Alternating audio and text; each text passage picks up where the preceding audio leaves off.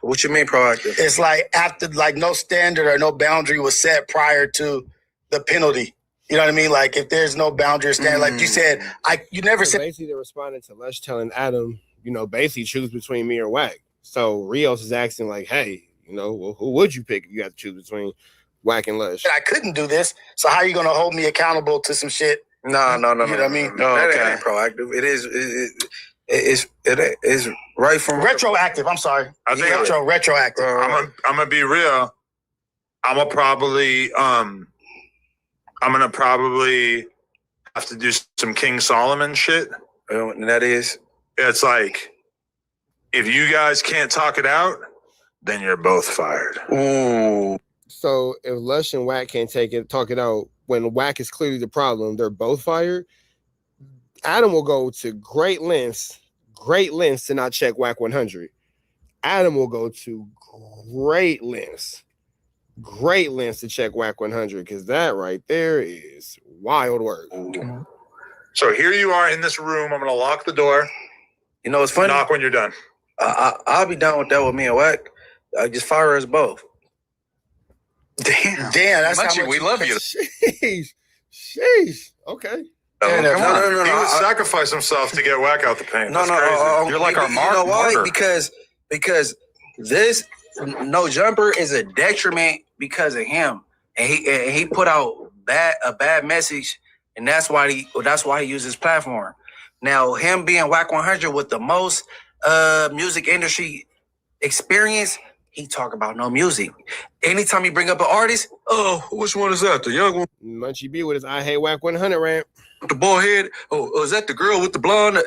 Why you act like you got amnesia with every artist that come up? If you a motherfucking music anything, you supposed to have your ears and your eyes open for all the up and comings. You don't know nothing. Everybody vague in your mind.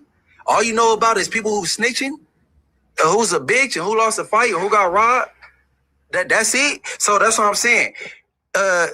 If what he just said, he would stand on that, and he was like, oh, both of y'all gotta go, I'll go with him. That's very noble. Because he's horrible for the culture. Period. Like, he's no good.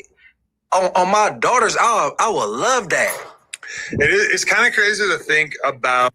Munchie B said, I'm willing to make the ultimate sacrifice, nigga.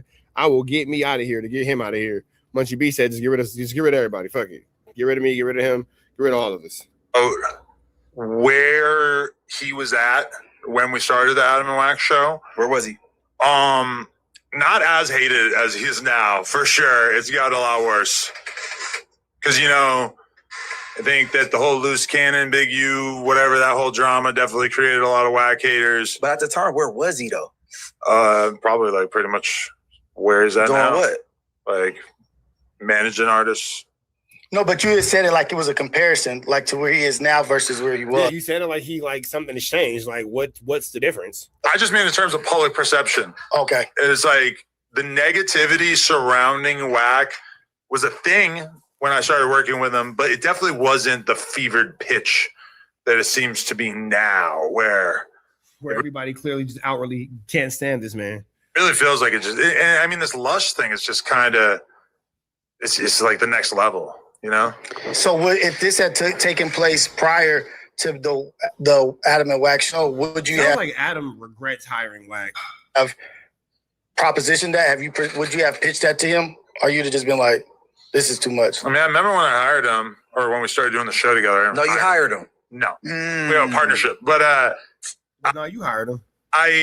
Because you've made it clear that you can fire him. So you hired him. You made that abundantly clear. You made it abundantly clear that you could fire him. So if you could fire this nigga, it's because you hired this nigga. You feel me? One really can't exist without the other. You feel me?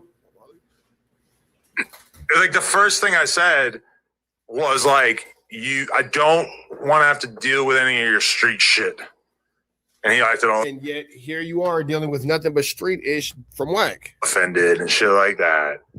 And I feel like I had another thing I said too. I forget. But either way, I'm just saying, like, I kind of made it clear in the beginning, like, I really just don't want to have to deal with any, like, bullshit from, like, working on this with you or whatever. And, yeah, as the time goes by, it is kind of like, damn, there's more and more bullshit on a pretty consistent level. Every week you got something with this nigga. Like literally every week is something with this nigga Wack. Every week it's a new problem. Every week it's a new issue. Every week it's some more drama. Every week it's just something. It's just something every week. Oh, and it's like really a lot of the old head rappers that don't fuck with me or like don't want to work with me. Quite a few of those kind of go back to Wack. You know, I'm not gonna lie. Damn, That's happened. Wait, what was that? Hold on. Deal with any like bullshit from like working on this with you or whatever. And yeah, as the time goes by, it is kind of like, damn, there's more and more bullshit on a pretty consistent level. And it's like really a lot of the old head rappers that don't fuck with me or like don't want to work with me. Quite a few of those kind of go back to Wack, you know, I'm not gonna lie.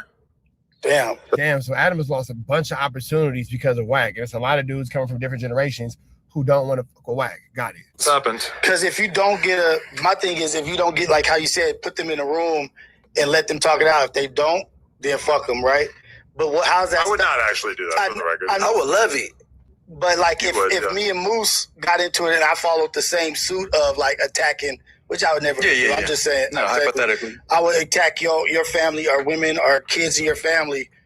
And senoritas. Yeah, and the precedence is set. Nothing is going to happen, or there is no new standard or whatever. What's going to stop us from like taking it to that level with each other?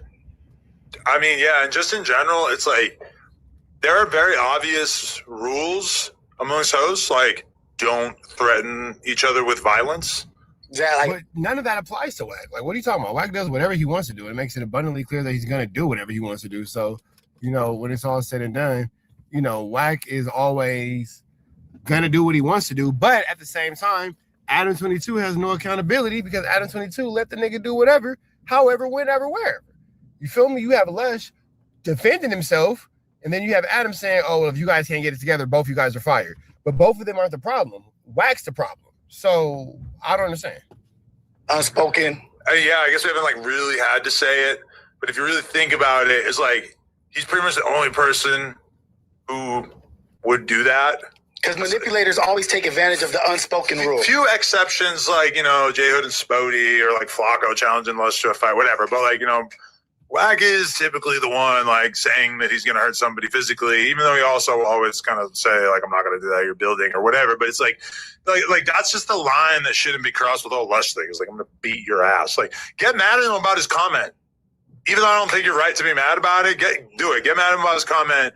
But why does it have to then become, I'm going to... Because Wack doesn't have the ability to communicate because he's a child. So he has no real ability to communicate. He has no real ability to express himself. He has no real ability to do anything outside of create drama, chaos, flu-flaming, skullduggery, and larceny. That's what he is. He is an agent of chaos. He's a provocateur of chaos. That's what he does. That is who he is. So when it comes down to, you know, him maneuvering this way and acting this way, he's doing what he only has the capabilities and the capacity to do. Fuck you up. I'm going to fucking beat your ass. Because he's even turned that on you. Like, that was the 24-hour clip of you, like, kind of going off on Wack because he was pretty much insinuating, like, Adam, I'll fuck you up, too. You know what I'm saying? You're like, you're not going to threaten me. You know what I'm saying? I remember that clip. Or when I, like, made it clear to him that I was just, like, that I stopped him from attacking you. I could have fucked you up, tossed you to the side. And I'm like, but you didn't. He's like, no, but I could have. But I'm like, but you didn't. He's like, let me tell you something. So we supposed to be podcasters. So if somebody want to give a great take, but they holding back because the take might offend this person and they might be physically threatened, like that would be bad. That's not a positive work environment, stupid, right? Not great. You a podcaster, so because I threw it out there and they equated my situation, what I said to Wack, and Lush didn't say nothing wrong. I thought he said something a little off, but it's just Lush didn't really say anything wrong. Opinion. Why do he deserve to be called bitches? I'll knock you out. Talking shit about I'll beat your ass. No. You don't know what beat your ass mean. I'm a beat. This phone died, you call another phone, it continues. They just... Like, come on, bro. You got people that scared to get a real opinion because they scared of bro. And you know what's crazy? Why is anyone afraid of Wack? That is the craziest thing in the world to me. Why is anyone afraid of this nigga? Because he's such an easy victim. He's such an easy target. Like, if you knew like I knew, wouldn't nobody be afraid of Wack, but I guess. Moose could have beat his ass. He didn't want to go full throttle because it's 3 old niggas that got. You think Moose had that? Man, hell yeah. But it's niggas out in the lobby that need that prostate check. And he don't want to jump out of them niggas. Put me on that list. Yeah, y'all need to go together, nigga. You got medical, they don't. I got an itchy prostate. You got medical, they don't. But no, seriously though, bro. And that's the thing. That's what I don't like about game. Oh, hey, you know you can't fuck with Kendrick, right? Here we go. All right. All right, here we go. We finna get into this Kantiana, man. Red dots to the left. You know the rest. Say a prayer and be blessed. You go. Man, so Lush is calling in No Jumper. I guess he wants to talk about his first day in treatment. Let's get into this content. No, man, right? No, never. What about you? Never. Okay, me neither. I don't want my girl or wife, baby mama talking crazy to no man. We've got our top J-Cat on the phone. What's going on? Hey, man, no, you got the motherfucking joint of the year. You feel me? Yes, sir. Pressure course at the nicest place in town for a week, just laid up. You feel me? That's what you're doing right I wish now? my parents was great. He's in there. I'll go to rehab. So I'm literally getting picked up in an hour. Oh, shit. All right. So I wanted to, hey, shouts to Munchie, shouts to Rios and Moose and everybody, shouts to Adam. We love you, Lush. We love you. Shout out to Lush. For you, brother. Hey, I don't like the mischaracterization, like somehow poor WACK100 is getting bullied. It ain't fun when the rabbit got the gun type beat or Talk what? your Like, shit. make it make sense. I'm just the only thing I said Ooh, Lush came in pressing. Adam, get right. was that I think, yeah, you escalated things when you started making it about his wife and kids, and That's not his wife. him posting the video of you getting beat up by this mysterious guy, that's a different level. That's not as crazy. That's it.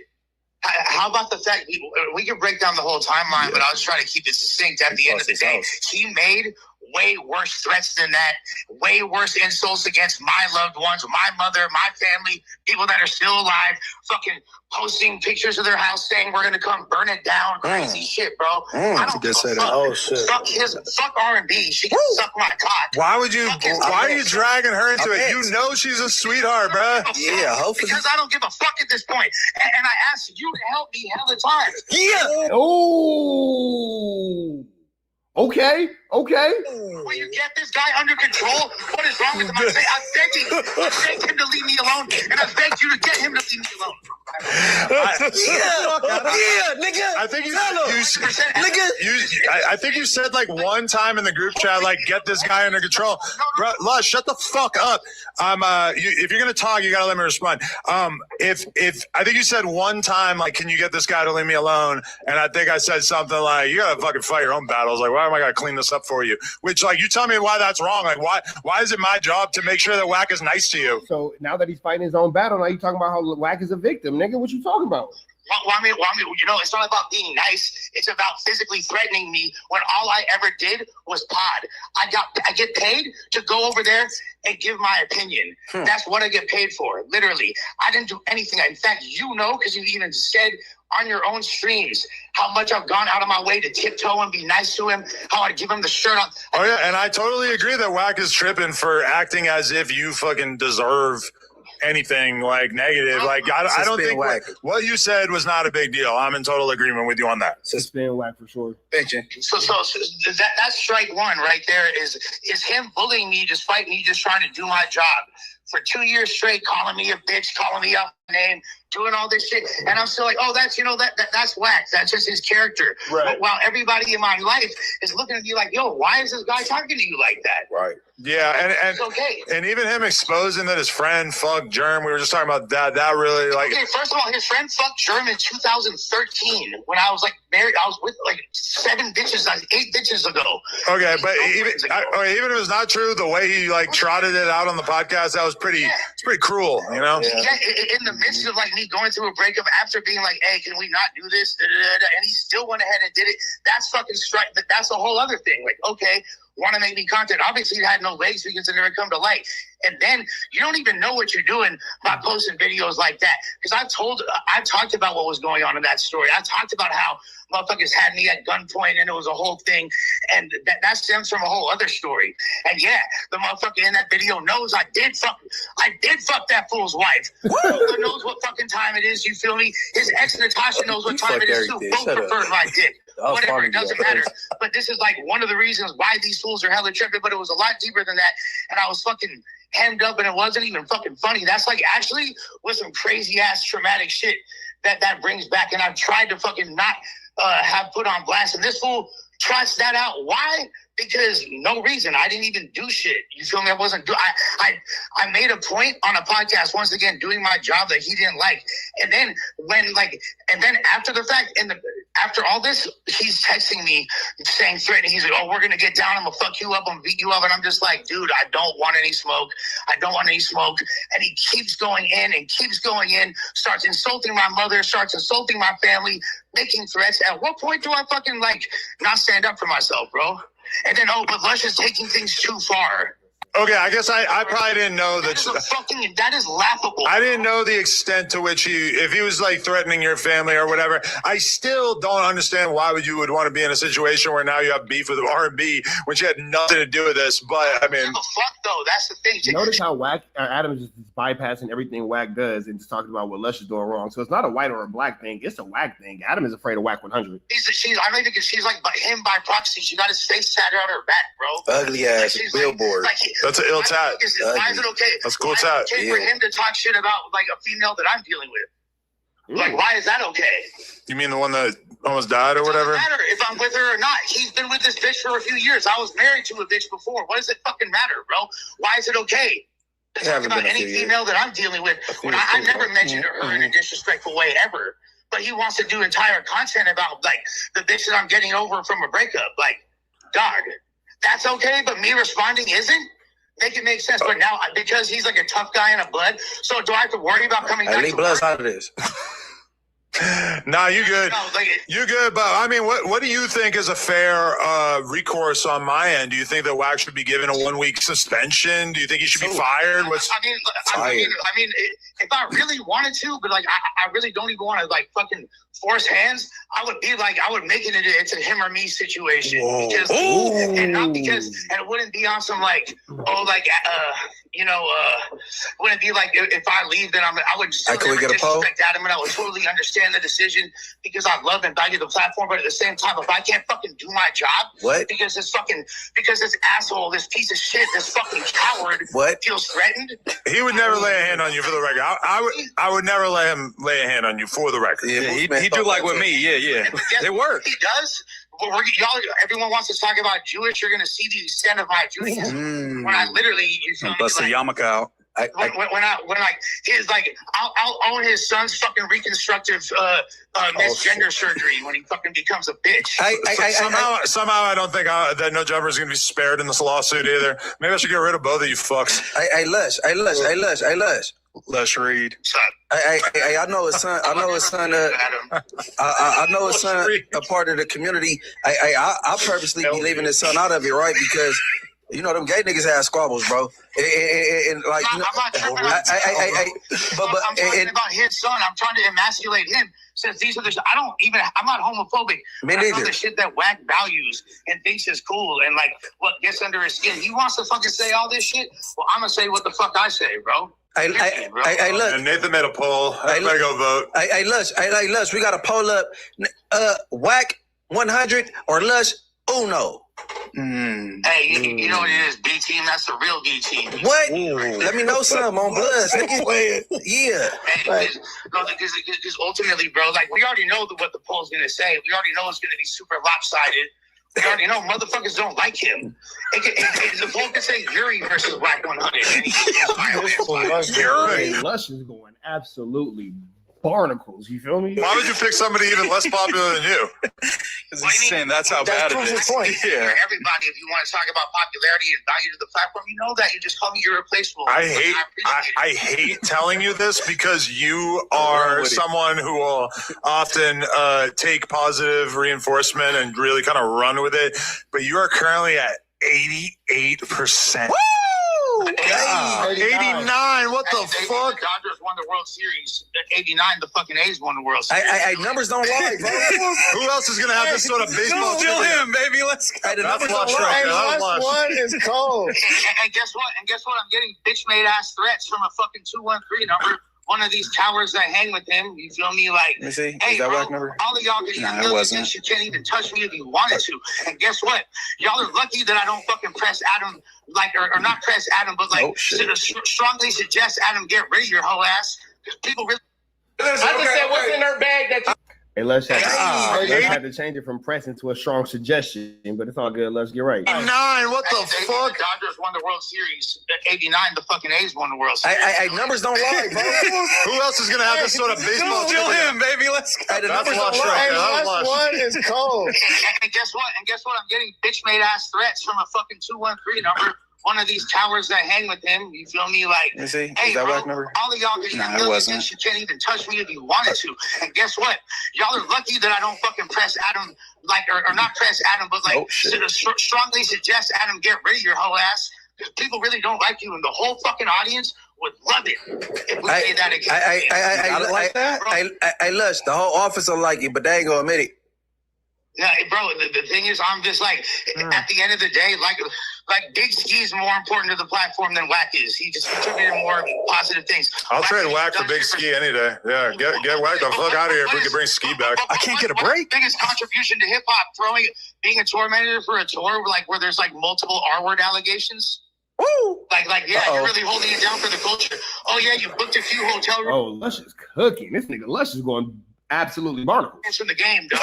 You're really, you got your finger on the pulse of Assistant. How many years was he locked up? That must have been the years he was contributing. Maybe he was like, you feel me, writing letters to the editor in the Source magazine or some shit. Oh no, that would require him knowing how to write. Is that a rumor that you're pushing? No, I'm just saying he's a fucking moron. I mean, he could text. He could probably write, right? But he's talked to text like other people, you know. At the end of the day, Shut the fuck up. Is this a real conspiracy that WACK can't write? No way, little WACK's illiterate. A speedy recovery, you feel me? Like, it's going to be great. Thank you for all the... All right, yeah. Can we holding it down? Can we shift to that for just a second? So when we heard you were going to rehab, I think a lot of us took it very serious and thought that it was the coolest thing. Was not friggin' Is it happening. limited or demonetized completely? I'm not 100% sure, but the plan was to use the money from the documentary or like the profits. I don't know. The plan was to use that to like donate to trafficking victims or like underage kids who've been victims of whatever. I don't know, some organization. Somebody call to me and get her some help. And for sure, he's not earning a lot of money, I don't think. It has to be the content. Some of the stuff he was saying in there, it probably should be demonetized. And also, I would just like to say that Nathan is apparently much, much better at Google than me because he was able to find these episodes almost instantly. And I swear on my life, I've done this multiple times, and we had multiple meetings about it. But that's weird because only 2 episodes show up, not the rest of them. You guys got too freaky in them other episodes. You done run across my J. Reed video? That was a tricky, icky, Mickey, Vicky, sticky situation for sure. Jay Reed? Yeah, my J. Reed Alley video. What'd you say? Oh, it's like an old one? Nah, it's like 3 hours old. What's the new info? So Munchie B is doing what Flacco does, using No Jumper to promote his own page and his own channel. What'd you say about Jay Reed? Man, go to it, man. That's gonna be a tourist attraction in a minute. The J. Reed Alley? We need to get some a mirror or something in there. Why are you saying that? Because of the race that took place in there? No. So people will come and like take pictures in front of it and shit? Bro, they do that with the Friday House. They do it with like Nipsey Mirror. Yeah, for they sure. Go, like different places like where Boys and Hoods. And then J. Reed Alley it's a part of history now. All right, I guess we got to put our headphones in to watch Munchie's short. Yeah. Oh, shit. He's right there. Yeah. All right. J. Reed Alley. Look. They want the fade. When he want, the fade. Like, you know what J. Reed Alley is. I'm a big team. I'm going to line you over the home. Go get a motherfucking bracket.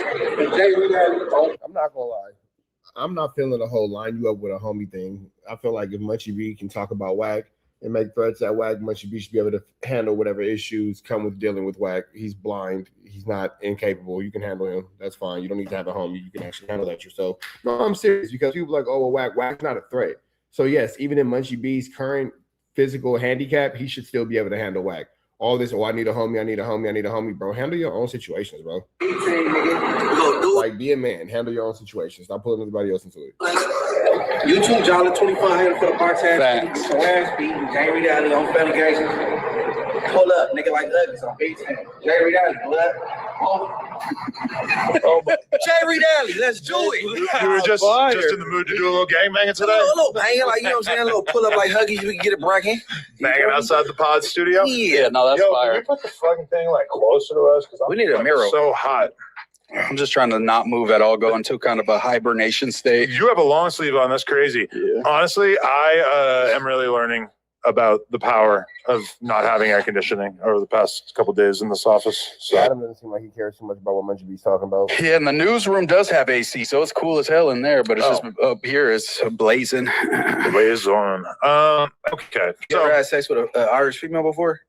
many. You had to. Many. Right. Why you have to put female on the internet? Because I have An Irishman. Have you said Irishman? That was a great movie. Irish female. Between your jurisdiction, like New Hampshire, Boston, it's a large Irish community, so I know. For sure, I grew up around plenty of Irish people because that to me was just like a regular ass type of person. But I will say, there was an Irish girl who, man, I have no idea how I started talking to her, but I'm talking like 2012. And she came to see me. She's from Ireland. She said she was coming to America to do something or whatever. She comes through. She got a big ass sack of Xans. I had never taken a Xan before. She got a big ass sack of Xans. It's wild. I go, what are those like? She's like, oh, my doctor said I could take them on the fucking plane or whatever. I'm like, oh, yeah? I'm like, you think they're like pain pills or whatever? Because I'd done pain pills. I fucking scarfed down a bar, spent the next week in Zanville. I had no idea what I was getting into, but very quickly, like, I'm waking up in the morning, taking another one partway through, and literally, Oh, yeah, you became a fiend. me and her are doing nothing but sleeping, watching TV, and fucking. Like, That part. for Sounds a fire. week That's straight, so fire. I would like whip out my laptop and just like hammer through all my emails for the day in like 30 minutes and then just go back to my Xan coma. And that's how I like started fucking with Xans. I wish I could live like that Where's now. she at? You don't Wow. The story of addiction is crazy, right? Okay. remember her name, huh? Katie. Oh, you remember that was some good pussy. You remember? Yeah, shout out to the Irish. I just have you know what always is like the sexual experiences that stick with me is when I just eat some girl's ass for like 20. I'm so into it that I'm just slobbering away on her ass for 20 minutes. It just, You know what's funny? Well, 20 minutes, huh? Well, maybe Lush wasn't lying. Yeah. I don't want to be like. Adam be living different, boy. I swear. That's why I'm not going to elaborate any So further. you were Lush. No, Lush said your show game is bunk. Remember? Yeah, he did say I that. heard about that. Yeah. I mean, Lush is someone we've never seen his penis, and everybody in the office assumes that he can't even get hard. So He said that you gave him the go that he was going to get a scene on the OnlyFans, No Jumper OnlyFans. that was then. This is now. Okay. I liked his old body. I liked him when he was a little thicker.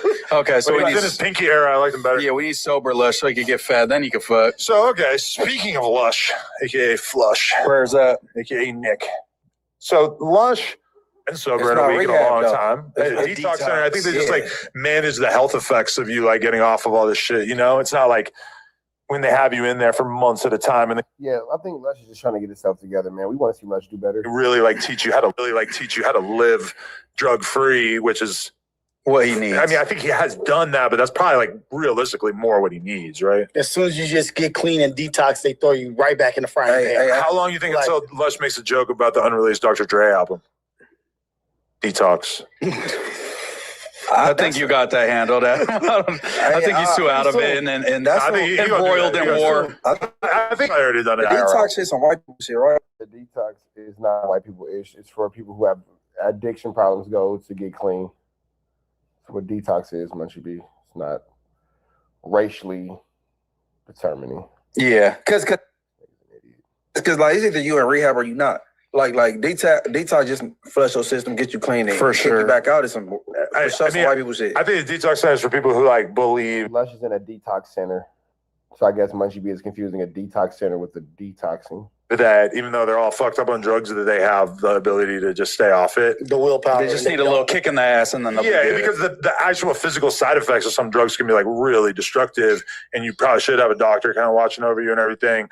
That probably is true of Lush, that like if Lush were to just go totally sober, that it might have adverse effects. But I think that in addition to that, I just think for somebody who does as much drugs as I assume that he does, that a week just doesn't really sound. And I know part of it is that Hey, he's Lush is only in detox for a week. Man, this nigga not getting no real help. You can't replace the white boy with the high IQ battle rap pass From and the the secret drug Mexican habit. gang. Right, and Who's you on all the drugs. Who also says the N-word. All right, so with that being said, man, we finna get up out there to the next one. Red dots to the left. You know the rest, man. We saying a prayer for Lush as he goes through his 1 week of detox. Maybe 1 week can lead to 2. I don't think that's really long enough, but I'm not a physician. Red dots to the left. You know the rest. Say a prayer and be blessed. We gone. Sober, but I'm saying the attitude he had when he, you know what, I am a piece of shit. He needs, and then like now he's on drugs. He's like, I'm a joint. I could do no wrong. I'm fucking bitch. So he's got to find somewhere in I mean, he's just spiraling, honestly. the He middle. got himself a J-Cat in the bitch the other day. Yeah, but that's just kind of him, like when he's coming down. But That's when he's low-hanging high, fruit. he's We loving life. all know those things are true. but honestly, No offense, bud. by definition, he's not a J-Cat. No, He just catch on to the lingo. yeah, he's Like, functioning. I know some J-Cats on the internet, like King Pill's a J-Cat. Yeah, Compa Raiders a J-Cat. Crib Max is a J-Cat. Yeah, I don't know King Bill to be doing drugs. No. J-Cat is people that need to be on They meds. need to be on drugs. Okay. That like that's off. That's all, Yeah. like what I'm saying.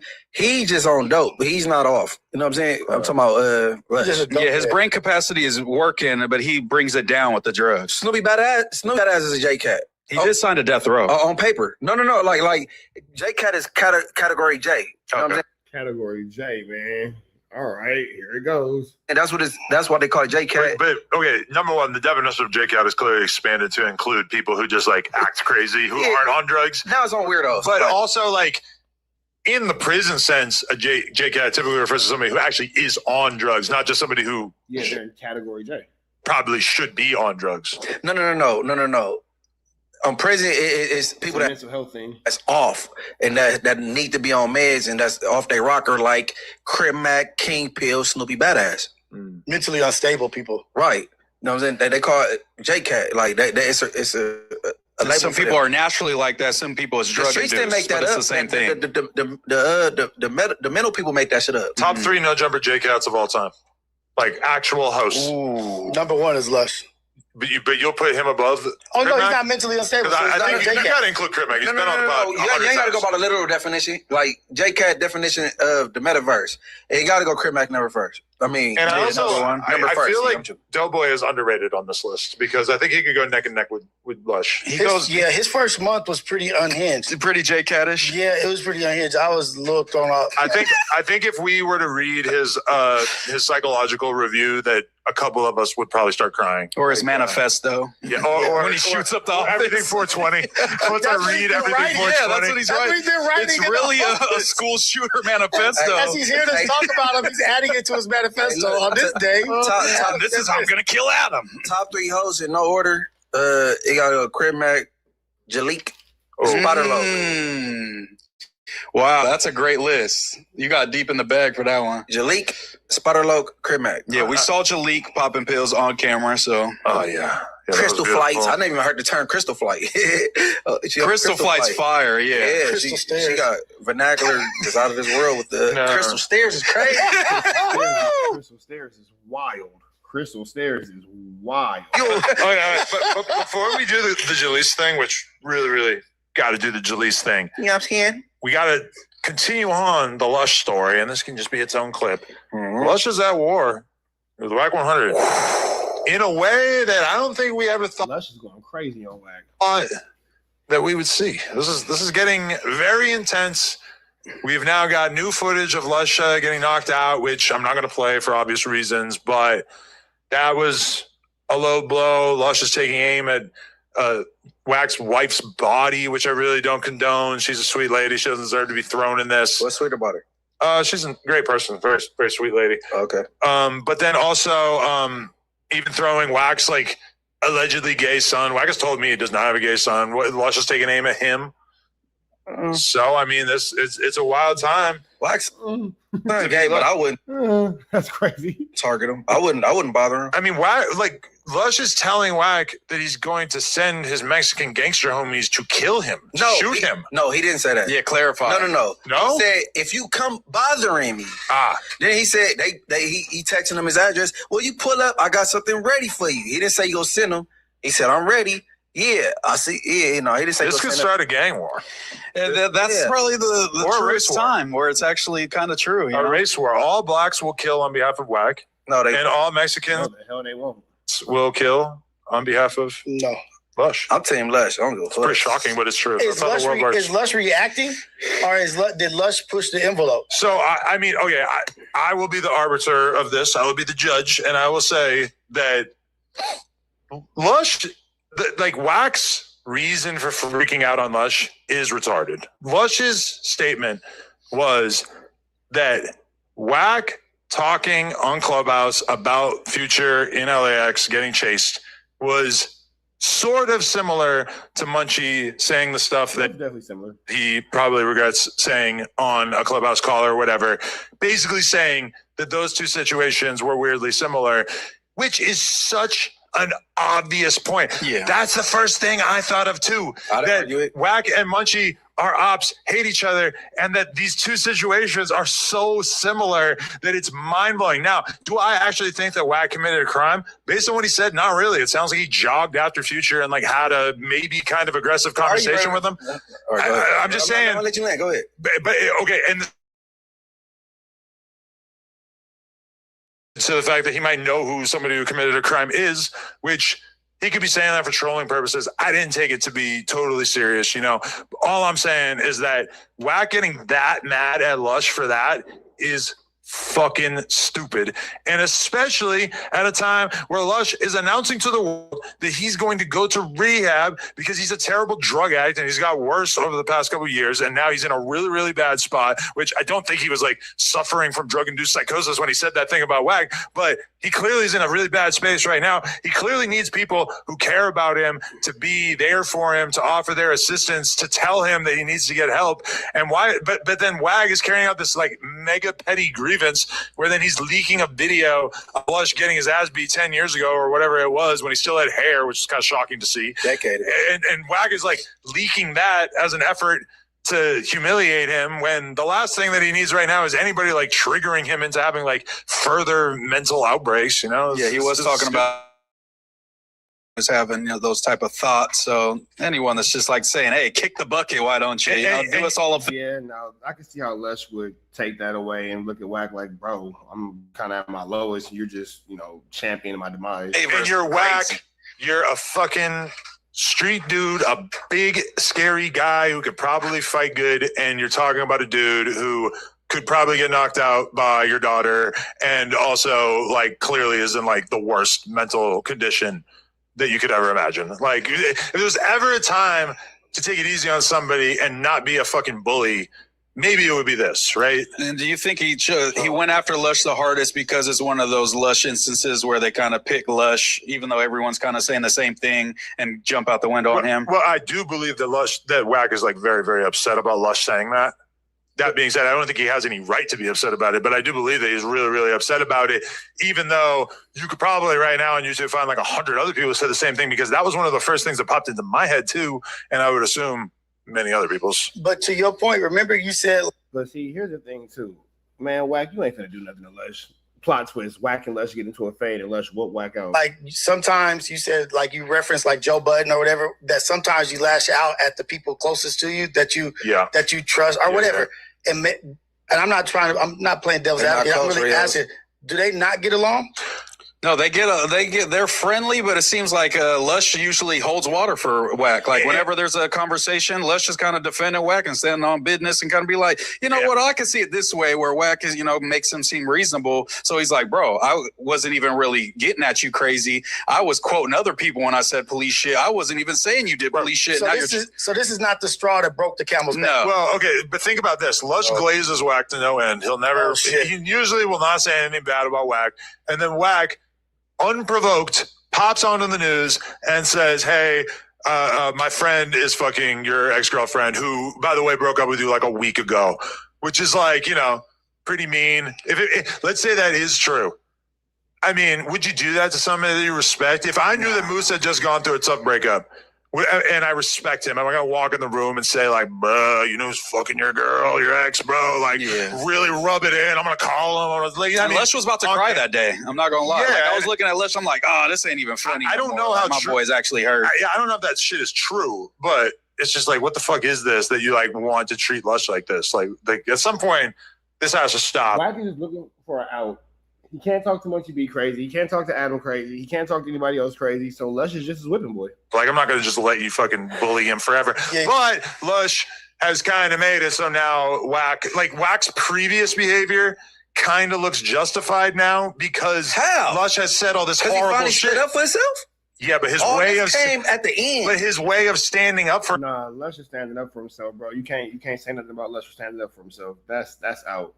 Lush is doing what he's supposed to do. Himself is to basically like sound like he fed up. Yeah, that's what a lot of lies and a lot of like complete attacks on like all kinds of people in Wack's life that realistically are supposed to be innocent. No. Let's keep it real. We all know that his son is all Wack do is attack innocent people. Homosexual, but who cares? Right? You told me that's not the case. Okay, bro, he's acting like a mermaid in a pool. It don't even matter. No, with his son too. That's so we the world. Yeah, nothing wrong with being gay. Yeah, it's nothing wrong with it. More bitches for me, right? So who cares about that? But he didn't say nothing wrong. He just he just threw everything in his face. He just fed up. That's what that is. Now he was on the Adam and Wack show. Said, "Hey, I'm giving him a clip." He think he doing the content thing. This is Wack thing. But at the same time, you making the workplace uncomfortable for certain people. Yeah. He's intentionally glazing you, you know what I'm saying? Trying to make you feel like you're this superior dude. You know what I'm saying? Okay, you're right, Wack, and all that. And you not even acknowledging this glaze. You going hard on him. He didn't say nothing wrong. He compared my mishap with yours. And it's there together. I say his worse, but it's there together. You know what I'm saying? No, Wax is definitely worse for sure. For your response, if you felt like it was fucked up, would be to be like, bro, that's fucked up. Let me tell you why. Not like I'm gonna knock you out. A sustained multi-week campaign to threaten to beat the fuck out of him and kill him and all that shit. I think like he's gonna say, I didn't say I was gonna kill him. Okay, I'm exaggerating. Like what Rio said, it's like this. Well, I see you on Paru. I'll be running to you. You'll be talking like that on Paru, nigga. You'll go to bed. Come on, man, leave the nigga alone, bro. There's some possibilities. Could it be a smoke screen?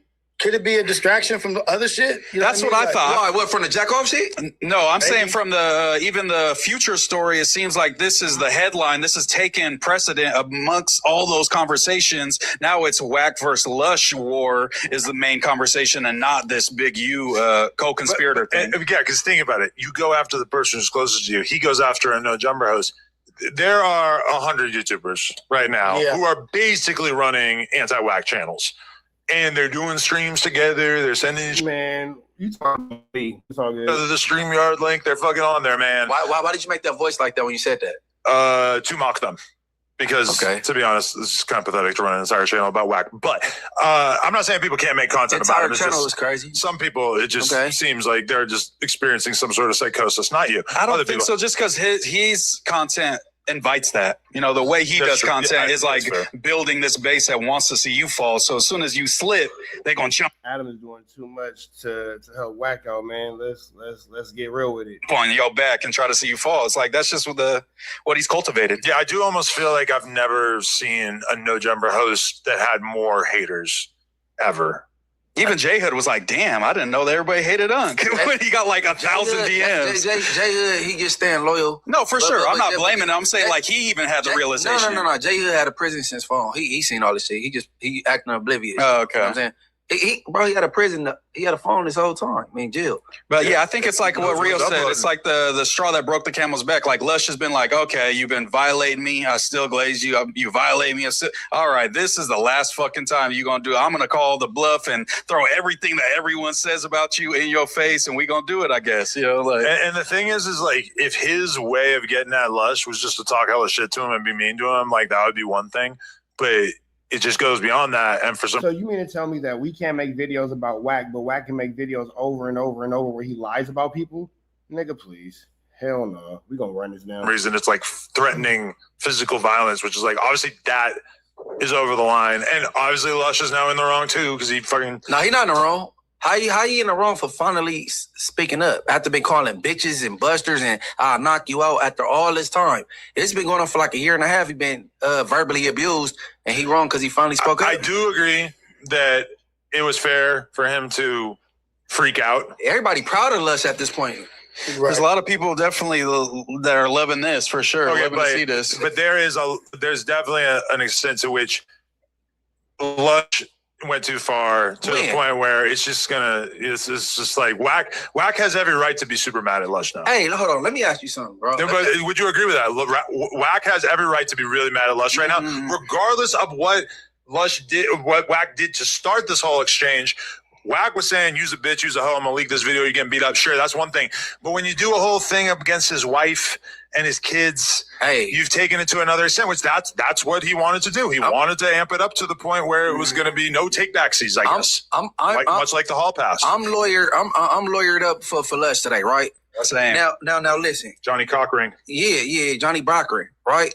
So listen. Johnny Cockring is crazy work. Adam just sex play Munchie B in his face, and he didn't even realize it. Rios realized it. Much like the hall pass. I'm lawyered up for Lush today, right? Same. Now listen. Johnny Cockring. Yeah, Johnny Brockring, right? So listen. Now, this dude, this is living. He been dealing with this girl, living with this girl for so long. He go through this breakup, and you talking about your homeboy fucked her. You have no regard for how you feeling at all, right? Even when he was fucking with her, he had disrespectful things to say. But now this woman that he called his wife, which he not, because he's still married. He's not married to this lady. You met her on Clubhouse. It's your girlfriend. He disrespect her. Now it's a felony. That's not cool. Ain't no, know what I'm saying? Ain't no sin greater than the next on that one, right? Okay. And then you got I lost my thought with the other one. Hey, bro, you can't. WACK could never be considered a victim, ever. I disagree. I think no. He do a lot of antagonizing. As much of an aggressive. WACK does a lot of antagonizing. As you are, you can still be a victim. As much of a piece of shit as Chud the Builder was, he was still a victim. He got shot in the leg. You're still a victim. Let me preface this. Like, so if you're strangling somebody and they're fighting for survival, can you be mad at the way they try to survive? They stab you with a knife that they pulled out their pocket. They're surviving at this moment. Okay, at this point. And I feel you, but like there was nothing that WACK was doing to Lush that necessitated, that required that Lush go on a campaign against his wife and kids. Not true. Oh, there go kids. Okay. That's not true at all. That's not true at all. Lush was accosted and attacked by WACK viciously. And then that's a different level. If you got a gay son, it's not a different level when you... No. First of all, he's not a kid. This nigga 30. Yeah, he's like 30-something. He's an adult, and he chose his preference. You know what I'm saying? And his son not mad that he being called gay because he is. It's like me being mad. Somebody call me a blood. I am one. A blood. For real. So, but see, me, I would never go at WACK's son ever because I don't go at gay people. Right? Not because I don't want to be canceled, because I don't want to smoke with them. Right. It's unfair. It's unfair. Because I don't doubt that WACK's son probably got a squabble or whoop somebody out. He isn't really in shape. I believe gay and all, he still fuck you up. Yeah, so sure. like I don't. And now Real said, "I'm gonna just stay out of this one." And he not on the internet. He not talking crazy. I wouldn't say nothing about WACK daughter, his son, or the real wife.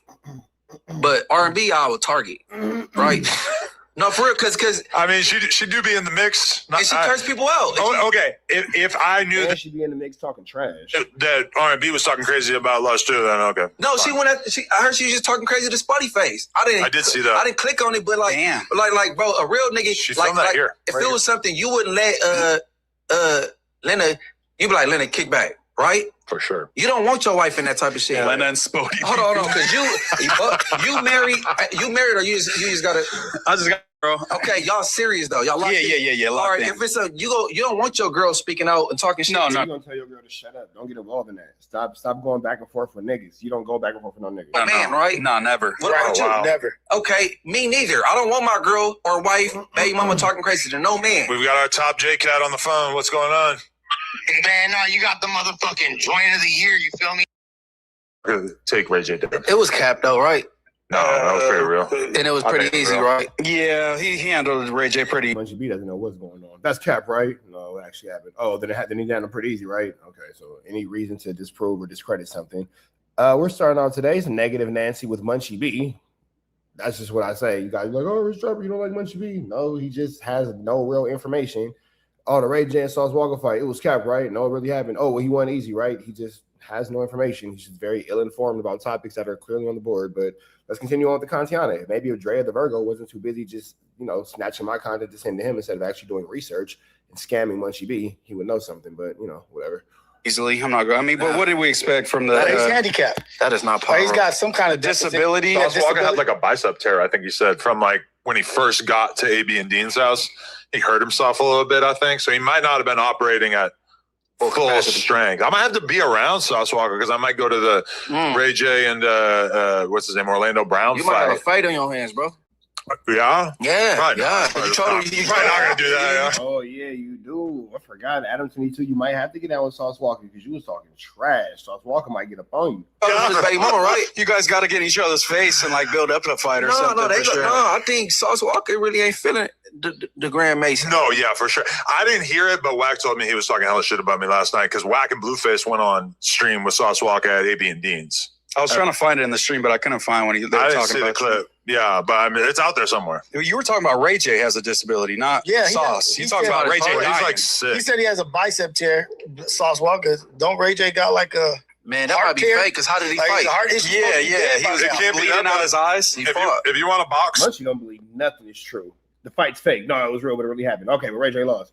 Ray J sick. No, that's fake. That's fake. Nothing's real to Munchie B. He can't see the truth for anything. you got to be able to pass the heart test. And it ain't no joke. So Like, he's- Did he pass the last one?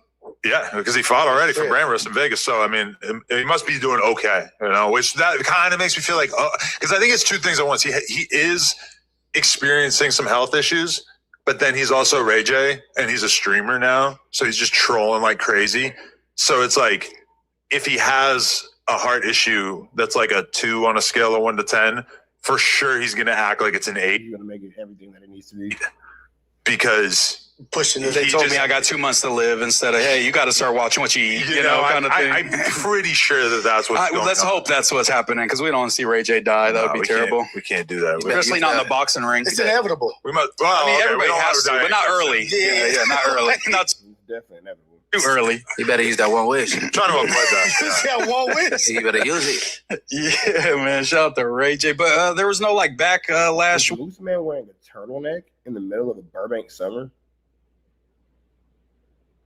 Yeah, this right here is interesting. But the him saying it was set up, his fight against Super Hot Fire. Remember, we thought he was going to get persecuted. It seemed like it all just, everything went away. He was all good. You probably mean prosecuted, but yeah, no, I don't know anything Definitely means prosecuted. that happened Words are hard. with that, and notably Bob Menery, or no, Super Hot Fire, who was involved with Ray J's. He was Ray J's opponent on the last one. He is on this next brand risk card, which I think is next weekend in Miami. I'm not going. Hopefully, I'll stream it and react to it and stuff like that. But that was, yeah. I mean, the fact that are they getting accepted, blackballed, or are they getting, and then They took him Super back. Hot's back. They must have trusted him that it was just a meme that Ray J was just trying to play it off or So something. he had a I don't cold know. knockout to come back from. No, for right? sure. He slept on. I think they both got paid, though. Yeah, it pulled it seems off. like it. Yeah, it seems I mean, like the it funny was. thing to me that I was just pointing out when I was looking at the card with Julian Newman is that Chibu whooped Yeah, they definitely both got paid, but I don't know. This situation's weird. Blueface. Mhm. Well, I mean, a lot of people think Blueface won, but whatever. But he won, and he's at the absolute bottom of the card. Blueface. No, Chibu. The guy who beat Blueface. So basically, like, you win in normal boxing, you win, and then like you rise up on the flyer. But somehow, in this case, despite beating a big name, he is now pretty much at the bottom of flyer, which is kind of a weird like influence of boxing thing because the people at the top have like no rank, like Austin McBroom, who did beat Bryce Hall. But it's more about popularity. It's not by boxing rank. But Austin McBroom is fighting fucking FaZe Temper. So they're big names. Doesn't really matter that their boxing credentials are But not. don't you think that was purposely done? Because Aiden, like, since that's my fighter, they think this and this. Let's put him at the bottom. We ain't go, you know what I'm saying? No, I think they put him at the bottom because he's just not really a draw like that. Like even though he beat Blueface and like his name is getting bigger, he's still not. You can't put him up there with these huge names on the top of the flyer. So it's kind of just a. Maybe they're not thinking as much about like how important the order is. Yeah, I don't think they care. I think it's just about who is he fighting. It's not a big It's name. more so about who the name is, who's a person he's fighting with. Is it somebody that's going to be a draw? nobody cares about they're not boxers, they're influencers. So they're not ranking you by your boxing ability, they're ranking you by your ability to influence. So they got to be on the undercard because not too many people tune in right now. True, yeah. Jake Paul gonna go in there and get more numbers than some of the best boxers in the world. Are you A card? Are you A side or B side? Well, that's one thing you realize when you hang out around like the influencer boxing crowd is that there are real boxers who desperately want to be influencer boxers, so they're streaming with 5 viewers and shit because they just like really know that is like basically the only thing that they can do to differentiate themselves from everybody else besides being great at boxing. And at least they have that now, because boxing used to be very top heavy, where it's just like the top, maybe 10 guys are the ones getting paid. Everybody else, it drops off dramatically. So at least they could go and get a bag if you're like a, semi-pro or just getting pro, not too popping. Go on ADA's shit and get a bag. It's that cross collaboration shit, or not cross collab, but like intermixing of the UFC versus boxing and who's better. That whole little just MMA mixed martial arts world. That, you know what I mean? Like the mixed martial arts versus boxer. Who's gonna win? Like Bobby Green. Bobby Green right now. AB versus Smack. Versus Smack, and then AB and D. He beat him handedly. He said it like that was like an acceptable fight idea. That was a paid thing, but he's made, and then he went and fought the Mexican boxer who whooped his ass and whooped him out. So what they're doing is they're putting themselves in positions to be sought after for a real fight. And those mixed fights pay the most money right now. Hey, out of everybody that's fake Unity World, I'm surprised AD ain't got in there. Boxing? Yeah, why not? Probably because he can't fight. No. What the hell? Why would AD get into a boxing ring? This nigga Munchie B as well. They was looking at AD as like the, the enforcer, protector of no jumper while he was here. So wouldn't it make sense that, you know what I'm saying? I mean, AD, why you not in the ring taking no phase? That's what they want to know. They want to know why AD not out there. AD, they want to know, man, why you not out there taking phase? Hey, you want my... You was a no-jumper enforcer? Why you not the no-jumper squabbler? Like, psycho evaluation of AD, he's like hella lazy. Because think about it, he streams. Mm-hmm. Like, what of significance does he do in life? I mean, he deals with his kid, family, sure. But, like, you stream, like, 2 times a week. That's, like, all you do in life. You, like, gave up on rapping and shit. Like, I don't think he has the work ethic to be a boxer. Nah, exposition fight. No, that would still take a certain level of work ethic that AD probably doesn't have. Training for one fight, then it's you like a one-off, like you. It's a big what I'm saying? You would still have to have discipline to train for one fight. It's a one-off. But he's fat as fuck. Like, he's not in shape at all. He's not like Doughboy. All these niggas fat. That's a different level of Doughboy signed up for a fight. Doughboy has like the composition of a bag of sand, whereas like AD is maybe a little bit more solid. But I feel like it would just take a lot of prep. Or maybe like it doesn't make sense for money wise. Like it's like, motherfucker, I'm good. When I met AD, he wasn't as pudgy.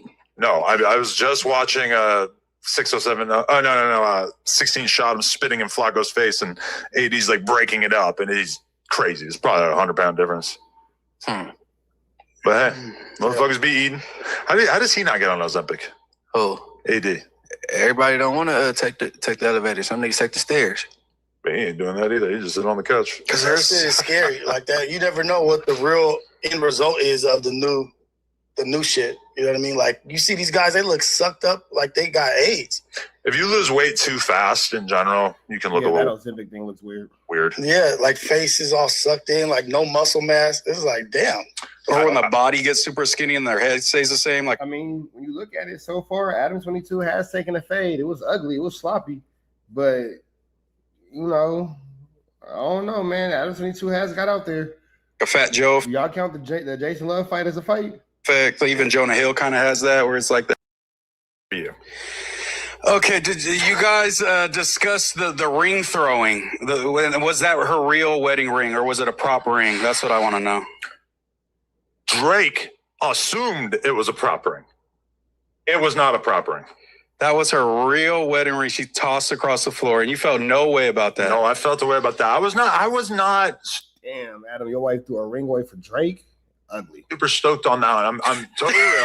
Okay, That wasn't on the thank script. you. That was on the Okay, script. good. All right. So somewhere. the hall pass.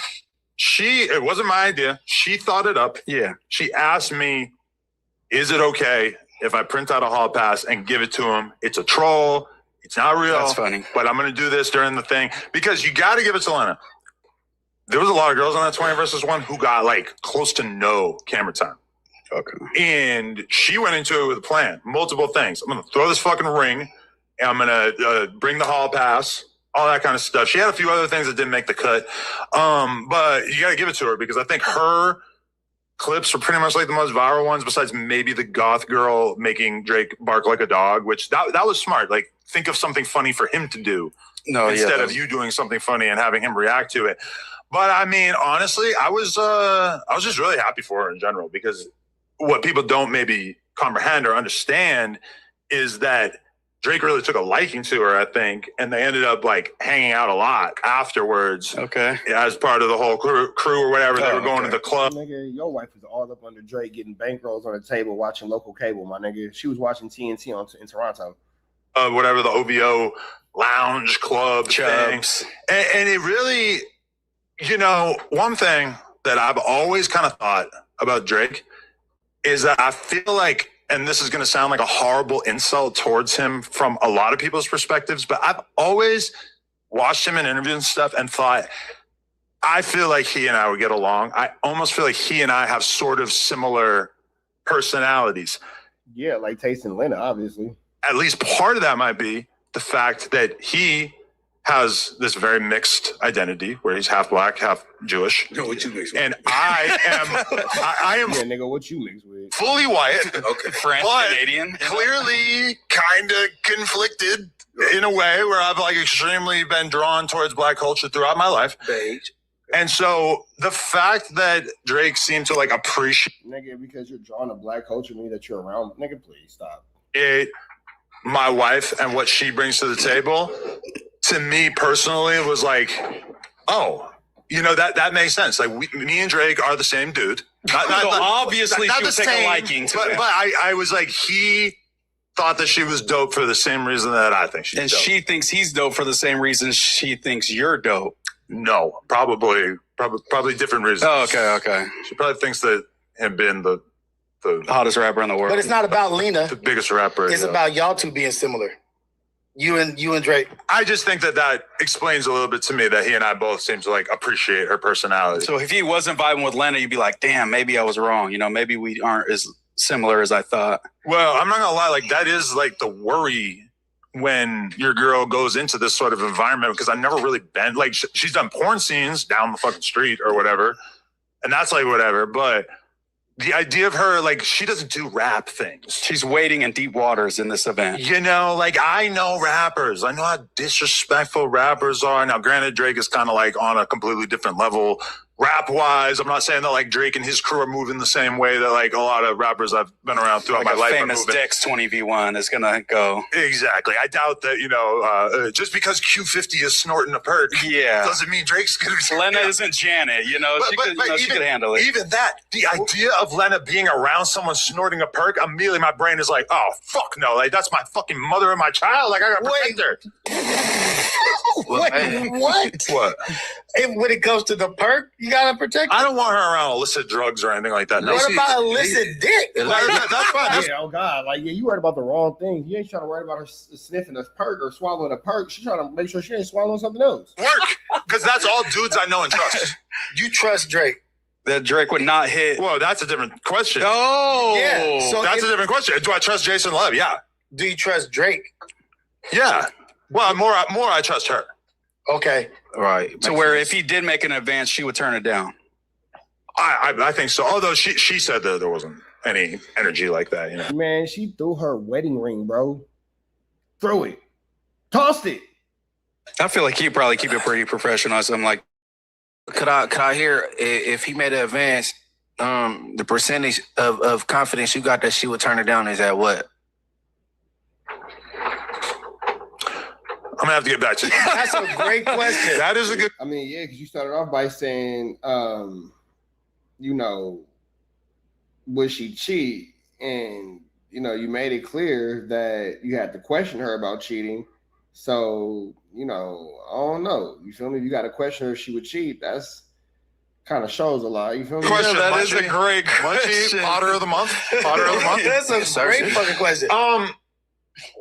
Okay, I will say this, and I think that this is something that like maybe a lot of guys can't relate to. Mhm.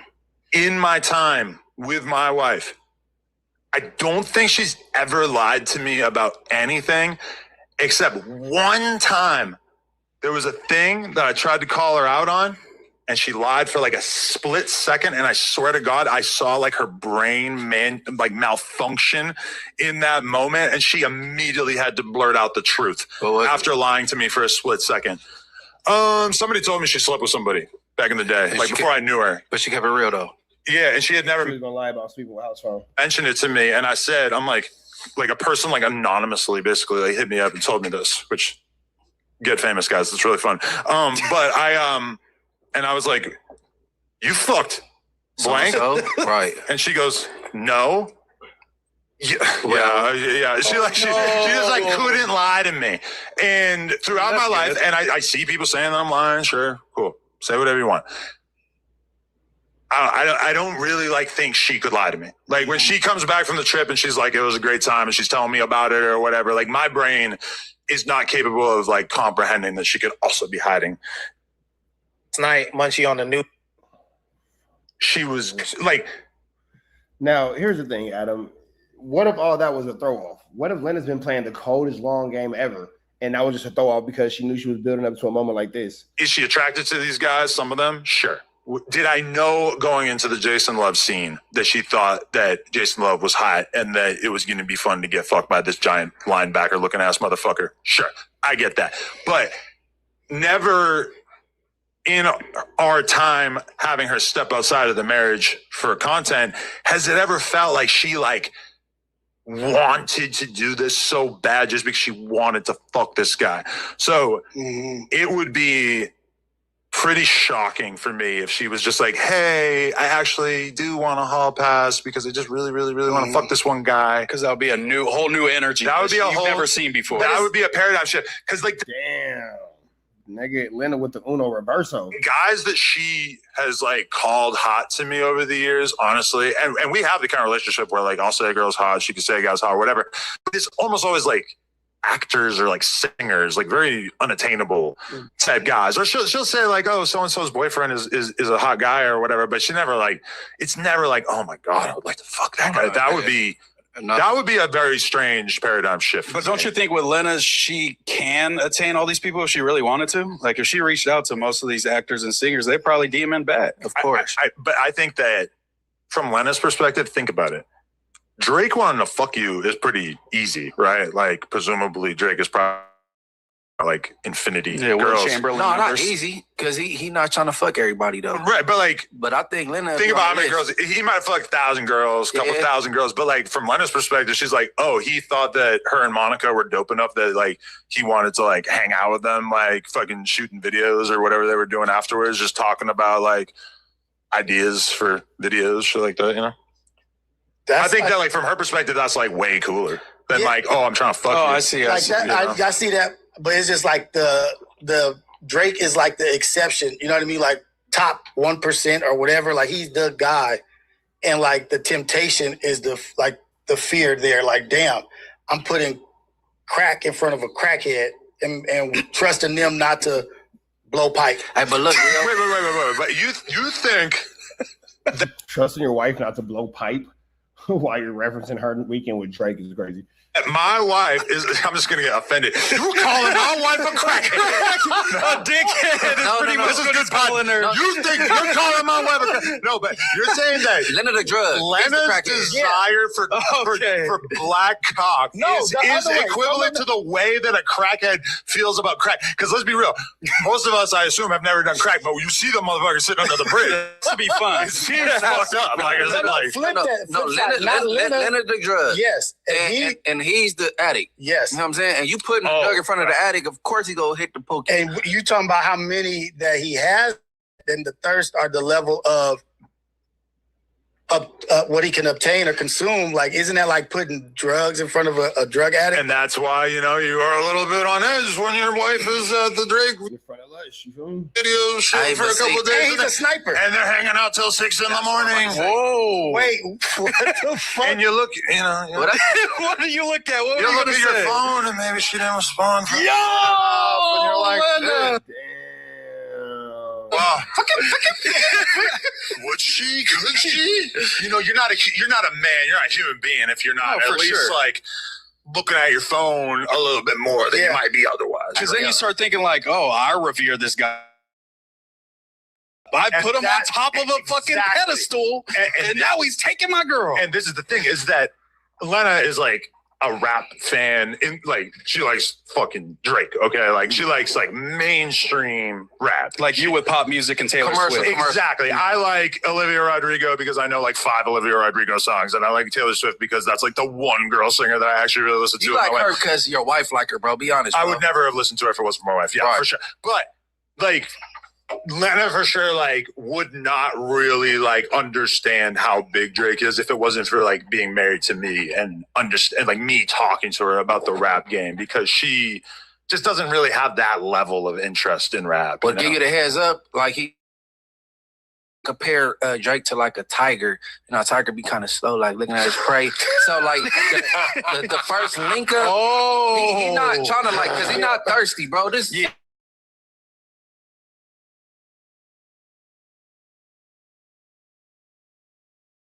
he's not in a hurry. Yeah, hell no, not Drake. He knows he'll see her again at some point. And it's the perfect tag back. Like, if you've ever done anything to make your wife mad, like really hot, this would be the perfect tag back, because it'd be like, yeah, but it's fucking Drake. Anything you've done to piss off your wife in your life, a perfect time for her to think about those things that you've done to fuck up is when she's hanging out with Drake at 5 in the morning. Yeah. Yes. That's really a time to meditate on that. Yeah, like, I'm about to get asshole. Drake at 5 o'clock in the morning with your wife is sick. Yeah, I don't like you, Drake. Yeah, this is not equivalent to his though. True. Like he called his shit cheating when you don't really need a reason to cheat. No, but like, you know what I'm saying? So our fuck ups will be different. Well, okay. I don't know about you, man. Like you left the crumbs in the toaster. I think he's not cheating. I'm assuming he's not going on drug or gambling binges. He seems like an honest man. Yeah, takes care of his wife. I agree. I could have some. I could see you being a cheater. I could see you being a liar. I could see you wilding the fuck out, saying some not so nice things. Yeah, this is just so he's saying your girl's fucking Drake, but not his, because he's nice. I know. I'm just saying that. Damn. That's basically what he's saying. Your girl's a slut, not mine. Okay, my fuck ups. Like, if my wife were to make a list of like the top couple things that stand out in her mind that I have fucked up over the last year, I could guess them. It would be all me being an insensitive dickhead and just saying some mean shit, or, you know, we get in a fight and I just like fucking am an asshole about it, or I just like randomly say some shit that she doesn't like. I'm not cheating. I don't stay out all night drinking. I don't come home being a mess. I take care of my damn kid. I do the shit she tells me to do, even though I might like forget some stuff here and there. So you'd be surprised. Like my vices, or like the things that she gets upset about, are pretty limited. And same with her. Like, people think, oh, she fucked this dude.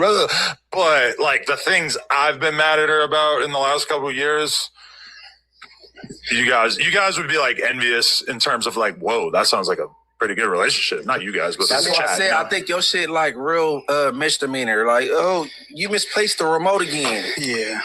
So the infraction doesn't meet the standard to where Drake is. She's going like spite fuck Drake. Is that what you're might saying. Not be the. My car got a ticket on it. Why do you didn't move it? Some shit like that. Yeah. Forget to take the trash out. Boom. That would probably make the top 5. Right. She's like, that's why I fucked so Drake. Much time gambling, or being away from me gambling. Yeah, that would be the top number one. That is not really as much of an issue because I stopped taking Sundays off to play poker. ADAM22 and Leonard the Plug being, man, bro, how they living is how they living. They are totally, different than most people. So, you just let ADAM22 and Leonard live how they live. I'm just going on my phone, and then I come home from doing the podcast, and I've got two tournaments on my phone, and she really wants to hang out, connect, talk about important shit. And I'm like, not present. Fold. All in. Adam, why do you hang out with the dude with the weird skin? Like, what do you... like, what are you doing? Like, what are you doing? That's a horrible thing to say about Nathan. He's only 20. No, we ain't doing Nathan. Hey, no. We ain't gonna do Nathan. Sorry, Nathan. Does he have bad skin? Fuck, I would feel so bad if he does. Nathan has he does it, perfect right? Okay. baby-like skin, honestly. Yeah, man. Yeah, And also, speaking of Nathan, look at where the AC is at. All right, man. Let me see if there's anything else about this subject. It's not. And look towards the ring. Is he like? No, yeah, that's why he kind of, he got canceled and then he went all right on us. I would assume he hasn't reacted to her going on this yet because he probably would have seen it. Yeah, I don't think so. His name's Tectone. How did it didn't go through, but it messed up his career? Because like in the Twitch community, they. All right, man. So we're about to the next one. Red dot to the left. You know the rest. Say a prayer and be blessed. We go. So when it comes to being black and proud, And we over here at Just Clips, man. He's breaking down the situation with Flacco from last night, where Flacco was finally called out for his flu, flambery, skullduggery, and larceny. But let's see exactly where this goes. Shout out to Just Clips. and loving blackness and being pro-black, it is the appreciation of everything that makes us us. So when you're on these videos and discussing white people the way that you do, it is harmful to black people in general. When you're saying stuff like this comment, because it's basically taken directly off the video, that good white skin, that good white man, white beautiful face, white skin, be proud, and talking about, this good white man going to give us money, willing to sell your soul to white people. Again, it puts back in context of the grifter label, because how can anybody believe anything that you say being genuine if this is how you look at white people, who not all white people are bad, but when we're discussing white supremacy, it's white people. Yeah. Like, here, Russell, look. And to be fair though, like if like you like watch my live streams, right? Even like before the situation. All right. So Poetic Bison back is under fire online. Yeah, but all he did was stutter and stammer for that whole 30 minutes of that interview. Like nothing really got accomplished. But so look, right, look, right. So look, right. So look. After his weirdo past has yet again resurfaced. This time though, it's hitting harder than ever before. The Bison has recently bragged about making 6 figures off of covering Chud the Builder's rise, fall, then rise and fall again. This coverage even had some of his biggest ops giving favorable reactions, as he framed these videos as speaking on behalf of the black community. It was all good until other creators started reminding everyone that this baby back bison has a wildly disgusting past, okay? And it's all self-published online.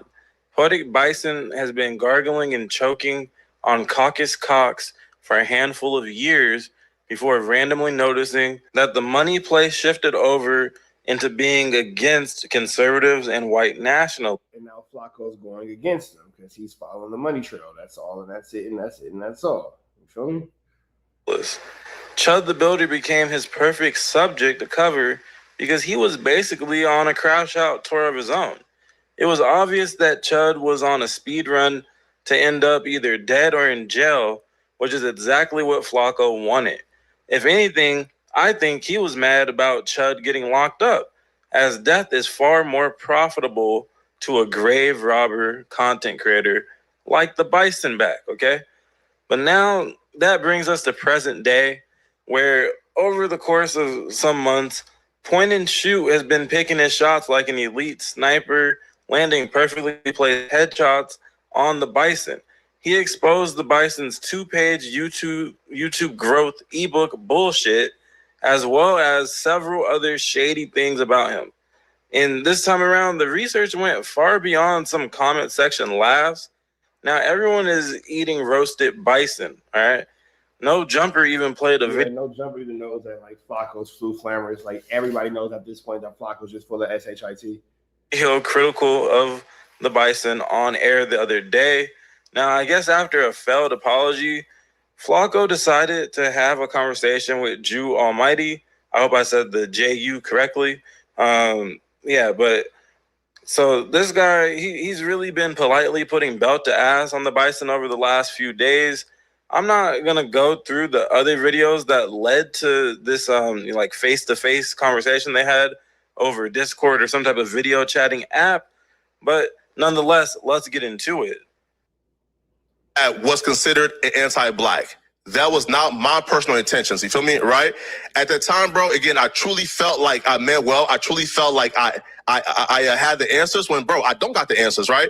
I didn't have the answers, right? And clearly me looking back, right, if I watched like and everything I said, I'm sure I wouldn't agree with with that era of my life. So, bro, you're 100% right. You feel me, right? Again, it's probably like a best practice to watch the full thing, watch all the complaints, and then respond to them and like individually. But I didn't see those videos, so I didn't quite like have anything to quite like go off of. I was just responding back to my audience saying, yo, we found this conservative path, respond to it, right? And then you feel me? I came online, I think. His whole interview was just Flacco ducking and dodging, and the guy Drew Almighty really just kind of letting him. Nothing really got accomplished. Like 30 minutes later after seeing, you feel me, those comments and like responded back. But all the shit, bro, that you just said, again, I 100% apologize for. So when it comes to content, right, at this point, I mean, you talk about everything on your channel for the most part, but you're, you know, you didn't keep a secret that, you know, you made 100,000 talking about Chud the Builder, and you were very critical about Chud the Builder. You've been critical about Officer Tatum, especially with the Nolan Wells case and all of that. The issue that people have is if you have a history of anti-blackness, if you have a history, literally, I can wishing death on black people, saying you hate niggas, letting a Asian or a Latino or white girl, whatever it is, say the N-word, and then tell her in a group of non-black people, yeah, I hate niggas too. We all hate niggas. But to be fair, though, with the no, right? But then he'll be like, well, I didn't know. Nigga, what don't you know? Look. Like that stuff again, brother. Like again, there's no excuse for it. Again, I'm not arguing this. There's zero. Again, there is zero excuse for it. I was wrong for that. Now, the wishing death upon black folks. I do want to say this again. That was very specific to who I believe were street rappers and people who I believe was leading our youth down, you know, to death in a graveyard. And I was wishing that upon them, the exact same thing that their music was enacting upon the youth. But the other stuff, again, you were 100% right, bro. Listen, I'm not here to make excuses for it, brother. Like, I'm here to listen and the brother is sick. Learn. You feel me? Right? Again, I was wrong. And the, you know, pandering is sick too. 1,000%. He's still pandering. All right. So some of the moments they're talking about, I of course have played in several videos on the Bison Back over the last 2 years, or nearly 2 years, I should say.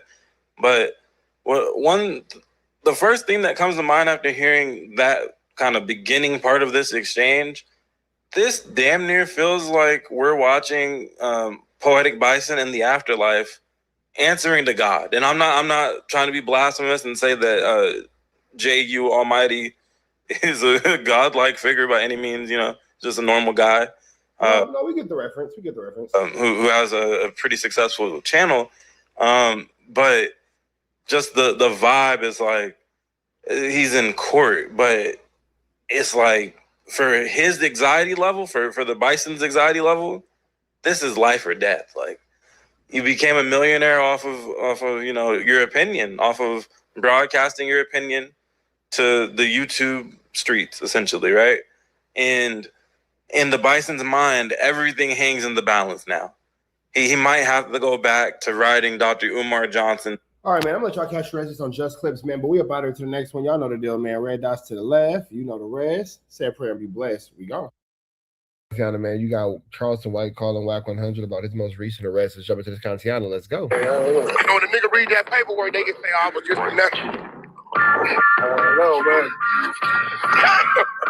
No. I mean, shit, that loon telling you some Atlanta shit. That's what he said. That came out that man's mouth. He said, "That's some Atlanta shit." They trying to finesse the police. Yeah, I don't mean that you finesse the police, but whatever. That's crazy. And Blue from Atlanta? Nah, he's from Tennessee. They will always have a mouthful of meat. Always. I'm saying, he said, "Wack, you the only nigga come up here, you don't give a..." I be having to have my boots on with you. He said, "Everybody else cooperate with the program." I be telling them, this nigga is gonna violate everything a nigga talking about.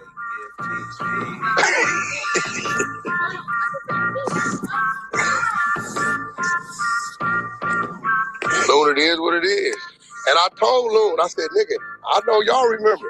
We didn't listen to the whole tape that first time." Oh, thank you. Nigga, we never heard police shit talking about take my number. We didn't hear that shit.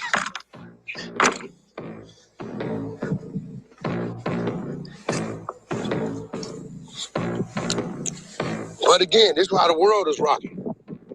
And that's just what it is, nigga.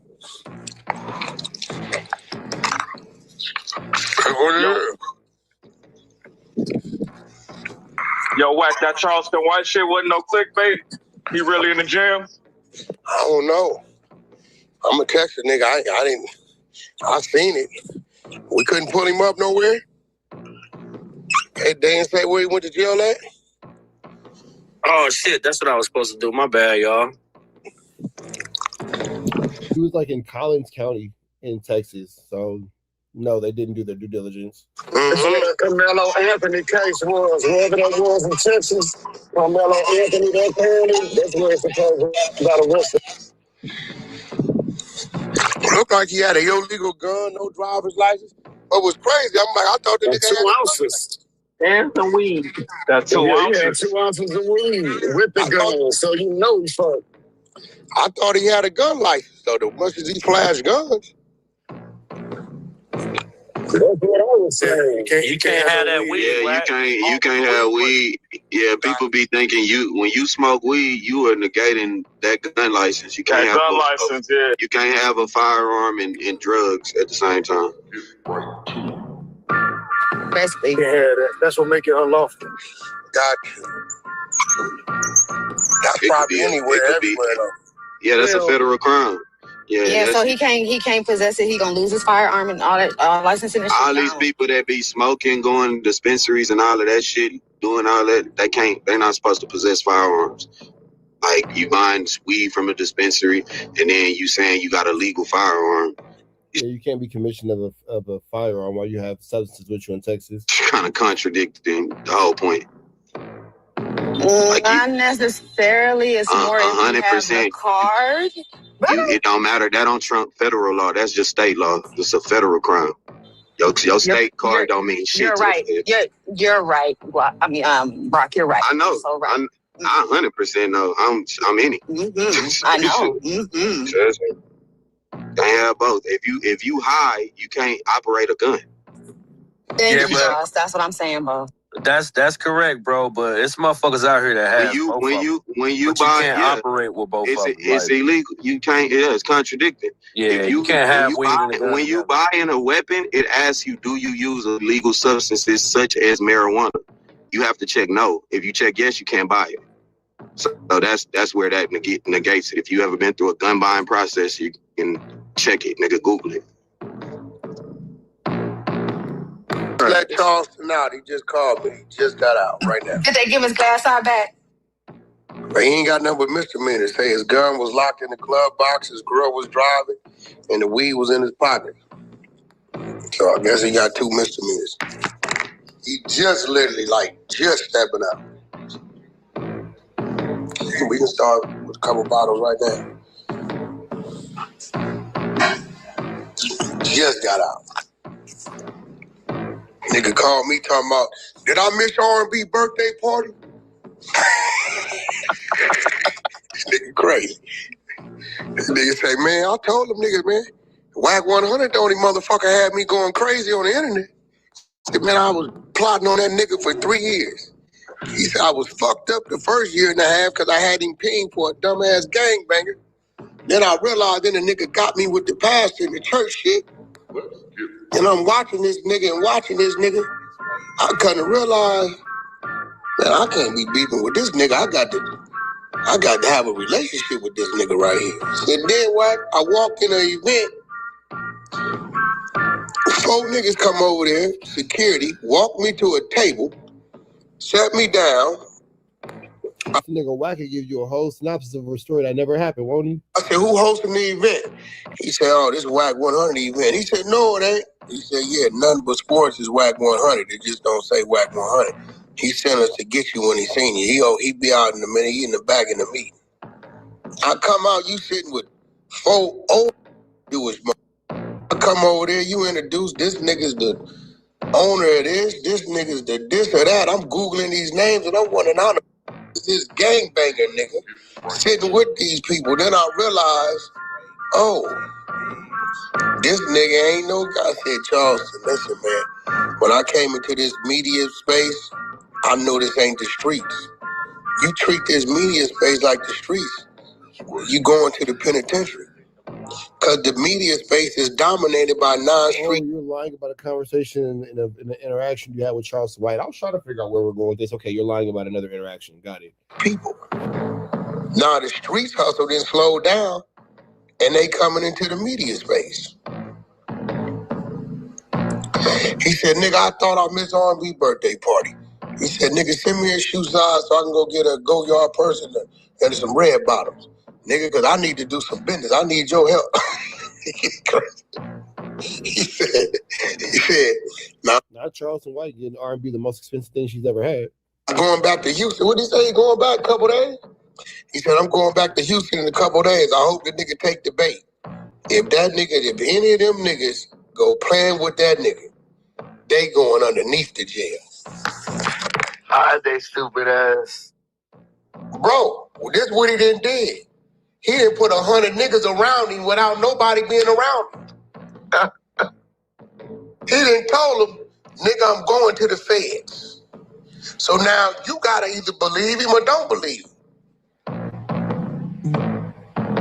Go playing with him or don't. We gonna sit back, watch the show. He said, Wack, either way it go, I'm in a win-win situation. They got to see if I got the feds watching, or if they come out and establish I'm scared and I can kill me a nigga for free. Man, I take that bait, that's for sure. Man, listen. All right, so I guess that's Charleston White being arrested. Wack really doesn't have anything to say, just kind of go nowhere clip. With that all being said, man, hit that like, hit that comment, hit that subscribe button for everything we got going on here at TNT Trap News Network. That news you can use, that knowledge you're to get anybody's college. Red dot to the left, you know the rest. Say a prayer, be blessed. We go. Right now, WACK100, be having a lot going on in these YouTube streets, so let's see about it. Let's see about it. Been in here trying to re-narrate his whole video. I am letting Channel Black make the point first. Then I am coming right behind him like the second train at Gallery Place, breaking down what his point means. And the central theme is ugly. WACK100 built a public brand out of controversy, paperwork talk, private conversations, and exposing former allies. But every time he tried to expose somebody else, he also left his own fingerprints on the story. Slim kept throwing rocks at everybody's window while standing inside a glass clubhouse room.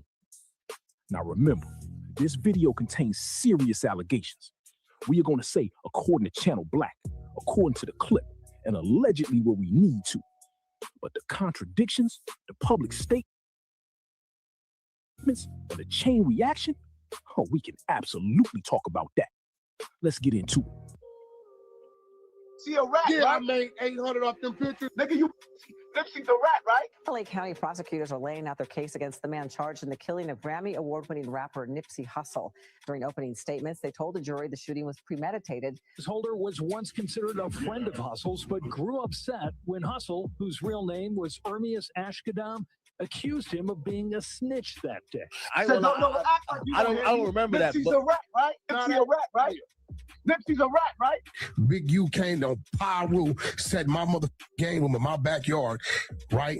With another one of my original baby gangsters in front of the homie. They called Nipsey a rat. Oh, he didn't leave like they make you think. He had words with Nip. Left, changed his clothes, and came back. That's all untrue, unfactual. I didn't even know the facts of it.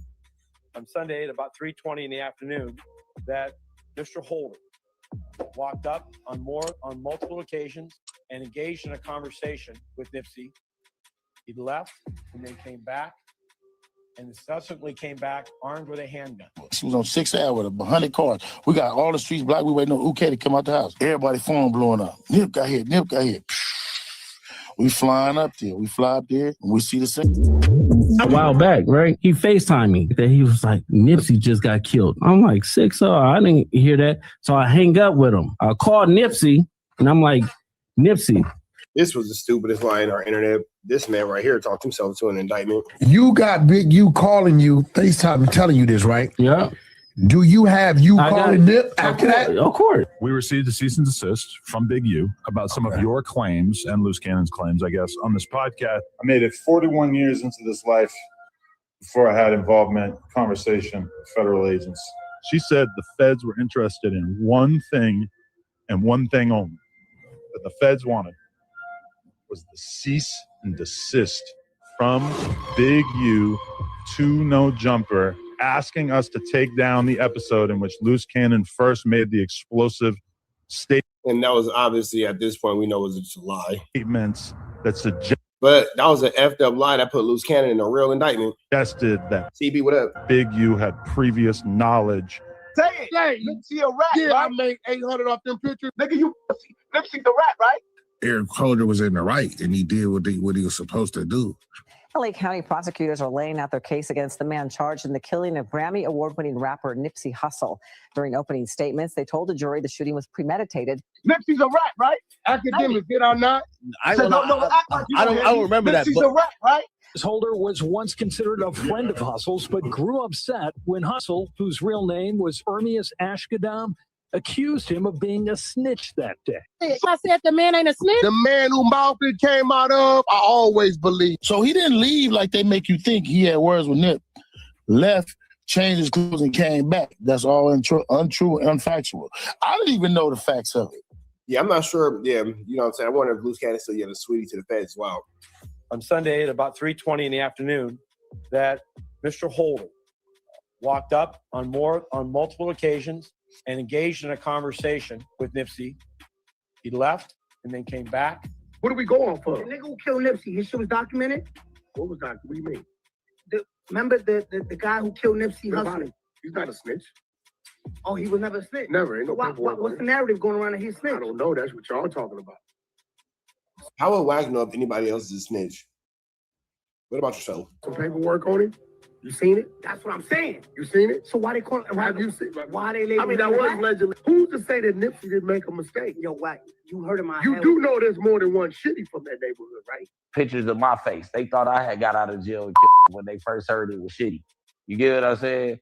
So, you know what I'm saying? Then the nigga baby shitty, I raised him. Like, that's how like if you live and then baby is up under you, that means that's your little homie. That's somebody close enough to you to where you. Who's to say that maybe he was on point about the name or wrong about the individual? Who's to say?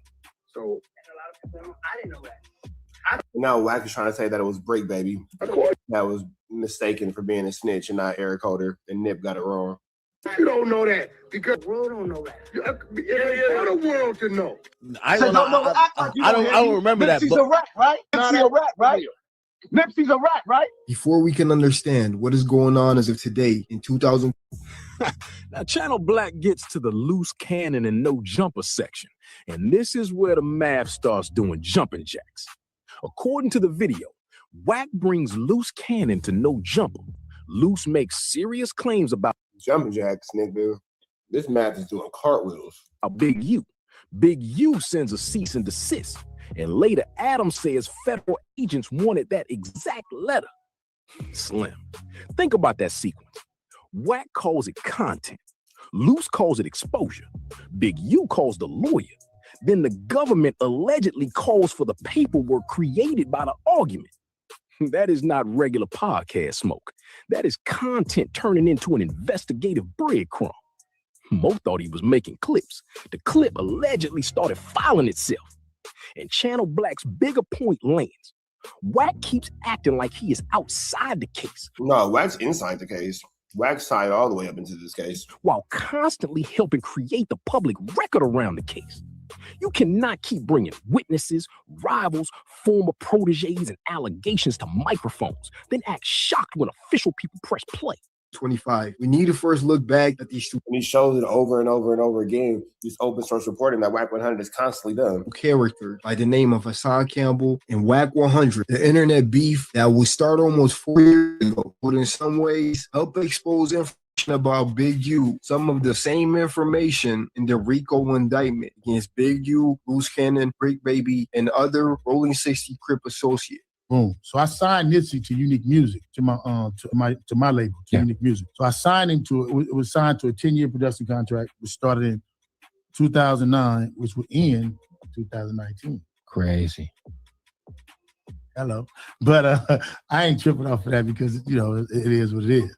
But I do have. Federal prosecutors say Eugene Henley Jr. is a longtime leader of the Roland 60s Crips gang that the acting U.S. attorney now says was a front for his criminal enterprise. The facts alleged in the complaint paint a very different picture. Mr. Henley engaged in a murder of a musician signed to his label in 2021 and dumped the victim's body in Las Vegas off of the I-15 freeway. Big U, did you not ask me to act like your contracts were sold out to me that you had on Nipsey, and you wanted me to go attack Nipsey's estate after his death for 30%? Like that's when I went on the road with Nip, and then the feds hit us, I left music all the way together. After the feds hit, I was gone. 25% publishing. Oh, wow. So 09 to 2019. 09 to 2019. So technically, Victory Lap. Hello. Okay. Wow. Wow. Big U came to Pyru, set my motherfucking game room in my backyard, right?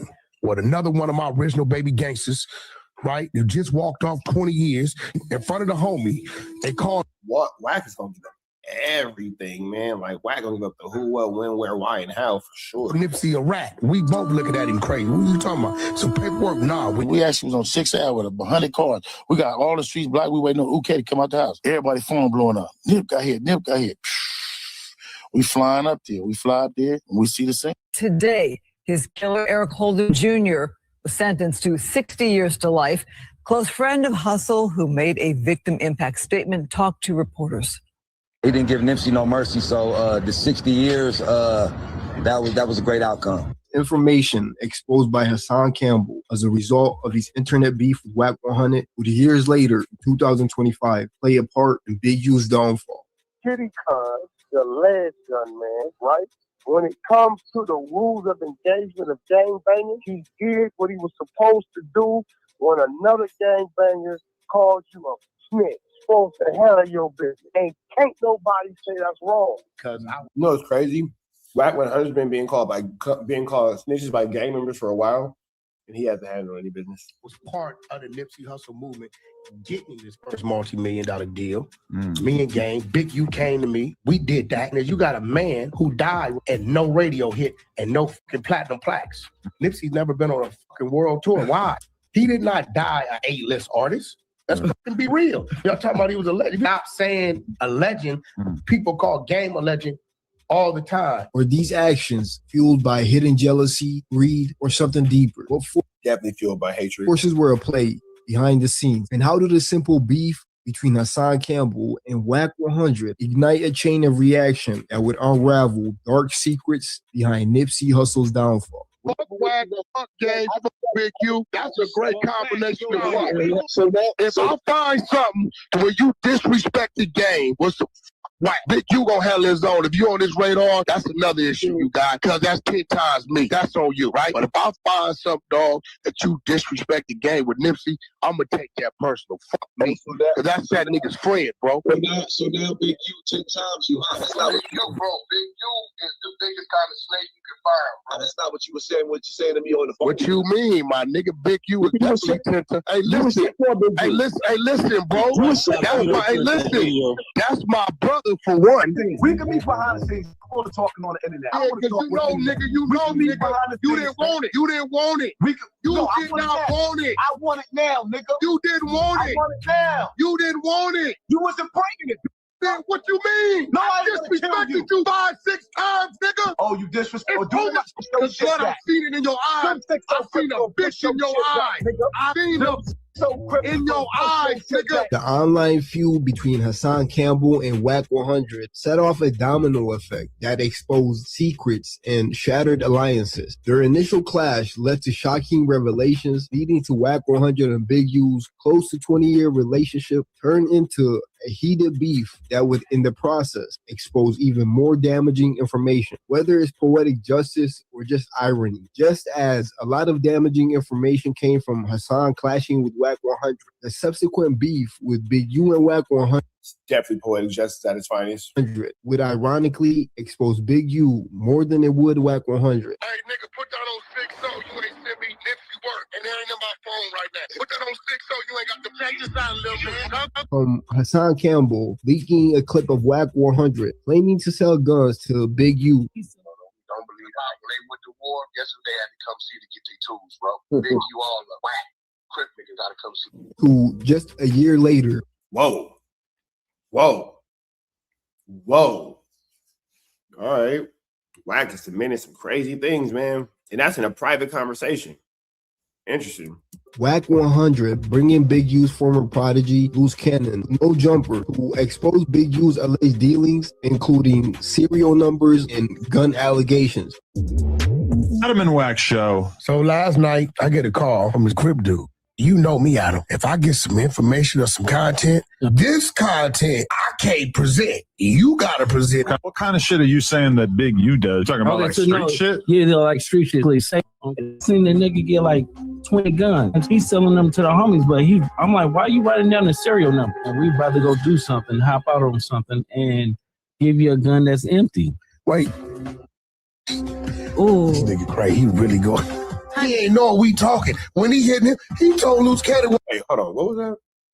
And give you a gun that's empty. And we about to go do something, hop out on something, and give you a gun that's empty. They're like 20 guns. He's selling them to the homies, but I'm like, why are you writing down the serial number? And we about to go do something, hop out on something, and give you a gun that's empty. Sheesh.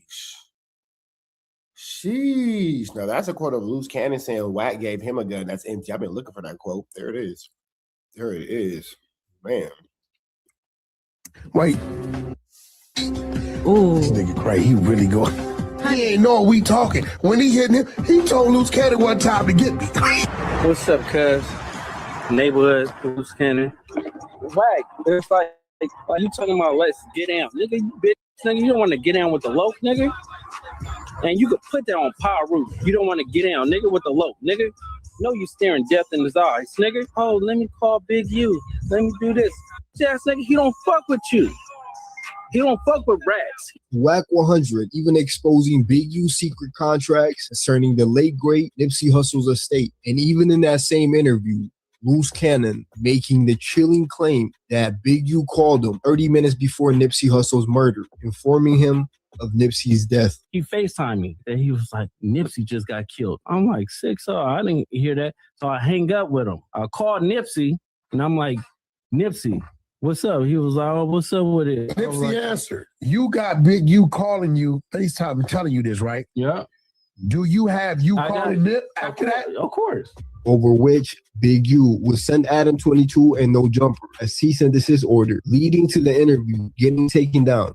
We received a cease and desist from Big U about some of your claims and Loose Cannon's claims, I guess, on this podcast. Fast forward to today. According to ADAM22, recently, after Big U's RICO indictment, the feds would come knocking on No Jumper, looking for that very same cease and desist letter. But the one thing that the feds wanted was the cease and desist from Big U to No Jumper, asking us to take down the episode in which Loose Cannon first made the explosive statements that suggested that Big U had previous knowledge of Nipsey Hussle's death. We even have another one of Big U's former prodigy by the name Christopher.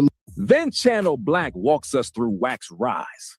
Death Row connections, Ray J, The Game, Blueface, viral fights, and eventually the... It seems like Wack is just running through these YouTube streets, Flu Flam and Skullduggan and Larson everywhere he goes. Full internet persona. And this part matters because Wack was not always famous for talking all day. He had a real business resume. But somewhere along the line, management became commentary, commentary became controversy, and controversy became the whole product. Channel Black calls it calculated clout chasing. Slim, that description fits the pattern. Every outrageous statement creates another interview. Every interview creates another beef. Every beef creates another person ready to expose something. Mo, build a career like a carry-out menu. Extra sauce, extra smoke, and everything comes with a side argument. The problem is, once controversy becomes your business model, peace starts looking like unemployment. That is why WACK can never just let a topic die. The argument is not interrupting the brand. The argument is the brand. Love George. Listen, man, I don't think y'all know this, bro. If anybody got anything to say about the big homie, cuz I'm on him. Like I told y'all before. You better start acting like that. Anybody got anything to say about the big homie, I'm on him. Fuck the You better internet. start acting like that. Recently making subtle threats about his past dealings with Big U and the information he may have regarding Nipsey. None of his family mess with you, bro. You told the homies F his funeral, bro, and didn't even go to the funeral. You forgot I was there for them occasions. I was there them nights, nigga. You know what I'm talking about, nigga. I was there, the whole plot and the plan on it. The next day and everything, the meetings we had and all that, bro, because Notice how this nigga's been out the way, and he should probably just stay out the way. Out the way is where he should stay. of that, bro, all them nights, bro, I was there, bro. They did not fuck with you, nigga. Things would even get darker, as WACK100 would even recently expose claims that Loose Cannon may have aired out one of Big U's spots. This Big U know Yeah. that was the nigga he used to sit with me. Hey, what up, Wack? Yeah, you know what? Big U sent me over. Oh, you on the situation? You call these people, they're gonna direct you to where it's at. That's his team. Why you think that nigga Big U won't say nothing to Luce? He know Luce already went over there and aired his spot out twice. It's a fact. Born Cash Jones, WACK100. It's a fact. That's a fact. Loose Cannon already went over there and aired his spot out. That's a fact. I'm telling you, Loose Cannon did it. I seen him. That's a fact. That's a fact. I seen him. It's a fact. Was originally known as a music manager for artists like The Game and Blueface. However, he has since rebranded himself as some sort of gangster turned content creator, now frequently appearing on platforms like No Jumper. According to Wikipedia, WACK100 is also Tekashi 6ix9ine's manager, and that connection between the two will play a pivotal role in this story. Now, WACK100's story, as does Hassan Campbell, starts around the age of 12, and according to him, he first jumped off the porch. At just 12 years old, as the youngest of three boys, WACK100 will be forced to step up and support his family due to his father's struggles with addiction. This theme of a missing father due to drug addiction and unable to raise a young man is one that we'll see play a role in not just WACK100's story, but also Hassan Campbell's. Fast forward to 1993, WACK100 would turn 16, and in an interview with Big U, he would claim that having already faced multiple legal charges, he was sent to the notorious Soledad State Penitentiary, making him the first minor in.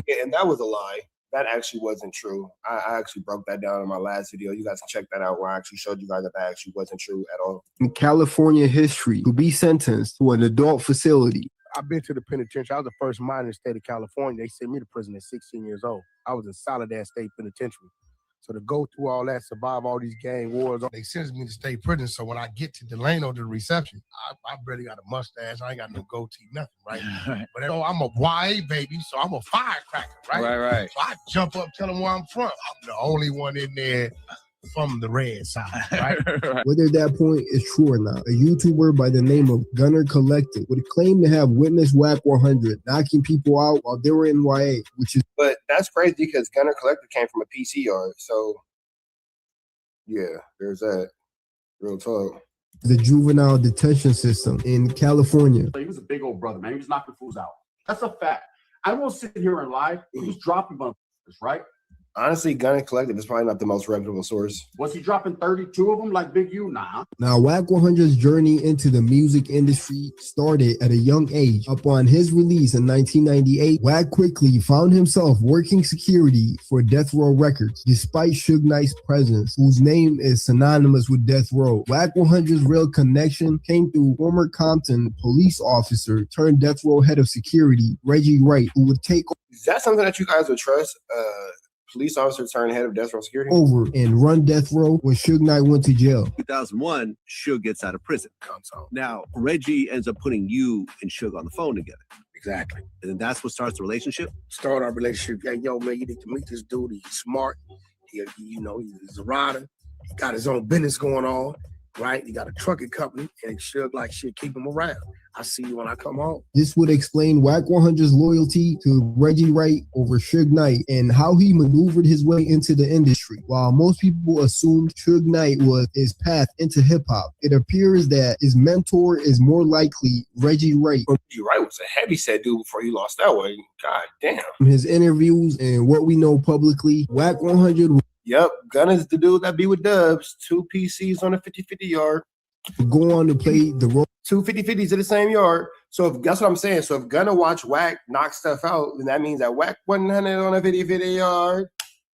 I say WACK100 was on a 50-50 yard. Full of security or goon for Suge Knight at Death Row Records for the next few years until he saw an opportunity he could seize. Now, around 2004, his then neighbor and a former friend of Basketball Hall of Famer Shaquille O'Neal, who was also a mainstream mafia crip by the name of Stutterbox, would play a role in this opportunity. Shaq Dizzle, K-Slade, Money Mark, Stutterbox, Box. WACK100's break would come through managing Ray J, securing a major hit with the song Sexy Can I. Is it true that Shaq invested in your music career? Yeah, he gave us 1.5 for the Sexy Can I project, which was an All I Feel project. And Sexy Can I was the record to lead off. It sold 8 million copies. How did you convince Shaq? Shaq is a very shrewd businessman. He owns a lot of ish. Yeah. So how he ended up with Ray J's contract is somewhat disputed by that same guy, Stutterbox, who would even reference this in his now infamous lawsuit between him, Shaquille O'Neal, and other mainstream mafia crips. Shaq's friend, Liddell Rolls, the alleged leader of the Main Street Mafia Crips gang, is accused of directing 6 other alleged gang members to kidnap, beat, and rob this man, Robert Ross, who claimed to have a sex tape starring Shaquille O'Neal and a woman other than Shaq's then-wife, Shawnee. Part of the extortion plot was... Oh, okay. So they had a tape on Shaq. Oh, this whole time I thought they had a tape on a wife. No, it was a tape on Shaq. Got it. That he wanted 50% of all of the proceeds of a person by the name of Ray J, who's a major rap artist. Get out, man. I introduced Ray J. Wow. Ray J and Mark start going back. I told Wack, maybe you can get Ray J to go in and Mark. I looked up Wack for K-Slade and Mark right then. Nonetheless, WACK100 would end up with Ray J's contracts, and Ray J's at the time hit record, Sexy Can I, would change WACK100's life, giving him a start in the music industry and allowing him to no longer just function as a goon, but also a music manager and ultimately an executive. A few years after Ray J, WACK100 would also get the chance to manage rapper The Game after the infamous Jimmy Henchman would get sent to jail. Jimmy Henchman, who was one of the biggest industry figures of the 1990s and early 2000s, was convicted of money laundering and running a bi-coastal drug operation. James Rosemond, better known as Jimmy the Henchman. Rosemond was convicted in December 2014 on charges he ordered a crew to kill an associate of the rap group known as G-Unit. He can rap. These guys are not rappers, these gangsters. You know what I'm saying? Like the guys that I ended up having beef with, not Ja Preem. Right. Not Game Jimmy. Exactly 20 years ago. How much crime is surrounded by Wack? WACK100 is just like crime, man. Dun dun dun dun. Captain Criminal. Like, man, this is golly. He's just a really bad person. He's just a really bad guy. Not a good guy. In 2005, Jimmy Henchman would encounter The Game, who at the time was a relatively unknown rap artist from Compton. Those executives wasn't going into Compton to find Game. The Game would sign Jimmy Henchman as his manager, while keep in mind, he was also at the time part of 50 Cent's G-Unit. In The Game, playing both sides would intensify the already ongoing beef, but at the time, Jimmy Henchman signing The Game would become his most lucrative management deal to date. Within a year of signing him, The Game would drop his now classic album, The Documentary, in 2005. And to date, that album has sold over 5 million copies worldwide. That same year, The Game would even be nominated for BET's Best New Artist and Billboard's Rap Artist of the Year. But as I mentioned, The Game was still part of G-Unit, with 50 Cent even claiming that he did up to 6 during his interview with Hot 97, exposing The Game and dropping him from G-Unit. For me, he has a lot of inconsistencies. You know what I'm saying? Like, it's incredible that he would come back and forget how much I've done for him. You know, personally. You know what I'm saying? So where does he stand as far as G-Unit is concerned right now? Across the street or around the corner. He's not in my camp. Not at all. No way. Okay. Not after being that disrespectful. And at the same time, it's the same thing like... After hearing this, Jimmy Henchman would send some hitters to accompany the game up to Hot 97 so he could respond and confront 50 Cent. But when they arrived, quote, Taylor was the game. Stewart and their entourage were shot at and retreated back to Jimmy Henchman's office. That ongoing beef... Man, get popped at, nigga. Y'all getting tripping. Motherfucking nose. You know what I'm saying? Blood spilled outside of Hot 97. It's particles. Would ultimately lead to a member of G-Unit by the name Lodi Mac allegedly putting hands on Jimmy Henchman's 14-year-old son, which, as you guessed, would lead to Jimmy Henchman retaliating by, according to court records, getting Lodi Mac knocked off, and as a result, getting convicted for it in 2014. Rosemond was convicted in December 2014 on charges he ordered a crew to kill an associate of the rap group known as G-Unit. You were on a three-way for 3 very important calls with Suge. One, man, that was sick, man. Got that nigga out of there. That we'll start with is Jimmy Henchman. Were you on a call with Suge and Jimmy? Can you talk about that? Jimmy calls my phone. Yo, get Suge on the phone. Jimmy tells him, yeah, you caught me slipping, but you didn't catch me. Said, I sent you one message already. Like, you ain't sent me shit. He said, shit, I sent you a message in Florida. So I know what he's talking about, right? So my eyes like, fuck. And now WACK, again, knows about attempted unalivements, and he's all on the internet talking about an attempted unalivement. Here we are. And this is before we knew WACK was open source reporting. So now that we're going back and looking at it in hindsight, it's clearly snitching. He alerted him on some shit that we was all totally in the blind about. We didn't know he had anything to do with it.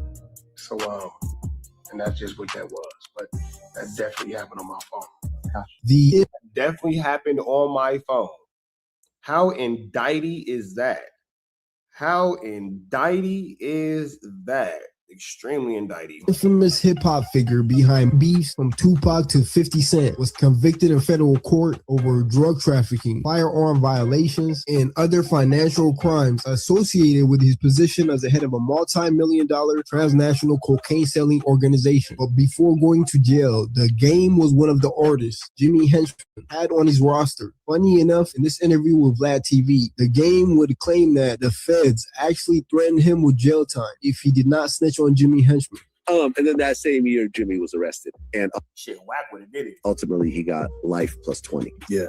He was awaiting his appeal, and we did an interview, and he mentioned a couple of things about the case, right? I didn't think anything of it. Next day, he called me. He's like, hey, listen, I talked to my lawyer. Can you take it down? I'm like, yeah, sure, I got you. Took it down. 6 months later, the Justice Department called me. And they're like, yo, we need that interview. Ultimately, it never got used in the case. He was found guilty anyways. Right. Yeah, same thing happened to me, man. They came to my doorstep and threatened, jail time, wanted me to testify, go to New York and do all this. And I was like, nah, I'm going to just lawyer up. And he told me about his situation he was in with Jimmy Henchman. Everybody's scared of Jimmy. He can't get away from him. Could I step in and start getting away from that? And then from there, it was history. So WACK100 would actually credit the same guy by the name of Stutterbox, real name Robert Ross, as the person who would link him with the Game. And Stutterbox also takes credit for it. This is Crip dude named Stutterbox from Main Street that's going to 24-hour fitness with Game. Game telling Stutterbox, tell WACK, come see me. I got an artist, it makes sense. I pull up on him. I walk in the Encore studios. He's recording LAX. He's in the booth. He motioned for me to come in the booth. This is what you heard. He went in his pocket and gave me everything he had. I said, I ain't here for that. I gave him the money back. I told him I need a verse. He said, keep the money and I'm going to do the verse. And then from that day on, he told me about his situation he was in with Jimmy Henchman. Everybody's scared of Jimmy. He can't get away from him. Could I step in and start getting away from that? And then from there, it was history. This same guy, Stutterbox, would also later come out accusing WACK100 of being in his paperwork. Is Shaquille O'Neal at the center of a sex tape scandal? His client is one of several men accused of kidnapping and beating a man believed to possess a tape that reportedly shows Shaq with women. Shaq's friend, Liddell Rolls, the alleged leader of the Main Street Mafia Crips gang, is accused of directing 6 other alleged gang members to kidnap, beat, and rob this man, Robert Ross, who claimed to have a sex tape starring Shaquille O'Neal and a woman other than Shaq's then-wife, Shawnee. Part of the extortion plot was that he wanted 50% of all of the proceeds of a person by the name of Ray J, who's a major rap artist. Let me tell you how I meet this clown, man. This nigga all in my paperwork. The nigga say box. The nigga Suge won't put me on, homie. I've been fucking with this dude for a couple years. I said, all right, homie. Since you my neighbor, I'ma fuck with you. The nigga begged me to put him with game. Begged me. Holler at Ray J for me, box. They both told me 6 times, no, no, no. I said, homie, they don't want to fuck with you. Box, they'll do it for you if you tell them to do it for you. Okay, homie. Chuck, do it for me, man. And if cuz fuck up, I come over there and move cuz out your camp myself. Chuck said, Box, you got me? I said, cuz I got you. Changed cuz life, man. He ain't looked back. In the meantime, what really fucked me up is why, fast forward, I get to some gangster shit. Nigga almost killed me and my baby mama, put like 20 holes in my Rolls Royce. This old buster ass nigga from the valley, just hanging around me. He know a few people I know. He trying to reach out to the nigga behind my back to give the nigga my address, because we stay across the street from each other, like catacomb. Wack, you know I'ma drown your ass on Main Street. I'ma drown your ass. First chance I get. I can see how, no disrespect to Nip, cuz, but I can see how a nigga drown a nigga, then turn back and kick him in their motherfucking face on Main Street. He reaching out, trying to contact a nigga who's supposed to be the boogeyman. I know where the nigga live at, behind my back. It's in the paperwork. All on wiretap. That's why your house got raided, you bitch ass nigga. You conspiracy to commit murder, nigga. Wack told Greg Casey to close his book, Gucci from Pyro killed Biggie. And he closed the book and made Wack like a hero. Greg Casey got rid of me and covered Wack. You notice that everywhere Wack goes, just problems and drama follows. He's just, you know, the commonality in all his issues is him. Wack is just a big, just SHIT star. Story is Wack gave him the ending to his book and told on Gucci. Katie closed his book, put Gucci as a shooter. But we'll unpack that in the next video that focuses on the beef between WACK100 and Big U, as paperwork allegations on Big U and WACK100 would play a part in both of their stories. Paperwork and snitch allegations are also at the heart of Nipsey Hussle's murder. Although there are contradictions on who made the allegations, Say it, hey, Nipsey a rap, yeah, right? I made 800 off the pictures. Did I not? Nipsey a rap, right? Kitty Cuz, the last gunman, right? When it comes to the rules of engagement of gangbangers, he did what he was supposed to do when another gangbanger called you a snitch. During opening statements, they told the jury the shooting was premeditated. So he didn't leave like they make you think. He had words with Nip. Left, changed his clothes, and came back. That's all untrue, unfactual. I didn't even know the facts of it. On Sunday at about 3:20 in the afternoon, that Mr. Holder, he left and then came back and subsequently came back armed with a handgun. I didn't even know the facts of it. Big U came on Pyro, set my motherfucking game room in my backyard, right? With another one of my original baby gangsters, right? You just walked off 20 years, sat in front of me in my game room, in front of the homie. They called Nipsey a rat. Say it, hey, Nipsey a rat, yeah, right? I made 800 off the pictures. Did I not? Nipsey a rat, right? and whether WACK100 is simply deploying tactics he learned from Suge Knight, but applying them on the internet and social media. Today, he is far removed from his early days as just a music manager. He has rebranded himself as a so-called gang expert and paperwork exposer, with former Big U prodigies, Loose Cannon and 600, calling themselves the exposers. From the very start, WACK100 has mastered the art of making outrageous and polarizing statements that generate controversy as a way to stay relevant in the headlines. Some argue it's just marketing, while others believe it's clout. And Wack doesn't have any artists that he managed right now except for Blueface, and Blueface is in $20 million a day. Chasing, and that WACK100 is addicted to staying relevant because for the first time, he has stepped out of the shadows, no longer just a goon turned music manager. He now has the spotlight and cameras on him. Nonetheless, WACK100's entire history, as we know it today, consists of creating controversy after controversy to remain in the headlines. Despite his industry connections, WACK100 was not a widely known public figure until one moment changed everything. His now infamous comments about Nipsey Hussle. Going on and saying that Nipsey wasn't a legend. He wasn't. What's a legend? A legend. Define a legend. The man died with 1 million followers, no radio hits, no platinum hits, right? No world tours, right? After he died, he went platinum, sold a bunch of records. Followers went up 10,000, right? It's 19 million, right? But at the time of his demise, let's keep it real. The truth could never be defined as disrespect. Up until then, the general hip-hop public only knew of WACK100 from about 2 or 3 viral moments. The Stitches incident. This Stitches knockout on TMZ, some argue would go a long way in helping WACK100 build his online gangster persona. Wack, it's like Paru this, Paru that. Nigga, nobody seen you do nothing. Nigga, you beat up a nigga that was don't fit a nigga in Miami. What's that bitch ass nigga named Stitches?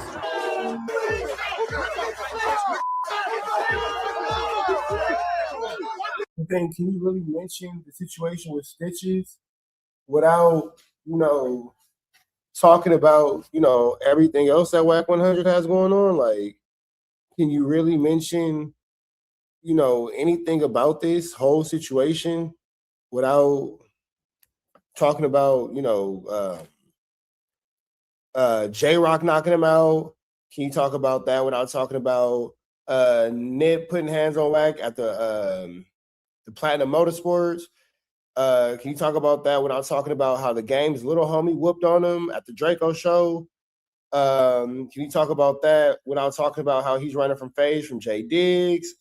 I mean, there's a lot of different things that Wack has been avoiding his ways, like conflicts and, aggression and all that kind of stuff that just really wouldn't stand by what the public consensus is about him as far as like, his fighting abilities and all that kind of stuff. You feel me? I personally wouldn't think that, somebody with such a lackluster career, the only person who has a worse fighting career than Wack is Christopher Lovejoy at this point. I wouldn't think that you would be able to mention all these things without mentioning all these things. You feel me? Now, when it comes down to, the situation with Stitches, I mean, I guess what happened is what happened. If Wack wants to hang his hat on Stitches, you know what I'm saying? That's cool. That's cool. You want to hang your hat on Stitches? That's cool. Nobody's mad at you for that. The Stitches situation is a Stitches situation. You got off what you had to get off. I mean, I guess that's, y'all prerogative like a Bobby Brown song, but I'm just trying to see if we're going to talk about the whole thing. You feel me? Because there's a lot of things that Wack has done that, kind of disprove this super tough role that he has. You feel me? So, I don't know, my dude. I don't know. The Wack that y'all know might be different than the Wack that I know. I'm just saying. The Wack y'all know might be a little bit different. The WACK100 that I know. If you know like I know. You feel me? But let's continue on. So 9 years ago, Stitches had an ongoing back and forth with the game, mainly through Instagram. And fast forward to one rainy night in Miami, as the game and his crew were leaving the club, Stitches approached the game aggressively, only to get knocked out cold by WACK100. As you can see in the clip, would take his shirt off and start jumping around before getting tased and sent to jail by Miami PD.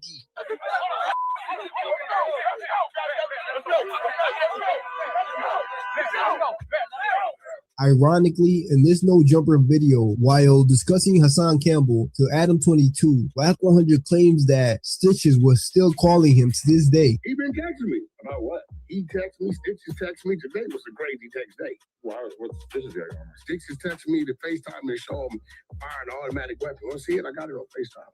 I guess they maintain some sort of relationship. Nonetheless, at the moment of this knockout, about 9 years ago, Stitches was the Tekashi 6ix9ine before Tekashi 6ix9ine. Due to his online clout-chasing antics, a lot of hip-hop fans hated him. So when the clip of WACK100 knocking him out surfaced, for most people, it was gratifying to see. Fast forward 5 years from now, Stitches knockout on TMZ, and WACK100's only other fight that is publicly available is a parking lot incident with two white men who WACK100 alleges was calling him racial slurs. Shit. Oh, dropping. Woo! Get out! Oh! Get out! Get out! Get out! Get out! Hey, get his plate. Get his plate. You tried to rush me. Damn. Now, according to WACK100 and what he told TMZ, while he was in a drive-thru, the two men were behind him burning rubber, and out of fear that they would lose control, WACK100 told them to stop. This is when the two men would tell WACK100 to mind his business and proceed to call him a racial slur. They then got out of their car and approached WACK100. Rumors would start floating around, alleging that these two white men were paid actors who were supposed to stage that fight for one of Big U's artists, but WACK100 took the opportunity and went viral himself. Like, bro, you did some buster ass shit, and then you acting like you got clout. Then you paid two niggas to act like they KKK, but nigga, they was construction workers, and you paid them $150. Now, I'm not sure if that's 100% true, but we do know that WACK100 and Big U at this time were, according to them, very close. Now, by this time, WACK100 has built up a mystique around his persona of this OG former death row goon turned music manager who now has two viral clips of him demonstrating what the internet would assume is a typical day in the life of a gangster from Cali. By 2018, WACK100 is now commonly known as Ray J's former and the game's current manager. But he would also add a new artist by the name of Blueface to his roster, signing him to Cash Money Records' West Coast affiliate, Cash Money West. Exactly. You started Cash Money through Cash Money? Cash Money West. Oh, so that is through Birdman and all I know is Cash Money West and WACK100. It could. You gotta ask Wack about the other people involved. You haven't seen your own paperwork? Wack showed me. I ain't see the. Blueface gonna be all right. He'll be good. I think he'll be fine. Now, Blueface, right after getting signed to WACK100 and Cash Money West, would actually become the topic of the internet in relation to rappers not reading contracts, which is the very opposite of Nipsey Hussle. During a Breakfast Club interview promoting his... Yeah, that Breakfast Club interview made Blueface look like a fool. Like, that Breakfast Club interview just showed how much ignorance was involved in Blueface's whole situation. His single, Tatiana, Blueface would get asked about his contract and his ignorance would go viral. You haven't seen your own paperwork? Nah, I seen it, but Wack showed me. I ain't see the, I signed with Cash Money West. I don't really know about all the... So Wack runs Cash Money West. Exactly. Then. Okay. Blueface gonna be all right. He'll be good. I think he'll be fine. And Wack... Now Blueface is in $20 million a day. 400 a day or two later would buy Blueface a Porsche Panamera to fight back the negative press from the internet, roasting Blueface for being in a 360 deal. You got a free Porsche, complimentary Cash Money West. Who's number one as a manager? Do what you say you go. Pop. That's you, nephew. Needless to say, between the game and Blueface and formerly Ray J, WACK100 Whatever happened to that Porsche? He doesn't have that anymore. had a respectable resume and a decent reputation on the business side of hip-hop and even in the streets. But other than the two viral incidents, the Stitches knockout on TMZ and the fight with the alleged paid actors or the two white men, no one really knew who WACK100 was on the internet like we do today. But this would all change, as from this point on, WACK100 will live true to his name and go from clout chasing to a full-blown clout demon. Like I said, despite his industry connections, WACK100 was not a widely known public figure until his comments about Nipsey Hussle. The jungle of gangbang. Kitty Khan, the last gun man, right? When it comes to the rules of engagement of gangbangers, he did what he was supposed to do when another gangbanger calls you a snitch. And can't nobody say that's wrong. Because I was part of the Nipsey Hussle movement, getting his first multi-million-dollar deal. Me and Gang, Big U came to me. We did that. And you got a man who died and no radio hit and no fucking platinum plaques. Nipsey's never been on a fucking world tour. Why? He did not die an A-list artist. Let's fucking be real. Y'all talking about he was a legend. Stop saying a legend. People call Game a legend all the time. A lot of people are coming at Blueface right now. For what? For saying, for you going on and saying that Nipsey wasn't a legend. He wasn't. What's a legend? I'm saying this to suggest that the current version of Yeah, Wack is toxic to stand next to. Anybody who's standing next to this guy is pretty much in the proximity and the danger zone of being hit with the flu flam because he is not a good person. WACK100, as the internet and the hip-hop community knows him, could be traced back to his now infamous comments about Nipsey not being a legend following Nipsey Hussle's tragic death on March 31st of 2019. WACK100 launched an aggressive campaign to diminish Nipsey's legacy. But because everybody started talking like it was a Popeye's chicken sandwich, everybody jumped on the bandwagon, right? And now he didn't win 10, 20 times platinum. This rumor about him being independent, that's some bullshit. At first, he thought that WACK100 disrespecting Nipsey Hussle was random. It was actually very calculated and was done to protect his artist, the game. Now, at this time, Nipsey Hussle... Yeah, Wack is for sure going to continue to do whatever he feels like he has to do, but all he did was made a bad situation worse because the game fucks with Nipsey Hussle really heavily. His fans were exposing the game for clout chasing Nipsey's death and trying to profit from it, even going as far as tattooing Nipsey slogans on his face and starting a record label and even launching merch under the slogan Prolific. Nipsey Hussle's crew is pissed at merch under the slogan All Money and BA's the type of ninjas do clown shit. Oh, BH called the game a clown. Damn. Prolific. Nipsey Hussle's crew is pissed at the game. R.I.P. to Nip the Great. The game has started a new record label to put his album out next month. His album, Game's album. And Game is calling the record label Prolific. I guess he's changing Black Wall Street to Prolific, but the post has since been deleted. Nip's closest homies were pissed because they were saying through IG that Game was exploiting Nipsey's legacy. Game even has merch that says Prolific. Let's be real, people. People will be buying because of Nipsey. That would be the driving force behind sales. So with one artist attempting to hijack Nipsey's fan base by pretending as if though they were twins and miserably getting exposed, WACK100 will take that wasn't Blueface on multiple interviews where he take this campaign of trying to destroy Nipsey's legacy to the next level. Ironically, he would start this press run based off those very same comments and start off at No Jumper with ADAM22. Even more ironic as he is now employed by ADAM22 and No Jumper. Like I said, this is calculated clout chasing, not just uncontrolled chaos like most people think. Nipsey's never been on a world tour. Why? He did not die an A-list artist. Let's be real. Y'all talking about he was a legend. So WACK100 with the game's failed attempt to hijack Nipsey's fan base probably on his mind. Wack was then shamelessly claiming that very same sentence that people called the game a legend all the time. People call Game a legend all the time. Clearly showing his envy for Nipsey Hussle's self-made success, but he may not be the only one. WACK100 in that press run would also claim that it is some rare rags that opened the door for Nipsey, but we did that for quote-unquote Big U. I was part of the Nipsey Hussle movement, getting him his first multi-million-dollar deal. Me and Gang, Big U, Steve Lobel, Johnny Shipes, we did that. Insinuating that him and Big U are responsible indirectly for Nipsey Hussle's success, which in reality cannot be further from the truth. What happened was what was supposed to happen.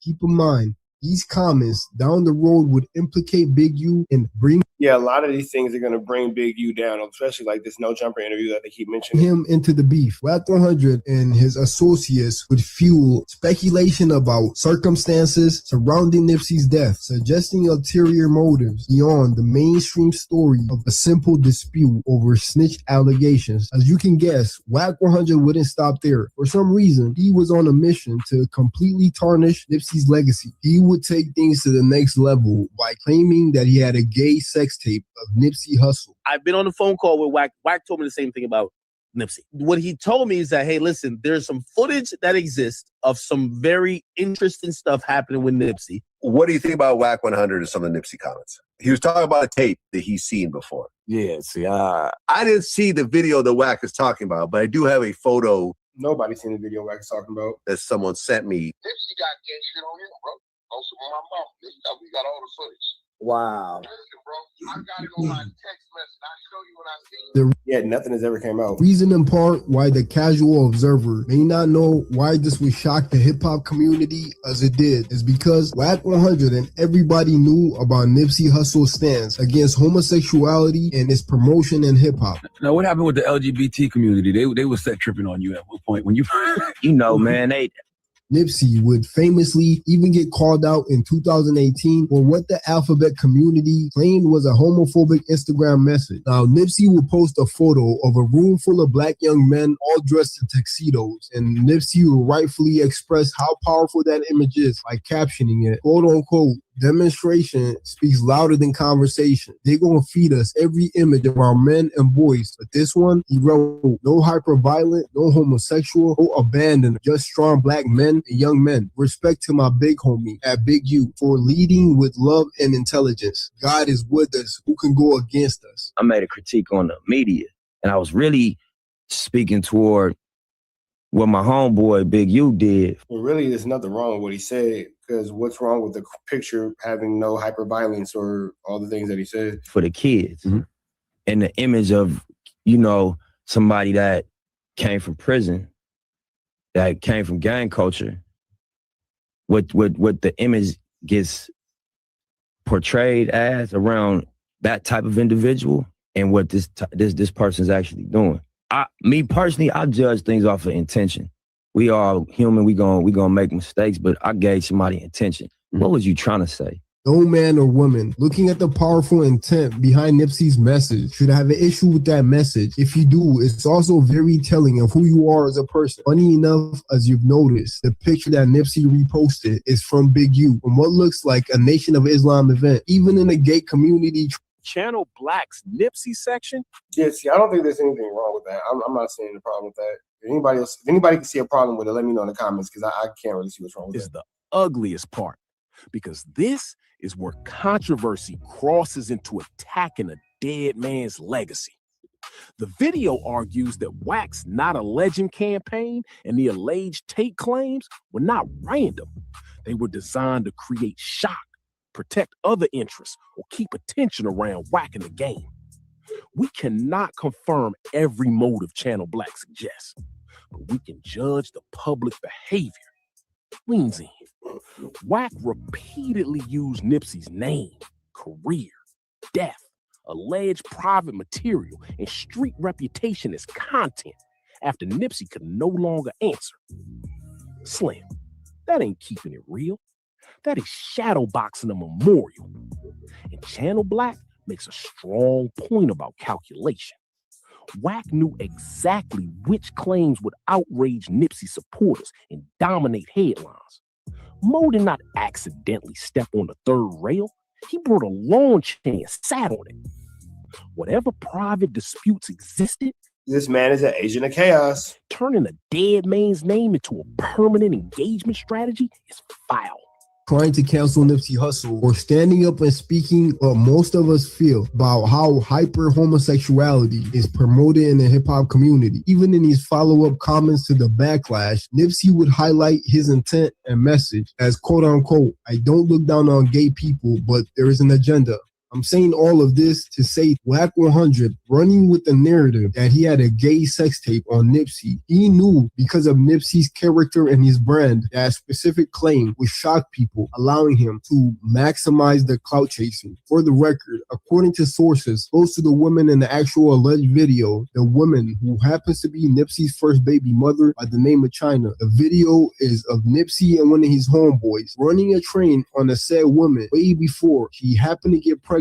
There is nothing gay in that video that Nipsey was doing, but true to his name, WACK100 would, from either his fantasies or personal memories, add that gay layer to the story to maximize the shock value. This point is often overlooked, but whether WACK100 agreed with Nipsey on his stance against homosexuality or not, adding a non-existent gay layer to a sex tape story is clearly weird, to say the least. To these, you notice that the first baby mama who starred in these tapes has never one time said WACK100 is lying. And for the record, it been WAC for 3 years making sure it ain't came out. WAC Man, Wack, you ain't got that tape. Stop lying. 100 would also claim that he was for 3 years the only one keeping the tape from coming out, insinuating that Big U is also a culprit or in some ways involved. You wait till my child's father dies, and you want to incriminate him, you want to talk bad, and you want to do all this type of stuff. Well, like, I know that's what Yeah. Who you think did? All I be wanting is the truth. So if I call up like that's what you did, and you telling me no, but motherfuckers are coming back telling me yes, you the one that video. That's on my right. Because gave that video to WACK and told back to that story, Black Sim in it. Yeah, but that's the thing. What don't use me if you call if I'm your niece, nigga, like really your niece, nigga, that's my auntie's brother. Like, you know what I'm saying? Nigga, you gonna do me that? You gonna do me that? Big U, bro. Big U is the biggest kind of snake you can find, bro. Yeah, act like he fuck with you, bro, but it all be for him. Nipsey got gang shit on him, bro. Also on my mama, nigga. And you know what's crazy? Maybe Wack was trying to like put everything on Nipsey Hussle because we know that video that came out of him recently in the front seat of that car. So maybe Wack was just trying to like keep everybody away from like catching that. Yeah, we got all the footage. By now, it was as though his sole mission in life was to destroy Nipsey's name at all costs, maybe in hopes that it would in turn steer Nipsey's fan base and his artist, The Game. At this time, The Game was facing a $7 million L in court over a sexual assault case, which he lost. Game, who got some bad news in court. You know that we've been telling you there was a woman who was on a reality show with him. Her name is Priscilla Rainey, and she had sued him for sexual assault. Said that, well, the jury has come back and they have found in favor of Priscilla, which means The Game will have to pay her, according to the court docs, will have to pay her $7.3 million. Wow.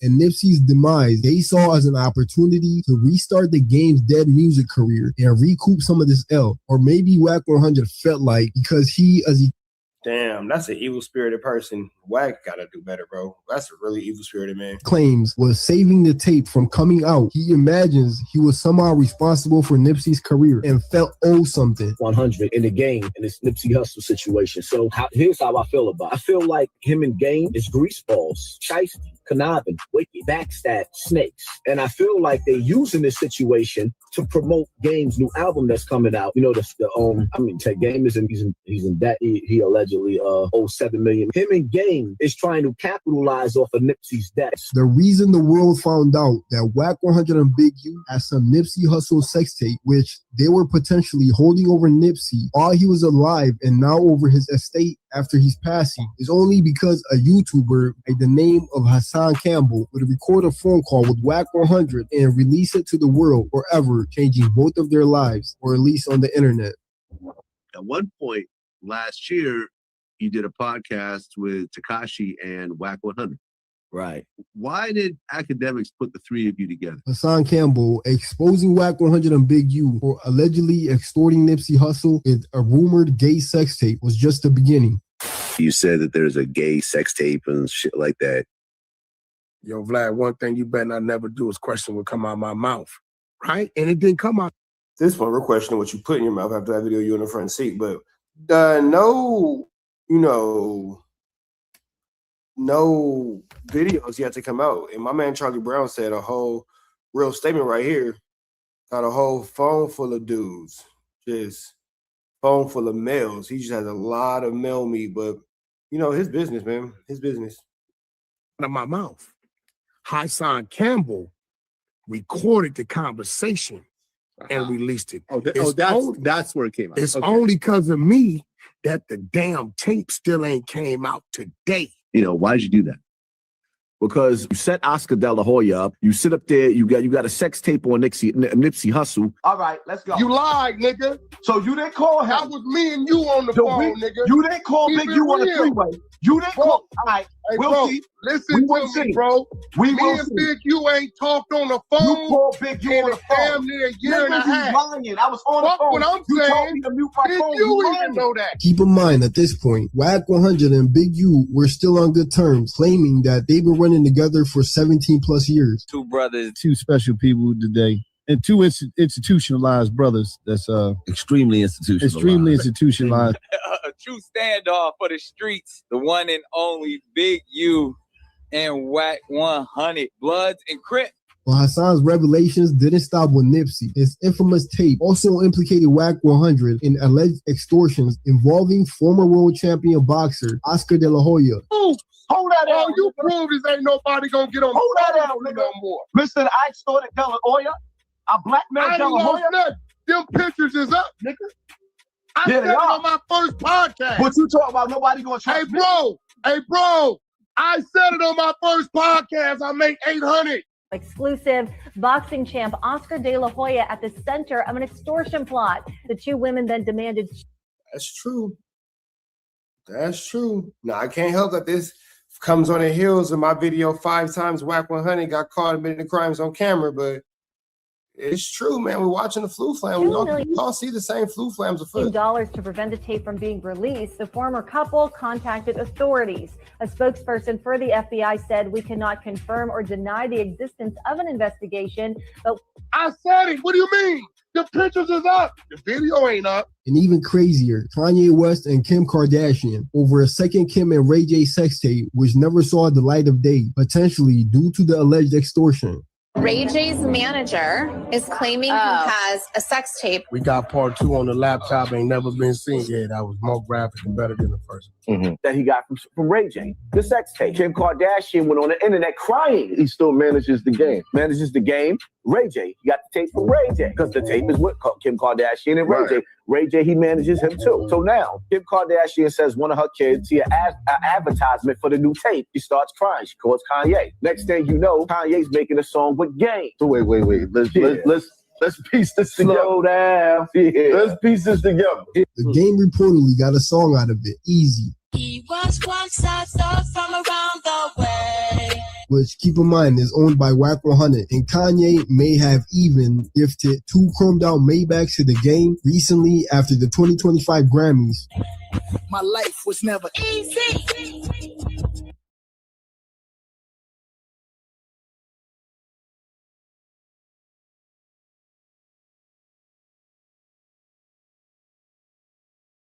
Which we'll cover in depth later in the video, but I find it weird that the Game and WACK 100's relationship with Kanye West was over this sex tape incident. I doubt Kanye's around because he organically wants them around or it's out of love. But Hassan crossing paths with WACK 100 set off a chain of events exposing information that some people see as Nipsey's karma coming back to haunt everyone that crossed him. It also sparked this ongoing beef between WACK 100 and Big U, exposing even more dirt on everyone involved. Decided to play the conversation that I recorded between me and WACK and the shit the nigga had to say about Big U, Nipsey Hussle, and all the rest of them niggas. The way he was talking, like, nigga had me on the phone with Big U doing a 3-way, had me being quiet. And I'm like, damn, this is this nigga's man. Big U, bro. Big U is the biggest kind of snake you can find, bro. WACK is sick, nigga, boy. WACK is sick, old nigga. Yeah, act like he fuck with you, bro, but it all be for him. Nipsey got gay shit on him, bro. Also with my mama. We got all the footage. Wow. Listen, bro, I got it on my text message. I'll show you when I see you. When the nigga Nipsey died, you sends me the contract talking about help me go after the 30%. I said, I wonder what the world would think if they knew right when the nigga died, you try to get me to go after 30% of all this shit because you said you had a contract. Can you speak on the Nipsey, the estate stuff that he was talking about, WACK trying to spread? Bro, have I filed anything? Ask and answer.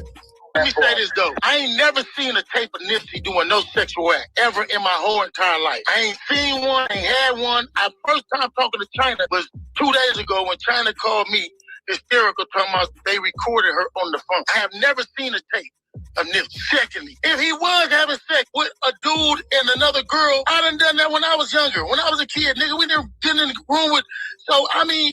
I'm not gonna lie, I've never done that. I've never. But hey, how guys do their things, how they do their things. What I mean, I don't understand where they going with that shit. But never, ever have I seen a tape with Nipsey having sex with nobody. And I wouldn't, if I did, I'm not gonna give no tape to nobody of China. I've been knowing China since she was a baby, nigga. I know her whole family. Ultimately, Hassan's tapes revealed layers of truth behind what really happened to Nipsey, details that we didn't see in court or were never televised. Some people are by now aware of those bombshell recordings from Hassan Campbell, leading to the current heat of beef between Big U and WACK100, but most people don't know that the rabbit hole goes so much deeper than that. The beef between WACK100 and Big U has gone from exposing each other's paperwork to clashing at the Noble during the Games concert, where WACK100 would allegedly get punched. WACK100 got Yeah, he got Maynots put on. we not put on him. Hold on. Every guy Hold on, y'all. that nigga got there, got shocked out, ran to the front, and jumped off game stage. Nigga slid out. That a nigga ain't been touched. Man, Wack is the niggas talking about it was 2060s and nigga, they didn't touch you. Boy, you was on camera shaking like a bitch. Screaming draws, they draws my kids here. Type of nigga bring his kids out when it's up, nigga. Nigga, no pyros help you. No bloods help you. I'm sick, so ask Wack if he know what that hoodie look like, cuz who the dead homies. Came out the back door, nigga. Nigga seen it. Damn, Break Baby got that nigga hoodie. I didn't even pay attention to that. So I'm sick, so ask Wack if he know what that hoodie look like, cuz who the dead homies. Came out the back door, nigga. Nigga seen it. Nigga thought you saw a ghost, nigga playing. So I was there. You know, the Brick was just letting you play yourself. I was there. 20 niggas, I ain't nothing. This isn't just drama. It seems existential. It seems like there isn't room for both of them. It's either WACK100 or Big U, and they're willing to take each other out by any means, whether through law enforcement or the streets. And somehow all these characters seem to be connected with one common thread, Nipsey Hussle. Then Channel Black brings the whole chain. These niggas hated Nipsey Hussle for nothing, bro. Ain't back around. Hassan's recording, Wack and Big U falling out, loose cannon talking, old contracts resurfacing, paperwork allegations flying both ways, and former allies threatening to reveal more. That is the final irony. Wack spent years exposing everybody else, but his biggest source of danger became the people closest to him. The men who heard the calls, saw the deals, knew the relationships, and remembered the old stories. Moe built an Avengers team of disgruntled former friends. And Big U's side is no cleaner in Channel Black's telling. The video presents years of hidden tension, disputed contracts, alleged threats, and former proteges carrying information. So when these two sides started fighting, nobody needed an outside investigator. They investigated each other for free. That is why this beef feels existential. They are not just trading insults, they are trading history. History got receipts. Crash on Slauson. What is just an idea and a vision of. All right, man. So that's No Cap Network, man. We finna get up out of here to the next one. Red dots to the left. You know the rest. Say a prayer and be blessed. We up out of here on this one, man. Chat, that was, whew, that was a lot, chat. That was a lot. That was a lot. That was a lot. What? On the Ruler Report. Big shout out to the Ruler Report. Give them a like, comment, subscribe for everything they got going on. Let's check in. Let's check in. No, you're not. You're not. It's a part of life, man. I ain't want to come like this, bro. Podcast on time, bro. I'm sorry, bro. It's all good, sorry, man. bro. I'm sorry, Adam. Fuck my bad. I'm a mark, bro. I'm sorry. No, you're not. I wasn't real. Mark, bro. You're not a mark. Nah, you know what? Lush, you was being a mark. You ain't being a mark no more. But no, you in this moment you was being a mark, and now you have an accountability for being a mark, and then having accountability for being a mark, you can stop being a mark. I like what he's doing here. I like the self-realization. I like this the self-understanding. I like the self-talk. No, I'm a mark. I'm being a mark right now. I gotta stop being a mark. I gotta tighten up. That's the only way you can stop being a mark is if you admit you a mark. You don't ever admit you a mark, you ain't gonna ever stop being a mark. Form of J-Cat, bro. Again. Acknowledgement. And now he's getting the help that he needs. He's getting rehab. I like it. What the do you expect? Hey, of course, really?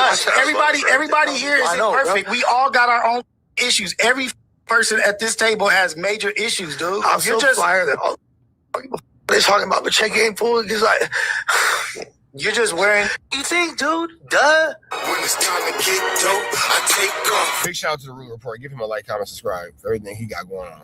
Whatever they was doing, And he wasn't sure she was going to make it. And he was taking it hard. He was on the pod crying. Now, although I thought he was putting on a little bit, he would later go to his own Instagram and begin to talk about checking in to rehab to detox. Now, in a post on his IG, he said, I will be going into a detox facility to get myself cleaned up. I'm currently exploring options with my family and my sponsor. And as he's, checked in, I ain't gonna lie. I'm not gonna lie. I was one of the people that say, Lush, you full of SHIT. But today he say he in rehab. So, I hope Lush get the help that he need. And just stay clean, bro. Stay clean. I added that mine in there.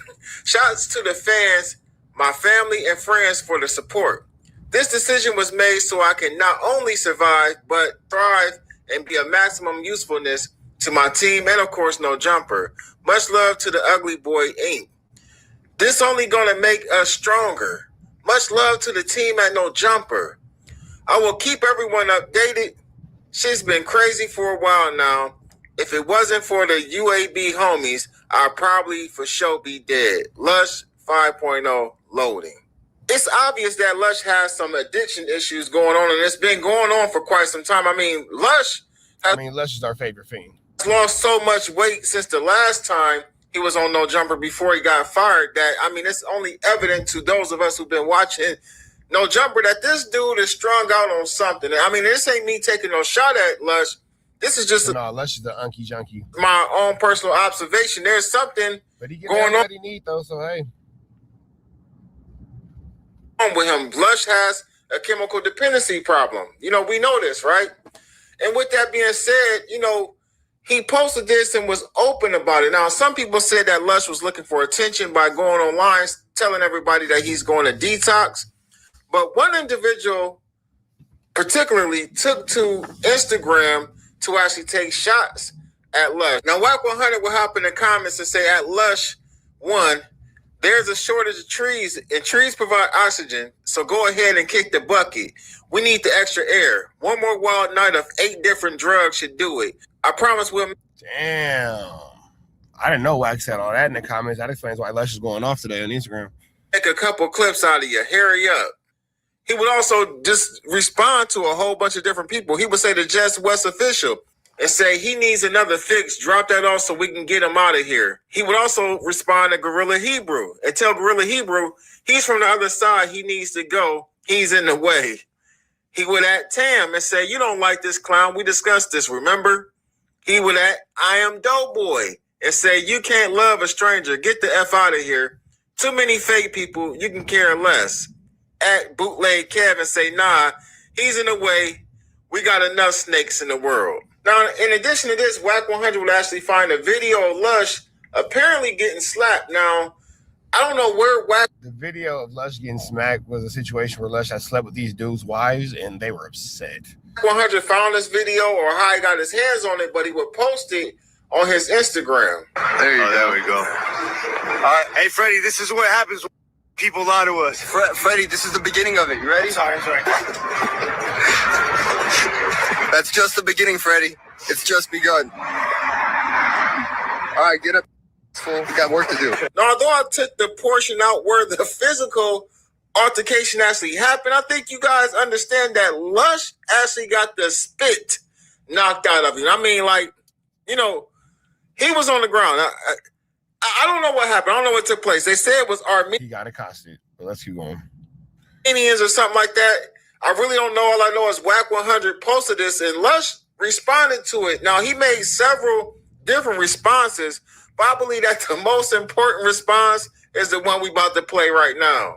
Imagine like a scaly Gila monster, Komodo dragon-esque looking human being who's like 78 years old, driving around and furiously stroking his ashy excuse for in public, in broad day, when you could like hear the sound of children playing at the local elementary school down the street in the background.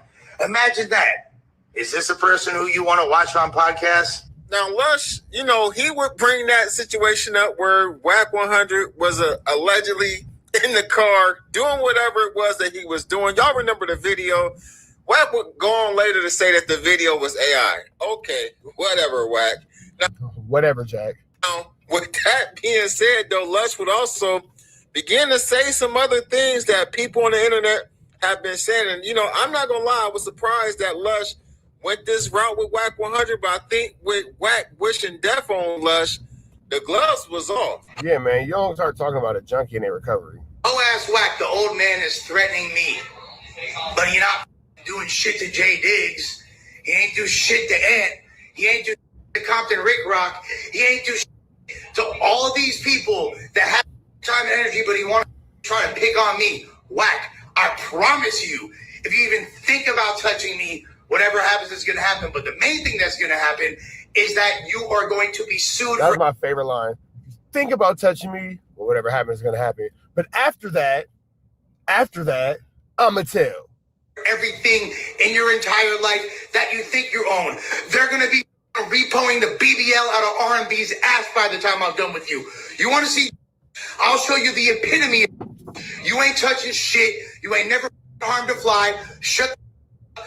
You afraid to even go to your own functions for your gang. So why don't you worry about that and stop trying to pick on middle-aged white dudes who have no bad energy for you. So leave my Instagram right now.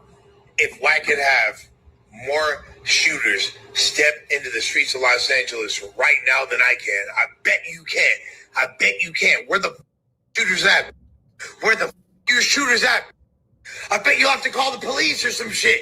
Or I bet you'll have to threaten to call the police on my shooters. Unless we're actually going to the store, and he would go in on Their shooter's going to call the police on my shooters. It's crazy. Wack like for hours last night. I mean, there's so much content in his story. If you want to go over there and watch all of it, you can. You know, he went from under control. You know, he even went as far as to actually calling Wack CS2 in his actual, you know, video that we just reacted to. The caption was CS2 back, aka Fake Suge Knight, who's literally contributed nothing to hip hop.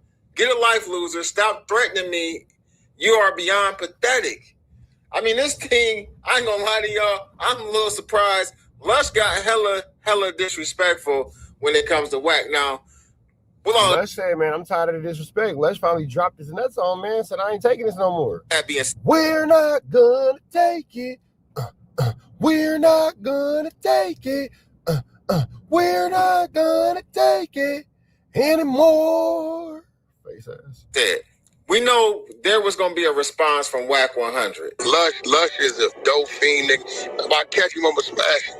He know that. Hey, Wack, what you think about if he'd be like, yo, I was just saying that I was. Ooh. When I catch him, I'ma smash him. I don't know why I said that. I don't care about none of that. You gonna get smashed if he know that. I wasn't tripping him last week. He said, Wack, this nigga really like Wack coming today. He ran out the building. He never does that, Wack. I said, oh yeah, he think I'm tripping. I wasn't tripping. I checked him on the phone. I was done with it. Cause he ain't even that type of dude, but you get to saying certain shit, you gonna get smashed. That's it. Tell niggas be popping at him. I'm like, hey bro, Big U was on the street 2-3 years and I was calling him a rat. Nigga knew about studio. Man, hell no, nigga. You was running high from Big U. Don't do that. We're not gonna compare you dealing with Lush dealing with Big U. You was hiding from Big U, bro. That's the difference. My door at, he knew everything at. It's the reason why Big U didn't come playing with me. All a bunch of square niggas who ain't never been nowhere running their mouth. As soon as you get on them, they talking lawsuit or police. Now, I'm going to be real with y'all. This thing is going nowhere. Wack ain't going to put his hands on. Now, we know Wack not going to put his hands on Lush, but it's fun to watch. It's definitely fun to watch. Lush ain't about to do nothing to Wack. I mean, again, I don't think it's like a play. I don't think it's pretend. I don't necessarily think that it's, you know, them just doing the usual YouTube thing. I actually really believe that Lush said how he felt. And Wack is saying it's just a bunch of wolf tickets. Nothing's gonna come of it. Yeah, all truths are being spoken, but nobody's gonna do anything about it. How he feels at this moment. But again, man, we done heard so many like threats and so many like warnings and so many people that was gonna get it. I highly doubt that Lush is gonna be the first one that Wack, quote unquote, tries to make an example out of. But it just don't fit, you know, the scenario. We got a dude who's not. He doesn't have a street bone in his body as far as on some gangster stuff. He's not affiliated with nothing. He's not from technically no, let's hang out with the Southsiders. Don't do that. From the streets and, you know, a more aggressive or physical way.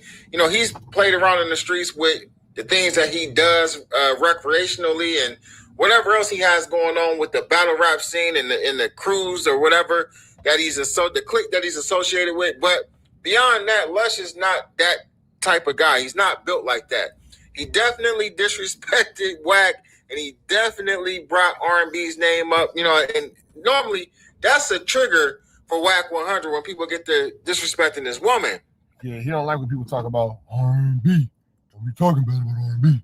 But nothing ain't about to happen about this, man. This is just another one of those times where, you know, somebody says something crazy and it creates content for the moment. Now, I'm pretty sure Adam got on the phone with both of these individuals and tried to squash this and, you know, keep it, you know, from going where it doesn't need to go. But we'll see what happens. Hell no, Lush, it's wartime. Nigga, stop playing with Lush. Man, like I said, if y'all go over to Lush's Instagram page. Big LO, Lush1, nigga, that's big LO. He posted stories about WACK all night, as well as he got screenshots of WACK DMing him where he claims that WACK is sending him text messages that's threatening him. But again, Lush is talking about he's going to sue WACK and take everything that he thinks he owns. Get in the comments, though, man. Let me know what y'all think about this. Y'all already know what it is. Hype this video up. All right, man. Red dots to the left. You know the rest. Say a prayer and be blessed. We gone. Not sure who this man is, but it's Decoded Frequency. Big shout out to No Jumper Curtis over on Instagram for the alley-oop. Let's see what this is about. He's saying that he's Flacco's cousin. Let's see what my man's talking about. It's the for us, claim, do this, do that, go outside. Basically, we never had no responsibility. When you have the most darkest secret in your closet, your sister is homeless, you do not take care of her at all. You bring in a fake girl on your show saying that's your sister. Mind you, that's not even nowhere close to your sister. Your brother had a crazy case on him. He got deported. And your dad owed the U.S. government in back taxes $300,000. Sheesh.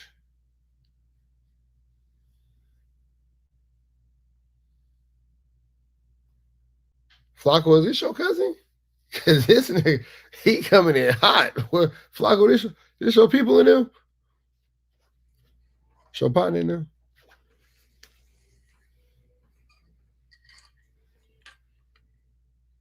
Okay, sip from the tumbler.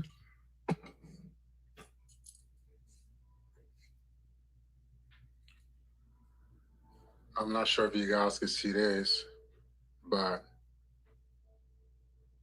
if you can't, I will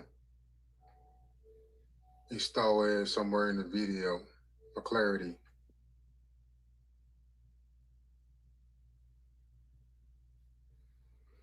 But this is a North Dakota ID.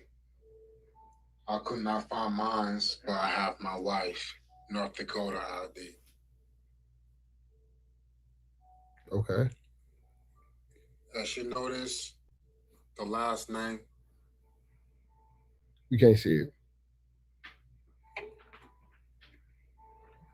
This is also. You can't see it. Sorry. My Cabbage business debit card. What does it say? Oh, it say Jala. It say Jala.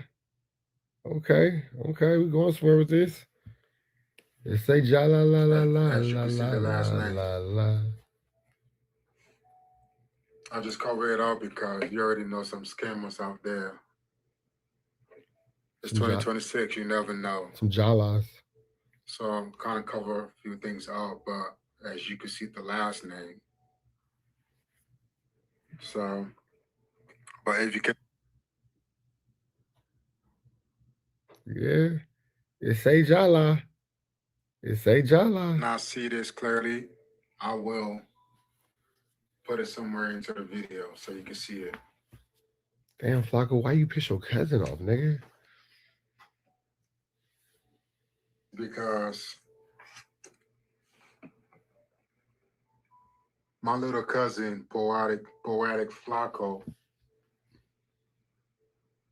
also known as Frederick Jala,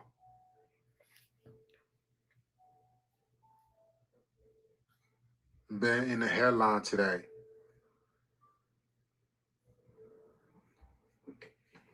The only reason why I decided to show those information because I feel like we have to get something clear out with Poetic Flacco, also known as Frederick Jala. Frederick is my little cousin. Going on YouTube and airing out your little cousin is wild, but go ahead, keep going though. I ain't gonna stop you, but that shit wild. He's about 32 years old, 33. I could. Ooh-wee.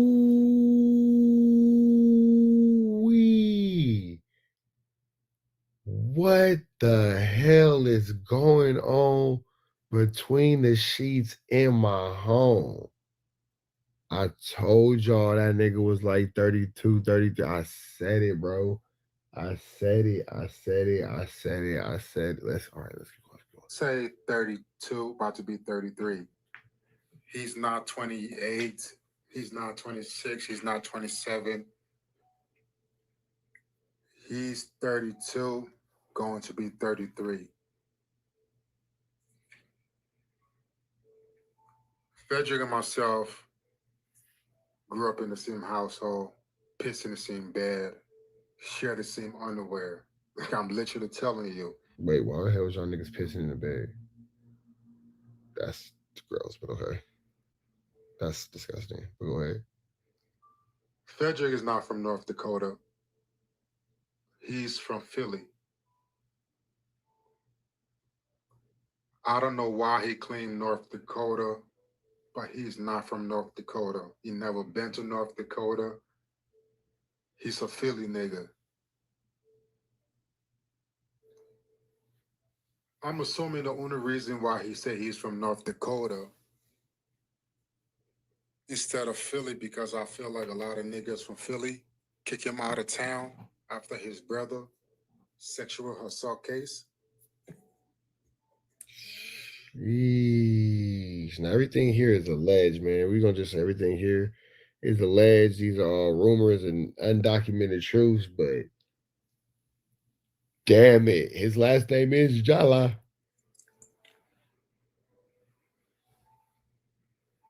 Maybe that's why he claimed he's from North Dakota, because nobody in Philly really fuck with him after that situation, because his whole family is a freak boy. His whole family is a freak boy.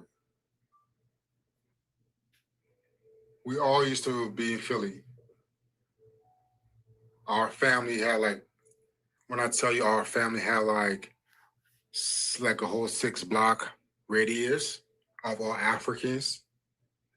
That's how our aunties and our uncle live in Philly.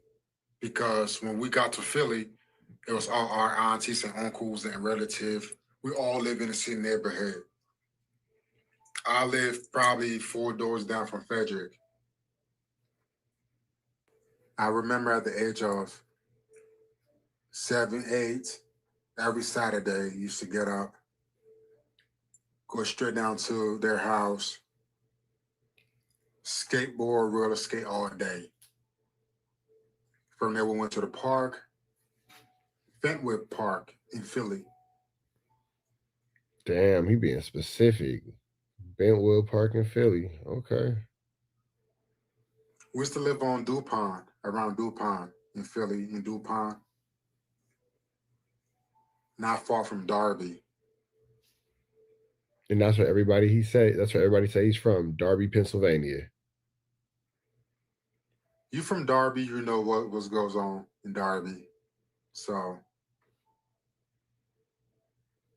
but when I had moving with Frederick and his family, it was chaotic.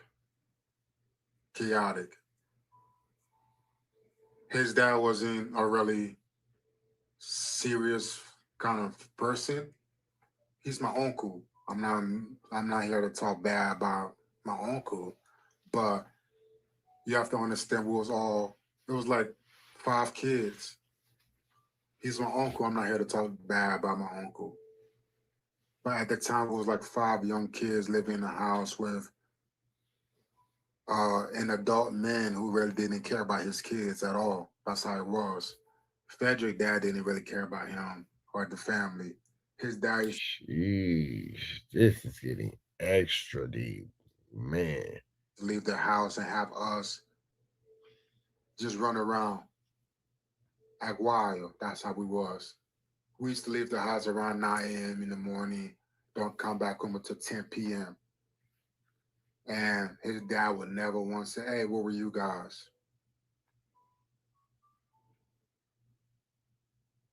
The memories that I have living with Frederick and his family was very, very vivid. I'm 33 now as well. So when I was the age of 7, 8, that's when I moved in with them. It was pretty decent family, to be honest. The house was always dirty. His sister used to cook. Speaking of his sister, I don't know whoever that girl on his YouTube is, but that's not his sister. Damn. Damn, Flacco, you pulled the 42 fake with your sister? Shit. His sister real name is Domowa Jala. That's his sister name. Whoever that other girl is on his YouTube channel is not his sister. I don't know who that girl is. Never met her in my life. Not family. Not family at all. I promise you that.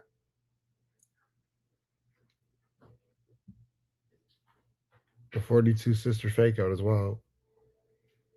Fast forward, after 3 years living with Frederick and his family, I moved to New York. I had moved to New York with my family. I went back to Philly. When I went back to Philly, Frederick and his family was no longer there. What I remember what happened with Frederick and his family was his dad was only like his father ran from the United States because it was too much money that his dad has owed to the IRS. So that's what I remember about why they had left. Because I knew his dad bought a plane ticket and ran out the United States. And it been good 30 years his dad been out the United States. Damn. I don't know if this story is true or false, man. These are wild allegations, but shit. This is getting deep, man. You got fake sisters. You got a dad running from federal authorities. You got brothers catching freaky A minor charges. It is a lot going on in this household. Can you imagine this Thanksgiving? This is crazy. Like, birthday parties in this house is wild. That nigga knew he was going to go to prison, so he ran. He bought a plane ticket and he left the United States. So that was the last time I see my uncle. And then he just left his kids randomly. After his dad ran out the United States because he was owing so much money via taxes, I didn't know where Frederick went after that. So I lived in Philly for a few more years. After that, I graduated high school. After graduating high school, I decided to move to North Dakota because one of my uncles at the time was moving to North Dakota from Philly. There was a lot of shit going on in Philly. There was no job. Everybody was fucking broke. Everybody. Me, at the time, I was doing music production.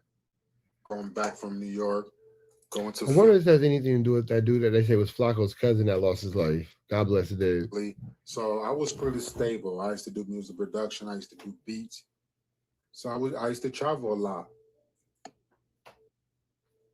When I was in New York, I was going through like depression, mental health situation because I was in like the music industry. Because being in the music industry, because I used to be in the music industry. So I went through a lot of depression, a lot of mental health, a lot of shit. I almost took my life. few times, suicide. I'm glad that he made it out on the other side of that, man. Mental health is an important thing, so make sure you're taking care of yours. Definitely glad that this brother made it out the other side of that, for sure, for sure. God bless him. So I needed to heal myself. And I just couldn't do Philly no more.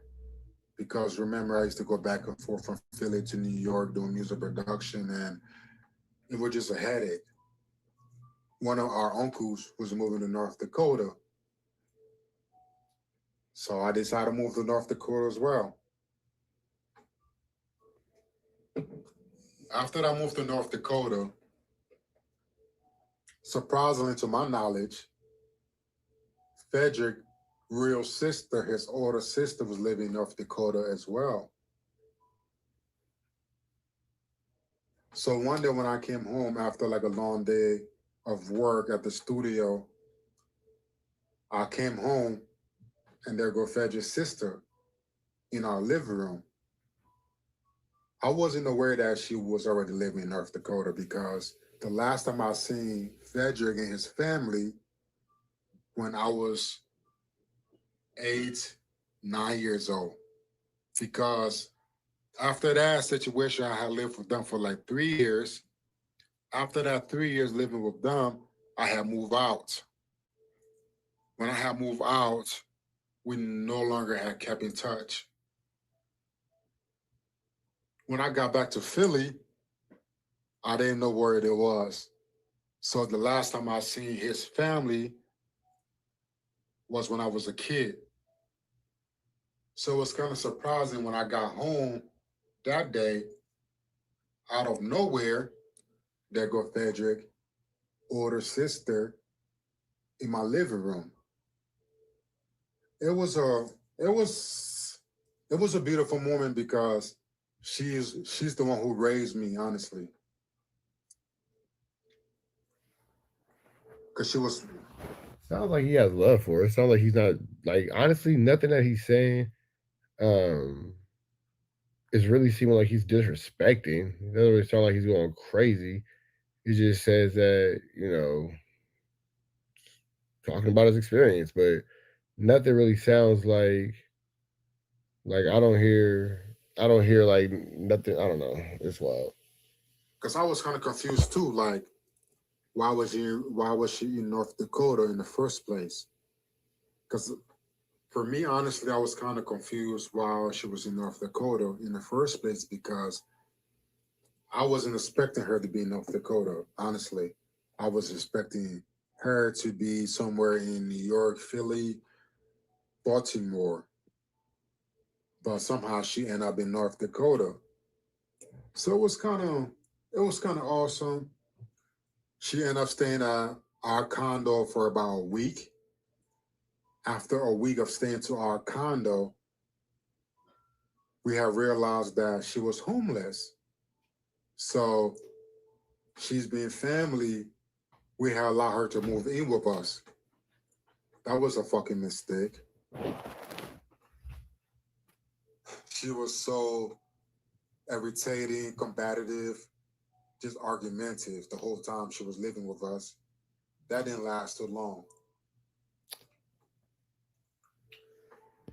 And that was This nigga telling all the family business, ain't he? This nigga telling all the family business. Nigga, like, God damn, you feel me? That shit wild as hell. the last time I seen her. But during that time we were spending time with her, I never once asked her about Frederick. I never knew why. The only person that I asked for was his brother. Because David was. They bringing back the mystery of David Jala. They're bringing back the mystery of David Jala. It's the one that got deported back to Africa after his sexual assault. So I don't know why I never asked for Frederick, because growing up, Frederick was just talking. He was annoying. Because growing up, he was just so fucking annoying. Like, he talk a lot. Like, the shit that Frederick does now is like his perfect lane for him, because all he does is talk and gossip.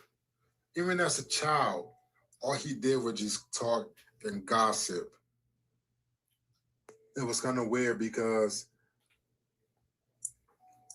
Frederick never had once popped up in my head. I never once asked about Frederick because in my head He's not thinking about Frederick.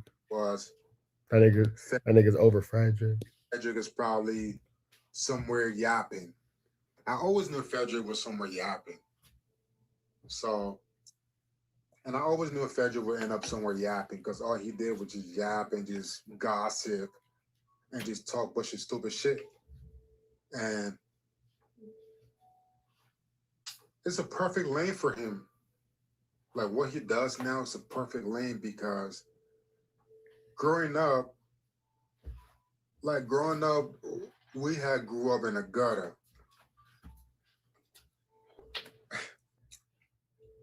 Frederick and myself used to share the same shirt.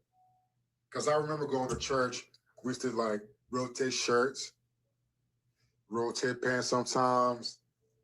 And I also have memory of his dad taking us shoe shopping. Holy shit. His dad used to take us to Payless, buy some weird fucking shoes, like one of them girl shoes or dress up type shoes. That's what his dad used to make us wear. And we used to go to church. And even before we went to church, like we didn't have really nothing. Like literally, we didn't have nothing. I remember Frederick used to give me his shirt, and I used to take my pants, give it to Frederick. We used to rotate clothes. Because number one. But you know what? If Flacco wasn't such an a-hole, nobody would be, worried about these humble beginnings and all that kind of stuff. But he's such an a-hole that nobody wants to see him, outside of situations like this because he's so detrimental to society and cultures. My folks was already getting a divorce, and Frederick's dad was barely making no money. He owned so much money to the government, and he ran away. After he ran away, his older sister, Dumowa, used to take care of us. She took care of us at the house, used to cook for us, clean, do this, do that, go outside. Basically, we never had no responsibility. No responsibility at all. But I don't think it's okay. The only reason I'm making this video is because I'm like, you expose people every single day. When you have... If this nigga's really Flacco's cousin, nigga, even your family sick of you, bro.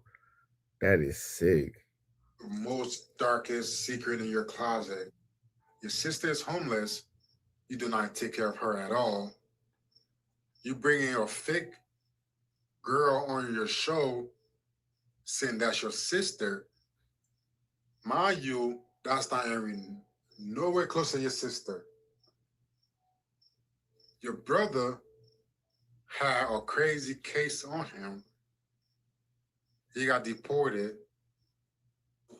And your dad owed the U.S. government in back taxes $300,000. And he ended up running away because he did not want to go to prison. But you sit there every day and expose people and put their life in danger. When you sit in there... I wonder what the rest of the family thinks about what he's doing right now. Every single day. Family therapy is definitely necessary after this. And you have so much baggage that you have to clean up.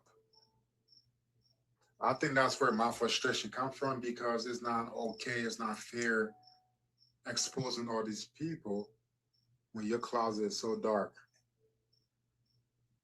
My only thing is just for you to come clean and help your sister. There's more I could say, but this is family matter.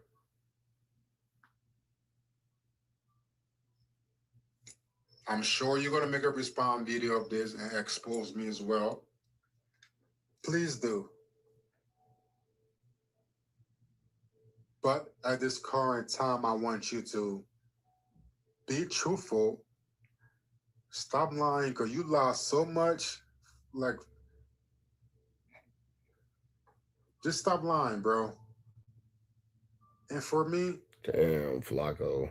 I'm not sure what's going on with this, bro, but... Sheesh, brother. Sheesh, my brother. Oh no, Flacco, you got some explaining to do, man. This man coming through, man. He's showing proof that his last name is Jala. I don't know, my boy. Honestly, just making sure that your sister is okay, because I know how much you did for us. She took care of us. She cooked for us when we didn't have nothing. She was there for us. And me being in my 30s now, I'm married with 3 kids. She's my cousin. She's my cousin. There's so much I could do. She's not my sister. Nigga, why you ain't helping her then? I like that, but why you ain't looking out? So she's my cousin. But I still make sure that she's okay. But as a brother, you never once call your sister. You never once call your dad. You never once spoke to your brother who got deported back to Africa. You don't have no communication with the family at all. But you bring up. Flacco said he don't want nothing to do with that ish. He said y'all didn't do it the right way. He said that Flacco said that, look, man, I'm a good upstanding citizen. I did it the right way. Y'all didn't do it the right way. So I'm not effing with y'all. Flacco said I'm turning my back on y'all. I don't got nothing to do with that level of fluke, flammery, skullduggery, and larceny. Fake bitch on your podcast and said this is your sister. Once again, his real sister name is Dumowa Jala, okay? Frederick Jala. He's 32. His brother David Jala got deported back to Africa because he had a crazy case on him. All of this shit in your closet, and you still decide to say, I want to expose other people, and you want to sit there and laugh and put other people's life in danger, willingly knowing that your life is fucked up.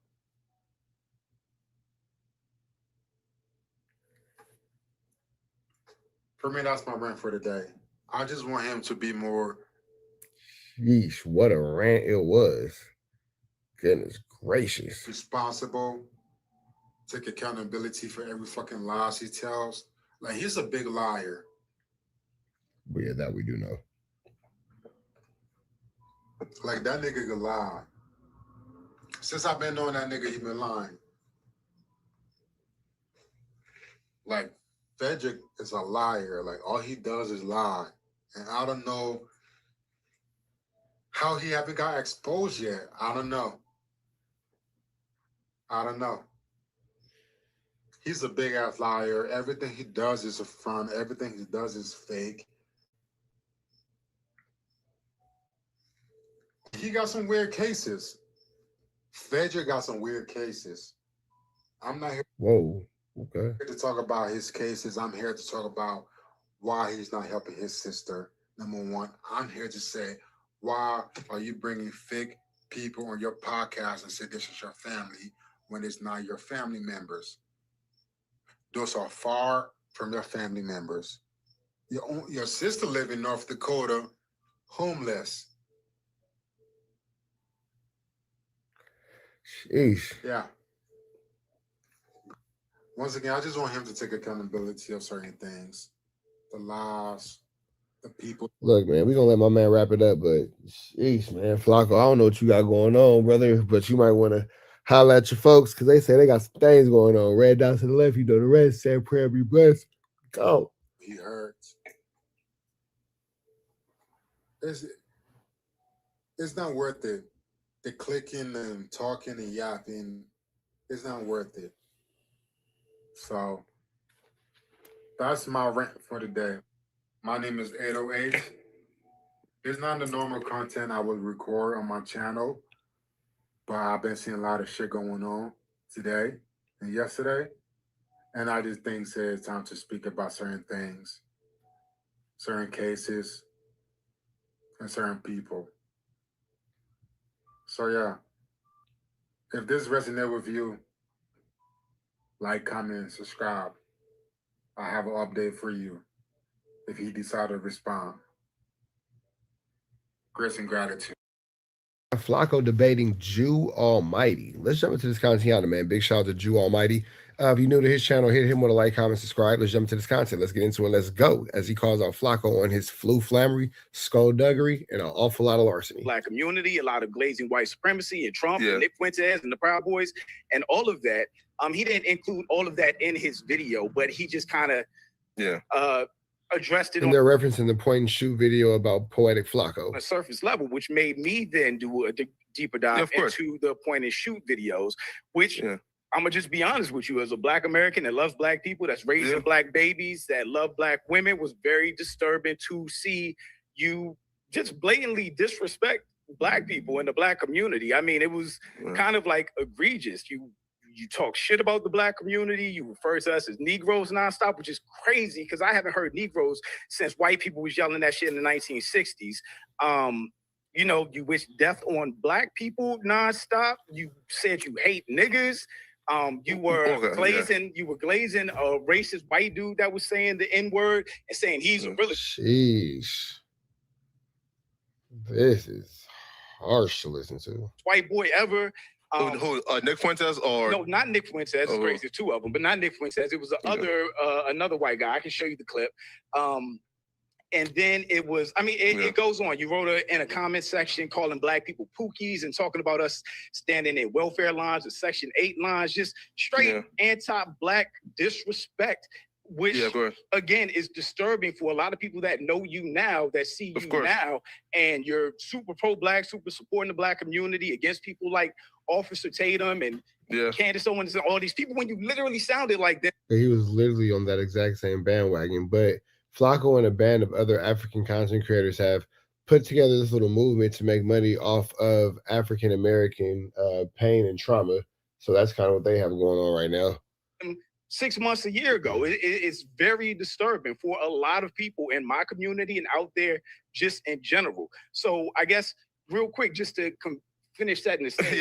I dropped a video based off what I saw from Dope D's video, from Point Shoot's video. I seen the last video. Sorry. So no. Sorry. So sorry if I'm like a tad bit like kind of like behind. So I seen the last video, but I am aware of the narrative, right? So right, like if you reference something from the first video. And like you feel me, and like I'm like a tad bit like behind is I'm playing right. It's because I seen the second video, which is the. You spent 15 seconds stammering the stuff. God damn, bro. Let me just fast forward a little bit. Go to the second video, right? My response. The second video I made, which I wasn't even going to make a second video, but the second video I made was in response to your apology, which in my opinion was a big ass non-apology.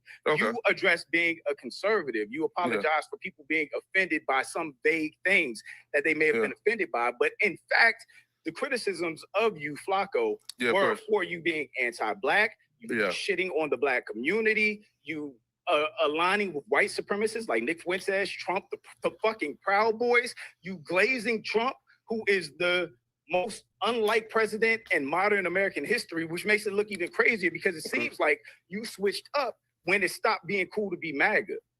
Well, no, because so like this is a clip actually from 2024, right? When I left LA and then came back. While Trump was running against Kamala, like, right? And there's clips of me on like Don't Jump Her News where I'm saying I'm voting for Kamala, right? And this was like 2024, right?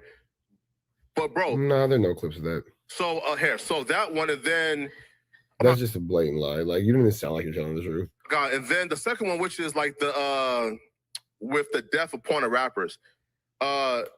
So again, like the specific people that I wish death upon, I think it was Future, it was the street rappers. And the reason why I took a stance that harsh was because my thought process was these people are leading our youth to a graveyard or jail. So my thought process was, again, and it might have been harsh as well, was I'm wishing the exact. It's crazy if you look at the chat while he's talking. Everybody's just pretty much. Let's just watch the chat. Thing upon them that they're causing to other Black men and to our youth, right? Now, I do understand, like, out of context, like, that might be harsh, right? But that was my mindset. You feel me, right? with like Nick Fuentes, bro, listen, bro, again, I completely dropped the ball.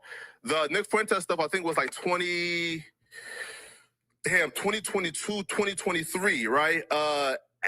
Okay, wait. So if the Nick Fuentes was in 2022, 2023, you said in your apology video that your wake-up call was the rise of white supremacy and white Christian nationalism. Yeah, of What's course. the timeline of that? Because 2023 and 2022, Nick Fuentes came out. Sheesh, caught him up in his own lie.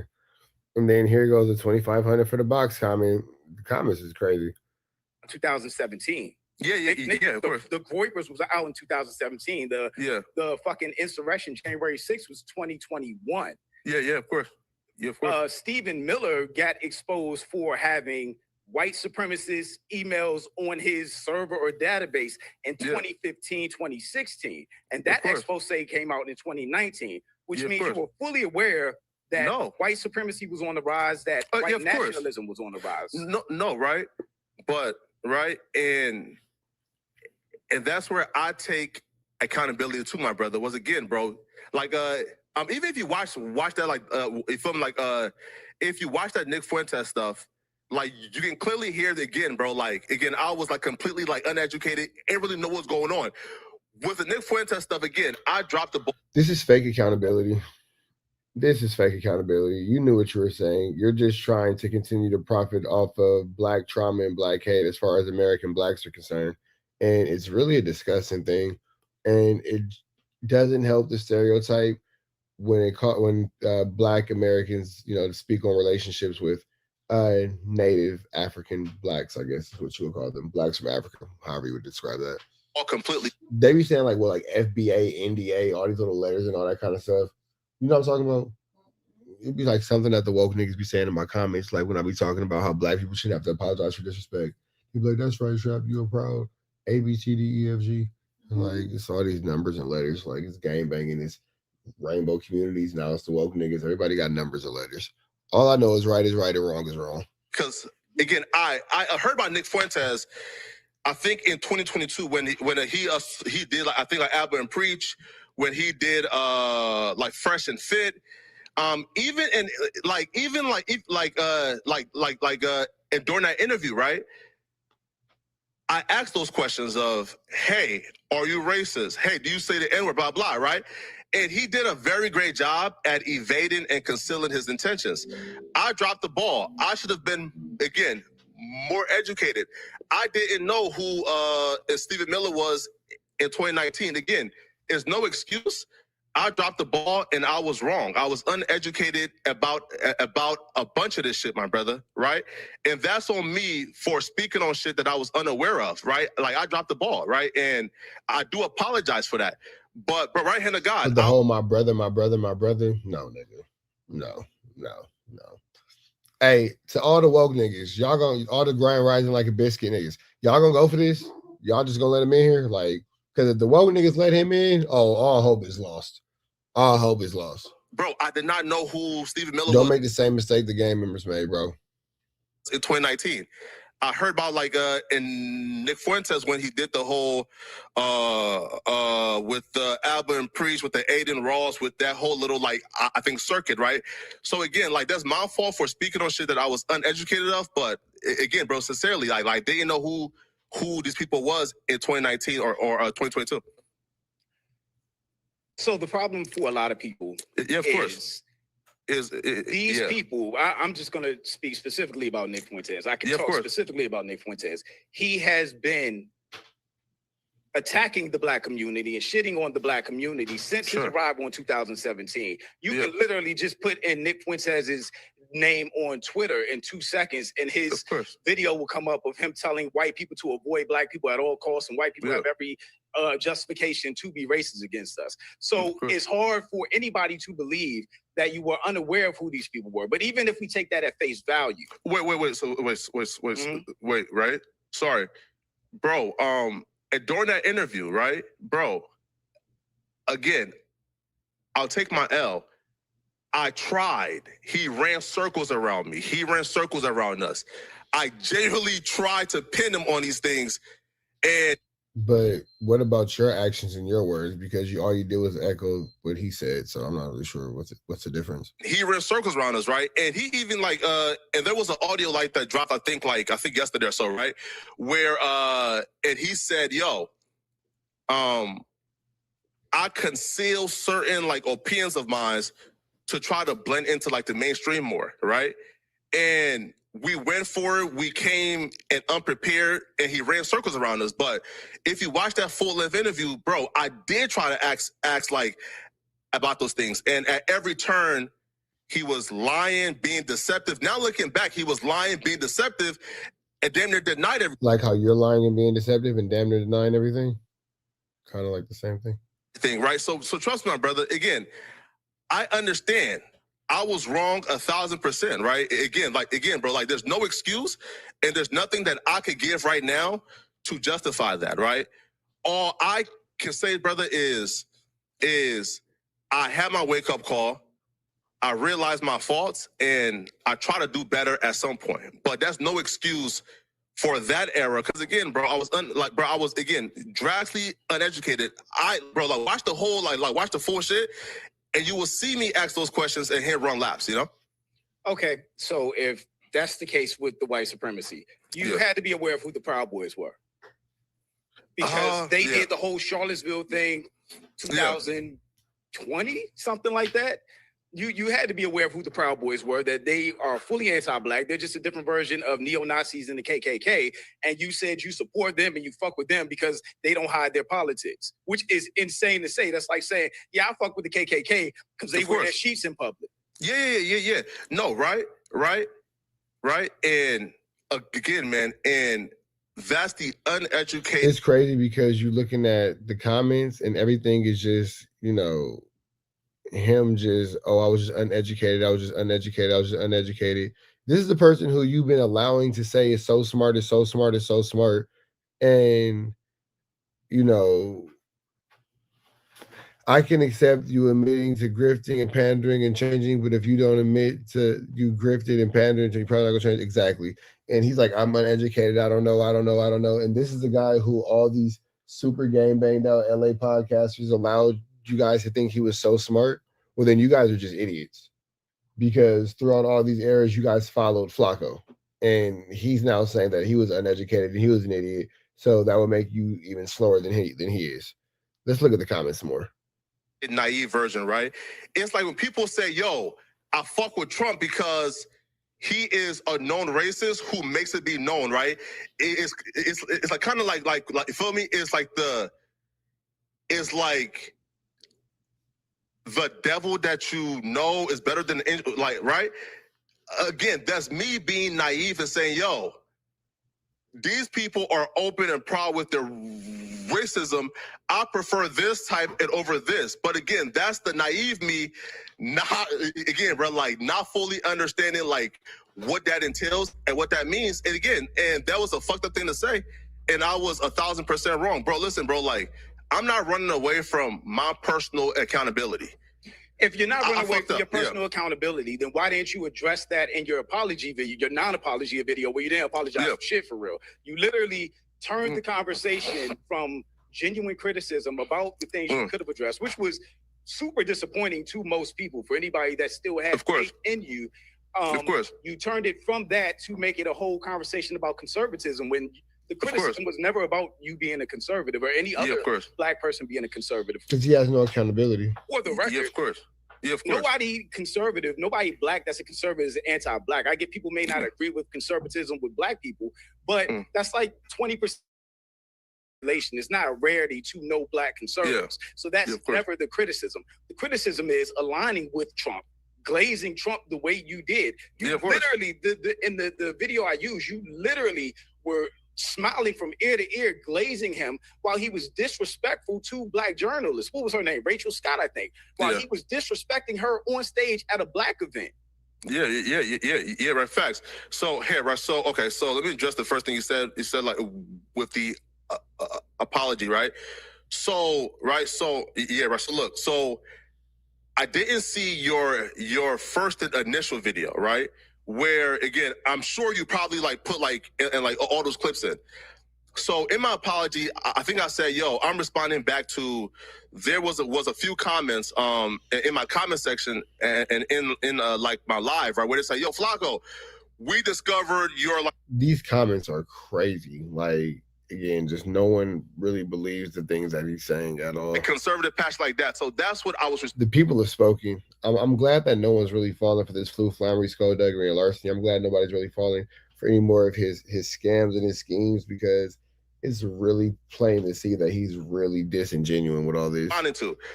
I didn't really get like a chance to see the full complaint before responding. I was responding back to like my chat saying, yo, we found this conservative pass and this conservative pass. And I said, oh shit, fuck. Cool. Let me just first address why I was conservative at some point, right, bro? If I had the opportunity to watch, I guess, like, you feel me, and all the complaints and like all the videos, I would, right? I would have probably addressed them like specifically, and you feel me? But like, I never had the opportunity to watch your first video and the rest, right? Because again, like, I tend to avoid videos, right, where like I feel like he's not really saying anything. So if you guys want to continue to watch Flacco say a lot of like so look, right, and it look, but however, you know, but look, right, so look, right, go ahead and check out Jew Almighty, man. I'm gonna get up out of there to the next one. Red dots to the left, you know the rest. Say a prayer and be blessed. We are gone. Yeah, that's weird. That nigga came in my live one time. But then we do got to remember that WACK actually started with Lush. Lush didn't start with WACK. Lush was defending himself, and WACK, we know how the situation went, but let's just see where it goes. He came in my shit popping it. He came in my shit popping it. But he know now, he a little nerd. He know now because he knows I pops up at that building sometimes, and I usually give him a pass. Now he knows. I told him, like, you know when I run into you, you know what's happening. That shit, ain't damn nigga ever ran into me, gonna tell you that was a soft wall. All them niggas do the same historian of hip hop and gang warfare. Oh, WACK it, bro. I be looking at these niggas like, and Lush, I be wanting to fuck, but the nigga looks so healthy. You know he white, got a short leg. One of his legs longer than the other. He walk with a gimp. It's like, you know, every time you see him in altercation, he just forward. Not the short leg. On my IG, man, the nigga started screaming sorry when the nigga was slapping him. How you telling the nigga you sorry while you getting slapped? Then they told him, like, get your bitch ass up, get to work. Oh, he was really apologetic. Yeah, you know. Niggas be sorry, man. See, the thing about like that, so they dangerous because they want to provoke you and then try to set you up. No, but see, here go the thing. That never made a difference anyway, bro. Talk about nigga, okay, that's cool. You gonna get your issue though. Right. Longer you go with, not get away with it, they not getting their issue. Then they'll try you. Another motherfucker. Like Munchie B, he think because he blind. At one point, This situation is crazy. And WACK is never going to miss an opportunity to throw Munchie B into the mix. Munchie B don't even got nothing to do with this, but WACK going to figure out how to put him in there. I went down, Munchie B y'all. Straight up. With no hesitation. Wouldn't give out with no homie, his homie, or no other homie got to say about it. He wasn't at that game, and that YG and gang thing, was he? Nah, he wasn't up there. I mean, he was, so what? I'm going to be real. I tell niggas all the time, hey, look, bro. I tell niggas all the time, hey, look, bro, I'm not a gangbanger. I come from gangbanging, but I'm not a gangbanger. You're not going to, I don't, when I see niggas in that type of attire, at a certain age, looking a certain way, it looks dumb to me. I'm just going to be real. That ain't my stilo, homie. It's understandable. At all, it's just not, my nigga. Like, I'm not gonna be up here with the murder ones on and the khaki suit and the, dang, you know. You doing too many $1 million meetings for that. Yeah, I'm not gonna be doing that. Hold on, bro. Hold on. I didn't know. Oh no, man. Wack is finna go off on Lush. If you know, like I know, Wack is preparing his attack. I am knocking nigga for it, but I just it ain't my shit. It's just not. And you know the niggas that's doing it, a lot of them be young niggas, and that's cool. No, if you think that Wack is gonna let this disrespect fly, you got another thing coming. Lush already know though, because Lush is ODing on the internet right now. So Wack better keep up with Lush, because Wack, you finna get into it with a whole junkie. That nigga got nothing but time and energy for this type of shit. You know, I get calls every now and then from my business partners like, hey, tone it down. You think that's something you doing a lot of? I got calls the other day. They say, hey, whoever the white lady is you putting up, take it down. Go business. Straight up. Dog face white. That's why they came down. You get a call from your business partner, or you get a call from your handler. Different story for a different day. That shit was funny as hell. That shit was funny as hell. They call me like, hey. Yeah, you business partner. Yeah, my business partners don't look like us. So they like, hey, we're business, man. Can I see I damn sure ain't finna be doing that. You know. I ain't doing that. I'm there. You're not gonna catch me doing that other shit. I ain't doing it. Yeah. You know. It don't happen. Hey, listen. I met Top Dog Sunday. Yeah. You know what I'm saying? How was that? I pulled up. I had Top Dog pull up on me at a $88 million mansion house. Right. So, you know, because he like, Wack, I need to buy another mansion. Like my Jewish partner got one for sale.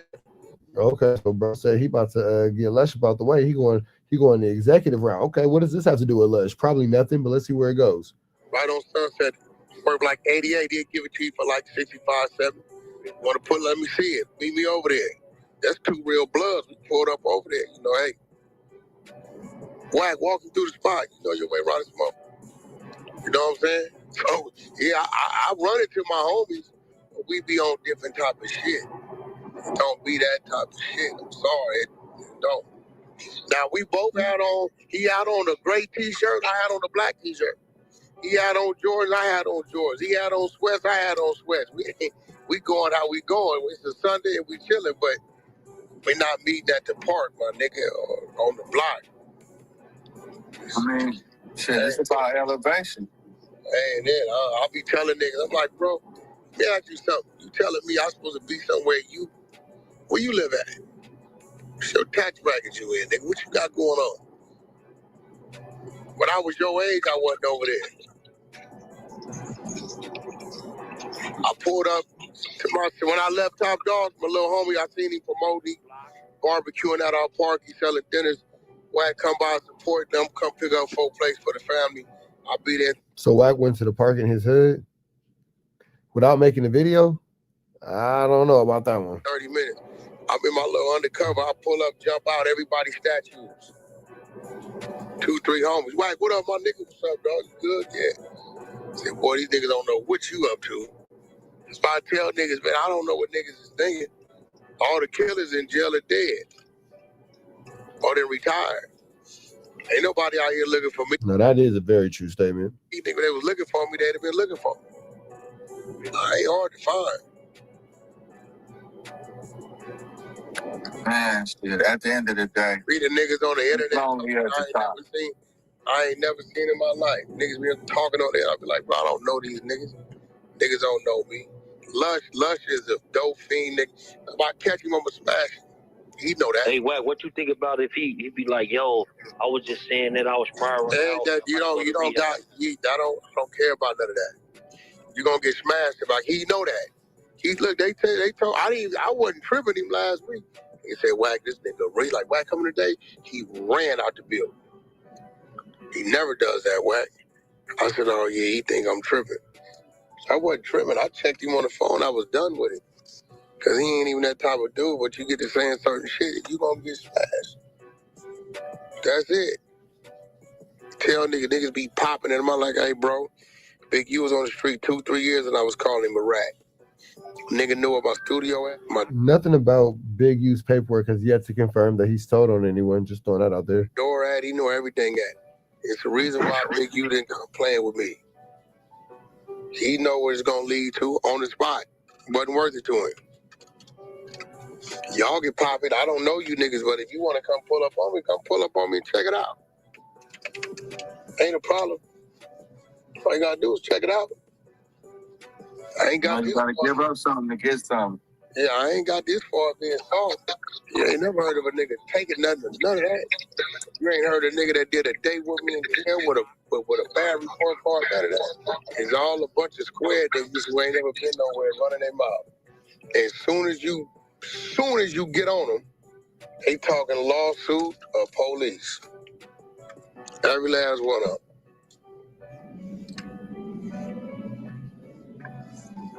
You know, once we want to open the door with that lawsuit shit, everybody think they gonna back off with that. Yup. That's real shit. So we're gonna see where this goes, man. Lush, you better dodge and duck and dodge, because WACK100 is gonna come for you, big dog. Red dots to the left, you know the rest. Say a prayer and be blessed. We go. Hey, Lush has been going absolutely barnakellas. Barnazilla. That nigga Lush is just wheezy F baby. That nigga's going crazy. That shit is wild as fuck. To Jay Diggs, he ain't do shit to Ant. He ain't do shit to Compton Rick Rock. He ain't do shit to all these people that have time and energy, but he won't try to pick on me. Whack. I promise you, if you even think about touching me, whatever happens is going to happen. But the main thing that's going to happen is that you are going to be sued for everything in your entire life that you think you own. They're going to be repoing the BBL out of R&B's ass by the time I'm done with you. You want to see Jewish? I'll show you the epitome of Jewish. You ain't touching shit. You ain't never harmed a fly. Shut up. You afraid to even go to your own functions for your gang. So why don't you worry about that and stop trying to pick on middle-aged white Jewish dudes who have no bad energy for you. You pathetic old piece of shit. Fake. What up with it? What up, bro? Hey, bro, I seen that shit with that nigga, that crackhead ass nigga, bro. That nigga bugged out, bro. Nah, it's just really showing you where the world is going. And, you know, you got niggas is crazy because they'll talk crazy, then play victim. Yeah, well, he letting everybody know. But Lush, I mean not Lush, Wack, you threatened Lush first. Lush was minding his own little J-Cat business. He was having his little girl, he was having his little meltdowns, he was having his little ODs, he was doing whatever, you feel me? It's just a flu flam, a Skodug, and a Larson. You feel me? Know about you or something. We talked about this shit the other day too. He was like, he attacked me first. They talk crazy. You can't let nobody know about me, nigga. You in the world. Letting somebody know about me don't mean nothing. Yeah. But niggas make their mind up, nigga. When their mind is made up, that shit don't mean nothing. I done ran into that nigga 100 times, but when I tell you, that dude be so scared and petrified. He remind you that little flea over there in the corner. That's his life. He be petrified, bro. Like scared. He mad because I put a video of him getting slapped up. Oh, you did? Yeah, I been put that shit up like 2 days ago. The nigga from No Jumpers? Yeah, nigga, I put that shit up 2 days ago. I'm getting slapped up, so he bad I put it up. Oh, you talking about Almighty, right? No, I'm not talking about that. The Almighty got to do with Lush, bro. No, why would I put up an Almighty clip with everybody that's in that? I don't put up re-rock shit, my nigga. I put up shit niggas ain't seen before. Damn. Hey, this is what I think is happening. I think Lush is going excuse me. I think Lush is gonna go on this crazy ass spiral, right? He gonna diss Whack, F his son, F his unalive mama, F this person, F that person. He'll get sober. He'll be like, oh no, man, it was just the drugs. It was just the drugs. I'm sorry, I shouldn't have did that, and blah blah blah this and blah blah blah that. I don't think Lush gonna stand on the business. I think he's standing right now, but I think it's a wobbly stance.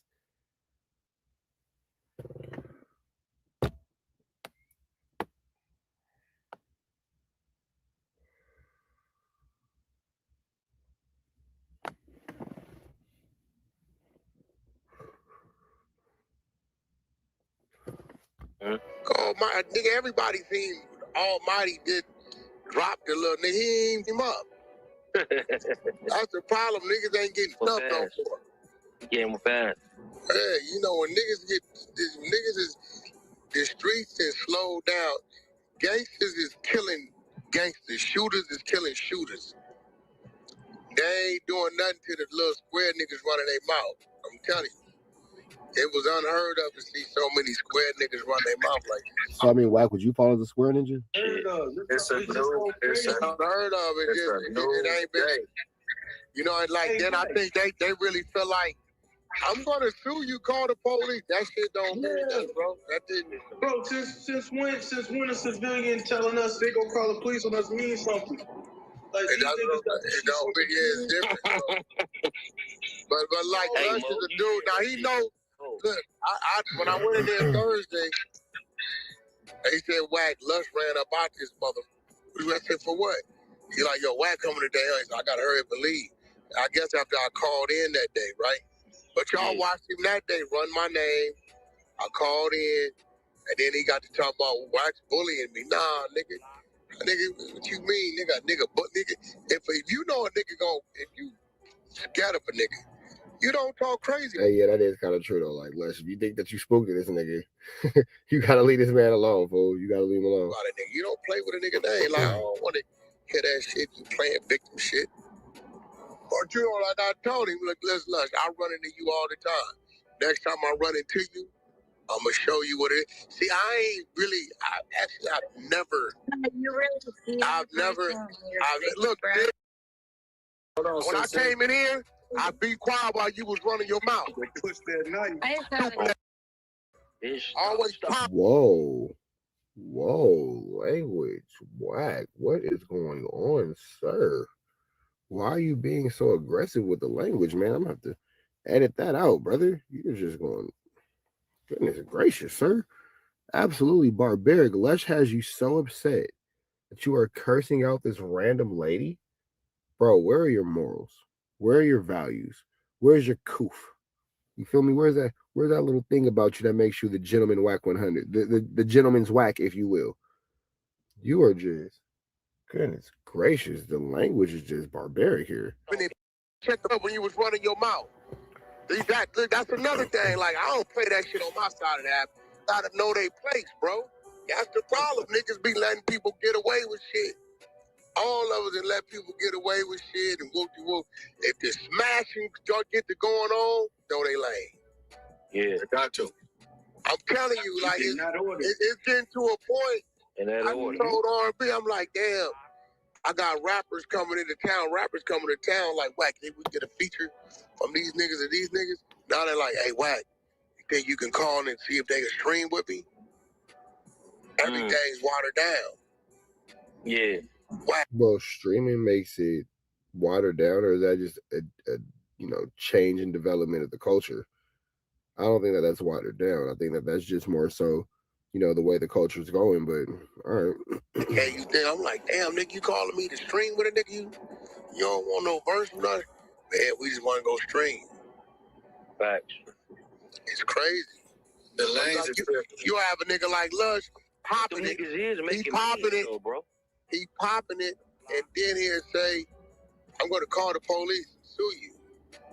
Well, here's the thing. You actually started with Lush. Lush wasn't bothering you. You were bothering Lush. So, like, I know how you like to twist things up or make things seem like this or make them feel like that and X, Y, and Z and so forth and so on. But the reality of the situation is you were bothering Lush. Lush wasn't bothering you. So with that all being said, not sure why you cursed out that lady. That was inappropriate.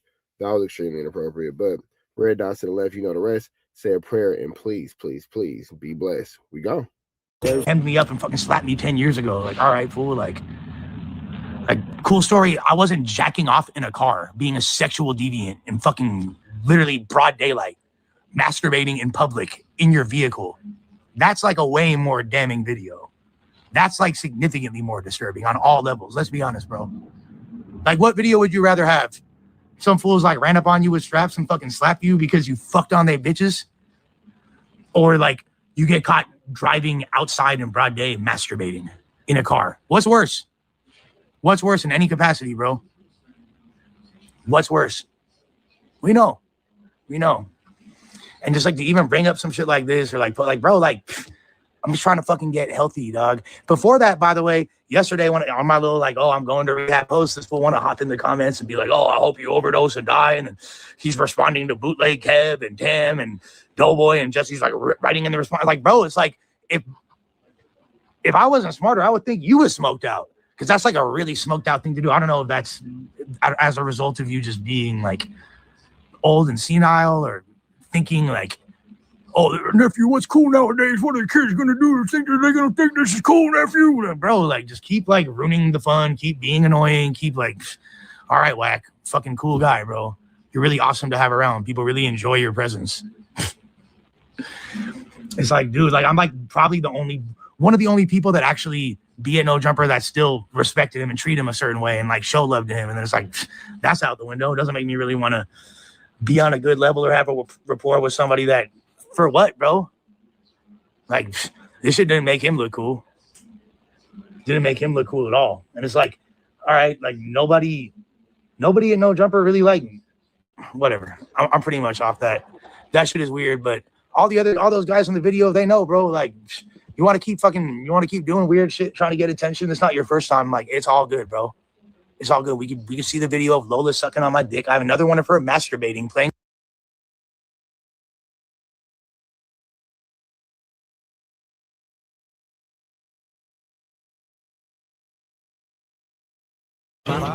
Y'all always slower than us.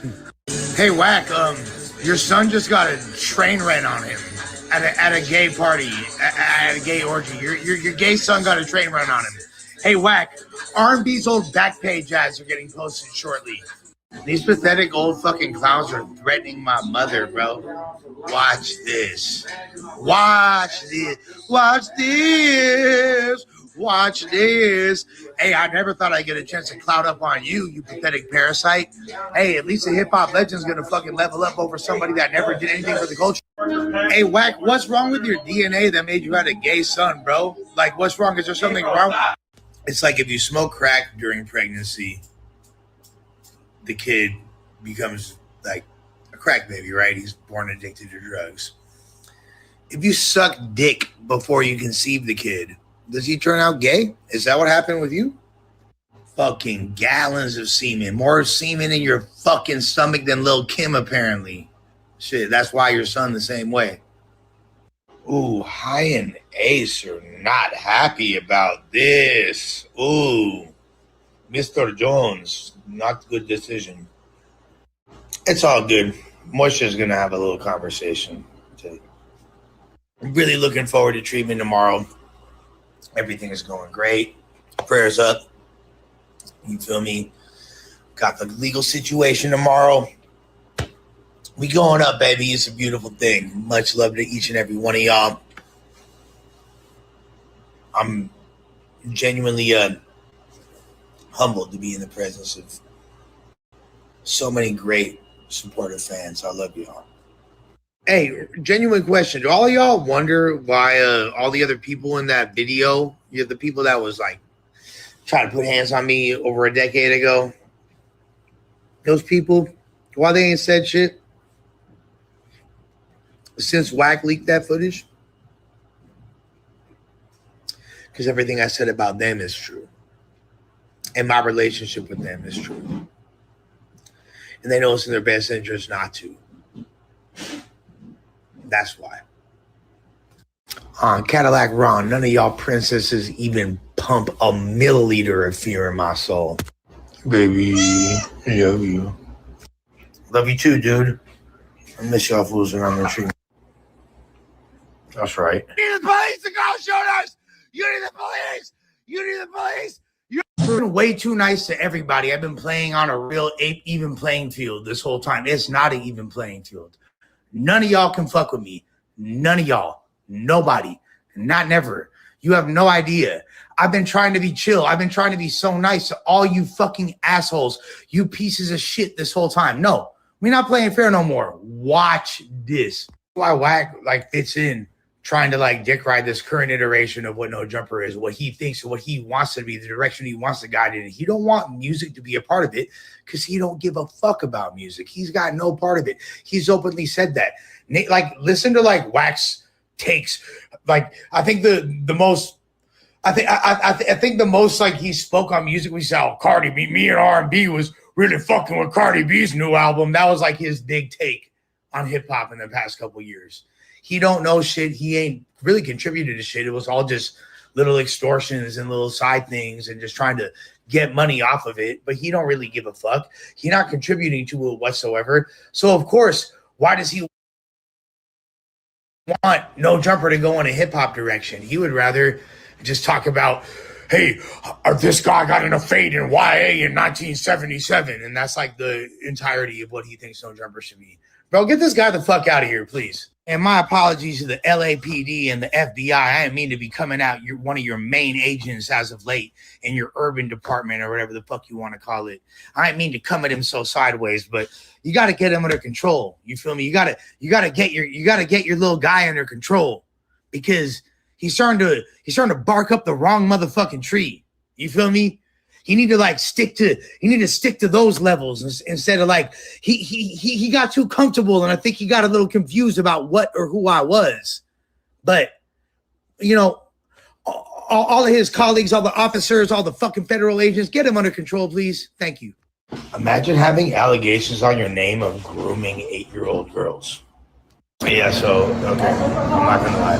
I am getting faded because I'm going to treatment tomorrow, so I'm allowed to still get faded. Should I be doing Nas and rituals? Like, everybody knows, my family knows, everybody knows I'm getting faded right now, guys. All right, just say, tell me I won't. That's all I'm saying. Just tell me I won't. Tell me I won't.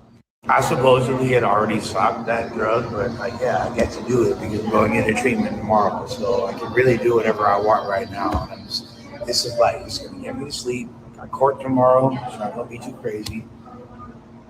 Hey, just know that under the combo I have with my family, y'all going to stop playing with me. All you pathetic fucking peasants that are beneath me. Never. None of y'all could ever play with me again. I'm sorry. I really tried to make it like an equal thing. I tried to like play ball with y'all. I tried to be on your level. No, I'm not. I can't because I'm so far above you in life, in society. So just, you know, it is what it is, homie. Stand aside, bitch. I'm gonna buy an ugly bitch of personality and tattoo her on her. I'm gonna buy an ugly bitch of a personality and tattoo my face on her back.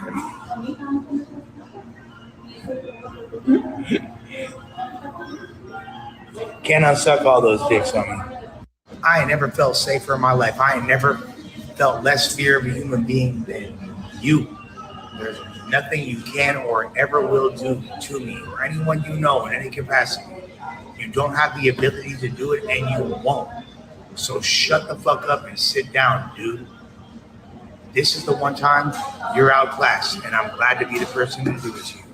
Actually, I hate it because I actually thought he was kind of cool in one way, but the buck stops here, little dude, little homie.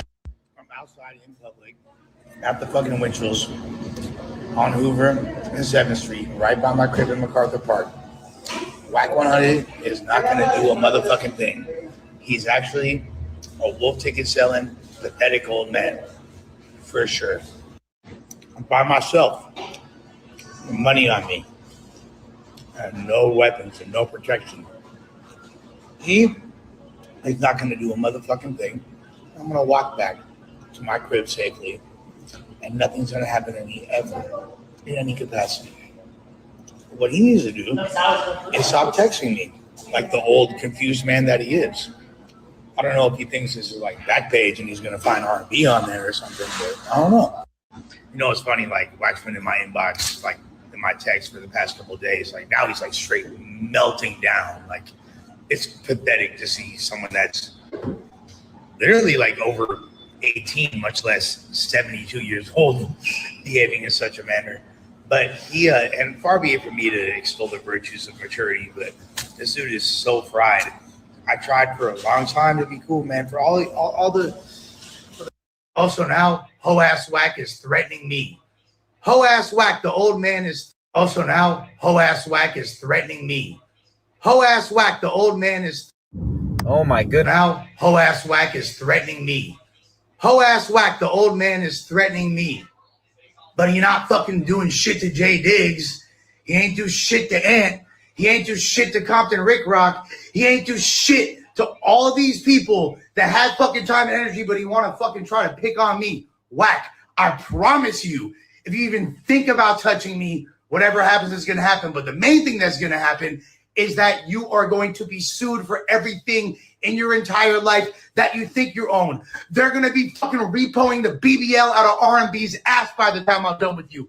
You want to see Jewish? I'll show you the epitome of Jewish. You ain't touching shit. You ain't never fucking harmed a fly. Shut the fuck up. You afraid to even go to your own functions for your gang. So why don't you fucking worry about that and stop trying to pick on fucking middle-aged white Jewish dudes who have no bad energy for you. You fucking pathetic old piece of shit. Fake shit. Attempting and failing to attempt to extort Future is not a contribution to hip-hop. It's not, bro. You ain't done nothing. Riding the coattails and booking a few hotel rooms for the game while getting into physical altercations with people. Also, not a contribution to hip-hop. You're not part of hip-hop, Wack. Wack. Wack. Even Suge Knight is more important than you'll ever be. Ooh, got a call with Jay Diggs' people in a few minutes. Looking forward to this. I didn't even want to do all this to you. You stupid old bitch. Spending cash and fucking chicks. Stop using auto-tune if you don't know how to properly put it in the right key. You could literally search the key of a song by... There's free websites you can input songs into and find out the motherfucking key. Y'all people need to learn how to make music, for real. So now, ho-ass Wack is threatening me. Ho-ass Wack, the old man is threatening me. But he not fucking doing shit to Jay Diggs. He ain't do shit to Ant. He ain't do shit to Compton Rick Rock. He ain't do shit to all. So now, ho-ass Wack is threatening me.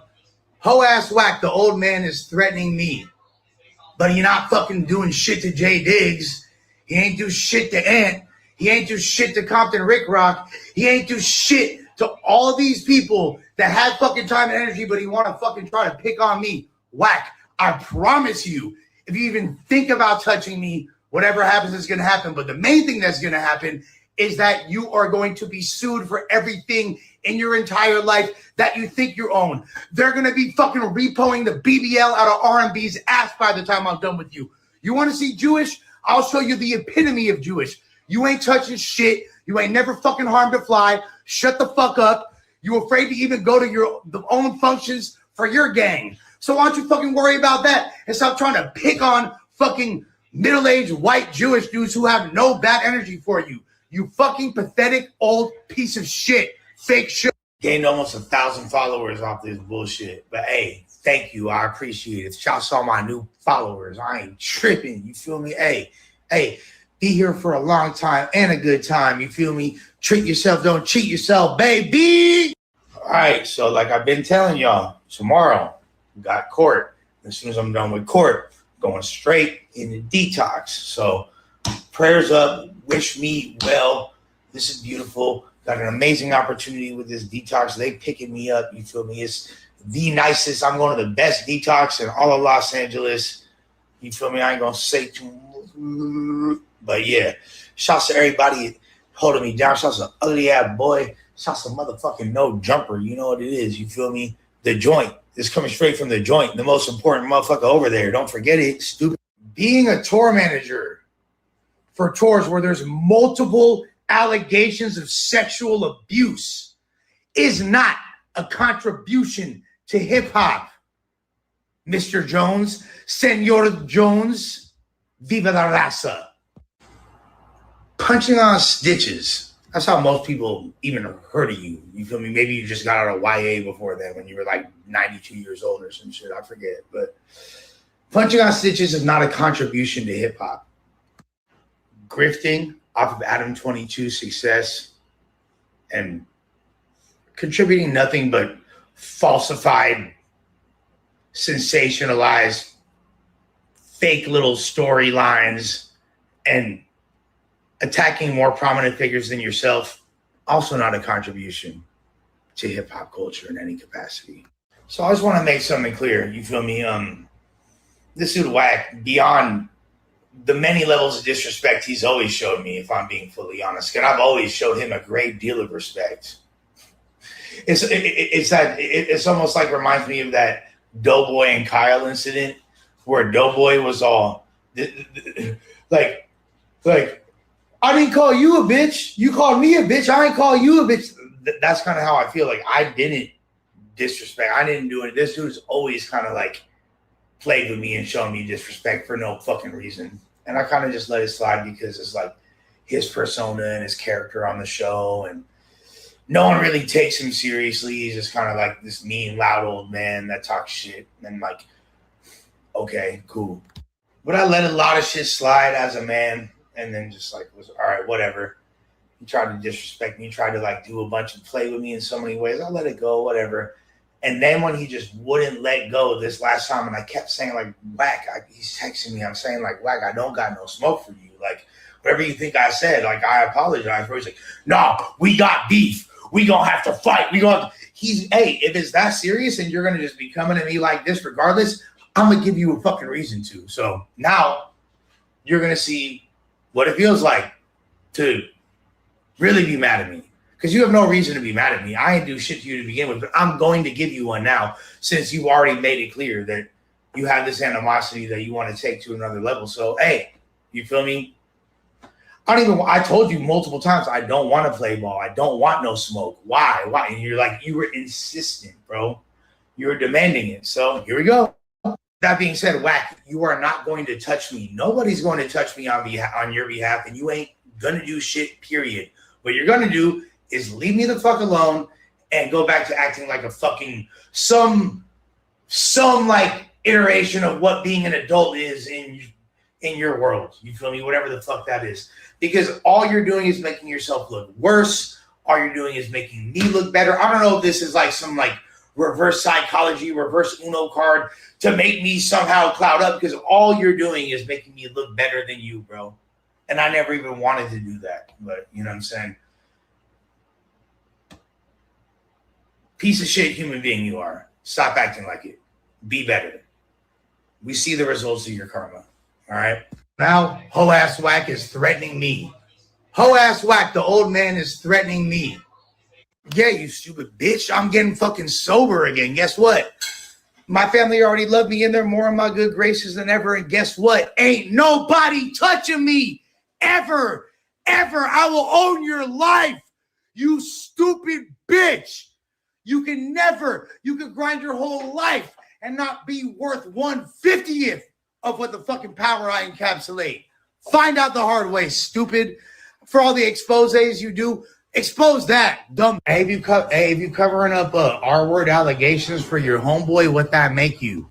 Hey, if you buy like Estrella Sydney, if you buy like Cindy Starr, like a hotel room where he was abusing, allegedly like hurting 30, what that make you? What that make you though? Yeah, you know what? I've been way too nice to everybody. I've been playing on a real even playing field this whole time. It's not an even playing field. None of y'all can fuck with me. None of y'all. Nobody. Not never. You have no idea. I've been trying to be chill. I've been trying to be so nice to all you fucking assholes, you pieces of shit this whole time. No, we're not playing fair no more. Watch this. Why Wack like it's in trying to like dick ride this current iteration of what No Jumper is, what he thinks, what he wants to be, the direction he wants to guide it in. He don't want music to be a part of it because he don't give a fuck about music. He's got no part of it. He's openly said that. Like, listen to like Wack's takes. Like, I think the most like he spoke on music. We saw me and R&B was really fucking with Cardi B's new album. That was like his big take on hip hop in the past couple years. He don't know shit. He ain't really contributed to shit. It was all just little extortions and little side things and just trying to get money off of it. But he don't really give a fuck. He's not contributing to it whatsoever. So of course, why does he want No Jumper to go in a hip hop direction? He would rather just talk about, hey, this guy got in a fade in YA in 1977. And that's like the entirety of what he thinks No Jumper should be. Bro, get this guy the fuck out of here, please. And my apologies to the LAPD and the FBI. I didn't mean to be coming out one of your main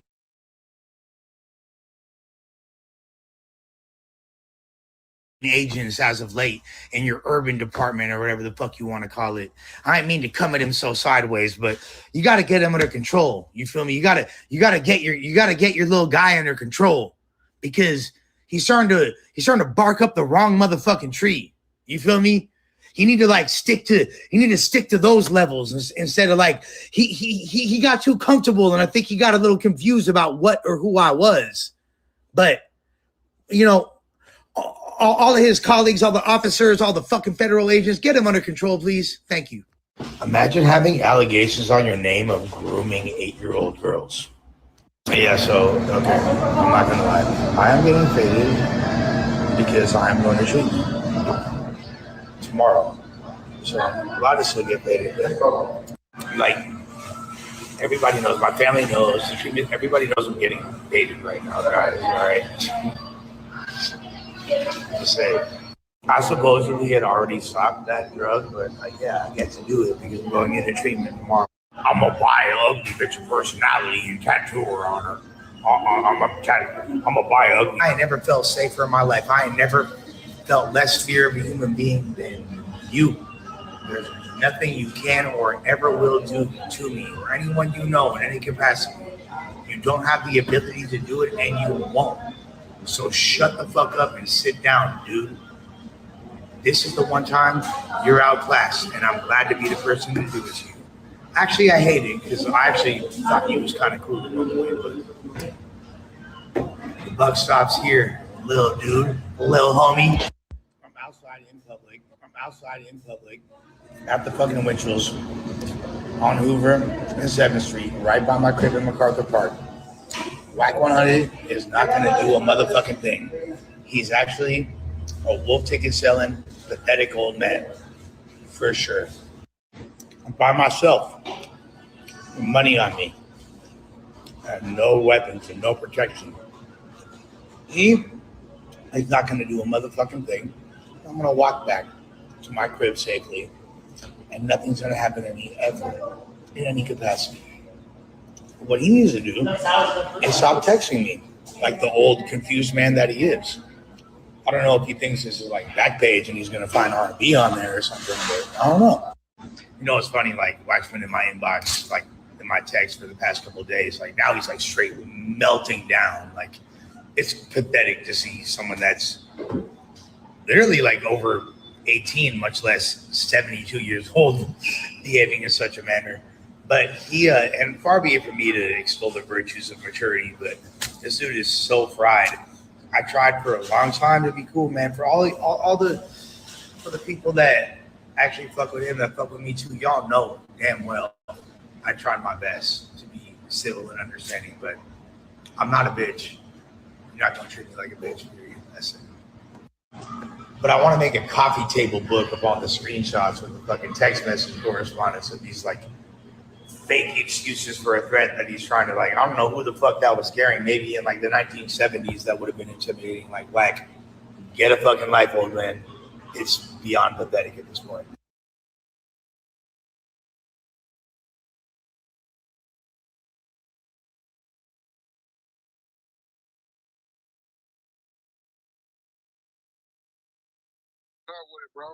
Hey, call J Hood. My phone, low quality speaker. Call J Hood, please. I'm calling him right now. All right, J Hood calling you right now. I think you gotta put it to the mic. Yeah, I'm just saying. Okay. Hey, you need to buy a new phone, bro. Yeah. What up? So look, you saying what? What you been here saying? Who? What? I never said you. I didn't say you was in an indictment, Whack. I did not say you was in an indictment. I specifically said you. You got to put it to the microphone. I did not say you was in an indictment. My name like a nigga won't break your shit. Hey, bro, I'm like the one like speaking unbiasedly and defending you. I'm like, but I'm not talking bad. Like you could save this preamble, but I'm not like talking bad about you. Hey, bitch, do you know what a overt action is versus a charge? Ain't No one said you had a charge though. No one said that. No, I didn't. No, I did not say you had a charge. I never said that. I never said you had a charge. I don't know what you're talking about. I didn't say you had a charge though. But I didn't say you had a charge though. But I didn't say that. I didn't. Go ahead. But I didn't say that though. But I already knew this was gonna be some. I don't even know why I answered this. Hey, listen, I ain't let you niggas meet who Wack is. And one day I'm gonna show you that. Okay, but you ain't gonna like. But I'm not against you, and I didn't say anything. Calm down. Yeah. Even listen, I'm not. I don't know why you tripping on me, bro. Like I'm not. You was just popping it. No, I wasn't. What did I say that was popping it? Put the microphone to the speaker. He passed the bottle to a nigga that killed the nigga every week. I ain't never said no like that. No, that's not. The thing is, I'll say it again. That's not. Bro. I think you're lacking context. I don't understand. What you talking about? I think you're lacking context though, because that's not at all like. Tell you what, hey, look, it's all I'm gonna tell you. It's my last warning to you. Watch your mouth with my name, bro. I was trying to defend you. You're good. You're good. Listen to what I'm telling you. I see you too much, homie. I'm gonna tell my story, and I say it again. Big U wasn't even there. He stayed back with the and nobody ever touched it. Period. So that's one of them Crips who wasn't there lying, talking about the nigga got stopped out of LA. That's loose cannon. So okay, that is loose cannon. So you're clearly talking about loose here. Loose cannon told. So loose cannon told. 9 times out of 10, he trying to get out. Wasn't there, you dummy. Ain't nobody getting stumped. No, loose cannon probably wasn't there. He probably heard about it, and then he just trying to tell his way out. Loose cannon in 2014 in the 60s. I never heard of that name. Interesting. Loose cannon ain't never been to the 60s. Ain't nobody getting stumped out of no airport. He'll probably come back. 2014. Okay, yeah, that was a long time ago. So who you think? So who tell it? If anybody told that story, it's a on the indictment named Hop. It was probably Hop because Hop was around all day, and that sound like either A, somebody talking and put extras on it, or B, a nigga just making up shit. Cause you can't find nowhere where said Future was ever touched. He was never touched. So for them to say he got stomped out, that let me know. Now if you read it, it also said Sylvester, 60 years old of Northridge, said he had to carry a gun to go to a dispensary. So what it looked like they releasing is all the statements his co-defendants that's on the street then made to the feds, because how would they know Sylvester had to have a gun in 2023 for Big U? And for the Future was never touched, ever. So you can never find nowhere where it says Future was touched. So do are the feds able to? So why are the feds trying to put that as a part of the indictment now? Like why did they add that? It's an overt act. You know what an overt act? It's not a charge. It's not a charge. So the better question is, why would you trying to compare the two then? Oh yeah, wait, it's not a charge. If it's not a, it's an overt act. No. Yeah, but that's character evidence. But Munchie not being charged either. So like it's not. So again, it's just. It's character evidence. It's character evidence. It's 1101. I still feel it, but isn't that still like somewhat? I don't even try to understand the feds. They shit too. Character evidence is like untold crime. Break it down. Break it down. I'm gonna keep it gangster with you. So if I send you this paperwork right now, where it got Brick Baby in there, which y'all ain't seen, Brick Baby on the phone doing gun transactions with Big U and everybody else. Also now, Ho Ass Wack is threatening me. Ho Ass Wack, the old man, is threatening me. But he not fucking doing shit to Jay Diggs. He ain't do shit to Ant. He ain't do shit to Compton Rick Rock. He ain't do shit to all these people that had fucking time and energy, but he want to fucking try to pick on me. Wack, I promise you, if you even think about touching me, whatever happens is going to happen. But the main thing that's going to happen is that you are going to be sued for everything in your entire life that you think you own. They're going to be fucking repoing the BBL out of R&B's ass by the time I'm done with you. You want to see Jewish? I'll show you the epitome of Jewish. You ain't touching shit. You ain't never fucking harmed a fly. Shut the fuck up. You afraid to even go to your own functions for your gang. So why don't you fucking worry about that and stop trying to pick on fucking middle-aged white Jewish dudes who have no bad energy for you. You fucking pathetic old piece of shit. Imagine like a scaly Gila monster, Komodo dragon-esque looking human being who's like 78 years old, driving around and furiously stroking his ashy excuse for a cock in public, in broad day, when you could like hear the sound of children playing at the local elementary school down the street in the background. Imagine that. Is this a person who you want to watch on podcasts? Imagine like a scaly hemmed me up and fucking slapped me 10 years ago. Like, all right, fool. Like, cool story. I wasn't jacking off in a car, being a sexual deviant in fucking literally broad daylight, masturbating in public in your vehicle. That's like a way more damning video. That's like significantly more disturbing on all levels. Let's be honest, bro. Like, what video would you rather have? Some fools like ran up on you with straps and fucking slapped you because you fucked on their bitches? Or like you get caught driving outside in broad day masturbating in a car? What's worse? What's worse in any capacity, bro? What's worse? We know. We know.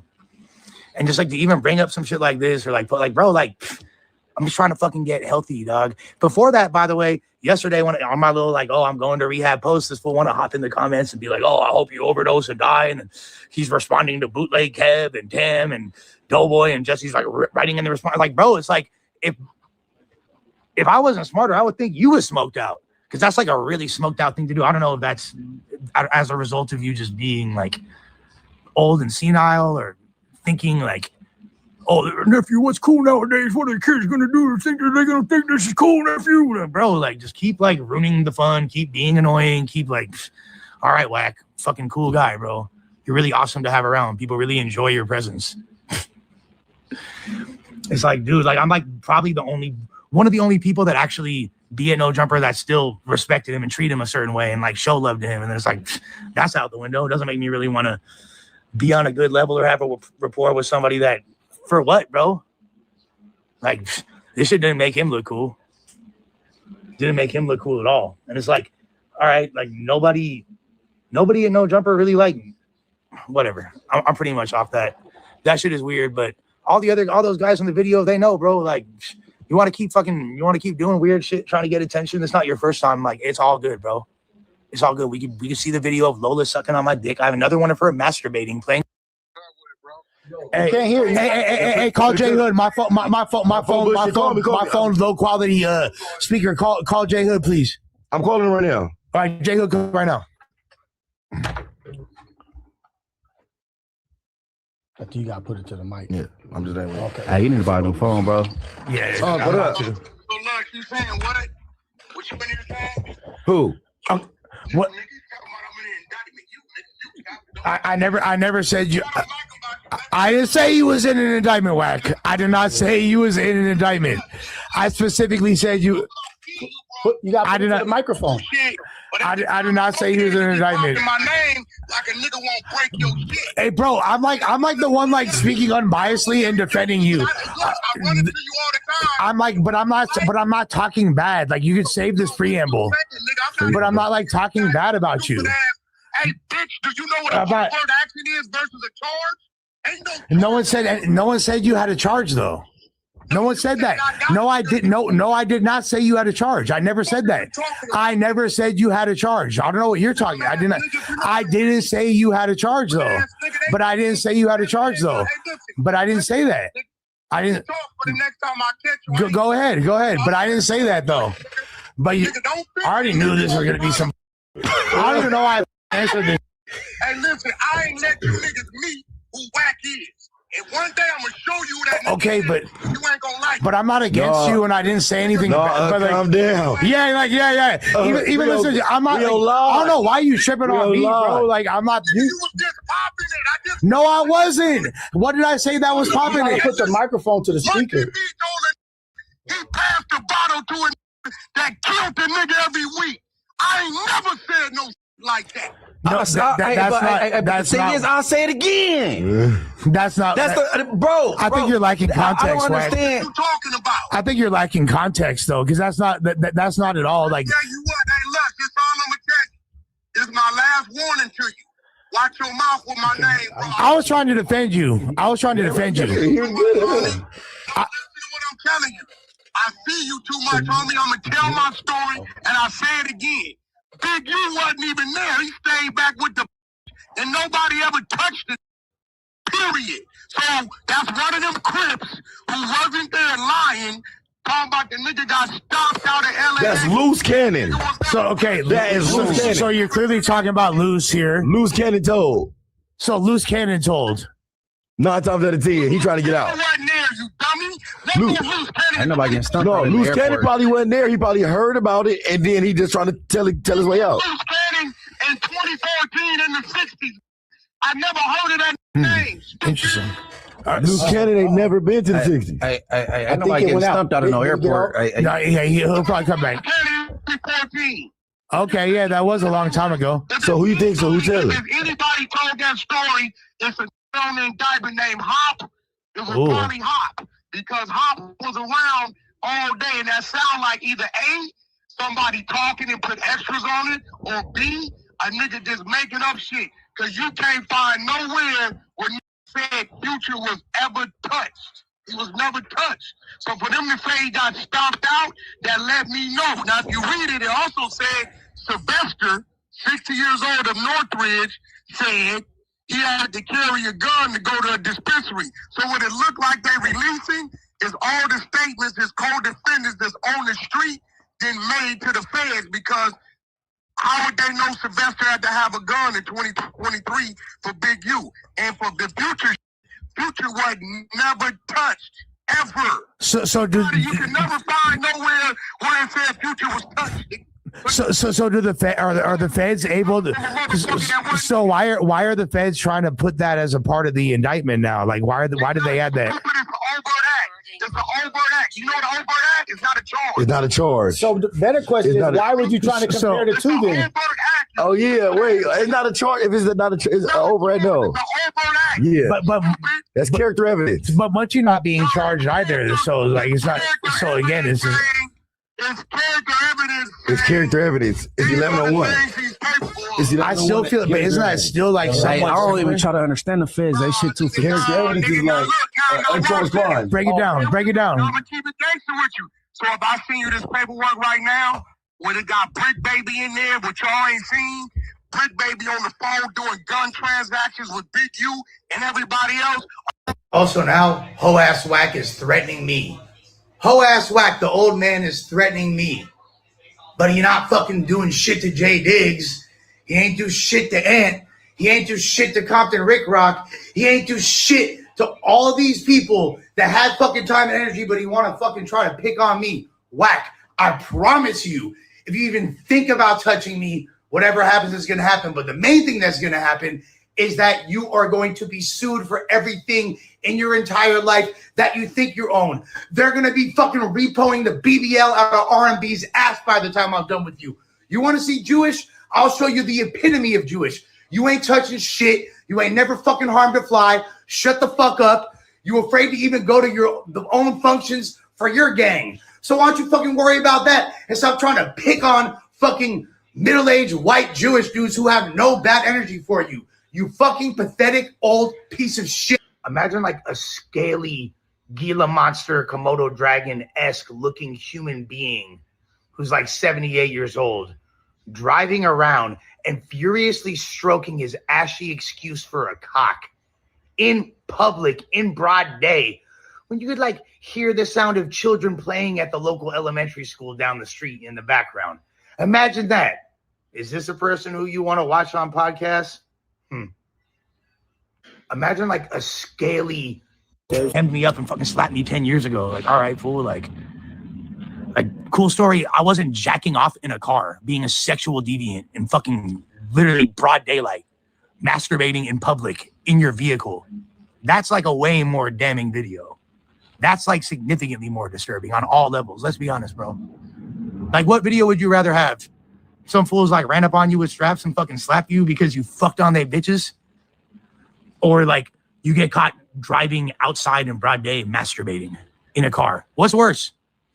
What's worse in any capacity, bro? What's worse? We know. We know. And just like to even bring up some shit like this or like, bro, like, I'm just trying to fucking get healthy, dog. Before that, by the way, yesterday when on my little like, oh, I'm going to rehab post, this fool want to hop in the comments and be like, oh, I hope you overdose and die. And he's responding to Bootleg Kev and Tim and Doughboy and Jesse's like writing in the response. Like, bro, it's like if I wasn't smarter, I would think you was smoked out, because that's like a really smoked out thing to do. I don't know if that's as a result of you just being like old and senile or thinking like, oh, nephew, what's cool nowadays? What are the kids gonna do? They're gonna think this is cool, nephew. Bro, like, just keep like ruining the fun, keep being annoying, keep like, all right, Wack, fucking cool guy, bro. You're really awesome to have around. People really enjoy your presence. It's like, dude, like I'm like probably one of the only people that actually be at No Jumper that still respected him and treat him a certain way and like show love to him. And then it's like, that's out the window. It doesn't make me really want to be on a good level or have a rapport with somebody that, for what, bro? Like, this shit didn't make him look cool. Didn't make him look cool at all. And it's like, all right, like nobody at No Jumper really like me. Whatever. I'm pretty much off that. That shit is weird, but all those guys in the video, they know, bro. Like, you want to keep doing weird shit, trying to get attention. It's not your first time. Like, it's all good, bro. It's all good. We can see the video of Lola sucking on my dick. I have another one of her masturbating, playing. What's the deal, y'all? What's the deal, y'all? What's the deal? Rich Trapper tapping in TNN Trap News Network. Back in the same, like, cook, crack in this thing. Like, comment, subscribe, like, comment, subscribe, like, comment, subscribe. More of this good content here at TNN Trap News Network. It's that good news reviews. It's that good knowledge you're not going to get in nobody's college. Tap in with the tap in to make sure you are, in fact, tapped in with that good tap in. You feel me? Hit that notification bell. Hit all. Stay tapped in for the latest and the greatest what we got going on here at TNN Trap News Network. News reviews, knowledge, you ain't finna get nobody's college. We better jump into this content, but before we do, make sure you hit us up on Instagram, TRAP, NEWS, NETWORX, Trap News Network to become, Trap News Network correspondent. Hit me up on Instagram if you want to be a Trap News Network correspondent, man. A few people have hit me up. We got a few people checking out today. So make sure y'all tap in with the tap in. You feel me? We would love to have you a part of this Trap News Network family. You feel me? Get into that. You ain't got into that. And we need y'all to make sure that you sign a petition in the description to get rid of. Sign a petition in the description, help us complete the mission to support the deport. Get rid of pathetic facts out of these great United States. You feel me? Get into that. You ain't got into that. We can slide into this content, man. Shout out to Scandalous Los Angeles. Big love to Scandalous Los Angeles. Apparently, they figured out that Wack was lying about being C blank Wack. You know what the blank means. You know, Bloods put a certain letter after the C to show disrespect. Wack was saying that he was such a blood, his name was C blank Wack. Let's get into this lie. Let's get into it. Along the way. Attempted murders, like all my whole record was violence. In there, you just really don't understand how that inner city. We don't fuck with, listen, the only police we fuck with is the crooked police, there's power rules and crips, there's gang members that niggas don't know they gang. Fuck with them police, them the homies. Yeah. They do everything we need them to do. And it's a lot of them out here, they'll pull a nigga over and take it where we need to take them. Them the police we fuck with. So we fuck with police. Welcome back to Scandalous Los Angeles TV, where we expose the exposers. Porky has really outdone himself this time. Reggie Wright and John, over at Bomb First, tried to help him. But somehow he still managed to throw himself under the bus. Just like every other time, we've caught Porky in another lie. And this time, it's serious. Today, we're about to prove that he really did go to jail. He really was picked up and brought in for questioning. Now, if you know Porky like we do, then you already know. He lies so much. We can't just focus on just this one. Before we even get into the jail story, We have to touch on some of the other lies he's told recently. I won't take too long on it, but let's go back to that story he told about being CK WACK and how that persona supposedly came to life in Soledad. And I went to reception, and they put me in cell with a G homie named Baby Wayne from Village Style Power Room. And I think at that point is when my penitentiary training started. You know, because he had been to prison 2-3 times. The good thing about Baby Wayne was a knockout artist.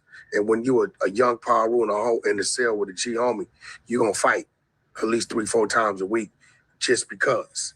So, you know, he kind of got me stronger with my push-up game, my physical game, and he made me squabble him every day, almost. So by the time I left there, I hit Soledad.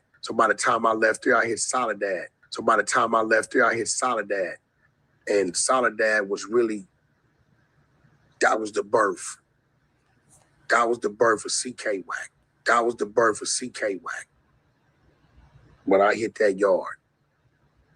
CK stands for Crip Killing. Okay. See, I was Lil Wack. From there, I went to CK WACK. According to Porky, he left Delano State Prison and was transferred to Soledad. And that's where the name CK WACK was born. The only problem with that is that in a separate interview from 8 years ago, Porky said he went straight to Soledad when he first hit the penitentiary at 16 years old. Where the trucking business came from, you know, I went to the pen, Simon. As you know, I was the first juvenile to actually go to California State Penitentiary at 16. Now Youth Authority, I already ran through that. So at 16, I'm in Soledad. State Penitentiary. So from 16 to 22, I run through like 7 different prisons. You're 19 years old when you get out? Yeah, I'm like 19. I do probably like 2.5, 3 years of solitary confinement time, you know.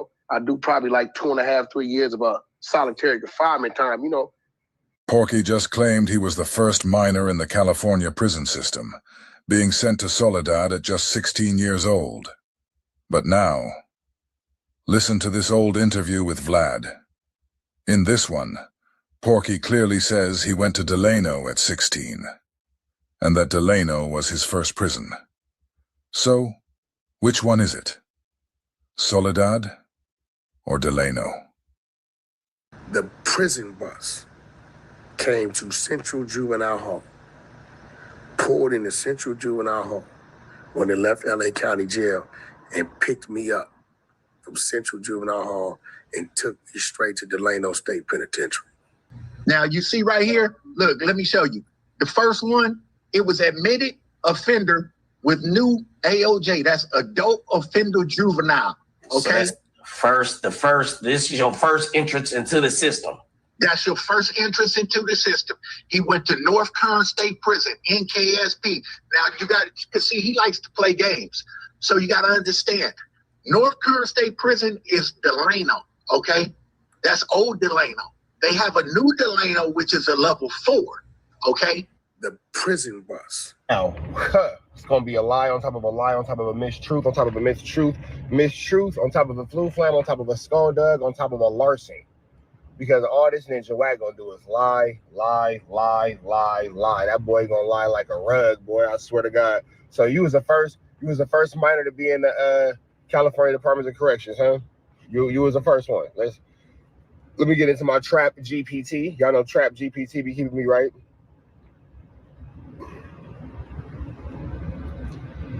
Can I ask you a quick question? What's your question? What is the name of the first, you know what, it's gonna be low. Hold on. What is the name of the first youth under the age of 18 to be put into the California Department of Corrections of Jail? I'm sorry, California Department of Corrections and Rehabilitation. Who was the first minor to get sent to the adult penitentiary in California? Let's see. Who was the first minor? The specific name of the first user placed under CDCR of the minor. It's not readily available because of the records, historical, blah, blah. While not being able to give you the exact identity, know that we can give you race, white male, age 15 years old. Well, that's enough right there. Wack's not a white male. Simple right there. It was a white male that was the first to get sent, actually. So, right. And then even in that time, we can even say maybe even a white passing Hispanic, because that's probably way more likely, a white passing Hispanic. But C blank whack that never existed, probably not. Probably not. Probably not. LA County Jail and picked me up from Central Juvenile Hall and took me straight to Delano State Penitentiary. He'll try to say, I went to Delano to make you think he'd been a higher level than he been. He was at reception, right? Then the next prison he went to was SATF, Substance Abuse Treatment Facility, which is the level 2, okay? That's where he paroled from. I thought Porky said he was 16 years old at Soledad. I thought he said he went to Soledad after he left Delano. See all the lies you have to sift through when dealing with this guy? He didn't go to 9 prisons like he alleges, okay? He got paroled. If you see, he got there, he got to prison on 131.95. He paroled 4/1/98. He got paroled. If you see, he got there, he got to prison on 131.95. He paroled 4/1/98. Okay? 95 to 98 is 3 years. I don't give a fuck what kind of arithmetic you try to use with it. Porky got to Delano in 1995 when he was 18 years old. He paroled in 1998 at 21. That timeline makes one thing crystal clear. It was impossible for him to be at Soledad at 16. If Porky never went to Soledad, then there was never a birth of CK WACK. The whole story was built on a lie. Just another chapter in Porky's book of fiction. Okay? But this is the kind of fraudulent dude that is out here on this internet trying to, you know what I'm saying, pretend to be somebody and something that he's not. You see what I'm saying? Go to the next one. It say return from parole, re-entry 3, which means the county jail. He never went back to the prison. You see what I'm saying? He was in the county jail from 6/2 to 7/25 of 98. Okay? He returned to parole. Then 3 days after Christmas in 1998, same year, he got another violation, return from parole, re-entry 3. He went to the county jail. You see what I'm saying? He was returned to parole. Then he discharged on 2/25/2002 from Region 3. Discharged from sentence. Okay? All that talk about he was in there for all this shooting and attempted murders and all of this shit. This motherfucker got one charge of 245 PC A2, okay, which is assault with a firearm, okay? So as you just saw, Porky never set foot in Soledad. So all that talk about Soledad was just another lie. There was never a birth of CK WACK. That entire story was completely fabricated. Then there's the claim about spending 2 to 3 years in solitary confinement. Lie. Being the first minor in the California prison system. Lie. Being 16 years old at Soledad. Lie. That's 5 lies in one story. Back to back. But this is what Porky does. Now let me show you guys how Porky fell on his own sword. You won't find this next clip on YouTube anymore, because Porky had Cheeseburger Chuck take it down. Hey, Big Chuck, we just want to talk about when he gonna bring the audio from being talking to them people. We want to know what he said. We could clear all this up. Who's that, Chuck? That's Deuce. Yo, I just PCK always talking to me. We in the streets. We in news. I got nothing to talk about. Every time he does this, it's a PC move. Always notice how Porky reacts when Deuce questions him. He can't stand it. He cuts him off, yells over him, or accuses him of PCing for talking to him on a social platform. But when it comes to DZ from SBGB TV, it's a whole different story. Porky gives him content and plays along. Oh, what's up, homie? Okay, yeah, as long as it's WACK100, because if it's somebody else, we're not doing that. Listen, we're not doing that. Listen to me. Hey, listen to me. This real shit, right? we always know what we're doing, right? We always know what we're doing. And believe it or not, right, we are the most supported people of our people on the internet, right? It's a lot we can do. Remember, I'm an industry guy. I'm tied in the labels. I'm tied in the YouTube, right? So what I'm telling you, brother, is like, I called in to you intentionally because I saw you was building. I didn't have to do that. People pay me to do that. I did it. I said, let me call in and give them the content. We always know what we're doing. And I'm saying that to say this. At some point, bro, you run your content, but you got to have some type of reserve when you're running it. Because remember, it's our content. You get what I'm saying? And then, say that? Okay, so doing these type of things, right? There's certain things that, especially when it comes to me as a public figure, right? I own me. You right? I haven't given you a verbal or signed anything, right? So what I'm saying is, as a brother, when I'm talking as a brother, fuck to people. When a brother is calling in to help you, because I'm giving you notice the content I gave you, you've been able to chop that shit up and run with it for about a month now, a couple weeks. Boom, a month. Right? At least, right? But it gotta come to some point, bro, to where it's just not like an attack thing. Because then at that point in time, listen to me, you as a brother, I'm a businessman, right? At that point in time, just from friend to foe. I called in as a friend. No matter what our back and forth was, I chose to stay on the phone. I know, I've been doing this social media shit forever. I know what I'm doing. If I don't fuck with you, I'll never say a word to you. I won't even utter your name. If you see a lot of people, I ignore them. I won't say their name, because the minute I say something to them, I have a conversation with them, it helps still. You get what I'm saying? I know that. I know what I'm doing. If I don't fuck with you, I'll never say a word to you. I won't even utter your name. If you see a lot of people, I ignore them. I won't say their name, because the minute I say something to them, I have a conversation with them, it helps still. You get what I'm saying? I know that. So I'm telling you, brother to brother, run your content, especially we gave you content.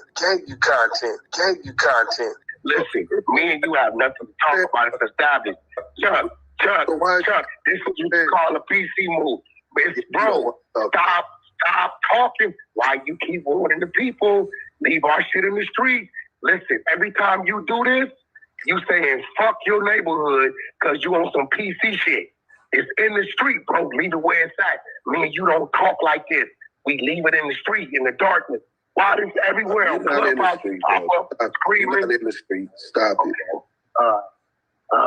I just left LA. You ain't in the power rules. You ain't in Gonzalez. You don't hang in the parts in the garages. Remember? Weird ass niggas. Stop faking. Yeah, stop faking. You making Fruitown Brim look bad right now. Bro, I'm one of the greatest things that ever came from the 30s, bro. Fruitown Brims. Y'all know when it's street business and it's up to the disrespect level of me and him, he ain't supposed to do this shit. It's a PC move. I'm going to mute up, Chuck. When he done doing the PC shit, I'll holler at you. Well, I didn't hear you when he done. Well, I didn't say nothing about me and you. I asked you about the statement that you made. If you waive your Miranda rights, that means that there's a statement in audio. You need to go get that and prove you ain't CS2 back. That got nothing to do with me and you. That's you trying to clear your name. Don't bring the police. The police can't vouch to say that you not working with the police. You got Fruitown Brim looking bad right now, bro. We in the streets. You got, bro, stop PCing. Don't talk to me on no open platform. You got Fruitown Brim looking bad. It's real gangsters over there. Why you doing PC ass shit? I'm going to mute up again, bro. What's that got to do with your paperwork? Bring the paperwork and the statement that you made to the task force and the FBI on the Main Street case and the Tupac and Biggie murder and clear your name. You say that the truth can never be considered. Hey, Chuck, you know what would be funny, right? This would be funny. I'm talking to you, Chuck. I ain't talking. It's when people say dumbass shit, it makes them look dumb. Chuck, I was in the penitentiary from 1993 to 1999. When was Tupac and Biggie killed, Chuck? 96, right? 96. 96, 97, right? Yeah. I'll mute up. But I gave a statement on him. I'll mute up. Let's make sure Wack knows that he ain't fooling nobody. Hey, Wack, the Tupac and Biggie murder are still unsolved. That means it's still being investigated right now. We can show plenty of people who were in jail during the time of the murders, who gave statements about the murder. You ever heard of a jailhouse informant? You ever heard about Kenneth Bo Agnew? What about Waymond Anderson? Marion Knight and Studderbox were both suspects in the murder, and you were around both of them during the time investigations were taking place. So you could have very easily been giving the police information you obtained while being around them. I said you gave a statement to the task force that was investigating that, Greg Cadence, and then the other officer that said you was arrested. Well, first of all, there were no arrests made other than... What type of loser lies about being a power or like a thug or a criminal and all that kind of stuff? Like, who lies about a criminal record? Like, I can see you lying to make it seem like it's not as bad as what it was, because you're trying to make it seem like you're trying to downplay it, you ain't trying to be seen in a certain type of light. But who the hell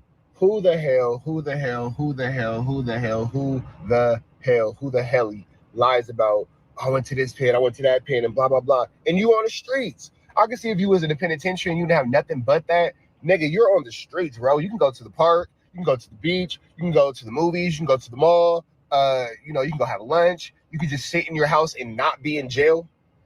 Just not being in jail, that's always a thing. Not being in jail is always a cool thing. But why would you sit there and just tell this stupid lie over and over and over?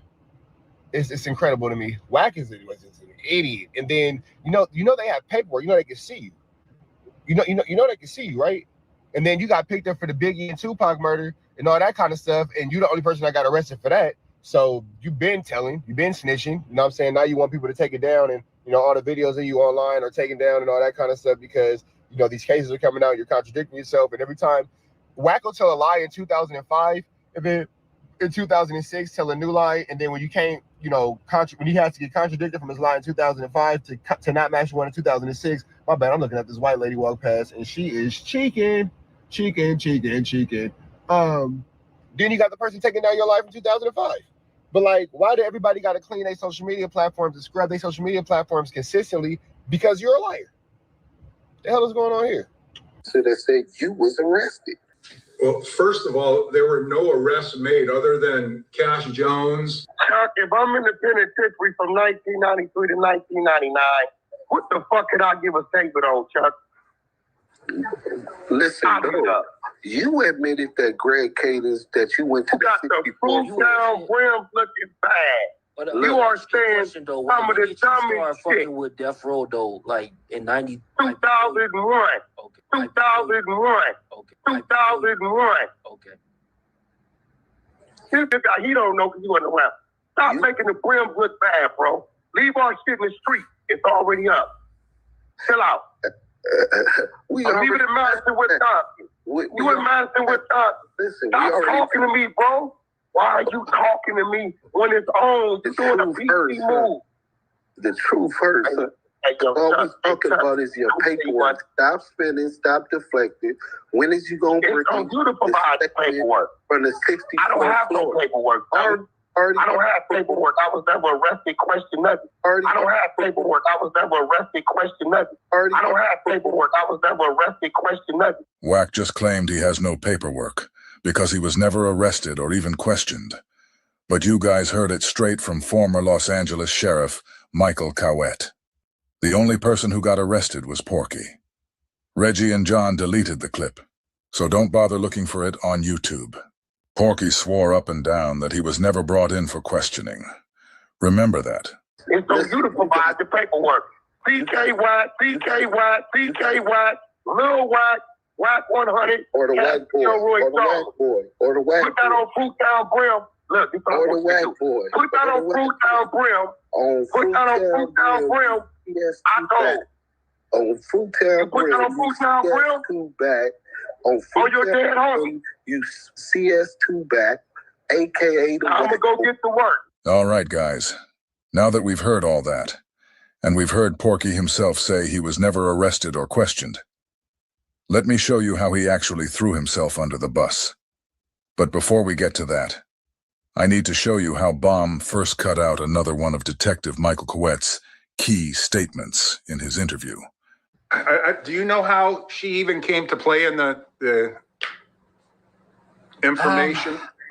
Not fully. To the best of my ability, from what I understand, a lot of people were under surveillance, including Reggie Wright, and that they, somehow got some information on Teresa Swan, who was one of Suge's mothers to one of his kids, and that they basically wrote up a false confession letter and presented that to her to get her reaction, and then that pretty much prompted the confession. Am I accurate there, or am I off on some stuff? So, did y'all catch that? The scene just skipped like something was cut out. Let me run it back real quick so you can see it again. Accurate there, or am I off on some stuff? So, Paul Fournier, myself, and Jeff Bennett. We already know Bomb first removed the clip of Michael Coette, clearly saying the only arrest made was Cash Jones. They also cut out another crucial part of Coette's interview. And guess who exposed it? None other than Porky Chops himself. In a sloppy move to distance himself from the CS2 back allegations, Porky secretly recorded a conversation with Studdabox, then ran to Clubhouse to play it. But while trying to clear his name, he ended up airing out a segment from Bomb first. The exact part Reggie and John edited out to protect him.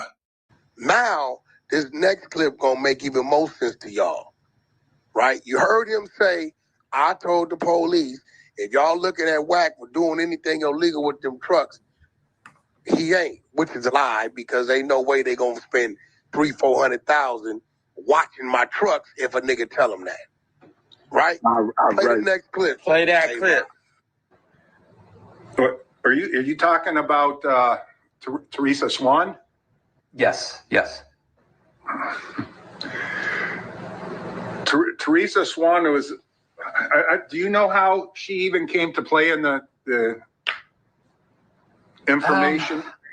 Not fully. To the best of my ability, from what I understand, a lot of people were under surveillance, including Reggie Wright, and that they, somehow got some information on Teresa Swan, who was one of Suge's mothers to one of his kids, and that they basically wrote up a false confession letter and presented that to her to get her reaction, and then that pretty much prompted the confession. Am I accurate there, or am I off on some stuff?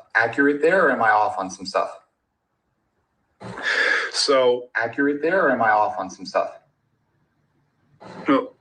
How Teresa Swan came into play here is, originally we were following some guy around in the Antelope Valley, and Greg had thought that this guy was going to be able to get us to Suge because he had some relationship with a not so famous rapper at the time, and he somehow thought this guy was going to get him into Suge. So we chased this guy around in the Antelope Valley for several months, and really nothing came of it. The guy, he eventually was brought in for questioning, and I don't have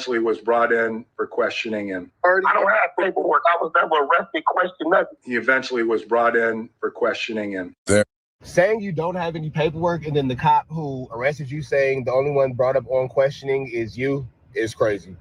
I don't got no paperwork. Yeah, he the only one we picked up. And then they tried to save you by cutting the information out, and then you decided to put it back out. I don't understand. I don't understand the level of idiocy from this man. And it's such a need to be accepted. It's such a need to be proven to be tough. It's such a need to be gangsta,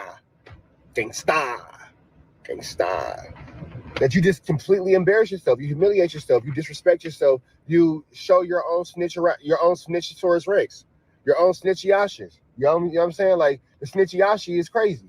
You show your own snitchiashi all the time. You end yourself up in a snitchuation every single time. And I can't understand what the reasoning for that is. With that also being said, long story short, man, keep it into perspective. WACK is an idiot. We're just calling spades. He's an idiot. That's it and that's all. You know what I'm saying? Everything about that dude is slow. Everything about that dude don't make sense. Everything about that dude is flamorous, skullduggerous, and larcenous. And we could go over all the things, but y'all hearing it outlined one by one, piece by piece. He's a compulsive liar, but he's lying to cover up the fact that he's a snitch. And this is all what it comes down to. WACK doesn't want anybody to know that he's on paperwork and he's snitching. Porky said he wasn't arrested. Detective Cowett said he was arrested. Porky said he never was questioned, and Detective Cowett said he was brought in for questioning. Both of these clips have been deleted by Bomb first, but thanks to good old Porky, we were able to get our hands on this one. Also, don't overlook this key detail. The only reason Detective Cowett is even bringing up Porky in this part of the interview is because he's explaining to John how they ended up zeroing in on Teresa Swan. To tell that story, he had to start with Porky specifically, how they were following him around the Antelope Valley. Now, for those who don't know, Teresa Swan is the mother of one of Marion Knight's kids. And she's the person who gave Greg Kading the final missing pieces to the whole Poochie killed Biggie narrative tied to Marion Knight. So the real question becomes, what does Porky being brought in for questioning have to do with Teresa Swan? Because if Cowett had to start with Porky to get to her, that connection might be deeper than Porky wants us to know. So Paul Fournier, myself, and Jeff Bennett decided that we should probably go after somebody that Suge was close to in the 90s, thinking that, because we were hearing the same things too, that Poochie Wardell Faust was responsible. So we, the three of us, Jeff Bennett, Paul Fournier, and I, started looking into what Teresa Swan was doing as far as criminal activity at the time present during the task force era. And we had discovered that she was flipping cars or something, high-end cars with fraudulent names. And we had discovered that she was flipping cars or something, high-end cars with fraudulent names. Say like you may take a load of BMWs down to San Diego, right? Boom. It's like 200 miles. Pay my driver like $1,100. Then you'll pick up a load of Porsches from San Diego. Let's just say going to San Francisco. And we had discovered that she was flipping cars or something, high-end cars with fraudulent names. So we got our commercial crimes bureau involved with it and had them look into exactly what she was doing. And at the same time, we brought a district attorney on board from LA County to let her know what our end goal was. And that was, in the event Teresa Swan had good information and could connect Suge to Teresa Swan and to Poochie, that we would want to give her some kind of consideration in the case. And the district attorney was on board. So when we eventually arrested her and brought her in for questioning,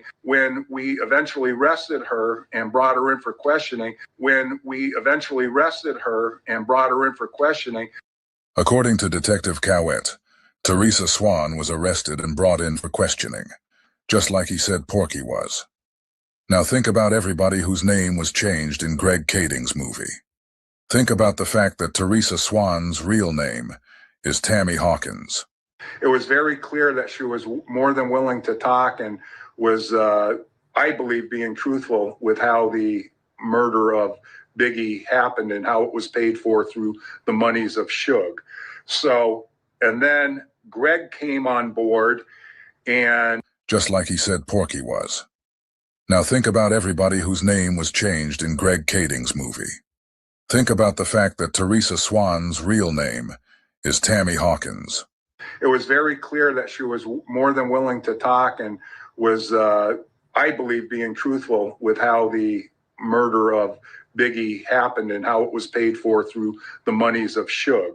So, and then Greg came on board and started with some of the stuff, and they ended up doing a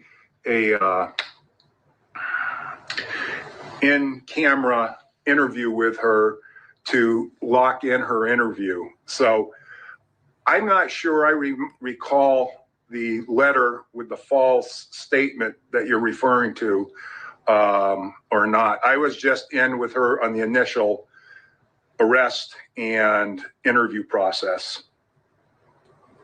Okay. And the individual that you guys were following that you were talking about previously, just to confirm, that was WACK100, to my knowledge? It was what? A guy named WACK100 that you guys were following initially to try to get to Suge, and then you realized that he really wasn't going to get you there in Antelope Valley?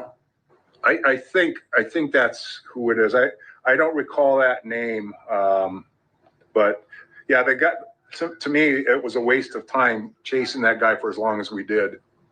Yeah, I think his government name is Cash Jones. Yes. Yep. There you go. Yes. Okay. What's the deal, y'all? What's the deal, y'all? Rich Trapper. We back. And that was crazy, man. Big shout out to Los Angeles. Scandalous Los Angeles, man. Rat Run Hunter,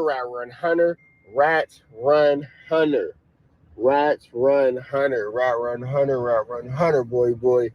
You got some splaining to do, Lucy. You got some splaining to do. But it's cool, though, because I was over here just thinking, I got that thumb drive with all that information on it. You keep trying to send Adam to do dirty work to play with me. So let's just have fun all summer, man. Let's break this case wide open. Let's get all this paperwork back in the streets, man. Let's jump into this con. You finna jump up out of here, though. Y'all know the deal. Red dots to the left. Y'all know the rest. Free uploading tweets free. We go.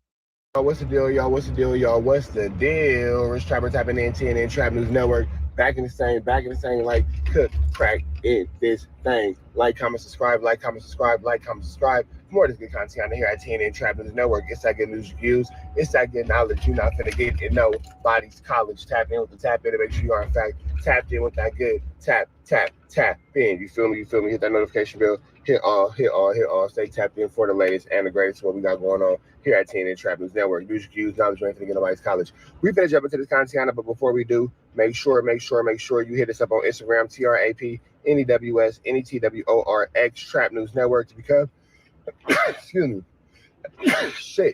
Trap News Network correspondent.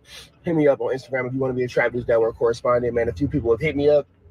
We got a few people checking out. I'm checking out today. So make sure y'all tap in with the tap in. You feel me? We would love to have you a part of this Trap News Network family. You feel me? Get into that if you ain't got into that. And we need y'all to make sure that you sign a petition in the description to get rid of. Sign a petition in the description to help us complete the mission to support the deport. Get rid of pathetic facts so out of these great United States. You feel me? Get into that if you ain't got into that. We can slide into this content, man. Shout out to Scandalous Los Angeles. Big love to Scandalous Los Angeles. Apparently, they figured out that Wack was lying about being C blank Wack. You know what the blank means. You know, Bloods put a certain letter after the C to show disrespect. Wack was saying that he was such a blood, his name was C blank Wack. Let's get into this lie. Let's get into it. Along the way. Attempted murders, you know, like all my whole record was violence. In there, you just really don't understand how that inner city. We don't fuck with, listen, the only police we fuck with is the crooked police, there's power rules and crips, there's gang members that niggas don't know they gang. Fuck with them police, them the homies. Yeah. They do everything we need them to do. And it's a lot of them out here, you know, they'll pull a nigga over and taking what we need to take. Them the police we fuck with. So we fuck with police. Welcome back to Scandalous Los Angeles TV, where we expose the exposers. Porky has really outdone himself this time. Reggie Wright and John, over at Bomb First, tried to help him.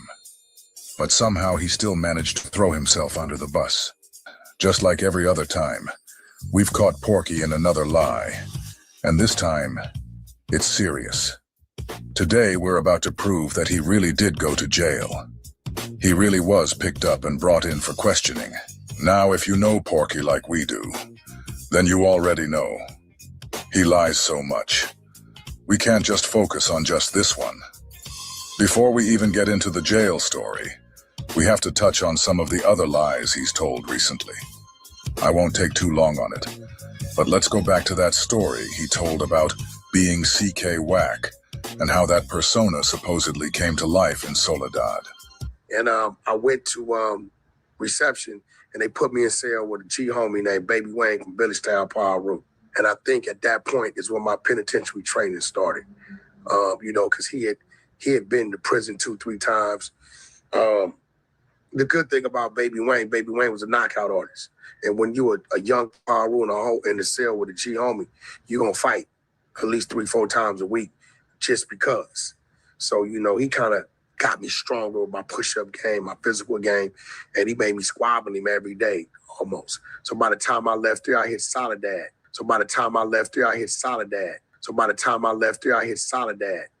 And Soledad was really, that was the birth.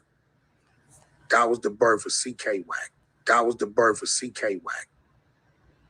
When I hit that yard. CK stands for? Crip killing. Okay. See, I was Lil Wack. From there, I went to CK WACK. According to Porky, he left Delano State Prison and was transferred to Soledad.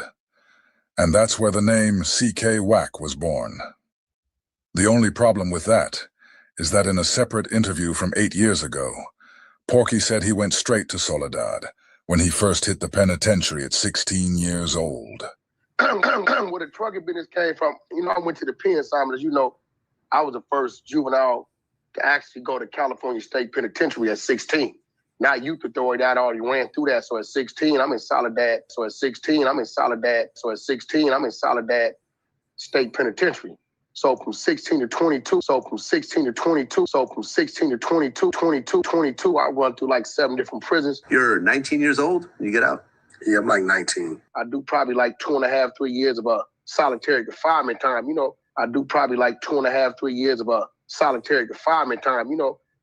Porky just claimed he was the first minor in the California prison system, being sent to Soledad at just 16 years old. But now, listen to this old interview with Vlad.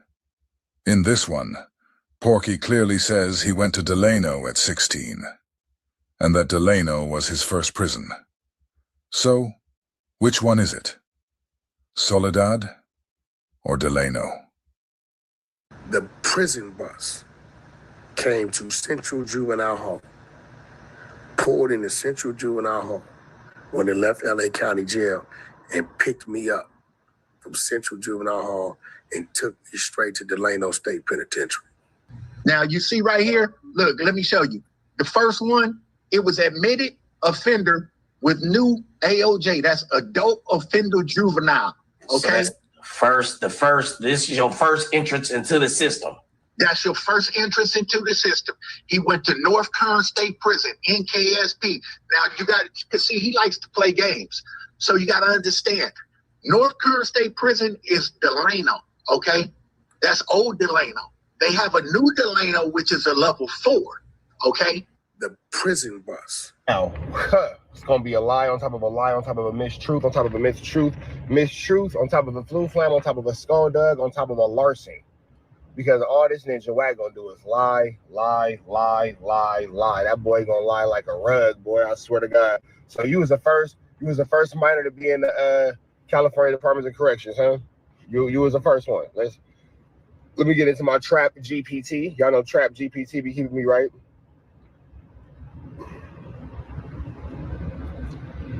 Can I ask you a quick question? What's your question? What is the name of the first, you know what, it's gonna be low. Hold on. What is the name of the first youth under the age of 18 to be put into the California Department of Corrections of Jail? I'm sorry, California Department of Corrections and Rehabilitation. Who was the first minor to get sent to the adult penitentiary in California? Let's see. Who was the first minor? The specific name of the first user placed at the CDCR of the minor is not readily available because of the records historical, blah, blah. While not being able to give you the exact identity, know that we can give you race, white male, age 15 years old. Well, that's enough right there. Wack's not a white male. Simple right there. It was a white male that was the first to get sent, actually. So, right. And then even in that time, we can just say maybe even a white passing Hispanic, because that's probably way more likely, a white passing Hispanic. But C blank Wack that never existed, probably not. Probably not. Probably not. LA County Jail and picked me up from Central Juvenile Hall and took me straight to Delano State Penitentiary. He'll try to say, I went to Delano to make you think he'd been a higher level than he been. He was at reception, right? Then the next prison he went to was SADF, Substance Abuse Treatment Facility, which is the level 2, okay? That's where he paroled from. I thought Porky said he was 16 years old at Soledad. I thought he said he went to Soledad after he left Delano. See all the lies you have to sift through when dealing with this guy? He didn't go to 9 prisons like he alleges, okay? He got paroled. If you see, he got there, he got to prison on 131.95. He paroled 4/1/98. He got paroled. If you see, he got there, he got to prison on 131.95. He paroled 4/1/98. Okay? 95 to 98 is 3 years. I don't give a fuck what kind of arithmetic you try to use with it. Porky got to Delano in 1995 when he was 18 years old. He paroled in 1998 at 21. That timeline makes one thing crystal clear. It was impossible for him to be at Soledad at 16. If Porky never went to Soledad, then there was never a birth of C.K. Wack. The whole story was built on a lie. Just another chapter in Porky's book of fiction. Okay? But this is the kind of fraudulent dude that is out here on this internet trying to, you know what I'm saying, pretend to be somebody and something that he's not. You see what I'm saying? Go to the next one. It say return from parole, re-entry 3, which means the county jail. He never went back to the prison. You see what I'm saying? He was in the county jail from 6/2 to 7/25 of 98. Okay?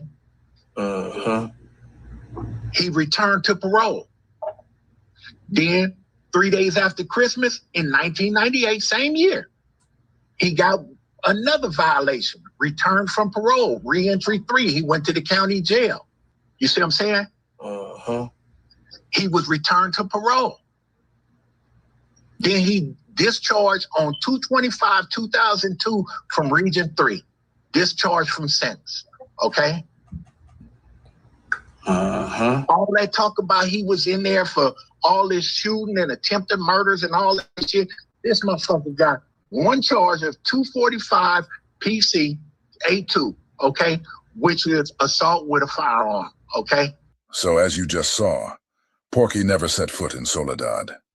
So all that talk about Soledad was just another lie. There was never a birth of C.K. Wack. That entire story was completely fabricated. Then there's the claim about spending 2 to 3 years in solitary confinement. Lie. Being the first minor in the California prison system. Lie. Being 16 years old at Soledad. Lie. That's 5 lies in one story. Back to back. But this is what Porky does. Now let me show you guys how Porky fell on his own sword.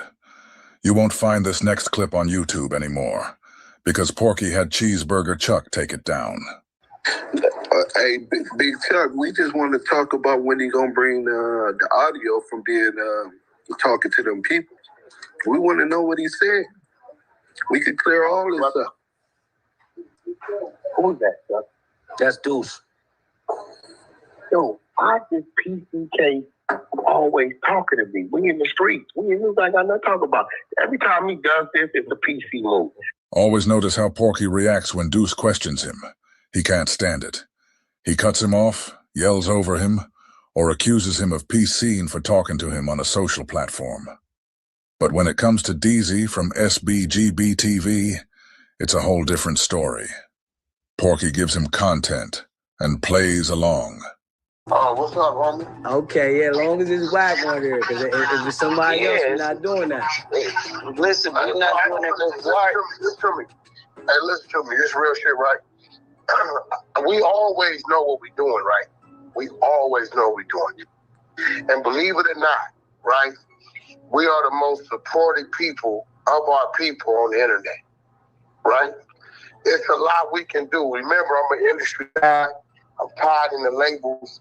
I'm tied in the YouTube, right? So what I'm telling you, brother, is like, I called in to you intentionally because I saw you was building. I didn't have to do that. People paid me to do that. I did it. I said, let me call in and give them the content. We always know what we're doing. And I'm saying that to say this. At some point, bro, you run your content, but you gotta have some type of reserve when you're running it. Because remember, it's our content. You get what I'm saying? And What you mean when you say that? Okay, so doing these type of things, right? There's certain things that, especially when it comes to me as a public figure, right? I own me. You right? I haven't given you a verbal or signed anything, right? So what I'm saying is, as a brother, when I'm talking as a brother, fuck to people. When a brother is calling in to help you, because I'm giving you notice the content I gave you, you've been able to chop that shit up and run with it for about a month now, a couple weeks. Really? A month. Right? At least, right? But it gotta come to some point, bro, to where it's just not like an attack thing. Because then at that point in time, listen to me, you as a brother, I'm a businessman, right? At that point in time, just from friend to foe. I called in as a friend. No matter what our back and forth was, I chose to stay on the phone. I know, I've been doing this social media shit forever. I know what I'm doing. If I don't fuck with you, I'll never say a word to you. I won't even utter your name. If you see a lot of people, I ignore them. I won't say their name, because the minute I say something to them, I have a conversation with them, it helps still. You get what I'm saying? I know that. I know what I'm doing. If I don't fuck with you, I'll never say a word to you. I won't even utter your name. If you see a lot of people, I ignore them. I won't say their name, because the minute I say something to them, I have a conversation with them, it helps still. You get what I'm saying? I know that. So I'm telling you, brother to brother, run your content, especially we gave you content. Listen, me and you have nothing to talk about. It's established. Chuck, this is what you call a PC move. Bro, stop talking. Why you keep warning the people? Leave our shit in the street. Listen, every time you do this, you saying fuck your neighborhood because you on some PC shit. It's in the street, bro. Leave it where it's at. Me and you don't talk like this. We leave it in the street, in the darkness. Why is everywhere? You're not in the street, Screaming. You're not in the street. Stop it. I just left LA. You ain't in the power rules. You ain't in Gonzalez. You don't hang in the parts in the garages. Remember? Weird ass nigga. I don't. Stop faking. Yeah, stop faking. You making Food Town Brim look bad right now. Bro, I'm one of the greatest things that ever came from the 30s, bro. Food Town Brims. Y'all know when it's street business and it's up to the disrespect level of me and him, he ain't supposed to do this shit. It's a PC move. I'm gonna mute up, Chuck. When he done doing the PC shit, I'll holler at you. I'll stay here till when he done. Well, I didn't say nothing about me and you. I asked you about the statement that you made. If you waive your Miranda rights, that means that there's a statement in audio. You need to go get that and prove you ain't CS2 back. That got nothing to do with me and you. That's you trying to clear your name. Don't bring the police. The police can't vouch to say that you not working with the police. You got Food Town Brim looking bad right now, bro. We in the streets. You got, bro, stop PCing. Don't talk to me on no open platform. You got Food Town Brim looking bad. It's real gangsters over there. Why you doing PC ass shit? I'm gonna mute up again, bro. What's that got to do with your paperwork? Bring the paperwork and the statement that you made to the task force and the FBI on the Main Street case and the Tupac and Biggie murder and clear your name. You say that the truth can never, truth can never be considered disrespectful. Hey, Chuck, you know what would be funny, right? This would be funny. I'm talking to you, Chuck. I ain't talking. It's when people say dumbass shit, it makes them look dumb. Chuck, I was in the penitentiary from 1993 to 1999. When was Tupac and Biggie killed, Chuck? 96, right? 96. 96, 97, right? Yeah. I'll mute up. But I gave a statement on him. I'll mute up. Let's make sure Wack knows that he ain't fooling nobody. Hey, Wack, the Tupac and Biggie murder are still unsolved. That means it's still being investigated right now. We can show plenty of people who were in jail during the time of the murders, who gave statements about the murder. You ever heard of a jailhouse informant? You ever heard about Kenneth Bo Agnew? What about Waymond Anderson? Marion Knight and Studderbox were both suspects in the murder, and you were around both of them during the time investigations were taking place. So you could have very easily been giving the police information you obtained while being around them. I say you gave a statement to the task force that was investigating that, Greg Cadence, and then the other officer that said you was arrested. Well, first of all, there were no arrests made other than... What type of loser lies about being a power or like a thug or a criminal and all that kind of stuff? Like, who lies about a criminal record? Like, I can see you lying to make it seem like it's not as bad as what it was, because you're trying to make it seem like you're trying to downplay it. You ain't trying to be seen in a certain type of light. But who the hell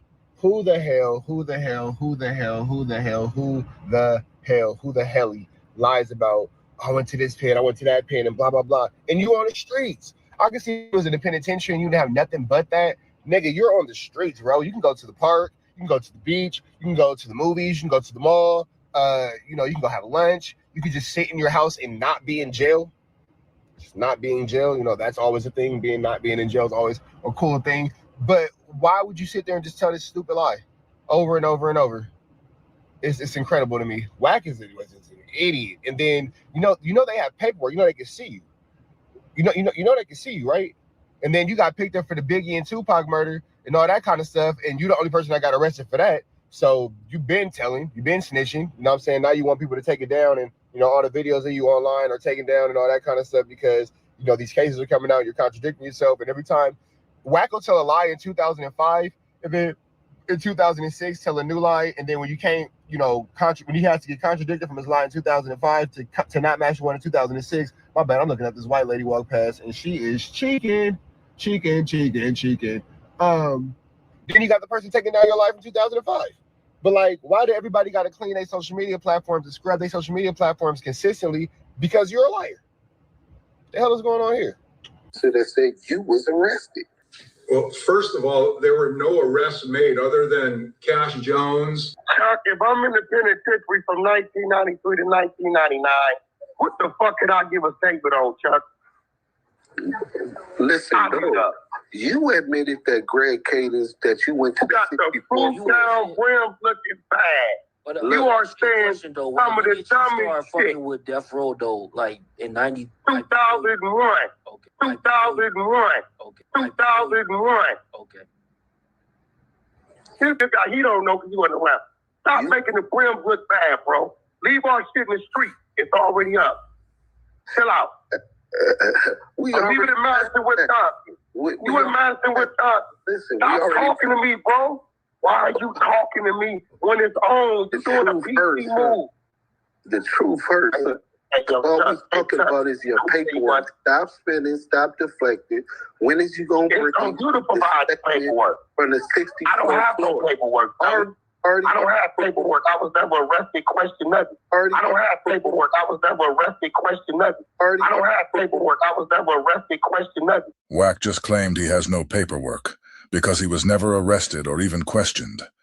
But you guys heard it straight from former Los Angeles Sheriff Michael Cowett. The only person who got arrested was Porky.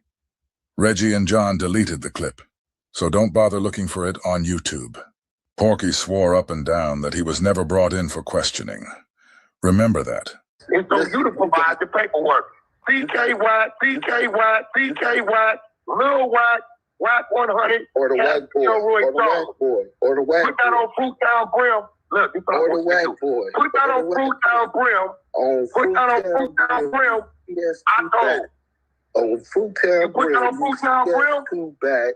On Fruit your dead homie. You CS2 back, aka the I'm gonna go get to work. All right, guys. Now that we've heard all that, and we've heard Porky himself say he was never arrested or questioned, let me show you how he actually threw himself under the bus. But before we get to that, I need to show you how Bomb first cut out another one of Detective Michael Coette's key statements in his interview. Do you know how she even came to play in the information? Not fully. To the best of my ability, from what I understand, a lot of people were under surveillance, including Reggie Wright, and that they, somehow got some information on Teresa Swan, who was one of Suge's mothers to one of his kids, and that they basically wrote up a false confession letter and presented that to her to get her reaction, and then that pretty much prompted the confession. Am I accurate there, or am I off on some stuff? So, did y'all catch that? The scene just skipped like something was cut out. Let me run it back real quick so you can see it again. Accurate there, or am I off on some stuff? So, Paul Fournier, myself, and Jeff Bennett. We already know Bomb first removed the clip of Michael Coette, clearly saying the only arrest made was Cash Jones. They also cut out another crucial part of Coette's interview. And guess who exposed it? None other than Porky Chops himself. In a sloppy move to distance himself from the CS2 back allegations, Porky secretly recorded a conversation with Studdabox, then ran to Clubhouse to play it. But while trying to clear his name, he ended up airing out a segment from Bomb first. The exact part Reggie and John edited out to protect him. Now, this next clip gonna make even more sense to y'all, right? You heard him say, I told the police, if y'all looking at WACK for doing anything illegal with them trucks, he ain't, which is a lie, because ain't no way they gonna spend $300,000-$400,000 watching my trucks if a nigga tell them that. Right? Play the next clip. Play that clip. Are you talking about Teresa Swan? Yes. Teresa Swan was. Do you know how she even came to play in the information? Not fully. To the best of my ability, from what I understand, a lot of people were under surveillance, including Reggie Wright, and that they, somehow got some information on Teresa Swan, who was one of Suge's mothers to one of his kids, and that they basically wrote up a false confession letter and presented that to her to get her reaction, and then that pretty much prompted the confession. Am I accurate there, or am I off on some stuff? So, accurate there, or am I off on some stuff? No, how Teresa Swan came into play here is originally we were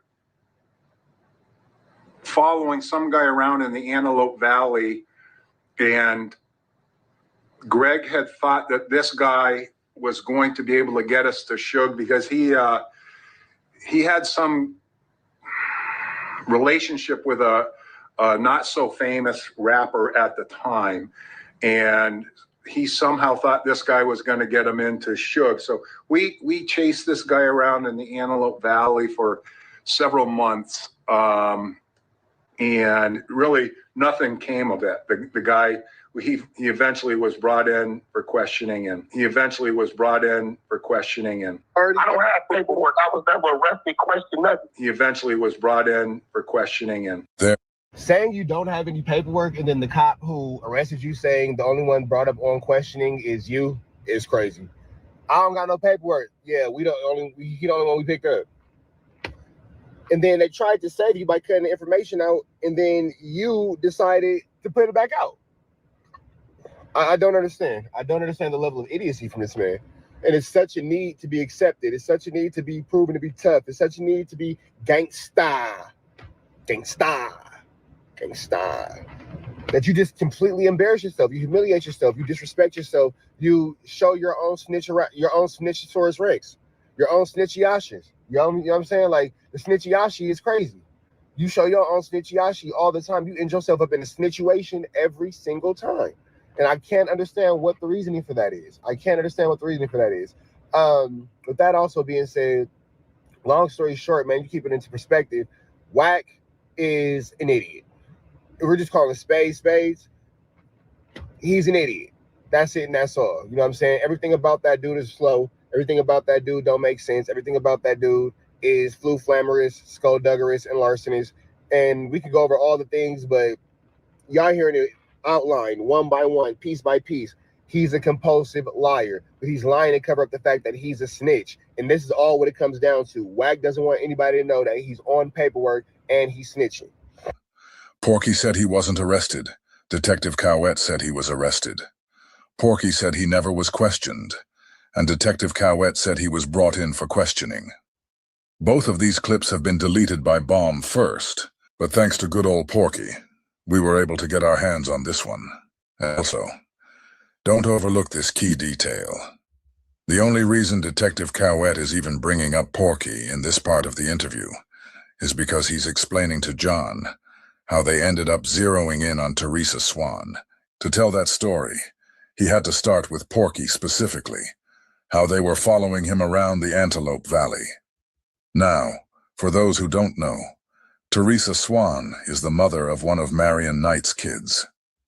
And she's the person who gave Greg Kading the final missing pieces to the whole Poochie killed Biggie narrative tied to Marion Knight.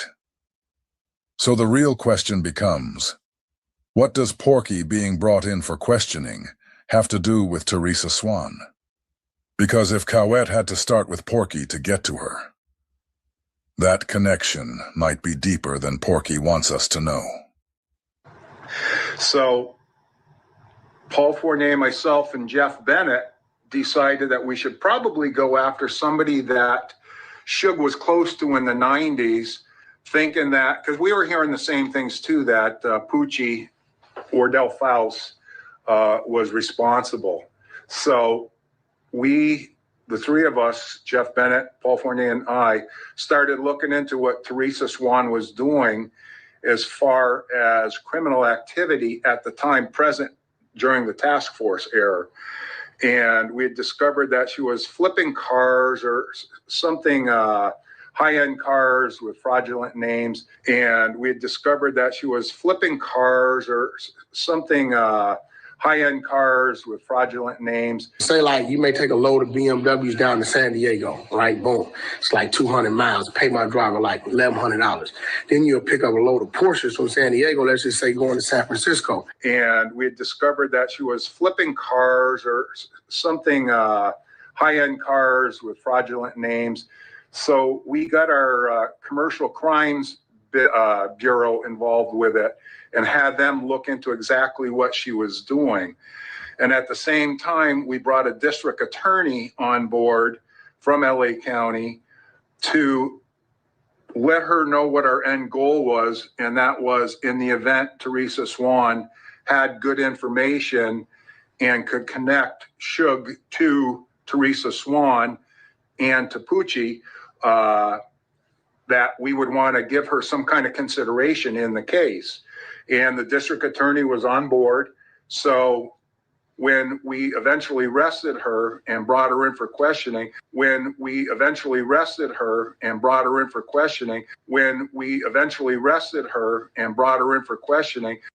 According to Detective Cowett, Teresa Swan was arrested and brought in for questioning, just like he said Porky was. Now think about everybody whose name was changed in Greg Kading's movie. Think about the fact that Teresa Swan's real name is Tammy Hawkins. It was very clear that she was more than willing to talk and was, I believe, being truthful with how the murder of Biggie happened and how it was paid for through the monies of Suge.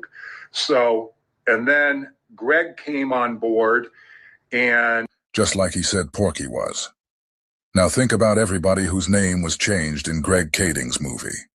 Think about the fact that Teresa Swan's real name is Tammy Hawkins. It was very clear that she was more than willing to talk and was, I believe, being truthful with how the murder of Biggie happened and how it was paid for through the monies of Suge. So, and then Greg came on board and started with some of the stuff, and they ended up doing a in-camera interview with her to lock in her interview. So I'm not sure I recall the letter with the false statement that you're referring to or not. I was just in with her on the initial arrest and interview process. Okay. And the individual that you guys were following that you were talking about previously, just to confirm, that was WACK100, to my knowledge? It was what? A guy named WACK100 that you guys were following initially to try to get to Suge, and then you realized that he really wasn't going to get you there in Antelope Valley? I think that's who it is. I don't recall that name, but yeah, they got... To me, it was a waste of time chasing that guy for as long as we did. Yeah. I think his government name is Cash Jones. Yes. Yep. There you go. Yes. Okay. What's the deal, y'all? What's the deal, y'all? Rich Trapper. We back. And that was crazy, man. Big shout out to Los Angeles. Scandalous Los Angeles, man. Rat Run Hunter,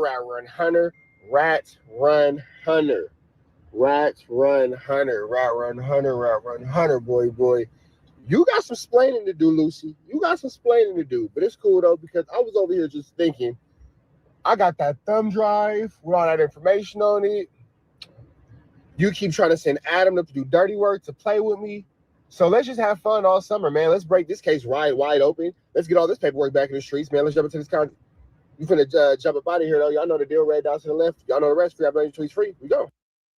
Absolute. Now, you guys think that Flacco has no bones with ADAM22 or has no issues with ADAM22, but it's in the content like this where you see how Flacco truly feels about Adam, and it's a lot of disrespect. But let's jump into this content, man. Give Flacco a like, comment, subscribe if you want to see him knock down ADAM22.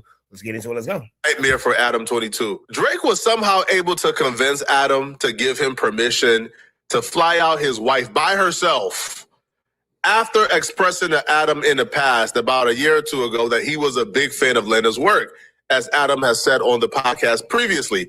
Now, Adam gave Drake permission, despite WACK100 and a bunch of Adam friends let him know that this was a really bad idea.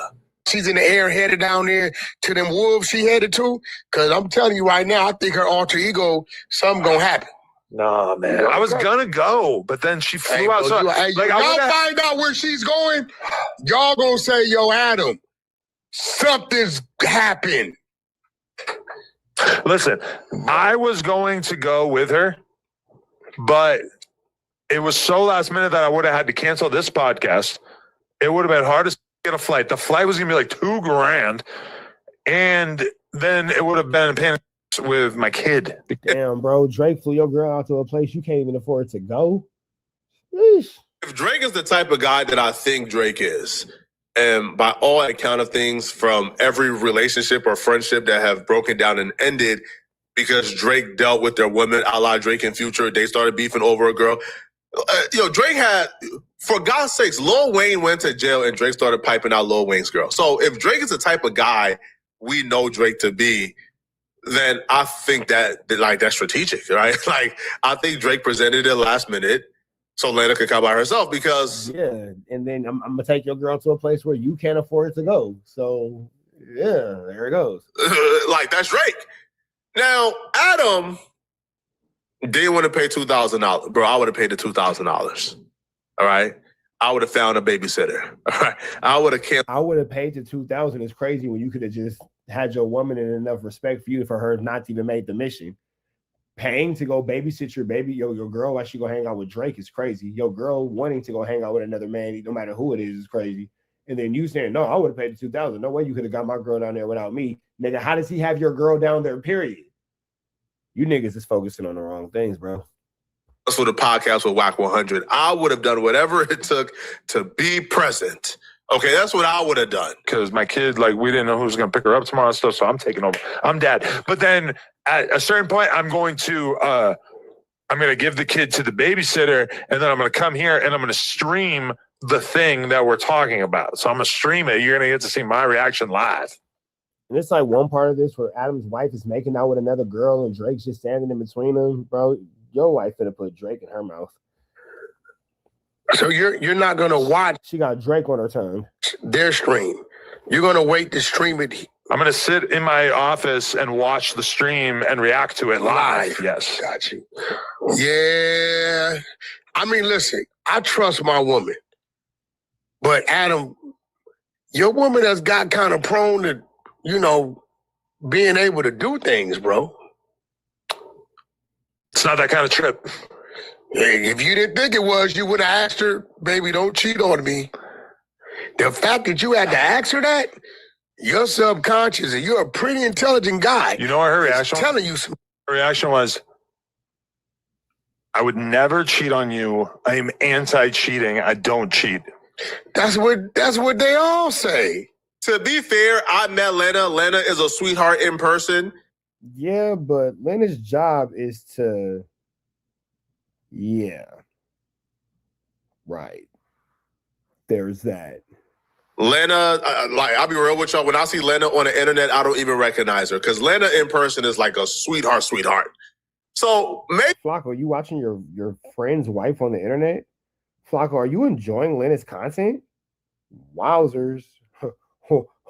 Wowzers, uncomfortable. maybe Adam has reasons to trust his woman. Now, when I actually seen what took place during the Drake meetup, my heart sunk for Adam, right?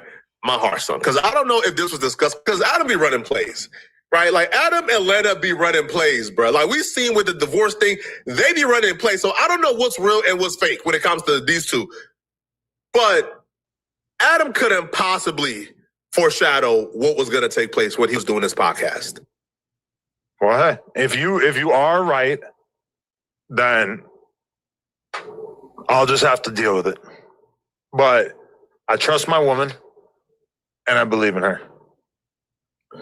Let's put it like this. Look, bro, we're just going to keep this on ice for now. Okay. We're going to keep this on ice. Some ice. She might need some ice. We're going to keep this on ice, man. Okay. I was going to go, but then she had to leave tonight, last minute. She had to leave. Are you flexing your pec muscles? No, she had to leave.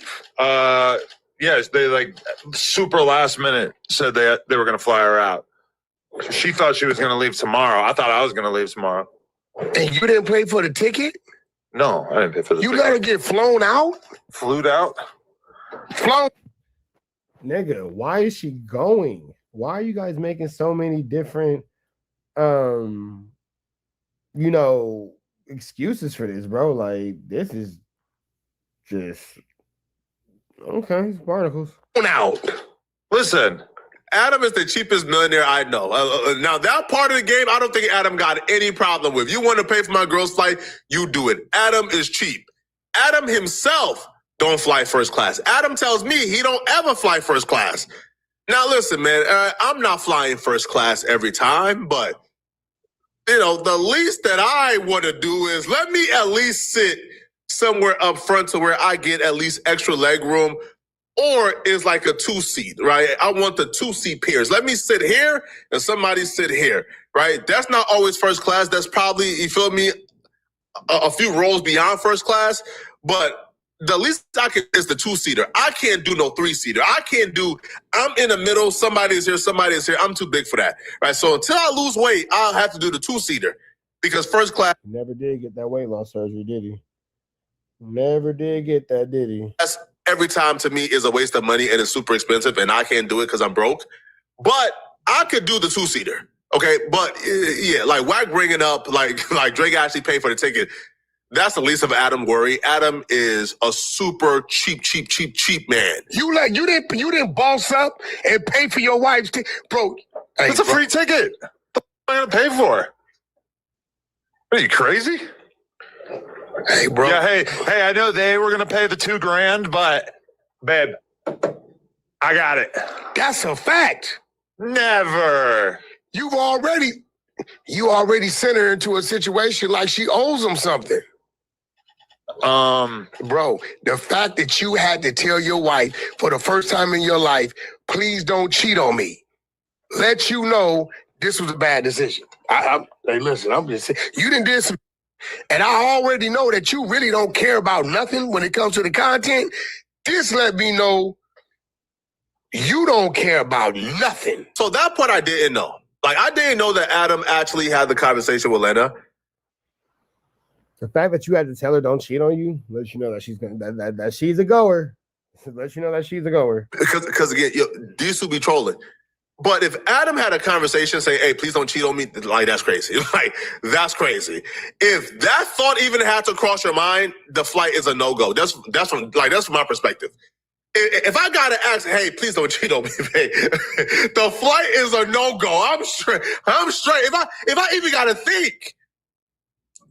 But Adam has a pretty creative explanation as to why he's not overly concerned, even though he did ask don't cheat on me, which is nuts. It's absurd. You know what it is? It's like it's breeding season. Meaning I'm starting to get in the mood for a baby. Another baby. So you let your wife smack Drake and then she gives you a baby? Is that like the exchange there? Little baby. A little. So you pimping? A little. No, I'm like a little 0-year-old, like a newborn. You trying to go get the money? I want to get my girl pregnant. I want to pump out a baby. You want to get her pregnant, right? And then I want to hang out with like a funny ass little. You want to get her pregnant? Yes. Who else would get her pregnant besides me? The person you asking her not to cheat on you with? No. Leonard the Plug, my alter ego. All right. No. There's no chance. So okay, so you. But all I'm saying is, this opportunity arose, and it just seemed like, you know what? Let's go mega viral and just knock this one out of the park, and then maybe we could reproduce. This is definitely about to go mega viral, and I even think the black dude you gave a green light to, he's gonna be jealous. Jason Love? Jason's gonna be jealous. I think Jason Love is gonna be jealous. Jason had Whack Pack. I want to tell y'all where Lena's going. I think Lena just showing up. Yeah, Lena just showing up is wild work to me, boy. Like, Lena just showing up is the craziest thing ever, but Lena gonna do what Lena want to do. Would have made it going viral. I think just showing up would have went viral. Now, I don't know what they talked about, okay? I don't know. Like, I don't know if Adam told her, hey, do everything that we saw her do during the Drake 20v1. I don't know if that's the case.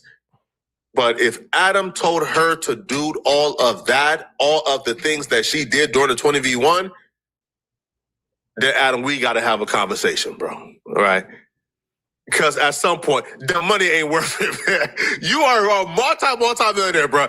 All right? If you told Lena to do the things that we witnessed her do, bro, it's not worth it no more, man. You already rich, man.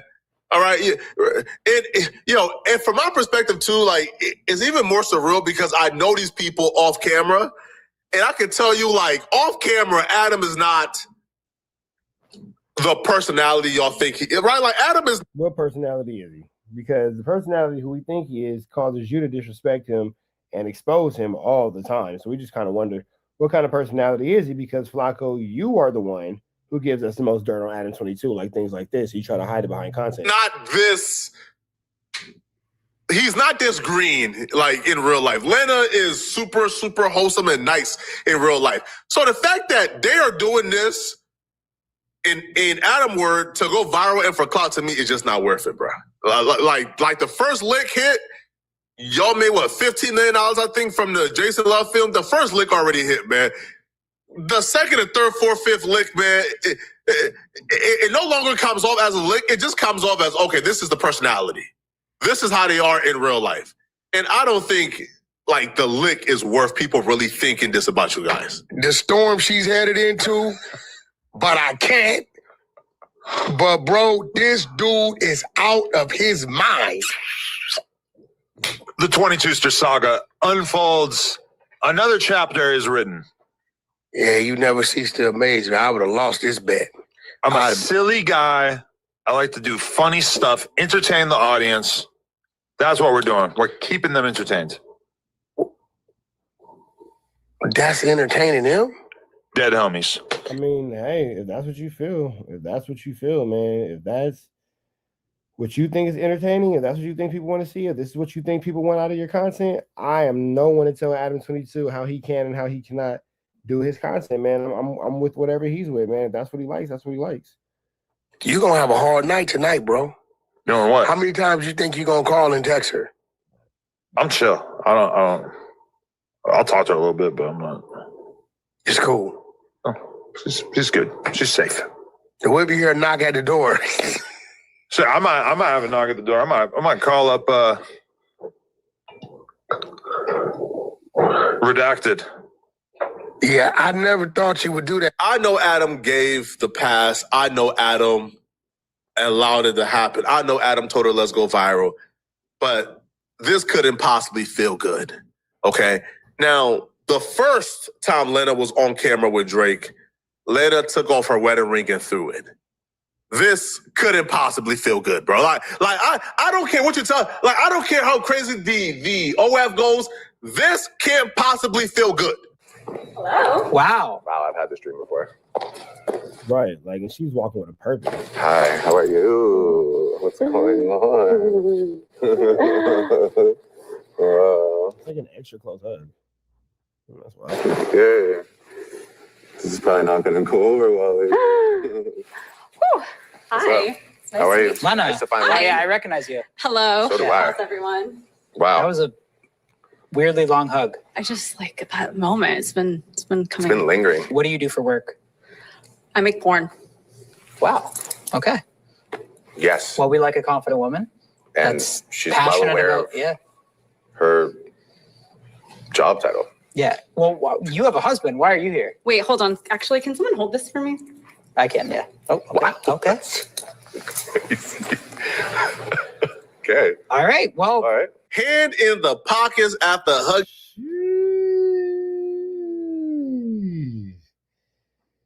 Sheesh.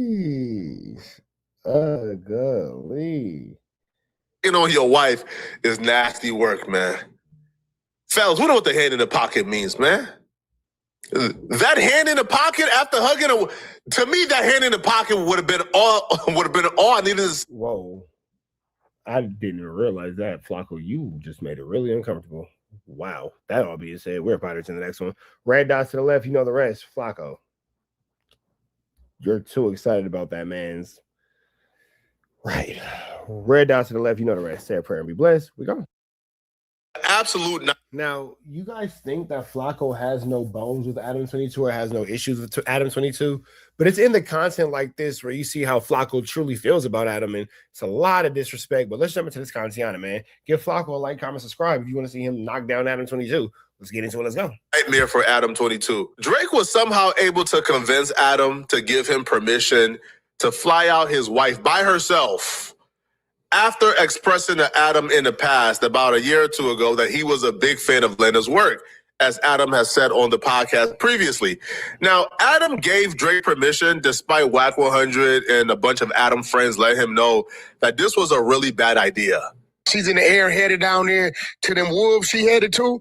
Because I'm telling you right now, I think her alter ego, something going to happen. Nah, man. I was gonna go, but then she flew out. So, y'all find out where she's going, y'all gonna say, yo, Adam, something's happened. Listen, I was going to go with her, but it was so last minute that I would have had to cancel this podcast. It would have been hard to get a flight. The flight was gonna be like $2,000, and then it would have been paying with my kid. Damn, bro. Drake flew your girl out to a place you can't even afford to go. If Drake is the type of guy that I think Drake is, and by all account of things, from every relationship or friendship that have broken down and ended because Drake dealt with their women, a la Drake and Future, they started beefing over a girl. Drake had, for God's sakes, Lil Wayne went to jail and Drake started piping out Lil Wayne's girl. So if Drake is the type of guy we know Drake to be, then I think that that's strategic, right? Like, I think Drake presented it last minute so Lana could come by herself because... Yeah, and then I'm going to take your girl to a place where you can't afford to go. So, yeah, there it goes. That's Drake. Now, Adam didn't want to pay $2,000. Bro, I would have paid the $2,000. All right? I would have found a babysitter. All right? I would have paid the $2,000. It's crazy when you could have just had your woman in enough respect for her not to even make the mission. Paying to go babysit your baby, your girl while she go hang out with Drake is crazy. Your girl wanting to go hang out with another man, no matter who it is crazy. And then you saying, no, I would have paid the $2,000. No way you could have got my girl down there without me. Nigga, how does he have your girl down there, period? You niggas is focusing on the wrong things, bro. That's for the podcast with WACK100. I would have done whatever it took to be present. Okay, that's what I would have done. Because my kid, we didn't know who was going to pick her up tomorrow and stuff, so I'm taking over. I'm dad. But then at a certain point, I'm going to give the kid to the babysitter, and then I'm going to come here and I'm going to stream the thing that we're talking about. So I'm going to stream it. You're going to get to see my reaction live. And it's one part of this where Adam's wife is making out with another girl and Drake's just standing in between them. Bro, your wife finna put Drake in her mouth.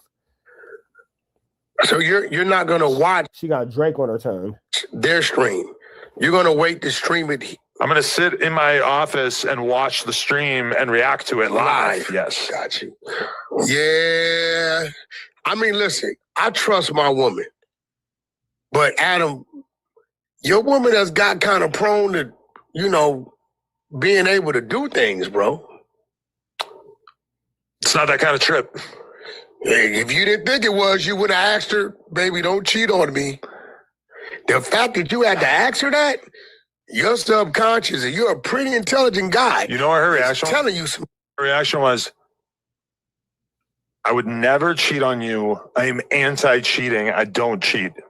That's what they all say. To be fair, I met Lena. Lena is a sweetheart in person. Yeah, but Lena's job is to... Yeah. Right. There's that. Lena, I'll be real with y'all. When I see Lena on the internet, I don't even recognize her because Lena in person is like a sweetheart. So maybe... Flacco, are you watching your friend's wife on the internet? Flacco, are you enjoying Lena's content? Wowzers. Wowzers, uncomfortable. Maybe Adam has reasons to trust his woman. Now, when I actually seen what took place during the Drake meetup, my heart sunk for Adam, right? My heart sunk. Because I don't know if this was discussed, because Adam be running plays, right? Adam and Lena be running plays, bro. We've seen with the divorce thing, they be running plays. So I don't know what's real and what's fake when it comes to these two. But Adam couldn't possibly foreshadow what was going to take place when he was doing this podcast. Well, if you are right, then I'll just have to deal with it. But I trust my woman, and I believe in her. Let's put it like this. Look, bro, we're just going to keep this on ice for now. Okay. We're going to keep this on ice. Some ice. She might need some ice. We're going to keep this on ice, man. Okay. I was going to go, but then she had to leave tonight, last minute. She had to leave. Are you flexing your pec muscles? No, she had to leave. Yes, they super last minute said they were going to fly her out. She thought she was going to leave tomorrow. I thought I was going to leave tomorrow. And you didn't pay for the ticket? No, I didn't pay for the ticket. You let her get flown out? Flew out? Flown. Nigga, why is she going? Why are you guys making so many different, excuses for this, bro? This is just okay. It's barnacles. Out. Listen, Adam is the cheapest millionaire I know. Now, that part of the game, I don't think Adam got any problem with. You want to pay for my girl's flight, you do it. Adam is cheap. Adam himself don't fly first class. Adam tells me he don't ever fly first class. Now, listen, man, I'm not flying first class every time, but, you know, the least that I want to do is let me at least sit somewhere up front to where I get at least extra leg room, or is like a 2-seat, right? I want the 2-seat pairs. Let me sit here and somebody sit here, right? That's not always first class. That's probably, you feel me, a few rows beyond first class, but the least I can do is the 2-seater. I can't do no 3-seater. I can't do, I'm in the middle, somebody is here, somebody is here. I'm too big for that, right? So until I lose weight, I'll have to do the 2-seater because first class. Never did get that weight loss surgery, did he? Never did get that, did he? Every time to me is a waste of money and it's super expensive and I can't do it because I'm broke. But I could do the 2-seater, okay? But yeah, like WACK bringing up, like Drake actually paid for the ticket. That's the least of Adam worry. Adam is a super cheap man. You didn't boss up and pay for your wife's ticket, bro. It's a free ticket. What am I gonna pay for? Are you crazy? Hey, bro. Yeah, hey, I know they were gonna pay the $2,000, but babe, I got it. That's a fact. Never. You already sent her into a situation like she owes them something. Bro, the fact that you had to tell your wife for the first time in your life, please don't cheat on me, let you know this was a bad decision. Hey, listen, I'm just saying, you didn't do this, and I already know that you really don't care about nothing when it comes to the content. This let me know you don't care about nothing. So that part I didn't know. Like, I didn't know that Adam actually had the conversation with Lena. The fact that you had to tell her don't cheat on you lets you know that she's gonna that she's a goer. Lets you know that she's a goer. Because again, these two be trolling. But if Adam had a conversation, say, "Hey, please don't cheat on me," like that's crazy. Like that's crazy. If that thought even had to cross your mind, the flight is a no-go. That's from my perspective. If I gotta ask, "Hey, please don't cheat on me," babe, the flight is a no-go. I'm straight. If I even gotta think. But Adam has a pretty creative explanation as to why he's not overly concerned, even though he did ask, "Don't cheat on me," which is nuts. It's absurd. You know what it is? It's like it's breeding season. Mm-hmm. Meaning, I'm starting to get in the mood for a baby, another baby. So you let your wife smack Drake, and then she gives you a baby? Is that like the exchange there? Little baby. A little. So you pimping? A little. No, I'm talking like a little 0-year-old, like a newborn. You're trying to go get the money. I want to get my girl pregnant. I want to pump out a baby. You want to get her pregnant, right? And then I want to hang out with like a funny ass little. You want to get her pregnant? Yes. Who else would get her pregnant besides me? The person you asking her not to cheat on you with? No. Leonard the Plug, my alter ego. All right. No. There's no chance. So okay, so you. But all I'm saying is, this opportunity arose, and it just seemed like, you know what? Let's go mega viral and just knock this one out of the park, and then maybe we could reproduce. This is definitely about to go mega viral, and I even think the black dude you gave a green light to, he's gonna be jealous.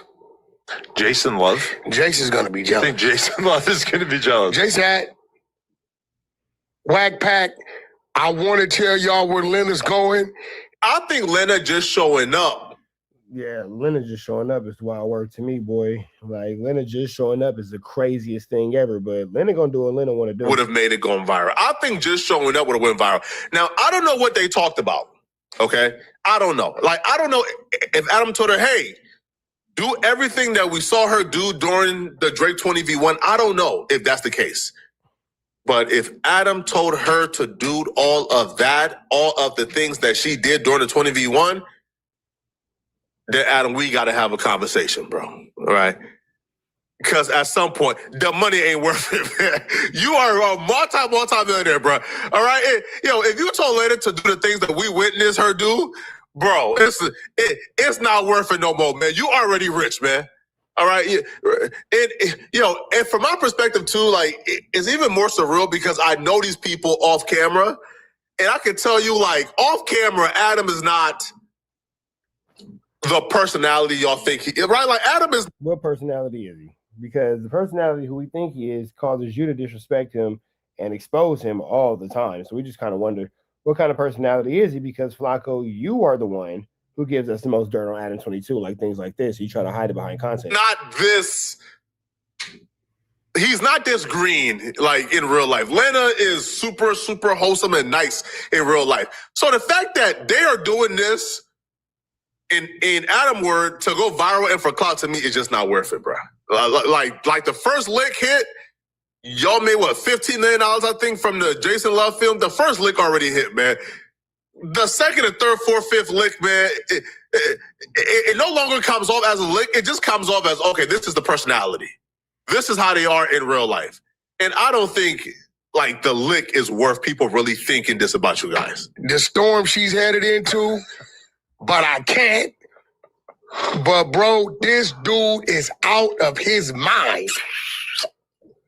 The 22ster saga unfolds. Another chapter is written. Yeah, you never cease to amaze me. I would have lost this bet. I'm a silly guy. I like to do funny stuff, entertain the audience. That's what we're doing. We're keeping them entertained. That's entertaining them? Dead homies. I mean, hey, if that's what you feel, man, if that's what you think is entertaining, if that's what you think people want to see, if this is what you think people want out of your content, I am no one to tell ADAM22 how he can and how he cannot do his content, man. I'm with whatever he's with, man. If that's what he likes, that's what he likes. You're going to have a hard night tonight, bro. Doing what? How many times you think you're going to call and text her? I'm chill. I'll talk to her a little bit, but I'm not. It's cool. Oh, she's good. She's safe. And what if you hear a knock at the door?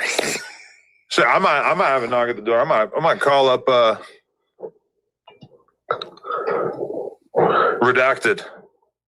Yeah, I never thought you would do that. I know Adam gave the pass. I know Adam allowed it to happen. I know Adam told her, let's go viral.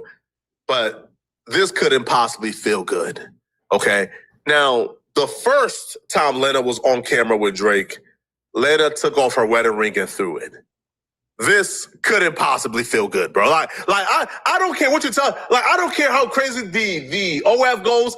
This can't possibly feel good. Hello. Wow. Wow, I've had this dream before. Right, like, and she's walking with a purpose. Hi, how are you? What's going on?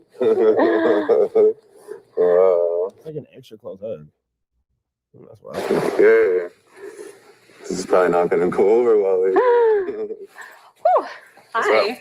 How are you? Lana. Nice to find Oh, you. yeah, I recognize you. Hello. So do I. How's everyone? That Wow. was a weirdly long hug. I just like that moment. It's been It's coming. been lingering. What do you do for work? I make porn. Wow. Okay. Yes. Well, we like a confident woman. And That's she's well passionate aware about, of yeah. her job title. Yeah. Well, you have a husband. Why are you here? Wait, hold on. Actually, can someone hold this for me? I can, yeah. Oh, wow. Okay. Okay. All right. Well, All right. Hand in the pockets after hug.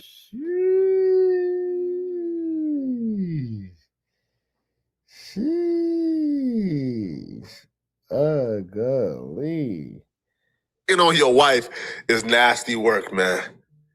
Fellas, we know what the hand in the pocket means, man.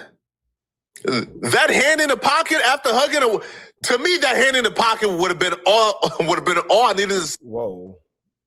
I didn't even realize that. Flacco, you just made it really uncomfortable. Wow. That all being said, we're probably to the next one. Red dots to the left, you know the rest. Flacco. You're too excited about that man's. Right. Red dots to the left, you know the rest. Say a prayer and be blessed. We go. What does good mean? So why the f you so offended? Are you ready? Are you ready for the real definition? Read it out loud. A colorist is a professional or artist who works with color. No. You sound dumb. Pull over and get this the car. He's a little ass kid. Hurry up! What the f is so long? This man said is a professional person, a professional colorist. That is hilarious. This nigga said somebody who works with color as a profession. Blueface is one of the funniest people on the internet, bro. If you don't think so, you just don't like Blueface. This is a skit, bro. He just said a colorist is somebody who work with hella colors, bro. That's out, bro. What is up, TNY gang? So Blueface got into it with a woman that was occupied in his, San Francisco place. She came there to party with them and things like that. He gave her what he felt was a compliment, but was also offensive to her. Now, in this video, that was a Blueface style compliment. There is a misunderstanding. I feel like he wasn't understanding her, where she was coming from and why she was offended.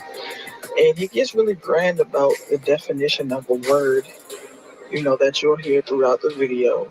And what I will say is he was absolutely wrong. The word itself that she was using is the action of what it actually is, which is, the word is colorism. And you said the colorist and colorism is not the same thing. If you see those words, you're identifying what a person is. Nigga, Blueface is burnt the fuck out, bro. That was the funniest response. And if you've been watching Blueface or any of his streams, nobody's surprised by Blueface's answer. That was a true Blueface answer. Whereas when you say the ism, it's the being of it. It's the action. So I feel like a lot of the time he doesn't really try. Yeah, she was extra chocolatey, bro. Damn. To understand people, he kind of just forces it out and tries to just jump the gun and tries to sound like the smart one sometimes. But I feel like in that time, Blueface was loud and wrong, and it was absolutely hilarious. Kicking her out of the car was kind of uncalled for, but her friend stuck with her, and I feel like this situation got really out of hand. It didn't have to go to the place that it went. But you guys let me know what her friend, a real one. She stuck with the cause as she should. I think in the comment section down below. Little chocolate things over there. Good dark skin. What y'all doing? Alright. I love your skin. You look so nice that day. The skin look hella soft too, bro. Bro, like we need to stop with this shit, bro. But to promote for me. Child, this is a good dark skin right there. What you mean? Are you dark skin? Yeah, you said. He said you bad. Yeah. What that mean? What does good mean? You said good. What does good mean? It's good to see dark skin. Yeah, what does good mean? What does good mean to you? You're not wearing your red hat. She's from. Yeah, it's a bit of a miscommunication here. Or a misunderstanding, excuse me, not a miscommunication, because the communication is clear. It's the understanding of the communication where they falling out at. This is the definition of a misunderstanding. Yeah, that's why. What does good mean to me?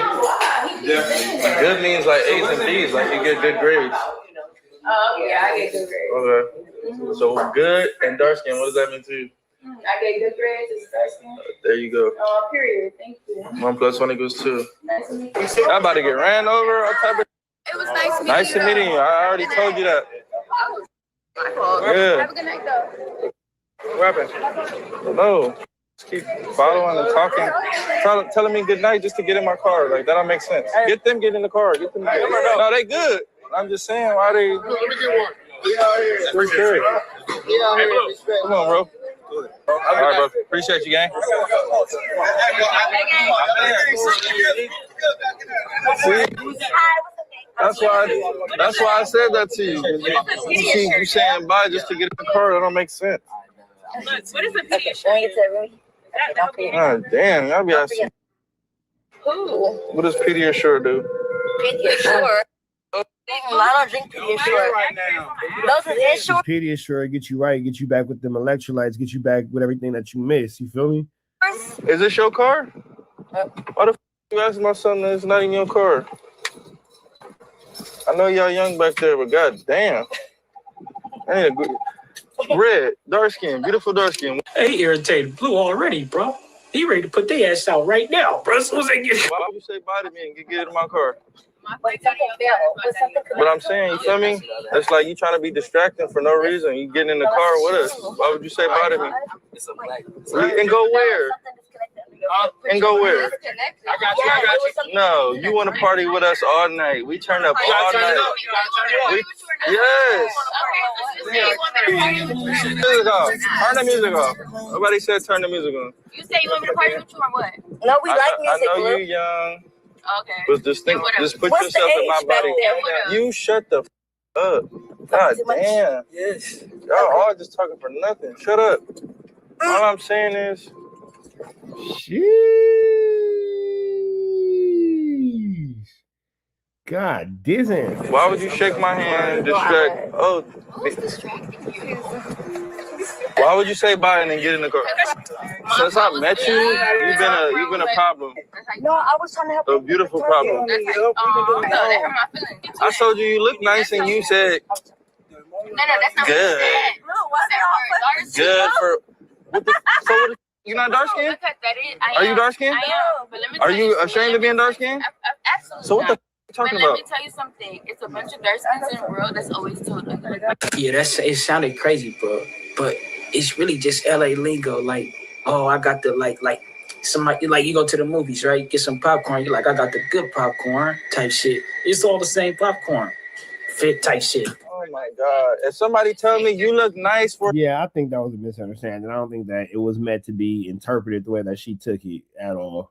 At all. I don't think that it was meant for that. I think that she might have took it to a place where it didn't have to go to. tattoos all over his face. Do you think I'm finna look? Do you think I'm finna look at them? It's backhanded. You know how it's backhanded? Because people go around. No, you got problems. Don't bring your problems. Don't bring your. Instagram. Who said that? Shut your brown skin ass up. You're not even dark skinned. You're not even dark skinned.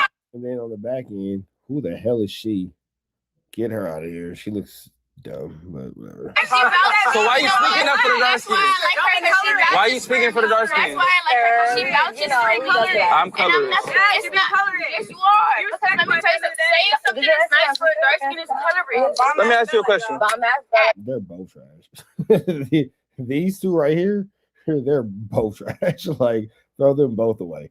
Both of them. What does colorist mean? Give me the definition of color. Everybody shut the funniest thing we're about to see.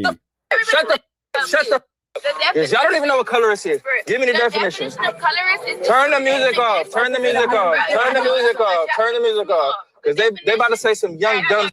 Let's get this young dumb. What's the definition of colorist? Hey, when Kendrick said, bitch, don't kill my vibe. This is what he was talking about, cuh. That's exactly what he was talking about. A colorist is doing something discriminating against someone because of the color of their skin. Okay, now the let's. shade of their skin tone. Okay. This is mostly towards dark-skinned women. Okay. And you know that. And that's you're online. So colorists can't go for light-skinned women. It can't go for light-skinned women. So why the f you so for offended? any shades of skins, but I'm saying Are you ready? Are you ready for the real definition? Are you ready for the real definition? Search it up right now. That's right, Blueface. You tell them what the real definition is. Search it up right now. What is it? Go ahead, just search it up. We listening. Don't say nothing else. What was your definition again? Just search it up. I said being discriminating against someone because of the shade of their skin tone in the black community. Now That's what colorist means. Go ahead and search it up. Read it out loud. I'm gonna keep it real, bro. I think the colorist conversation comes up because, like, certain people, it all goes back to whiteness, bro. Proximity to whiteness, bro. And the motherfucker further from that is trying to feel, I guess, some sense of normacy, right? Like, basically treat me like how you treat the white people. That's what I be hearing from a lot of people, bro, when they saying that shit, bro. And everybody, bro. But you better understand who world this is, bro. You know, they say it's a man's world. They tell you it's the man world type shit, but people get confused, and I mean, bro, I don't know, bro. I do know, but colorist is a professional or artist who works with color. No. You sound dumb. This nigga Blueface is burnt all the way out. You sound dumb. Read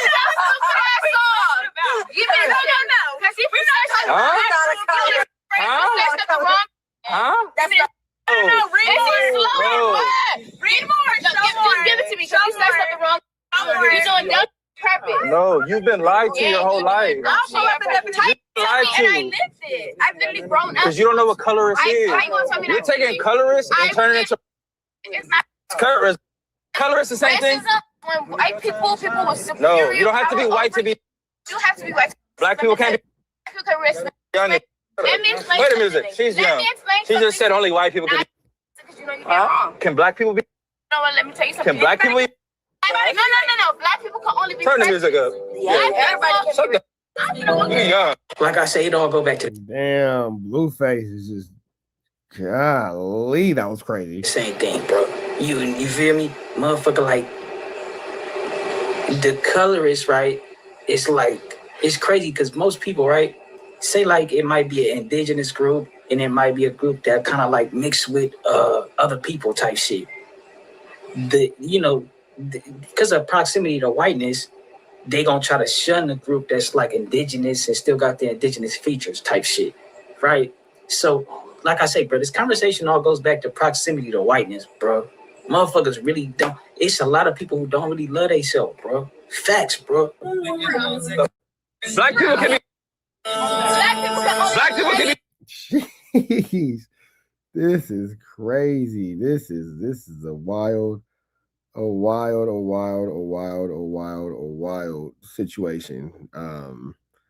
This is a level of flammery, skullduggery, and larceny that I've not seen in recent years. Okay. I'm saying. You so dark, you dumb. You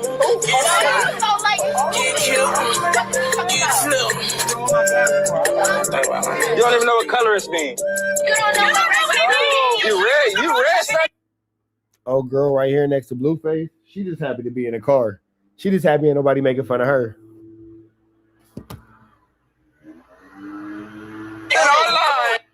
You read something on Instagram. You read it on Instagram. Look at her next twin, bro. Hella happy she ain't dark and dog. You know what I'm saying, bro? Man, I swear to God, we on the same page. I'm just saying, that's how she acting, bro. And so the question come up, black people can, I think black people can be racist, right? Based off of their experiences, right? Somebody has been treating you a way for hella long. You can return the favor and express the same thing. That's why they say don't turn into what you hate type shit. But I also understand when people say racism is systematic, so black people can't be racist because they don't have the power to type shit, right? You can not like somebody, which is prejudice. I didn't read it, I lived it. Colorist. You had a good colorist. You live colorist. Can you listen to me? Because I listen to you. Bro, you're not listening to nothing I'm saying. I'm listening to what you're saying, but I'm saying black people can only be prejudiced. You know why? Because from power. People who have power, but white people. You're 21. Shut the What she's saying is actually true.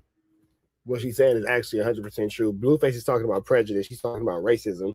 Racism is based off. Never mind. You were born in 2005. You don't know what you're talking about. You just said black people can't be. That don't make no sense. Oh my God. They don't have power over. You still saying that, dumb? So black people can't be. No. Turn the music up. Turn the music up. She thinks it can only be for certain people. Black people can definitely be. Everybody can be. She's from. She don't know where to be from. She's just talking. That don't make no sense. That don't make no sense. That don't make no sense. So you keep. I don't have the music. You have the volume. No, I have the volume. At the end of the day, What's the definition of? What is the definition of? Prejudice someone based on their skin color. Someone that is. What is the definition of? See, I think black people aren't born or aren't taught to be racist, right? So now with that being said, I think your experiences, right, like I say, can turn your heart cold, bro. You feel me? And is that racism in return? And is she trying to say it don't qualify as racism because there's no power behind it, right? It's just a prejudice. It's like, yeah, I don't like you, but nothing happens from that, right? But then when somebody's racist and they have power, they can keep you from jobs, right? They can make laws against you. For sure. She's making some good points. Blueface is kind of sounding a little slow right there. They can do this, that, and the third type shit, bro. Race relations conversations get tricky, bro. They do, but y'all niggas let me know what y'all think. We on to the next one, bro. Shout out to my man Wig TV, red dots to the left. You know the rest. Said prayer and be blessed. We got. What does good mean? woman. So why the f you so For any offended? shit, say Are you ready? Are you Are ready for the real definition? Read it out A loud. colorist is a professional or artist who works with color. No. You sound dumb. Pull over and get this the car. He's a little ass kid. Hurry up! What the f is so long?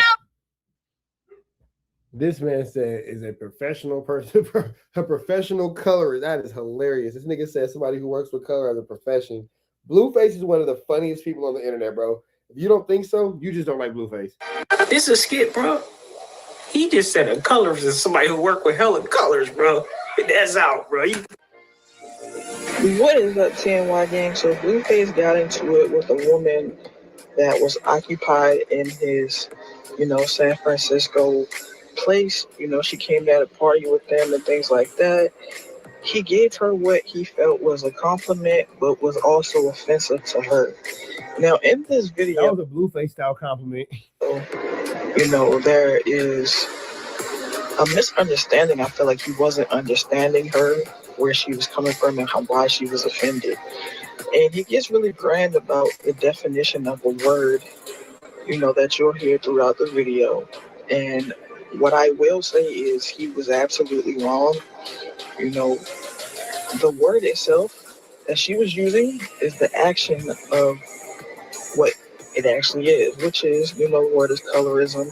And you said the colorist and colorism is not the same thing. If you say those words, you're identifying what a person is. Nigga, Blueface is burnt the fuck out, bro. That was the funniest response. And if you've been watching Blueface or any of his streams, nobody's surprised by Blueface's answer. That was a true Blueface answer.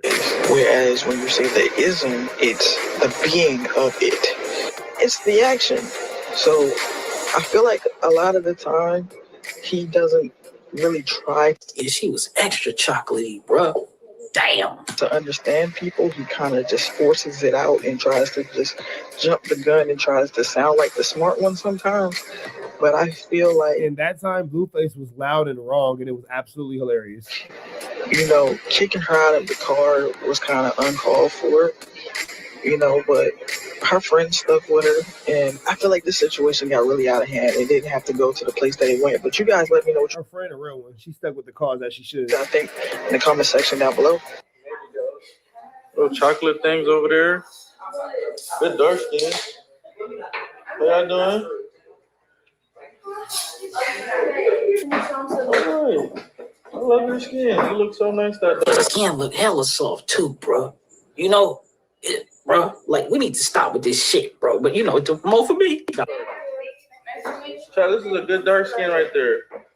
What that mean? What you mean? Are you dark skinned? Yeah, you said good. He said you bad. Yeah. What that mean? What does good mean? You said good. What does good mean? It's good to see you. Yeah, what does good mean? What does good mean to you? You're not wearing your red hat. Yeah, it's a bit of a miscommunication here. Or a misunderstanding, excuse me, not a miscommunication, because the communication is clear. It's an understanding of the communication where they falling out at. This is the definition of a misunderstanding. Yeah, that's why. What does good mean to me? Good means like A's and B's, like you get good grades. Oh, yeah, I get good grades. Okay. So good and dark skin, what does that mean to you? I get good grades, it's dark skin. There you go. Period. Thank you. 1 + 1 = 2. Nice to meet you. I'm about to get ran over, all type of. It was nice meeting you. Nice to meeting you. I already told you that. Oh, my fault. Yeah. Have a good night, though. What happened? No. Just keep following and talking. Telling me good night just to get in my car. Like, that don't make sense. Get them get in the car. Get them. No, they good. I'm just saying, why they. Let me get one. We out here. Appreciate it. Come on, bro. All right, bro. Appreciate you, gang. See? That's why I said that to you. You saying bye just to get in the car. That don't make sense. What is a Pediasure? Oh, damn. I'll be asking. Who? What does Pediasure do? Pediasure? I don't drink Pediasure. Those are Ensure. Pediasure get you right, get you back with them electrolytes, get you back with everything that you miss. You feel me? Is this your car? Why the f you asking my son that it's not in your car? I know y'all young back there, but god damn. I need a good red, dark skin, beautiful dark skin. Hey, irritated blue already, bro. He ready to put their ass out right now, bro. As soon as they get. Why would you say bye to me and get in my car? But I'm saying, you feel me? It's like you trying to be distracting for no reason. You getting in the car with us. Why would you say bye to me? And go where? And go where? I got you. No, you want to party with us all night. We turn up all night. Yes. Music off. Turn the music off. Nobody said turn the music on. You say you want me to party with you or what? No, we like music. I know you young. Okay. But just put yourself in my body. You shut the up. God damn. Yes. Y'all all just talking for nothing. Shut up. All I'm saying is. Jeez. God damn. Why would you shake my hand and distract? Oh. Who's distracting you? Why would you say bye and then get in the car? Since I met you, you've been a problem. No, I was trying to help. A beautiful problem. I told you look nice and you said No, that's not good. No, what's Good for so you not dark skinned? Are you dark skinned? I am. But let me Are you ashamed of being dark skinned? Absolutely. So what the f you talking about? Let me tell you something. It's a bunch of dark skins in the world that's always told us. Yeah, it sounded crazy, bro. But it's really just LA lingo. Like, oh, I got the like somebody like you go to the movies, right? Get some popcorn. You're like, I got the good popcorn type shit. It's all the same popcorn, fit type shit. Oh my God! If somebody tell me you look nice for I think that was a misunderstanding. I don't think that it was meant to be interpreted the way that she took it at all. I don't think that it was meant for that. I think that she might have took it to a place where it didn't have to go to. tattoos all over his face. Do you think I'm finna look? Do you think I'm finna look at them? It's backhanded. You know how it's backhanded? Because people go around. No, you got problems. Don't bring your problems. Don't bring your. Instagram. Who said that? Shut your brown skin ass up. You're not even dark skinned. You're not even dark skinned. And then on the back end, who the hell is she? Get her out of here. She looks dumb, but whatever. So why are you speaking up for the dark skin? Why are you speaking for the dark skin? She vouches for color. I'm colorless. Yes, you are. Because let me tell you something. Saying something that's nice for a dark skin is colorist. Let me ask you a question. They're both trash. These two right here, they're both trash. Like, throw them both away. Both of them. What does colorist mean? Give me the definition of color. Everybody shut. The funniest thing we're about to see. Shut the. Yes, y'all don't even know what colorist is. Give me the definition. Turn the music off. Turn the music off. Turn the music off. Turn the music off. Because they about to say some young dumb. Let's get this young dumb. What's the definition of colorist? Hey, when Kendrick said, bitch, don't kill my vibe. This is what he was talking about, That's exactly what he was talking about. A colorist is doing something discriminating against someone because of the color of their skin. Okay, now the let's. shade of their skin tone. Okay. This is mostly towards dark-skinned women. Okay. And you know that. And that's you're online. So colorists can't go for light-skinned women. It can't go for light-skinned women. So why the f you so Go for any offended? shades of skins, but I'm saying mostly. Are you ready? Are you ready for the real definition? Are you ready for the real definition? Search it up. Search it up right now. That's right, Blueface. You tell them what the real definition is. Search it up right now. What is it? Go ahead, just search it up. We listening. Don't say nothing else. What was your definition again? Just search it up. I said being discriminating against someone because of the shade of their skin tone in the black community. Now search That's it what up. colorist means. Go ahead and search it up. Read it out loud. I'm gonna keep it real, bro. I think the colorist conversation comes up because, like, certain people, it all goes back to whiteness, bro. Proximity to whiteness, bro. And the motherfucker further from that is trying to feel, I guess, some sense of normalcy, right? Like, basically treat me like how you treat the white people. That's what I be hearing from a lot of people, bro, when they saying that shit, bro. And everybody, bro.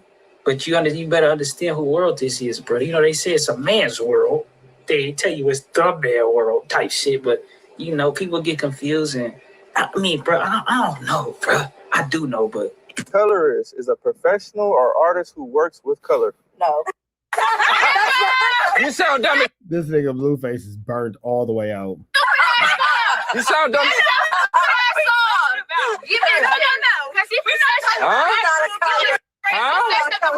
Huh? That's not. No, read more. Read more. Just give it to me. You said something wrong. You're doing dumb. purpose. No, you've been lied to your whole life. No, she lied to. Lied And I to. lived it. I've literally grown up. Because you don't know what colorist is. How you gonna tell me We're that? taking colorist and turning it into It's not colorist. Colorist the same thing? racism. When white people with No, superior you don't have to be power white to over be. you have to be white. Black people can't be. People can respect. Young. Let me explain Wait a minute. something. She's Let young. me explain She just said something. only white people can be. Because you know you're wrong. Can black people be? You know what? Let me tell you something. Can black people be? No. Black people can only be. Turn the music up. Yeah, everybody can be. You young. Like I say, it all go back to Damn, Blueface is just golly, that was crazy. the same thing, bro. You feel me? Motherfucker, like the colorist, right? It's like it's crazy because most people, right, say like it might be an indigenous group and it might be a group that kind of like mixed with other people type shit. Because of proximity to whiteness, they gonna try to shun the group that's like indigenous and still got the indigenous features type shit, right? So, like I say, bro, this conversation all goes back to proximity to whiteness, bro. Motherfuckers really don't. It's a lot of people who don't really love themselves, bro. Facts, bro. Black people can be. Black people can be. Jeez, this is crazy. This is a wild situation. This is a level of flu flammery, skullduggery, and larceny that I've not seen in recent years. Okay. I'm saying. You so dark, you dumb. You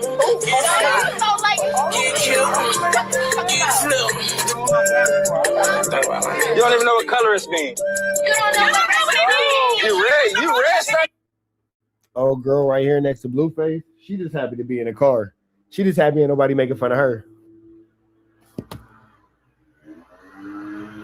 Online. You read something on Instagram. You read it on Instagram. Look at her next to him, bro. Hella happy she ain't dark and dumb. You know what I'm saying, bro? Man, I swear to God, we on the same page. I'm just saying, that's how she acting, bro. And so the question come up, black people can, I think black people can be racist, right? Based off of their experiences, right? Somebody has been treating you a way for hella long. You can return a favor and express the same thing. That's why they say don't turn into what you hate type shit. But I also understand when people say racism is systematic, so black people can't be racist because they don't have the power to type shit, right?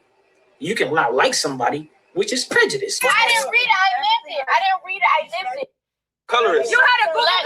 You live. Colorist. Can you listen to me? I listen to you. Bro, you're not listening to nothing I'm saying. I'm listening to what you're saying, but I'm saying black people can only be prejudiced. You know why? Because from power. People who have power, but white people. You're 21. Shut the.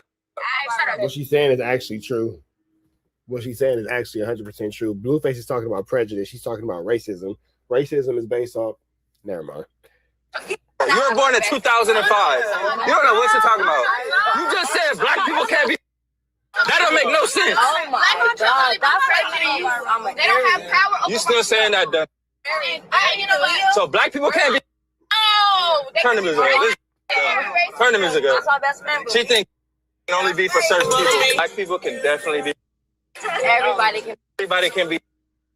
She don't know where to be from. She's just talking. That don't make no sense. That don't make no sense. That don't make no sense. You keep. I don't have to. You have the volume. At the end of the day, What's the definition of? What is the definition of? Prejudice someone based on their skin color. Someone that is. What is the definition of? See, I think black people aren't born or aren't taught to be racist, right? So now with that being said, I think your experiences, right, like I say, can turn your heart cold, bro. You feel me? And is that racism in return?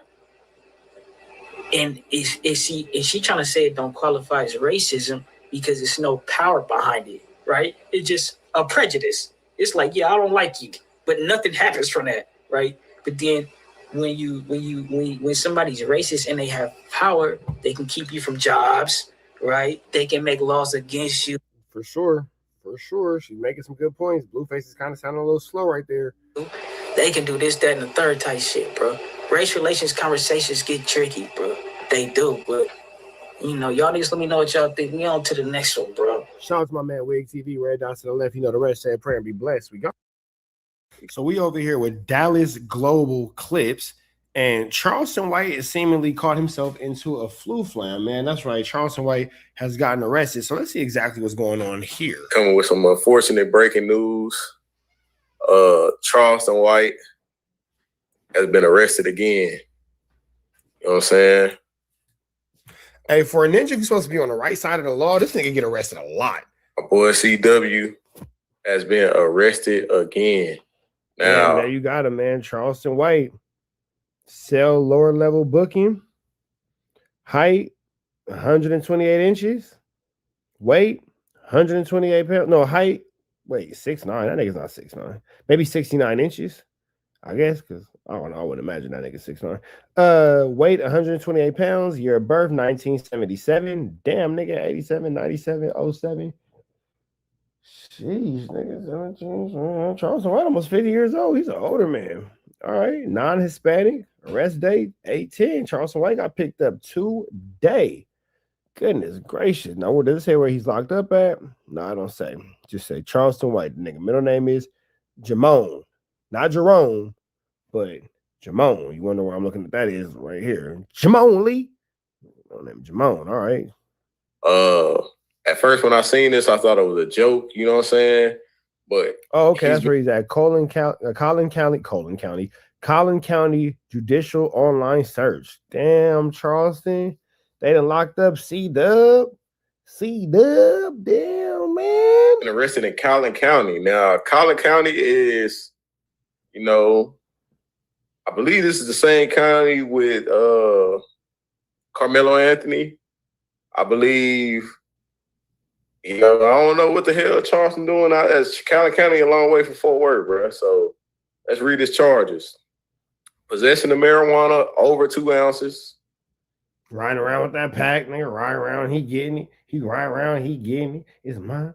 I spend it. Okay, Charleston, why you trying to get a little That automatically give you an unlawful carry here in Texas. So if you got a gun next to the weed, it's an unlawful carry automatically, and driving without a driver's license. Now, Charleston goddamn know better than all this, man. You know what I'm saying? Yeah, because he's always dictating the law to everyone else. He's always dictating the law to telling people what they should and what they shouldn't do. So Charleston White, you for sure know better than this. How did you get caught lacking so bad? Charleston know better than this. He's smiling in the mugshot. You know what that mean? He got bond. When he get out, he finna have a hell of a story for us. I know he probably go. He already know he got bond money. That's that. I got bail money. I got bond money. Vlad, Say Cheese, ADAM22. All y'all come out, Cam Capone. Everybody come give me a little bag, come give me a little check, so I can sit down and tell y'all about how I got arrested, and y'all pay for this lawyer so I can beat this case and have some money left over. Be mad about us reporting that he went to jail. Well, I ain't believe it at first. When I seen it, I'm looking at it now, I'm like, damn, Charleston White actually did go to jail. Yeah, man, with all this Dewberry stuff that's going on, bro, it might seem like Charleston might be spiraling out of control, man, or Charleston might just be moving kind of loose right now, you know? Maybe now, I did see that him and Dewberry was beefing, but like these niggas is both 50. I'm 36, so I just feel like I was wrong to be like in these older dudes, these older gentlemen's business. But I guess, you feel me? I guess I need to be in their business because if Charleston White and Dewberry is the bee's knees, and I guess I got to give y'all the news y'all can use and the knowledge y'all can't get nobody's college. So Charleston White and Dewberry it is. Back home, you know what I'm saying? We haven't been seeing him on Aiden Ross stream. I don't know if he's still streaming with Aiden Ross. I know it's a brand risk fight coming up here soon. The next few weeks, we might see Charleston in Miami. But, yeah, man, if you look at the mugshot, it don't look like Charleston. It don't look like Charleston worried about nothing in this motherfucking in his goddamn mugshot, bro. If you look at it, he look like he's pretty happy to be there. Let's see. Can I blow it up? Can y'all see it good? Yeah. Say he had lower level booking. So he's at lower level booking. That means that he hasn't been housed yet. That means that he's still in the reception center, the IR, where they like kind of come in and fingerprint you and all that kind of stuff. Actually, if you gang affiliated, anything like that, that means that he's still in there. So he's still wearing the plain clothes that he got locked up in. He's not dressed out. He's not he's in jail for sure, but he's not like in a jail cell yet. For those of you guys who've been arrested, he's still in booking. You know what I'm saying? It definitely says that right there, lower level booking. If he was in a permanent housing, it would say block A, cell 221 or some shit like that. But no, he's just showing that. Or it would say like dorm 721, bed 28C or some shit like that. But it's just showing that he is in fact in police custody, and it's looking like he's gonna be there. You know what I'm saying? Until he posts bond. But I don't think that Charleston White really is going to be locked up for anything crazy, because I did remember seeing somewhere that it was like some misdemeanors. So let me see something about this real quick. Hold on. Yeah, so according to my mixtape, Charleston White has been arrested in Texas, facing multiple charges. Let me see. Charleston White, possession of marijuana to a license. Okay, so maybe he did get some felonies. Let's go back to the video, though. Look at Charleston White. Look at that little mugshot. This boy right here, man. Not a gosh darn care in the world. Boy, Charleston. Let's continue on. 69. Wait, Charleston weighed 128 pounds. Born 1977. Non-Hispanic. He was arrested today. I'm pretty sure he'll be out by tonight. Unlawful carry, they don't really come with too many. It's probably like $1,000 bond, $1,500 bond, something like that. Yeah, man. The mugshot funny as hell, bro. But with everything that's going on, I know people gonna be like, man, Charles, what the hell you doing, man? For the most part, I don't know, man. What y'all got to say? What y'all think? Y'all think Charleston spiraling out of control? Y'all think this gonna stop Charleston? Y'all think it's gonna make him sit down for a little bit? Tell me what y'all think in the comments. I know Dewberry just dropped his Say Cheese interview. We also just dropped the interview with OG Percy, man. Y'all get the numbers up on that, man. You know what I'm saying? We coming with the content, bro. I'm finna drop every day. I'm finna drop content every day. Hold me to that. I'm trying to be a content creator, man.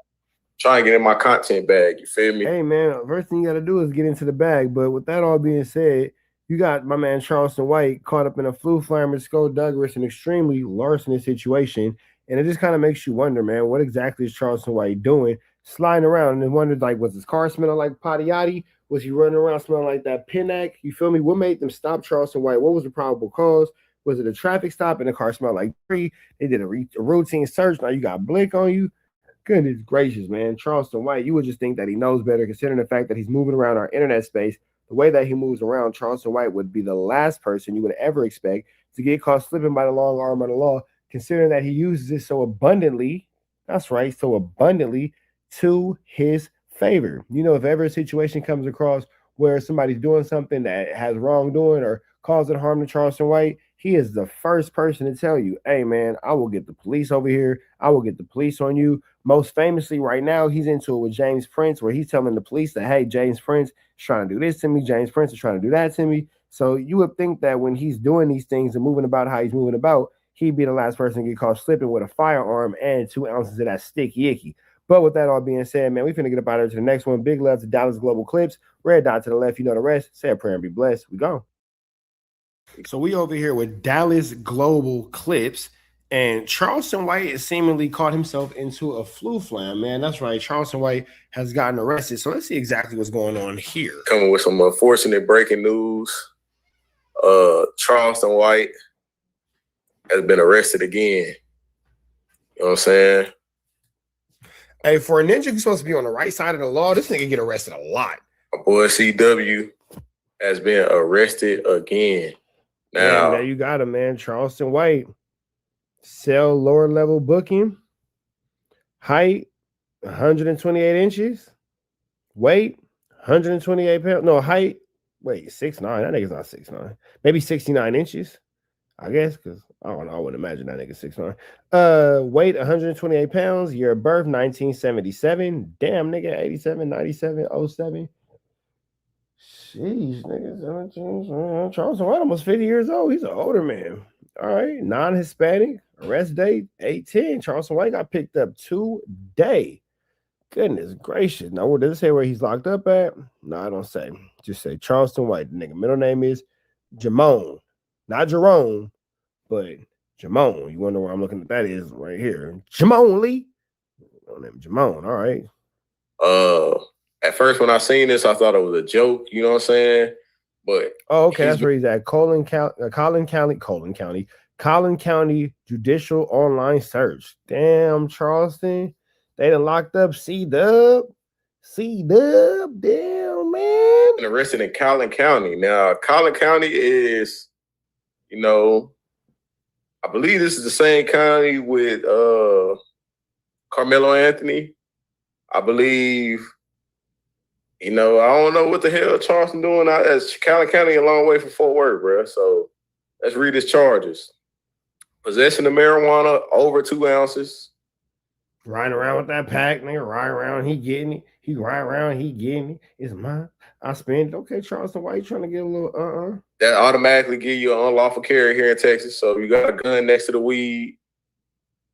It's an unlawful carry automatically and driving without a driver's license. Now, Charleston goddamn know better than all this, man. You know what I'm saying?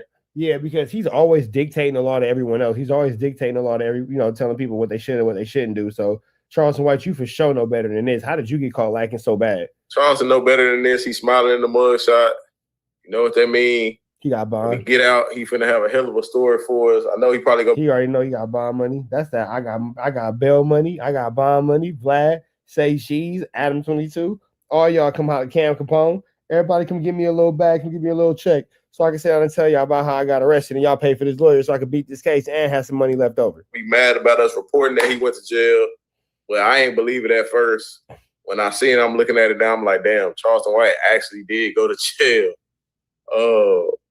Yeah, man, with all this Dewberry stuff that's going on, bro, it might seem like Charleston might be spiraling out of control, man, or Charleston might just be moving kind of loose right now, you know?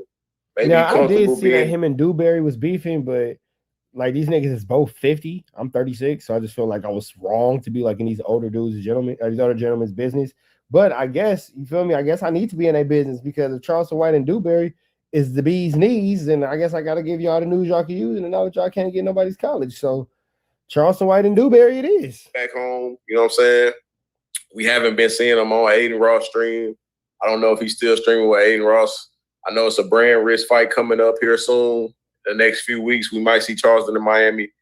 But, yeah, man, if you look at the mugshot, it don't look like Charleston. It don't look like Charleston worried about nothing in this motherfucking in this goddamn mugshot, bro. If you look at it, it look like he's pretty happy to be there. Let's see. Can I blow it up? Can y'all see it good? Yeah. Say he had lower level booking. So he's at lower level booking. That means that he hasn't been housed yet. That means that he's still in the reception center, the IR, where they like kind of come in and fingerprint you and all that kind of stuff. Ask you if you gang affiliated, anything like that. That means that he's still in there. So he's still wearing the plain clothes that he got locked up in. He's not dressed out. He's in jail for sure, but he's not like in a jail cell yet. For those of you guys who've been arrested, he's still in booking. You know what I'm saying? It definitely says that right there, lower level booking. If he was in a permanent housing, it would say block A, cell 221 or some shit like that. But no, he's just showing that. Or it would say like dorm 721, bed 28C or some shit like that. But, you know, it's just showing that he is, in fact, in police custody. And it's looking like he's going to be there, you know what I'm saying, until he posts bond. But I don't think that Charleston White really is going to be locked up for anything crazy because I did remember seeing somewhere that it was like some misdemeanors. So let me see something about this real quick. Hold on. Yeah, so according to my mixtape, Charleston White has been arrested in Texas, facing multiple charges. Let me see. Charleston White, possession of marijuana with a license. Okay, so maybe he did get some felonies. Let's go back to the video, though. Look at Charleston White. Look at that little mug shot. This boy right here, man. Not a gosh darn care in the world. Boy, Charleston. Let's continue on. 69. Wait, Charleston weighed 128 pounds. Born 1977. Non-Hispanic. He was arrested today. I'm pretty sure he'll be out by tonight. Unlawful carry, it don't really come with too many. It's probably like $1,000 bond, $1,500 bond, something like that. Yeah, man. The mugshot funny as hell, bro. But with everything that's going on, I know people gonna be like, man, Charleston, what the hell you doing, man? For the most part, I don't know, man. What y'all got to say? What y'all think? Y'all think Charleston spiraling out of control? Y'all think this gonna stop Charleston? Y'all think it's gonna make him sit down for a little bit Tell me what y'all think in the comments. I know Dewberry just dropped his Say Cheese interview. We also just dropped the interview with OG Percy, man. Y'all get the numbers up on that, man. You know what I'm saying? We coming with the content, bro. I'm finna drop every day. I'm finna drop content every day. Hold me to that. I'm trying to be a content creator, man. Trying to get in my content bag. You feel me? Hey, man, first thing you got to do is get into the bag. But with that all being said, you got my man Charleston White caught up in a flu flamer, skullduggerous, and extremely larcenous situation. And it just kind of makes you wonder, man, what exactly is Charleston White doing? Sliding around and wondered, like, was his car smelling like Patiotti? Was he running around smelling like that Pinnack? You feel me? What made them stop Charleston White? What was the probable cause? Was it a traffic stop and the car smelled like tree? They did a routine search. Now you got Blake on you. Goodness gracious, man. Charleston White, you would just think that he knows better, considering the fact that he's moving around our internet space. The way that he moves around, Charleston White would be the last person you would ever expect to get caught slipping by the long arm of the law, considering that he uses it so abundantly. That's right, so abundantly to his favor. You know, if ever a situation comes across where somebody's doing something that has wrongdoing or causing harm to Charleston White, he is the first person to tell you, hey, man, I will get the police over here. I will get the police on you. Most famously right now, he's into it with James Prince, where he's telling the police that, hey, James Prince is trying to do this to me. James Prince is trying to do that to me. So you would think that when he's doing these things and moving about how he's moving about, he'd be the last person to get caught slipping with a firearm and 2 ounces of that sticky icky. But with that all being said, man, we finna get up out of here to the next one. Big love to Dallas Global Clips. Red dot to the left. You know the rest. Say a prayer and be blessed. We go. Your wife was licking Suboxone off. Wow. Now, Lush is going to say some things that are inappropriate. So you're going to go past that a little bit. Hold on real quick. So, yeah, man, Lush is going to go crazy. And it's looking like Lush has finally had enough of a WACK100's flu flame, skullduggery, and larceny, man. Lush is saying, I'm standing up for myself. I got some things to say. And he got some content he wants us to play. So let's see what's going on here, man, as Lush calls out Wack, sounding like for a fade. All right. So it's cool. And you want to try to like cloud up off of Wack by sending that to him and like Wack thinking this is like, oh wow, what a damning video. Oh wow. Fools fucking hemmed me up and fucking slapped me 10 years ago. Like, all right, fool, like cool story. I wasn't jacking off in a car, being a sexual deviant in fucking literally broad daylight. Sheesh.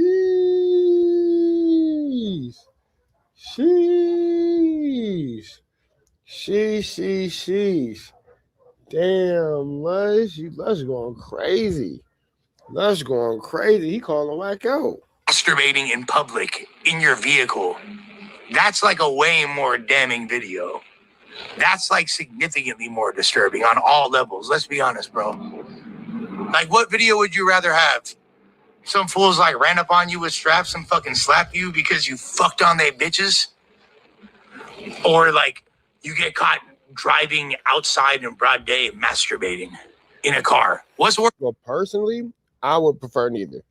I don't want to, be a part of either one of these things. I don't want to be a part of this type of flu flammage, skullduggery, and larceny in any way, shape, form, or fashion. I do not think that either one of these set of circumstances are acceptable or appropriate, and I don't want to be a part of either or. I don't want anybody running down on me because I smacked their lady. I don't want to be in the car, going crazy on myself. I'm not sure why he did that.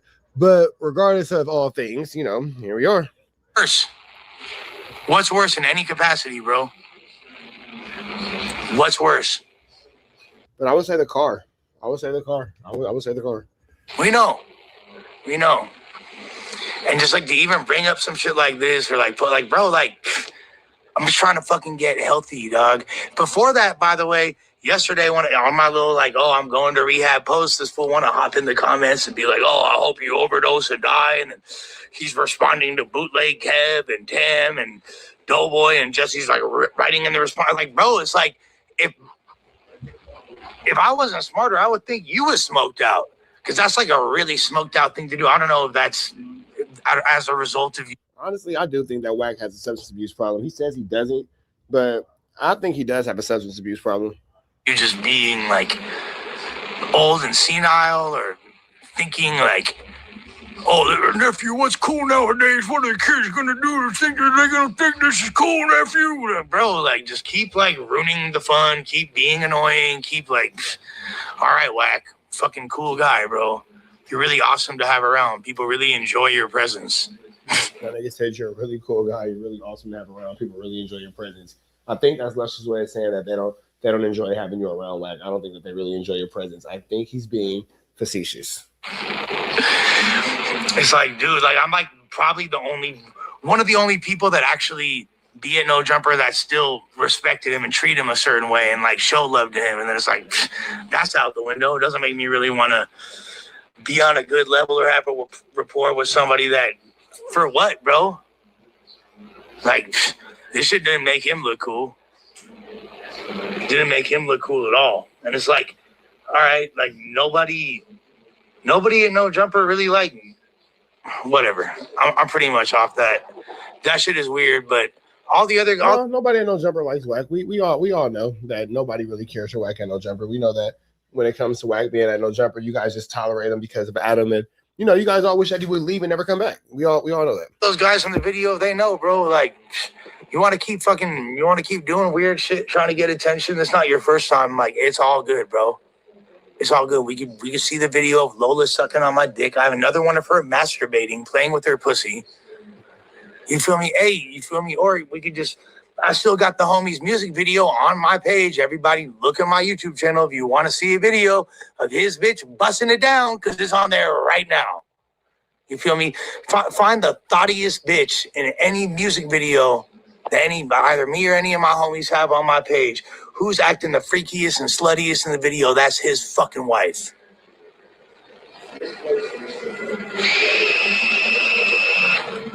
Jeez, not his wife. And not the screaming. The screaming. IYK.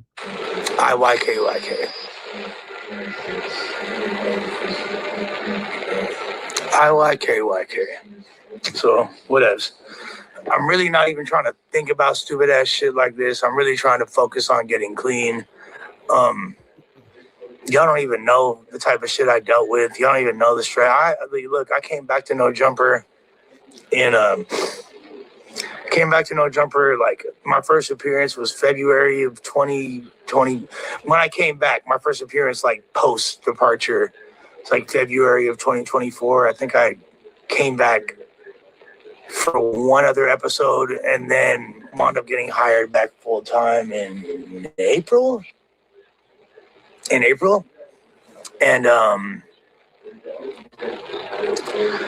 I've not been away from No Jumper for more than like 5 days. Since then.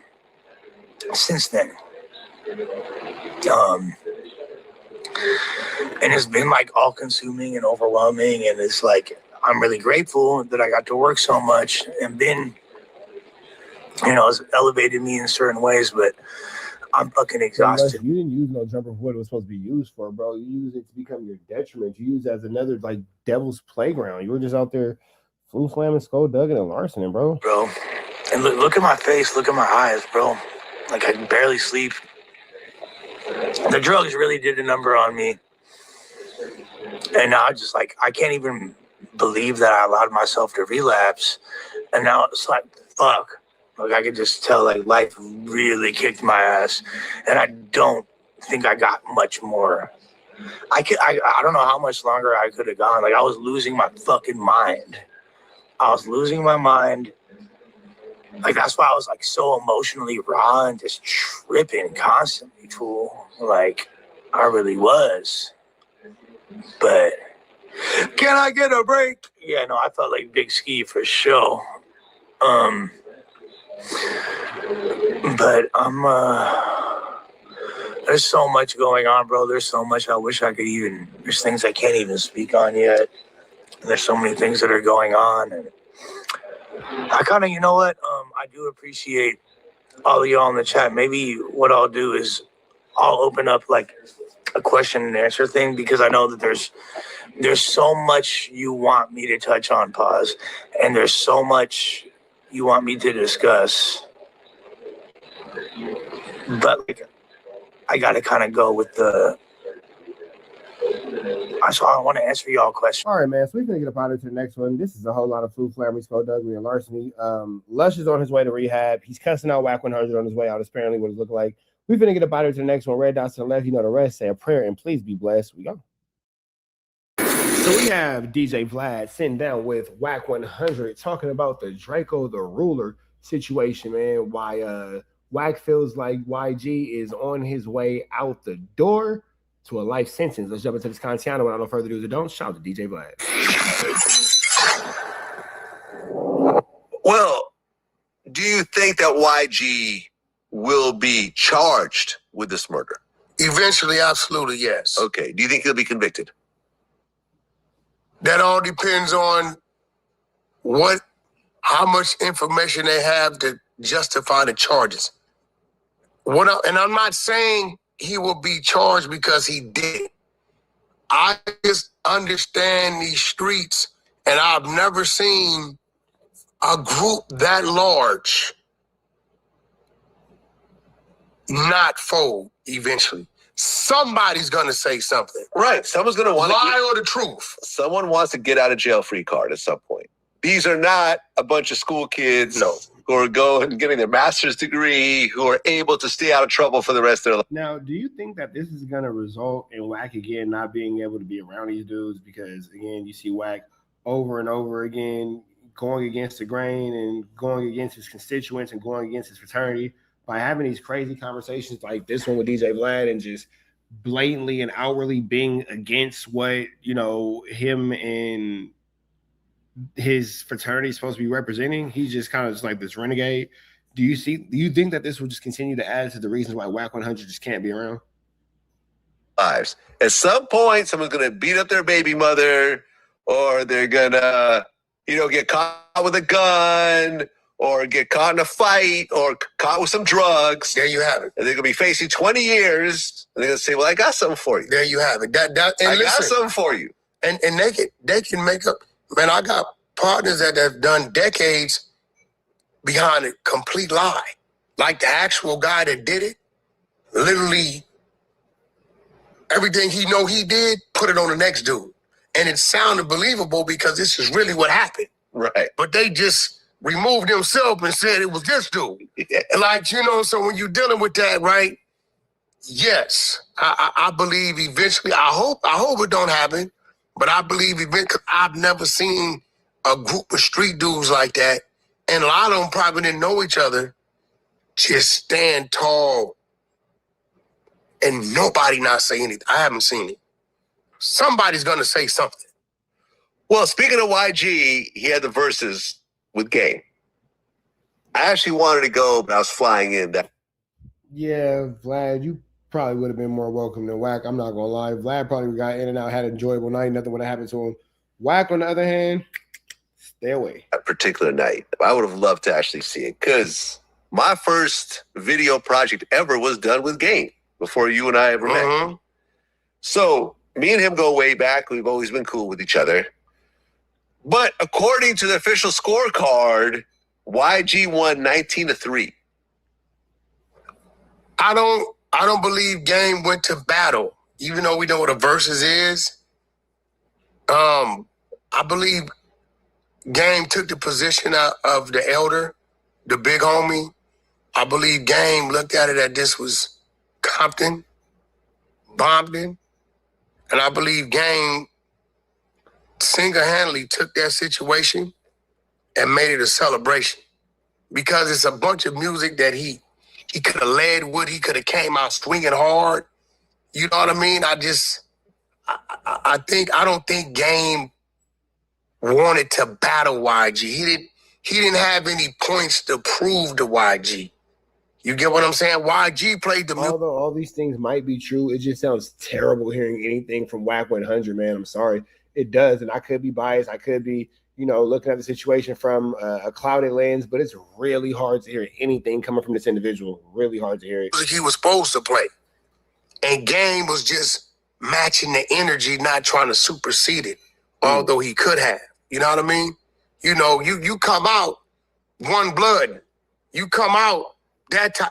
He came out with Travis Barker beating the drums, which is a great look. You know what I mean? It's not a song everyone knows. That's a B-side type song, exactly. Right? Yeah. So I believe Game's what he wanted to do. I think Game achieved what he wanted to do, which is have fun, have a blast, bring some people together, There was a lot of people there that's been enemies over the last decade or so. Overall, if you're going to say song for song, was it matched? I don't think it was matched. Well, you have to also remember, too, the Game and YG come from two completely different generations. Like how YG is coming out the gate and versus how the Game is coming out the gate. Two totally different times in music, two totally different sounds. I'm a Game fan. The Game ushered in the YG era, arguably. YG fan. But I don't think it was a battle. But if we're asking me, all right, the Game matches energy with song for song, I'm going to say no. I'm going to say Game just was keeping the party going. Could he have? He could have came out. He didn't even play none of his songs with Kendrick. Not one.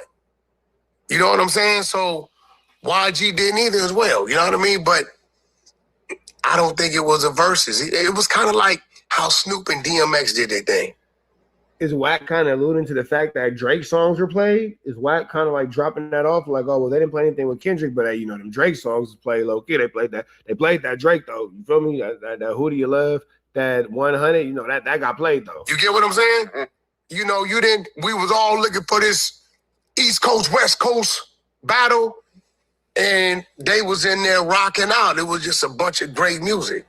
Yeah, what's funny is I actually did a poll on my Twitter, and I got like over 300 votes. I said, who's winning the verses, Game or YG? My audience was a little bit older, put Game at 85%. They basically had Game washing YG. But if you look at the actual, final scorecard, it was the other way around. 19-3 is basically about 85% to 15%. So yeah, listen, at the end of the day, both of them were drunk, right? They're both drunk on stage. Didn't Game try to get a G Unit? Isn't that all that really matters at the end of the day? Headband at one point? I don't know. Yeah, I heard he wanted to get he shouted out 50 Cent. I really hope that the two of them just squash it at some point. I'm the last one. I know it'll never happen. I'm the last. They do. No, bro, listen. I worked hard at that. Yeah, I know. Me and Monster, Uncle Murder, got them talking in the middle of the club. We ran into each other at an event in San Bernardino. Our trailers were side by side. We're like out there congregating, chilling, and we're discussing tours and all that, and everything is cool. And then I woke up one morning and 50 Cent just dissed it. And then Game puts up the last 4 digits of his baby's mother phone number, right?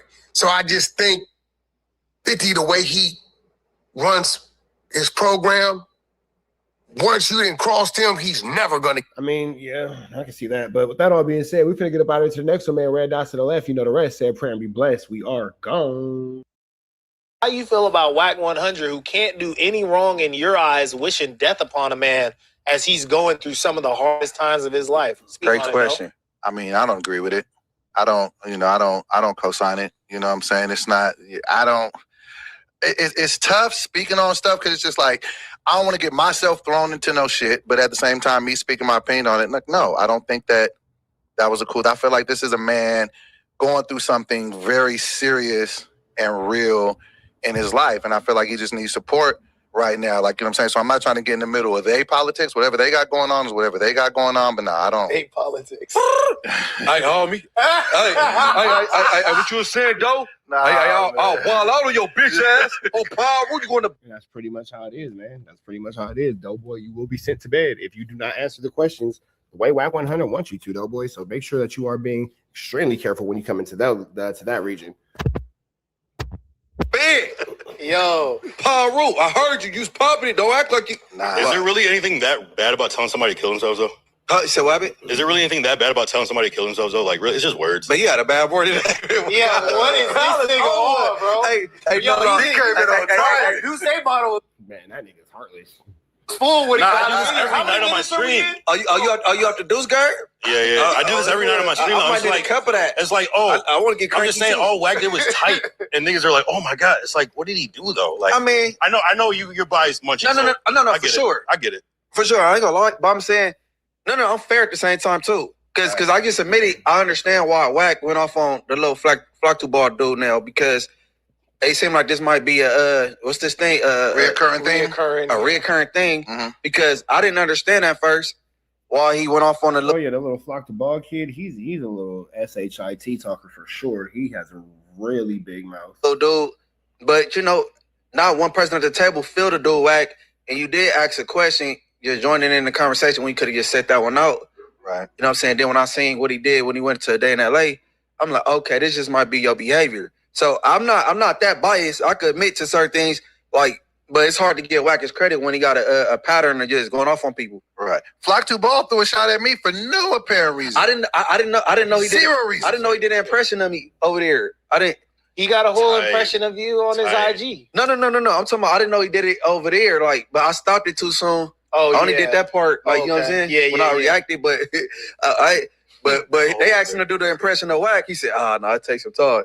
But then he did the one with J Hood and Spuddy Face. Yeah. Back and forth. I want to see that nigga scared of Wack. He said, I ain't finna impersonate that nigga. not Spody, sorry. J Hood and Flock 2 Ball link up. Because I thought that shit was. Yo, that little clip when he said, hey, I'm Jay Hood. He said, me and my niggas was like, oh, fuck, nigga. Yo, that shit was funny. Yo, I was like, Flock, wow, man. You're a wild young nigga, man. And then he got on me like, nigga, I ain't never said nothing to or about this nigga. He was sitting there talking about like, yeah, Adam out of touch, man. He got them old niggas over there like 37-year-old doughboy. Like, who even wants him there? No, that's kind of a win. Yeah, I'll take the 37. But he was just like, who even wants him? I'm like, God damn, nigga. They never said shit to your young ass. I get a lot of strays for no apparent reason. But what podcast got some? But you over there just me eating dope, boy. I'm not gonna lie. It's easy to throw shots at you the way you just flock. You flu flamming and glazing. Body Flock age on there. Honestly, though. That's like more so. He's one of the young niggas in charge. I mean, he's doing his thing. And I tip my hat to him, but I see he got some type of. It's a pattern to the little shaky fake shit. You know what I'm saying? Yeah. That's what I was saying in my chat one time. Is like, there are people in my chat being like, "Oh, you need some younger cats up there, whatever." I was like, a lot of Gen Z, they don't really like to talk out loud. They're more into texting and social media rather than speaking out loud. So it's kind of a type of thing to be able to have conversation and hold that and for a sustainable thing. You know, if you talk to a Gen Z, sometimes they're these little niggas don't even know how to communicate, bro. So no, we don't really want to hear a whole bunch of Gen Z people having conversations when they can barely communicate amongst each other. and give you a one-word answer. I'm not trying to act like an unk right now, but it's kind of like the culture. You communicate more digitally now. Yeah. And so, like, to find someone like that that's actually good, responsible, knows how to be wise and not rock the boat because you understand politics and so on and so forth, is kind of hard because these niggas be trolling just for the fun of it, you know, in every situation because they know it almost doesn't matter. But yeah, you know, he should probably go into streaming if anything. Exactly. But before we hop off this Lush topic, I want to ask everybody this question in the room. Like, do you guys, Doughboy, you're very open about your bouts with addiction. So, you know what I'm saying? We get where you coming from. But I guess Kyle and Munchie, do you guys look at yourselves as people that deal with addiction of any sort? No, I don't think that the dude Flock the Ball is a bad kid overall. But what I will say is he is a SHIT starter. And he better grow up and realize that he's not playing amongst a bunch of kids. And, you know, how he's doing certain things and how he's going about certain things and how he's handling certain situations could be detrimental as far as your career is concerned, because you do want to be in the space with all these people who don't even like each other, but can come to figure out, hey, we don't care for him.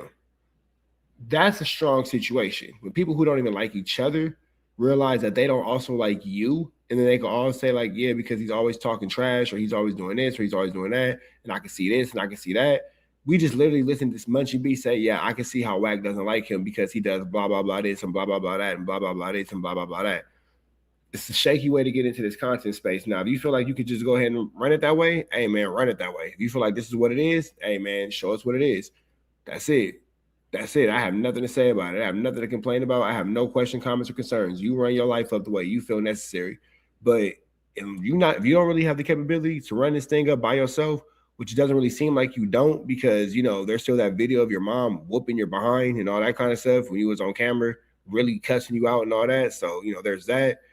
You should probably chill out, bro, because you ain't really looking too good in these YouTube streets. Like, how do you feel about your relationship with your vices? Like, okay, me and Munchie, we got similar vices. We like to sports gamble.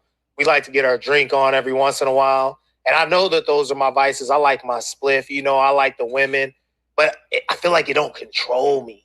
Like I could go without. Like you feel the same way, or you feel like, nah, bro, like I'm gonna need about 2 of them things. I don't think drinking a vice for me, bro, because I ain't got to do it. You know what I mean? Yeah. Like I was coming here with a full bottle because it was that type of like it. I was able to go to work and get drunk. It was a function. Just because I'm able to do it, I don't mean I should just be. I'm in there like bent like a hanger. You know what I'm saying? Mm-hmm. But my vice, I think I kind of like I got too busy to be outside in the hood. Or like my vice is gang banging and hanging out, like a 24-hour job or something. But I think got busy.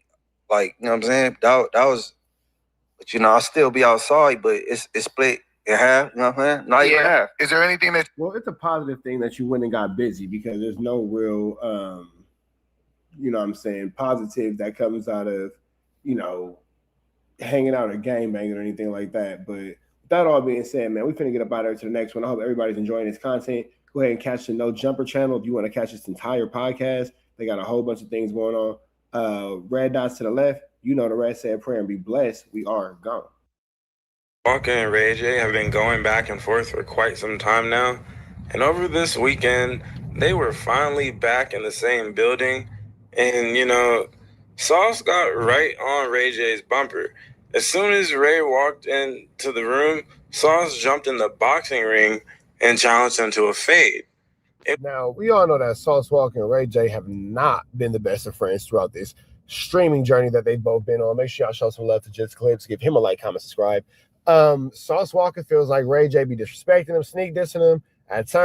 Which turn he goes extra disrespectful at Ray J and starts calling him Brandy's little brother, which is not disrespectful, but it is disrespectful in the context of which it's being used because he is, in fact, Brandy's little brother.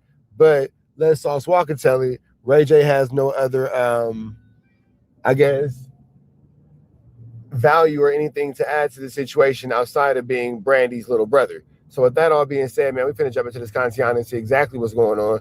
Like, comment, subscribe, tap the notification bell. Let's get into it. Let's go. It was one thing when Sauce crashed out on Ray J a few months ago for, you know, what was perceived as talking behind Sauce's back.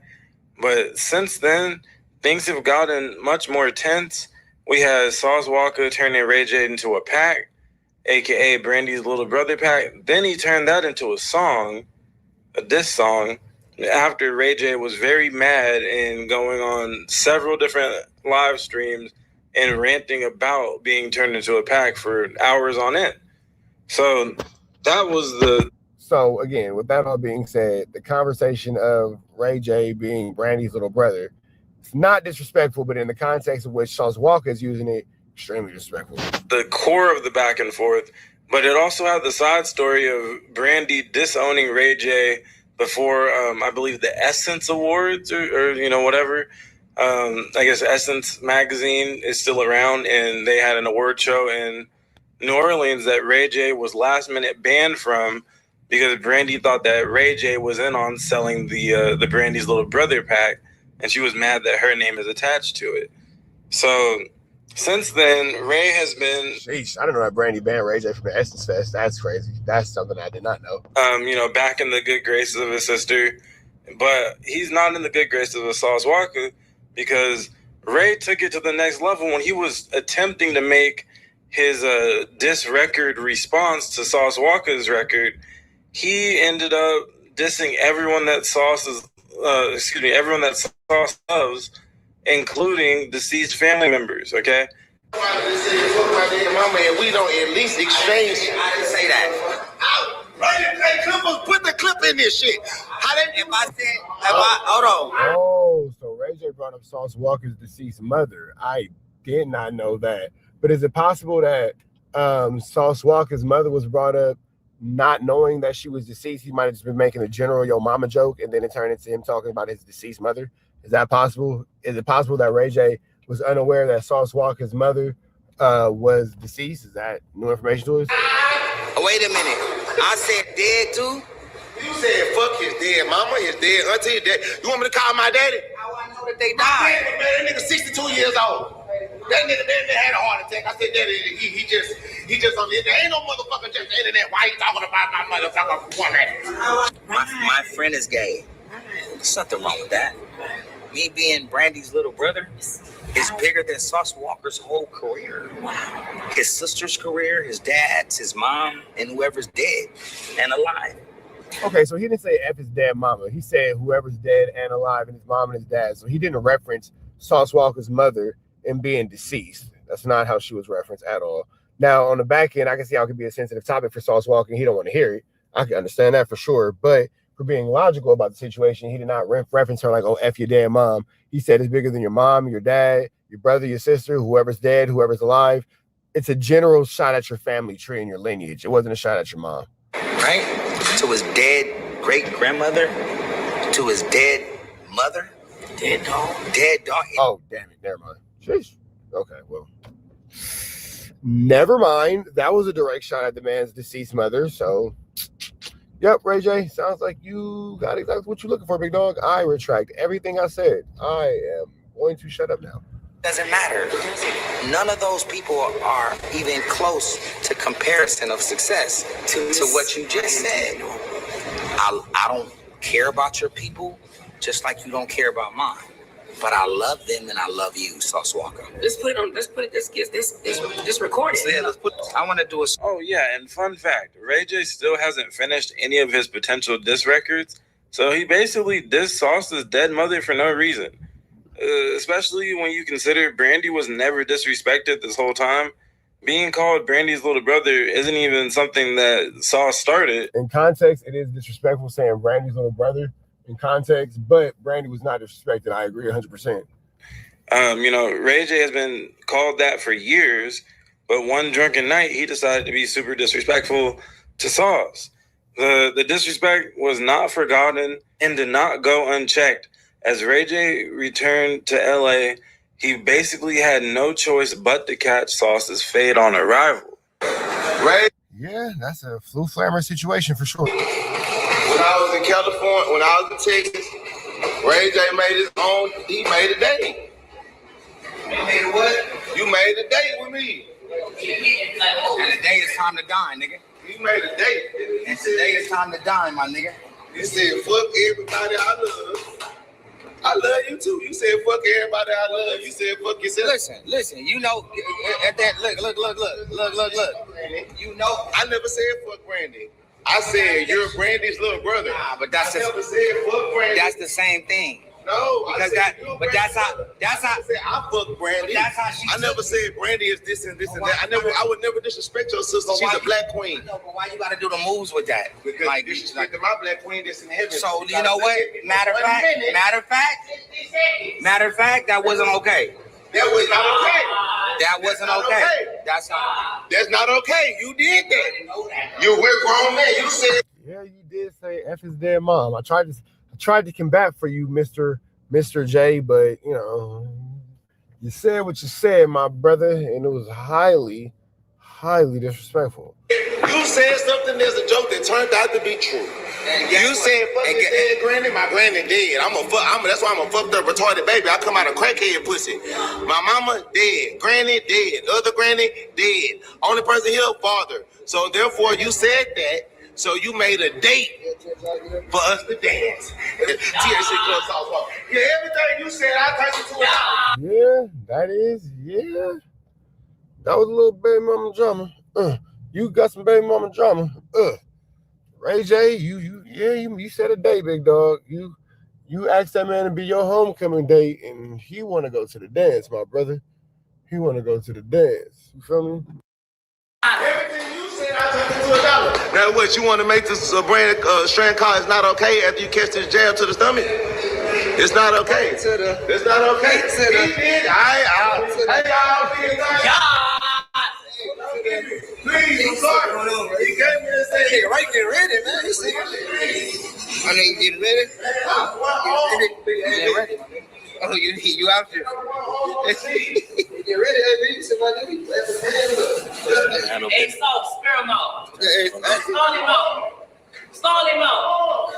What you mean stall him out? Ain't nobody got to stall me out. Oh, shit. Ray J. I need to get stalled out, nigga. Ray J said, nigga, I'm Brandy's little brother. Stop playing with me, nigga. Ready for it. J could have been a great car salesman, in my opinion, because he does very good at packaging up and delivering his bullshit to the targeted audience, which is, you know, all of us watching these streams, watching the clips and all that. He can convince you that he's going to go in there and actually have, you know, learned something in between his last fight that was an utter embarrassment. That you know, Ray J lost so badly in his last fight. I don't know if you haven't seen it against Super Hot Fire. It was very viral. But just in case you horrible, Ray J got his ass whooped. Haven't or need a refresher, Ray J's loss was so bad and so embarrassing of a performance that Aiden Ross threatened. He got whooped like he was Brandy's little brother. To take legal action against Ray J. All right, and he was dead ass. It wasn't like a clout chase. I'm gonna sue you. It was like no. Like me and the people. Aiden Ross is like, there's no way this is real. That signed the check feel like we got fucked over by Ray J, because ain't no way he went out there and did what he did. But we've now seen more examples of Ray J in the boxing ring because of these Dean and AB streams with the big ass ring in the middle of the warehouse. And every time it looks just like this. I'm ready for this fight, man. We done killed on the building. We no referee. Not okay. He started it. He said, "Fuck my mom." All I said was that you're Ray J's little, you're Brandy's little brother. Not okay. So they go ahead, Yeah, they gonna whip the Brandy's little brother up out of that boy.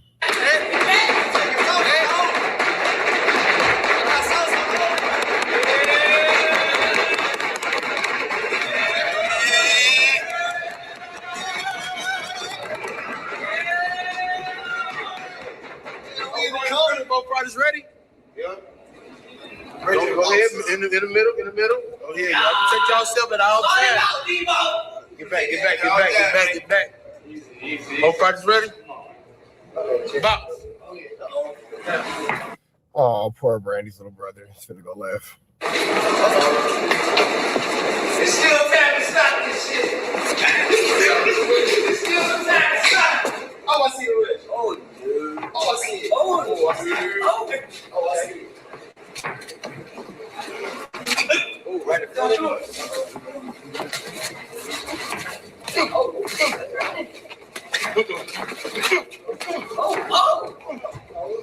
You're right, huh?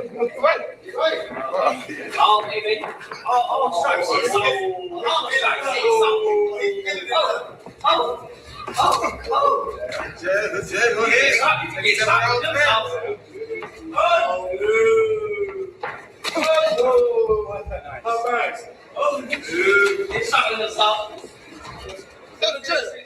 It's down the pipe.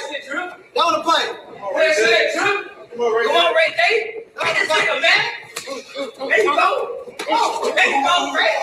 Ooh, that's right, looking like Brandy's little brother.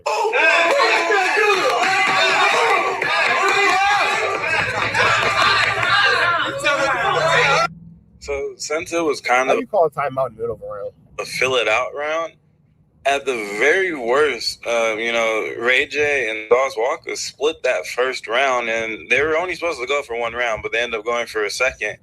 But, you know, I have to say, it's not like Ray J looks all that impressive. Sauce Walker, from the examples we've seen of him in the ring now, too, it's not like he's looking all that impressive, but he does look like he could hold his own in a celebrity bout, like on a brand risk or something like that.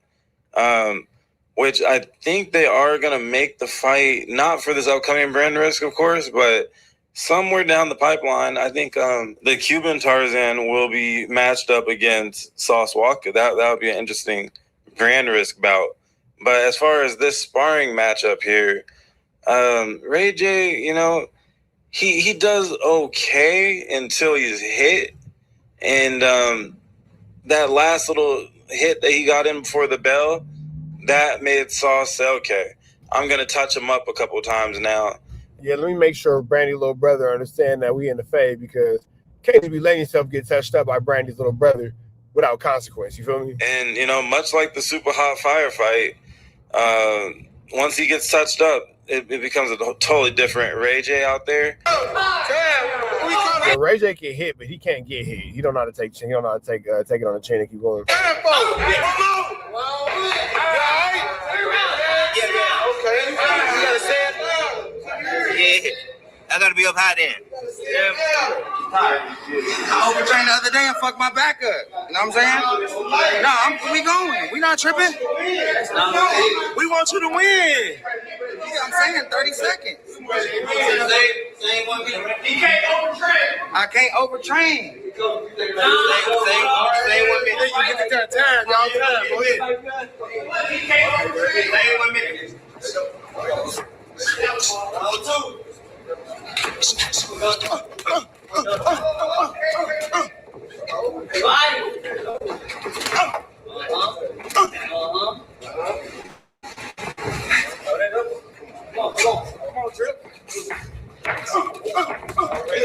Yeah, Ray J's on the ropes. See, I don't want to do something.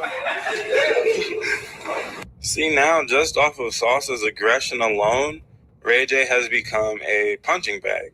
And he just curls up and he just doesn't want any conflict. It's his target practice at this point. Body. No. You take advantage over cocky. Take advantage. Take advantage. Go to his body, son. Keep it wide open for you, Ray. You can take the hit, man. There you go. There you go, Ray.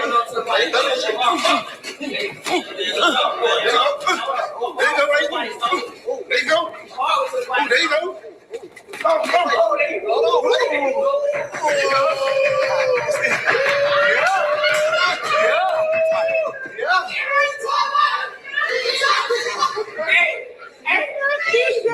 That body shot. That body.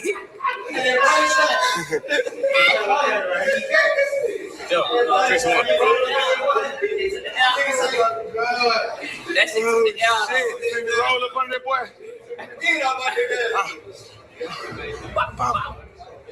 Oh my God, bro. Oh my God. I'm tired, Sauce. 1, 2. Ray J's done. 3, 4, 5, 6, 7, 8, 9. Oh, time. Time again. Another 30. Another recap. I don't know if I'm ready for this fight. Man. I gave him a few jabs. I don't know if I'm ready for this fight. It's crazy. I think he's like 6 days out from fight night, all right? So this is coming up very soon. I wish it was on Brand Risk. I would fire up the live stream and react to it live. I believe. But it's on Zeus, and I believe that if you stream a Zeus 1-2 step like Sierra, you will get hit with a copyright. It will be behind the paywall that is Zeus Network. But I don't know. They might get my $5 to $10, however much it costs, to watch this fight. Unless it's a $60 pay-per-view undercard fight, then I'm not doing that. But yeah, regardless, I'm excited to see how it goes. If I have to give a prediction, it is a very fair match. We have another wild card, alleged crackhead in Orlando Brown. So Orlando Brown versus Ray J. Orlando Brown versus Ray J is going to be absolutely hilarious. It's kind of so even that it's hard to predict, but I just feel like we've seen enough bad footage of Ray J now to see he doesn't really have an athletic bone in his body, and his stance is just like I said, it looks like a grandma who's a sloppy yoppy. That Brandy's little brother probably fired though. I ain't gonna lie. Like taking a class at a local gym. Podcast Red here on Just Clips page, man. It's a great channel. It's a great guy. Hit him on the like, comment, subscribe, notification bell here. All tap in for the latest and the greatest. Red dots to the left. You know the rest. Say a prayer and be blessed. We go. Oh, I was actually coming out. So this guy EDP445. Yeah, he's a 69 guy. Freaky A Ninja. He's a 69 guy. Hey, run for your life. He's a hey, run for your life. He's a weirdo, a beginner though. He has some things going on that are beyond us and beyond everybody else, and it's just simply not acceptable. But we're gonna get into this concept. Here to pick up a cupcake and then go back home. There was, nothing that was want to be sexual involved. because I'm not like that. You know, well, obviously the text messages and stuff like that. You know what I mean? Yeah, that was all that. Right, I am with the Predatorial Investigation Unit, but I just want to let you know, get the out of here. You know, this is not a joke, man. I'm just seldom at a loss for words. You know, 2 years ago you were caught 4K trying to meet a old and Really, I'm not talking to you. Why? Really, my nigga, this is bullshit, man, that y'all pulling right now? Well, Brian, I just want to know, why do you think we're here? If you could guess, Brian, why do you think we're here? Could you answer me that, Brian? Brian. Oh, the victim, she's calling me. She's Wait, hold on. Yo, hello? He's texting me right now, so What is he saying? he told me. That's what he said. We got him. But I'm already here. I filed the report. Yeah. Keep on filing. Do your thing. I just want to know what this picture is. Like, this is just what is this? What in the Now, if you don't know, EDP445 used to be a big content creator. Until he got caught with this stuff, YouTube removed his channel. He was doing millions upon millions of views. Man was having his way. He had money. He had cars. He had it all, but he had it all taken away from him because for some type of reason, he don't like the adult menu. He like the kids menu. Yeah, now I'm not sure why he needs ba-da-ba-ba-ba. He's fucking sick. Like, I'm not sure what's wrong with this dude, but it's all good, bro. He gonna get what he deserves. Why did you show up that day? Why did you go to that location? What did you think was going to happen? I showed up to that location that day, trying to obviously meet up with an underage. You know what I mean? And I guess you can say trying to have, I don't know. I mean, whatever. You're trying to have the 13-year-old? For the most part, yep. People have a tendency of doing this, I feel like, because they enjoy the innocence and having control of somebody, you know? Sounds like that's what you wanted to do. Right. Nobody your age you could have hung out with. No. No women your age you could date. You had to pick on a 13-year-old girl. Pretty much, yeah. Oh my God, babe! It's the fact that he's laughing about it and like so comfortable with it is sick. This nigga is a fucking creepazoid. Playful spank, you say. When I spank you, it's supposed to be sexy. LOL. If anything, I just bend you over and kiss your ass. Yes, well, maybe, but only if you're a good girl. What are you trying to do here with this? What do you think I'm trying to do? Well, it sounds like you're trying.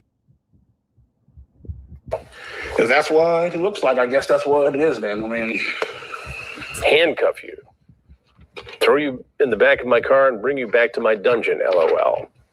You talk about climbing through a window. Mm-hmm. You're so hot and cute, and even had me jerking off. Were you mad you were talking to her? Mm-hmm. You sent her pictures? Yeah. You sent her pictures? Yeah. It's wrong. Right, I know. It's illegal. Had Alex Rosen not botched this, you might be in prison right now. Thank God he didn't. Well, you could look at it two ways. Maybe prison is where you belong because of this. Prison is definitely where this man belongs, for sure. Put this man up, lock him away, throw away the key, send him to jail. He needs to go away. He's done. If it was where I belong, I'd be in shackles right now. So, but I have to tell you something. Mm-hmm. Had this been me doing an investigation, your EDP 445 ass would be in prison now. Okay. We got him, boys. Hey, but do you think we can also give you the evidence as well? So I don't know what you guys are, I don't know what you're talking about, but I kind of know what you're talking about. You know who EDP is, right? No, I don't. I have no idea. So I'm just, I did a brief look up on the way here, Google search, right? I'm assuming that you're there for that reason. Right. You can't partake in any shenanigans. Any shenanigans. Okay, but hey, I appreciate the love though. Yeah, so I'm gonna go talk to them, right, and then we'll figure out what's going on. Okay. Is there any chance that you guys are gonna leave, or are you guys just gonna hang out? We're gonna hang out. Okay. Yeah. We'll hang out as long as we can. Sounds good. I'll be right. I'll get you guys an incident number. And then I'll give you the incident number, and then you guys can refer back to the other agency and give them that, and they can link them together. And stuff all right, like thank that. you. Yeah, we'll get an incident number real quick. Appreciate your guys' time, and have a great day. Okay? Thank you all. And so Chris Hansen actually explains that, you know, the way in which they done their stuff, You need law enforcement. You had to work with law enforcement to do this shit because a lot of y'all do what's called entrapment. A lot of you guys mess up your own stuff. And now, Steady Nash, first of all, nigga, why the fuck is you wearing Psycho Bunny? Stay out of the Lenox Mall, Steady Nash. Stop shopping at Psycho Bunny. I don't want to see you wearing no more Psycho Bunny, Steady Nash. That all being said, you cannot do the police's job for them. That's why they're the police. That's why they are, you know, the ones blah, blah, blah, blah, blah, blah, blah, blah, blah. You feel me? It is what it is. Now, when you're Flu Flamin' Skullduggan and you're larceny like this EDD ABC 123 man, you know, you'll get what you get, and he's gonna get what he's gonna get, and he's deserving, like Chris Hansen said, to be put underneath the jail, man. He deserves to be, you know, silenced and thrown away, and he deserves all these things to happen to him because, nigga, why are you doing this? Like, why are you doing this to a kid? Like, what's up with you, bro? Why do you think that it's okay? And then even deeper than that, why are you going like, oh, well, if I was in jail, blah, blah, blah. Like, come on, my nigga. What? let's just be fair, square, obviously honest. You're only really in it for the money. The morality comes later on. When there are people like, let's say, Boosie, for instance, when he says, man, why are you going to be a detective? Well, a detective has skill pay. YouTube, you can make millions. Detective, you can't. Goofy. But either way it goes, that's... Damn, Sadie Nash, you beefing with Boosie too? Sheesh. Why, when it comes to this type of content, I'm like, really? Maybe not really, but we'll see. But there comes a level of what the entire F, bro. He is clearly in trouble here. What he did was wrong and under a different set of circumstances against the law. The fact that the decoy posing as Sophie sent the first message would make the case virtually unprosecutable in my world. Man, the EDD PPP 445, man, put this ninja under the jail. He need everything to happen to him that's gonna happen to him. In the world of law enforcement, the adult always has to make the first approach. Otherwise, you jeopardize the case. And again, it probably was something that for Alex Rosen created a lot of views and clicks and made some news in different pockets of the internet. But the case isn't prosecutable. And at the end of the day, it looks amateurish and sloppy. Mm-hmm. Okay, so we have you talking to Sophie, correct? Yes or no? Right. Okay. Sophie is how old? Before, and again, I have it right here. I know the answer, but I just need you to tell me the answer. How old is she? 13. 13, okay. And before we get into the messages, there was content involved, yes or no? Correct. And you... Correct. Okay, all right.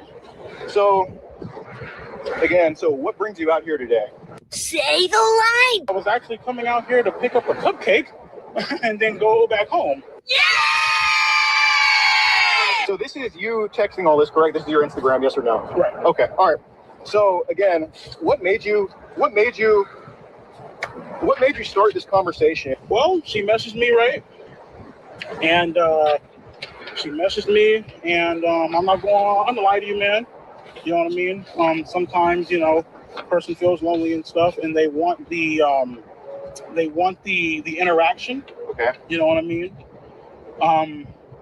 And that's pretty much what happened. Okay, so this isn't what happened because she never said she was lonely right here, correct? Yes or no? Correct. Okay, and you did double text here, yes or no? Correct. Knowing, and it said on her profile 13, yes? Correct. Okay, so you initiated a conversation with a 13-year-old knowing she was 13, yes or no? Correct. Okay, so is that a good look for you? No, it's not. Okay, so you've been exposed for this before. Correct.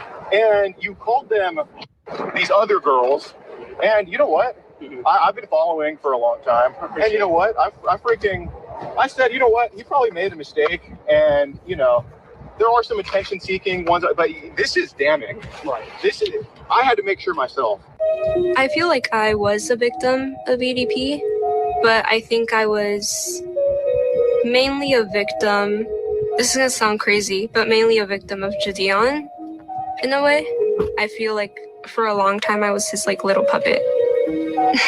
Bro, you got the victim speaking? This is a lot, bro. You got to get yourself together, big freaky man. Big freaky man. Big freaky man. That is going crazy. In what way were you his puppet? I feel like I was his puppet because I was just like kind of doing the things he demanded me to do. I feel like I am a victim of Gideon because he encouraged me to keep talking to him. Every single time we would talk to her, I would ask her if she's okay. Are you sure you're good? Like, I want to make sure you're okay, because I know, like, this could be really, really... You sure you're good? And she was like, no, I'm okay. I want to get him arrested. I told Gideon every single time that ADP would send me dick pics, but he would never tell me to, like, block him or anything. I want you to block him on your phone, right? But we would tell her, if you're going to keep on talking to him, don't talk to people, and please don't send any explicit photos. No, I did not send EDP any. Yeah, see, like, now it's like a whole, like, flamorish thing, but it doesn't matter what this person did. The fact is, I'm not here to victim blame, so I'm not going to get involved in, you know, the girl and what she did or what she didn't, or who she is or who she ain't, what it's going to be. I'm not into that. What I'm talking about is, you shouldn't have been there speaking on this girl, period. Period, point blank. You shouldn't have been there talking to this little girl. There's no reason why this conversation should even be happening, because you shouldn't be there talking to no little girl. You's a freaky man. You's a freaky man, and you shouldn't be doing that. Period, point blank. Pictures of me that were nude. What did happen when he asked me for them was that Gideon got like a lookalike of me, and I kind of photoshopped her face into Google pictures. And she told me something about, like, her, like, looking up, like, something in photoshopping, and I was like, okay, I'm not gonna lie. He's kind of Flacco-ish. Something about him is creepy, too. I'm not gonna lie. Something about this ninja, I can't quite put my finger on it, but I'm gonna say he's no good. I'm gonna say that he's no good, bro, because something about this man seems a little poetic Flacco-ish to me. That's all I'm saying. Like, do not do that. To my knowledge, I never knew that she actually sent anything, because I never seen any images of that, but she sent something explicit. Yeah, Kayla Hoskins actually sent me a picture of her tit. You know, she didn't Photoshop a goddamn thing. She literally sent me of her tit. I feel like she's a scam artist. I feel like she's a bitch. I feel like she's very stuck up. She's very conniving. So I'd like to let the viewers know that I don't know what they're gonna say, but don't believe it. Because I have proof. I'm just too scared to show the proof because Gideon has a big audience and I don't want them to attack me. I don't know, man. Everybody seems like they're full of flammery in this. Everybody seems like they're full of flammery in this. And I wouldn't doubt if at one point in time, everybody was cool. I wouldn't doubt if at one point in time, all these adults were friends and something weird just took place and they were all a part of the weirdness, but it didn't go the way they wanted it to go. And now it's a problem because you can't tell me as a rationally thinking adult that any of this situation is logical. You can't tell me that anything in this situation is logical. I got more sense than that. You're not going to tell me that this situation makes sense. You're not going to tell me that this is acceptable. You're not going to tell me that this is okay. You're not going to tell me that any of this flu, flammery, skullduggery, and larceny is something that we should be tolerating. This is sick. But I could show some of the proof. Proof of him kind of encouraging it. Maybe she's sort of using the whole situation as leverage to boost her music career and such. So, you know, again, while she's technically, she's a victim, I think she's kind of using the whole situation as leverage to gain followers a little bit. Personally, am I an opportunist? Yes, I am. But I don't think there's anything wrong with that as long as you're not harming anybody. And I don't think I was harming anybody. And especially when you're my age, if you're 16, people are going to think that you're young and dumb. So you kind of have to be an opportunist. You have to make your own opportunities.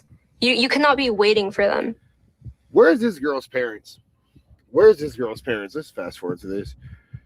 Now, mind you, if you 16 or 17, nigga, and you got to the fuck out, a motherfucker might actually whack off to your pictures a few fucking times. Whoa, creepy. This is a creepy man. Creepy man. These chicks, okay, 15, 16, 17, some 14-year-olds, these girls know exactly what the they are doing. They know for a fact, and obviously, you know, the guy being older, he's not supposed to be doing all that shit. Whatever, nigga, we get it. For me, it's actually a two-way street. You know, minors are partially the same. Yeah, nigga, you 33, you fucked up, you're this old ass guy, you should know better. Cool, get it, perfect, grand, wonderful. So what about the message me first? Oh, that's perfectly fine. I forgot about that, right? Nigga, she gets off scot-free, right? Ain't that a bitch? Whatever. To be honest with you, bro, I have no clue why the age of consent is. All right, so this is a lot more than I want to listen to. Y'all can catch the rest of this on Sadie Nash's page. This is crazy conversation, but you know, with that all being said, make sure you protect these babies, fool. Make sure that these kids is being protected. Make sure these babies is being loved. Make sure these babies is being cared for. Make sure these babies is being cherished and taken care of in a way that keeps them safe and keeps them without flu, flammery, skullduggery, and larceny. With that all being said, red dots to the left, you know the rest. Say a prayer and be blessed. We go. So they got the man Trigger Bird speaking on Young and Hefe catching his situation. If you haven't done so yet, please make sure you show some love and follow Trigger Bird as he does his 1-2 step like Sierra in these YouTube streets. He making his way. He ain't all the time in our universe, but he pops in and out, man. So go ahead and give Trigger Bird a like, a comment, and subscribe. Help him do what he do. Stay out the streets, man, because if a black man is on YouTube making a video, guess where that black man is not? In the streets causing chaos and putting himself or his family at risk. So big shout out to Trigger Bird doing the right thing. Let's jump into this content though. He says Young and Hefe was accosted by the neighborhood Crips. Let's see exactly what's going on here, man. Hospitalized even. Another video, bro, reaction, bro. And shout out to Paperboy News. Shout out to Paperboy News, man, picking up the story. Giving us that daily report. You know what I'm saying? Giving me the content, go like, subscribe to him. And also shout out to King Pill, another one that's on here. Shout out to Young and Hefe, because this is what this segment about. But look, bro, we got Young and Hefe, man. So now, if I don't know if y'all ain't been seeing what's going on YouTube, we got King Peel getting online saying that Young and Hefe have been packed out by the neighborhood Crips. Man, bro. Damn, King Peel. But you know, King Peel will make up anything, bro. To me, I feel like King Peel is just an online video personality, and he'll make up anything to make himself go viral. And also, y'all got to remember, too, King Peel just moved to Miami. Yeah, King Peel be saying whatever, you feel me? And he's like Trigger Bird said, King Peel just moved to Miami, so King Peel living different. He making life different. He handling things different. He doing his 1-2 step like Sierra different. And by living in Miami and moving to Miami, he's probably going to be more inclined to say whatever he wants to say about his former constituents on the West Coast, because he no longer is in radius or proximity of them. I don't know, like allegedly. You know what I'm saying? So I know Miami is high, and I know he's trying to create content now, right? Or probably just show where he at. So, you know, niggas do Miami is not as high as Los Angeles, so all type of stunts on this internet. If y'all don't know, people do all type of stunts on the internet. They make up lies, they say all type of shit to down a person's character. But where I'm from in LA, we don't do that. We don't down a person's character, because it can come back on you. We talk the truth and we talk the real, bro. You know, and that release on my channel, bro. So, you know, I ain't gonna talk about nothing that I don't feel like needs to be talked about. And you know what I'm saying? We're not implicating no crimes. We ain't doing that. And we ain't putting smut on niggas' name that don't deserve it. Now, however, free Young and Hefe. Let me say that first, bro. First off, let me start by saying free Young and Hefe. Trigger Bird, we've been on for 2 minutes, nigga. You ain't said shit. Let's move up a little bit. I ain't gonna lie. Trigger Bird, we've been up here for 2 minutes. You ain't said nothing, bro. I'm saying, dropping it. And we're going to go to Ant shit. We're going to go to Ant. Now, according to King Peel, he got the inside scoop that all the videos that Young and Hefe did on the neighborhood Chris finally caught up to him, and they caught him inside LA County Jail. I got breaking news. Fat Hefe was sent to the hospital. Neighborhood Chris. First off, I want to say that nigga drinking right now. They said, that nigga drunk, bro. He talking. You know, a drunk man gonna talk, bro. They gonna sell that liquor. Say King Peel off that liquor. Type of shit. He drunk right now, you know. But the drunk, a drunk tongue is a truth tongue. So, but you know, tomato. It is what it is. Double back. Now, King Pill said for anybody who don't know who Young Ant Hefe is, he a no-jumper podcaster who currently got locked up for a DP gone bad. Who in King Pill's own words, he got into a fade with an old man. Now, King Pill said Young Ant was in LA County jail for 3 months and he ain't caught one fade. But according to King Pill, he finally got into a fade with a neighborhood crip that everybody knows. And the only reason he caught that fade was because his little brother got locked up and he... First off, shout out to Ghost, man. Shout out to all the Ghosts, bro. My cousin got a baby by Baby Ghost. You know what I'm saying? I don't know Lil Ghost, the one that's in jail allegedly. I know Big Ghost. I've been on the yard with Big Ghost, and I had the honor to be around Big Ghost. And Big Ghost is really like he not everybody be saying it. He's a good dude, bro. Stay to himself. He don't fuck with a lot of dudes. You know what I'm saying? And all he do is work out, bro. You know what I'm saying? Like he just be minding his own business. I remember when I was on the yard with them, I had him and the homie Lil Black from 107 Crip walking against each other. I get him on this is a quick story before we go. I get back to No Jumper podcaster inside the LA County jail, 90 days. He ain't catching no fades. He inside the jail cells with enemies in the jail cells, in the dorms. You know what I'm saying? When his little brother finally make it to that land over there, the dudes that's in the dorm with Fat Hefe want to squabble with his brother. But he ain't squabbled nobody this whole time he been there because when they asked him if everything good, he like, yeah, I'm good. I'm just trying to fight my case. You know what I'm saying? I ain't trying to fight my face. You know what I mean? So everything was cool. But when his little brother get there, he tripping. Oh, you know who it is. Yeah, you know what I'm saying? So I don't think that's the issue. I think that when it came down to it, Young Ant, I think that it's a bigger situation because Young Ant's brother has a more disrespectful name and a more disrespectful reputation than Young Ant, who has been carrying himself more like a gentleman. Don't confuse one being more dangerous with the other because we're using the words disrespect. That's not what I'm saying. It's not a matter of who's the more dangerous of the two. But what I am saying is Young Ant Hefe rumored, because I don't know, I'm not in jail, I'm free. But Young Ant Hefe is rumored to be more respectful and more of a gentleman about his situation than his brother. And being a gentleman about the situation will lead to a lot less conflicts. You feel me? Hefe been there and niggas ain't tripping on him, bro. See, you gotta know the LA County jail, bro. Now it's different. It's not the same, bro. It ain't the same as it used to be. The LA County jail ain't what it used to be, bro. So it ain't none of that. Niggas don't want to fight. Sometimes niggas know Young Ant been around for a long time. Been to YA. Young Ant have been in jail, the county jail, the feds, the prison. He been in every system that you can possibly name. So, of course, niggas know Young Ant. A lot of niggas not testing Young Ant. So this is the thing I don't understand about y'all. The streets, niggas not playing with Young Ant, only on this internet. If you know Young Ant, you know that he have a reputation of being somebody and he withheld that reputation very well, bro. So he don't get a lot of people playing with him. That's just so it's saying like the streets ain't gonna really test that situation like that. Like my crime meet. You know what I'm saying? TK, free TK. When they run into my boy, they not on that. You know what I'm saying? But by me being literal with his crime meet, I might get called out and the same nigga want to fight me in the cell or want to fight me in the court change before my crime meet get there, don't want to fight bro.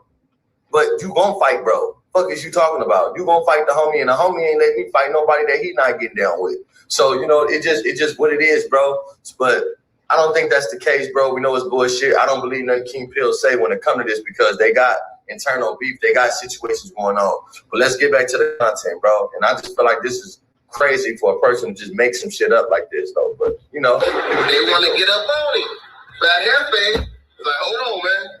I got to help my brother out. So he started fighting for his brother. That's another thing I want to say. But then, see, here go the thing, too. Like, I hate to hear jail stories from niggas that's on the streets because how the hell do you know what happened in jail if you free?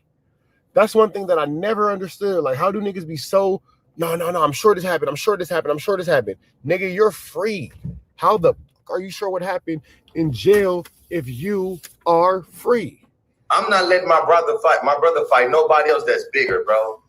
Nigga want to fight my brother, and I know that I got a more squabble than him. You're not fighting my brother, bro. You're not going to fight my brother. You ain't doing none of that, bro. We ain't doing that. You're not finna fight my little brother when I could just squabble you, nigga. What are you talking about? Like, bro gonna fight, bro gonna do his thing. But then, see, here go the thing, though. Y'all gangbanging. So at what point, all right, I don't want to fight your brother. So what if he fights you and then still want to fight your brother? Like, how does that work? Because you guys are gang members. So like, what if his enemy see him and was like, yeah, I got a problem. Nigga, your name is blah, blah, blah. It's disrespectful. I got that issue. You feel me? And, you know, whatever. And he's like, no, that's my brother. About my brother. Okay, cool. I'll get down with you. And then get down with you. Okay, now I still want to get down with your brother. I mean, how does that work? But nigga, I hope I'm a squad with you, bro. Get back on the phone doing these phone calls, making it seem like he was winning the fight between these peoples. You know what I'm saying? So, what's the aftermath of that? The neighborhood Crips double. So now I'm trying to see if he was actually put into the hospital. That's actually what we're here for now at this point. I don't care anymore about King Pill. Let's get back into what Trigger Burn actually had to say about it. It's what I'm more interested in. I don't think it's going to, and it happened to anybody, but he conducted himself in a proper manner. It's just my opinion. That's how I know him. And that's how everything that I know of people that know him, right? But we gotta get out of this YouTube shit and just making up content, bro. You know what I'm saying? I'm starting to think that motherfuckers just like controversy. And then you gotta understand, bro, like, this shit will go, like, it'll be everywhere, bro. I didn't talk to some niggas in the county jail today. They said it's not true. It's false information. I also seen your Aunt Hefe page, which I'm about to post right now. Watch this.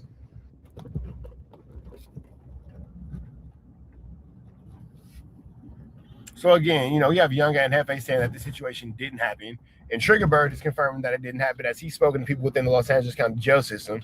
So I'm not really sure where King Pill got this information from about Young and Hefe being hospitalized, but it doesn't look like that's an accurate take.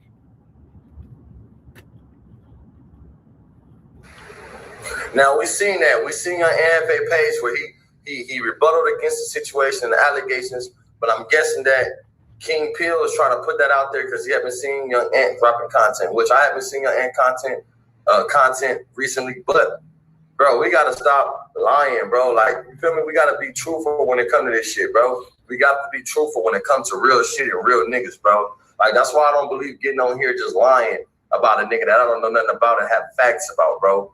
But I can't say it ain't happening to Young Ant Hefe, but most likely, bro, Young Ant Hefe gonna go all the way, bro. And if it was, it would have been something big, all in the county jail. And I know it's not true because the homie told me it's not true. He haven't heard of it. And Young Ant Hefe have also followed up with the same previous message I just sent y'all on this past one right here, right? Yeah, so I guess it's not really a thing, man. Again, I'm not really sure where King Pill is getting his information from about Young Ant Hefe, you know, being hospitalized. I'm not sure where that's coming in at all. I'm not sure why King Pill is saying these things, but it's a flu flammer, Skull Douglas, an extremely larceny situation, that's for sure. That all being said, man, red dot to the left, you know the rest. Said prayer and be blessed. We gone. So I'm not sure who this man is right here, or this young woman is, rather. I'm not sure if that's a man or a woman, but I'm not sure who this person is, but they're always with Jade and Alexis. And Jade and Alexis is going off about the situation with Pink Face's birthday party. It was a lot of flu flammery skullduggery around that. Not really sure why there was so much flu flammery skullduggery around that. But there was. Now, I just want to know, is that person next to Jade and Alexis identifying as a man or a woman? Because we would love to respect everybody's pronoun here at TNN Trap News Network, but I am unsure if that is a man or a woman. I'm not gonna lie. That all being said, man, we're gonna go ahead and jump right into this content and see exactly how the situation took place. And we love the fact that Pink Face had a good birthday party, man. We think that Pink Face should be allowed to have a good birthday party. She should be allowed to enjoy her mother and her father as she is a child, and we do not say anything negative or anything defamatory about children here at TNN Trap News Network. So please keep your mean and unspirited comments about children out of my comment, because should you talk about a child, we will ban you from the chat permanently. Let's jump into this content and see exactly what's going on, though. Journey's birthday party, because we had a fucking ball. I was in that motherfucker. And mind you, I'm not even a good swimmer like that. I was in that motherfucker. It was so hot. Charisma got in the pool. We was turned up. I had a fucking ball. It was bikini bottom, all right. It was fucking bikini bottom. It was so much fun. And how about this? How about this? I was thinking, this was a party full of zero drama. And guess who the people who weren't there are? Blueface family. There was zero problems. Nobody fought, nobody argued, nobody had. There was zero problems. The kids cried. There wasn't one problem. Oh. Isn't that hilarious? And then we all got, wait.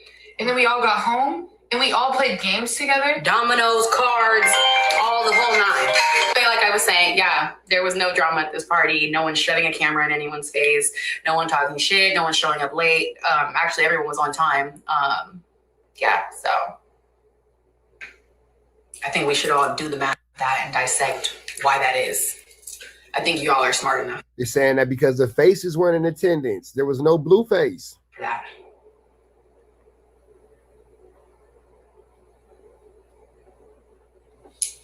Thank you, KG. Pinkface had a ball. She was out in that car. My mom. Shout out to Pinkface. I'm glad she had a good time.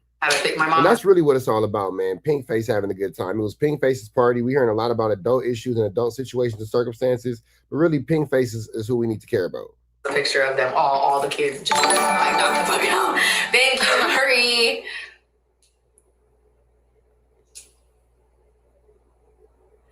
Yeah, chat. So Pinkface had a ball. She decided to open all of her gifts at the very beginning of the party. Pleasure girl with the 10 gifted. Pleasure girl, what is your question? She proceeded to play with them the entire rest of the party. She opened every toy. Literally. And had a fucking ball. And nobody stopped her. Hey, let's unpack Journey's birthday party because we had a fucking ball. Now, that's a beautiful thing, man. I'm glad that Journey had a good birthday party. I'm glad that little Pinkface had what she had going on, man, because, again, a child should be allowed to be a child, and a child should be allowed to enjoy the luxuries of being a child. But let's see how this goes, because Jade and Alexis had a little bit more to say about this. Also, the unwanted opinions got to go. Okay? Nobody cares. I don't take opinions from crackheads. Y'all gotta step up and I will go the fuck in. I promise you. I promise you. Waste any time going off on Krishan and Blueface. Guys, this is only part one, so you better come straight back. Take a look. Listen, here's my problem. They're over there. First of all, who gets in hot tubs in 100-degree weather? Crackheads. Maybe they wanted to hang out in the hot tub. Why you? Okay. You would have been in that same hot tub, Jane Alexis. You would have been in that same hot tub because one thing we all know is all y'all stupid over Blueface. All y'all stupid over Blueface. So at this point, I don't want to hear one say anything bad about the other being dumb over this man when y'all all, cuckoo for Cocoa Puffs over this boy. That pop pills and they're doing pills and potions and in hot tubs in 100-degree weather. I ain't never seen no shit like that in my life. And then you wanna talk about it. First of all, let's dissect this. Y'all getting pulled over, looking like Donna and fucking Whitney on the side of the road with your baby not in the fucking car seat, flailing around, looking left and right and up and down and south and west and east and north and south. Are y'all okay? Eyes dilated as a. She didn't know north, south, east, and west. She had a really hard time with that north, south, east, and west. She tried to low-key take a shot. See, that's God. You tried to take a shot at that baby and you didn't know your north, south, east, and west. Crackheads.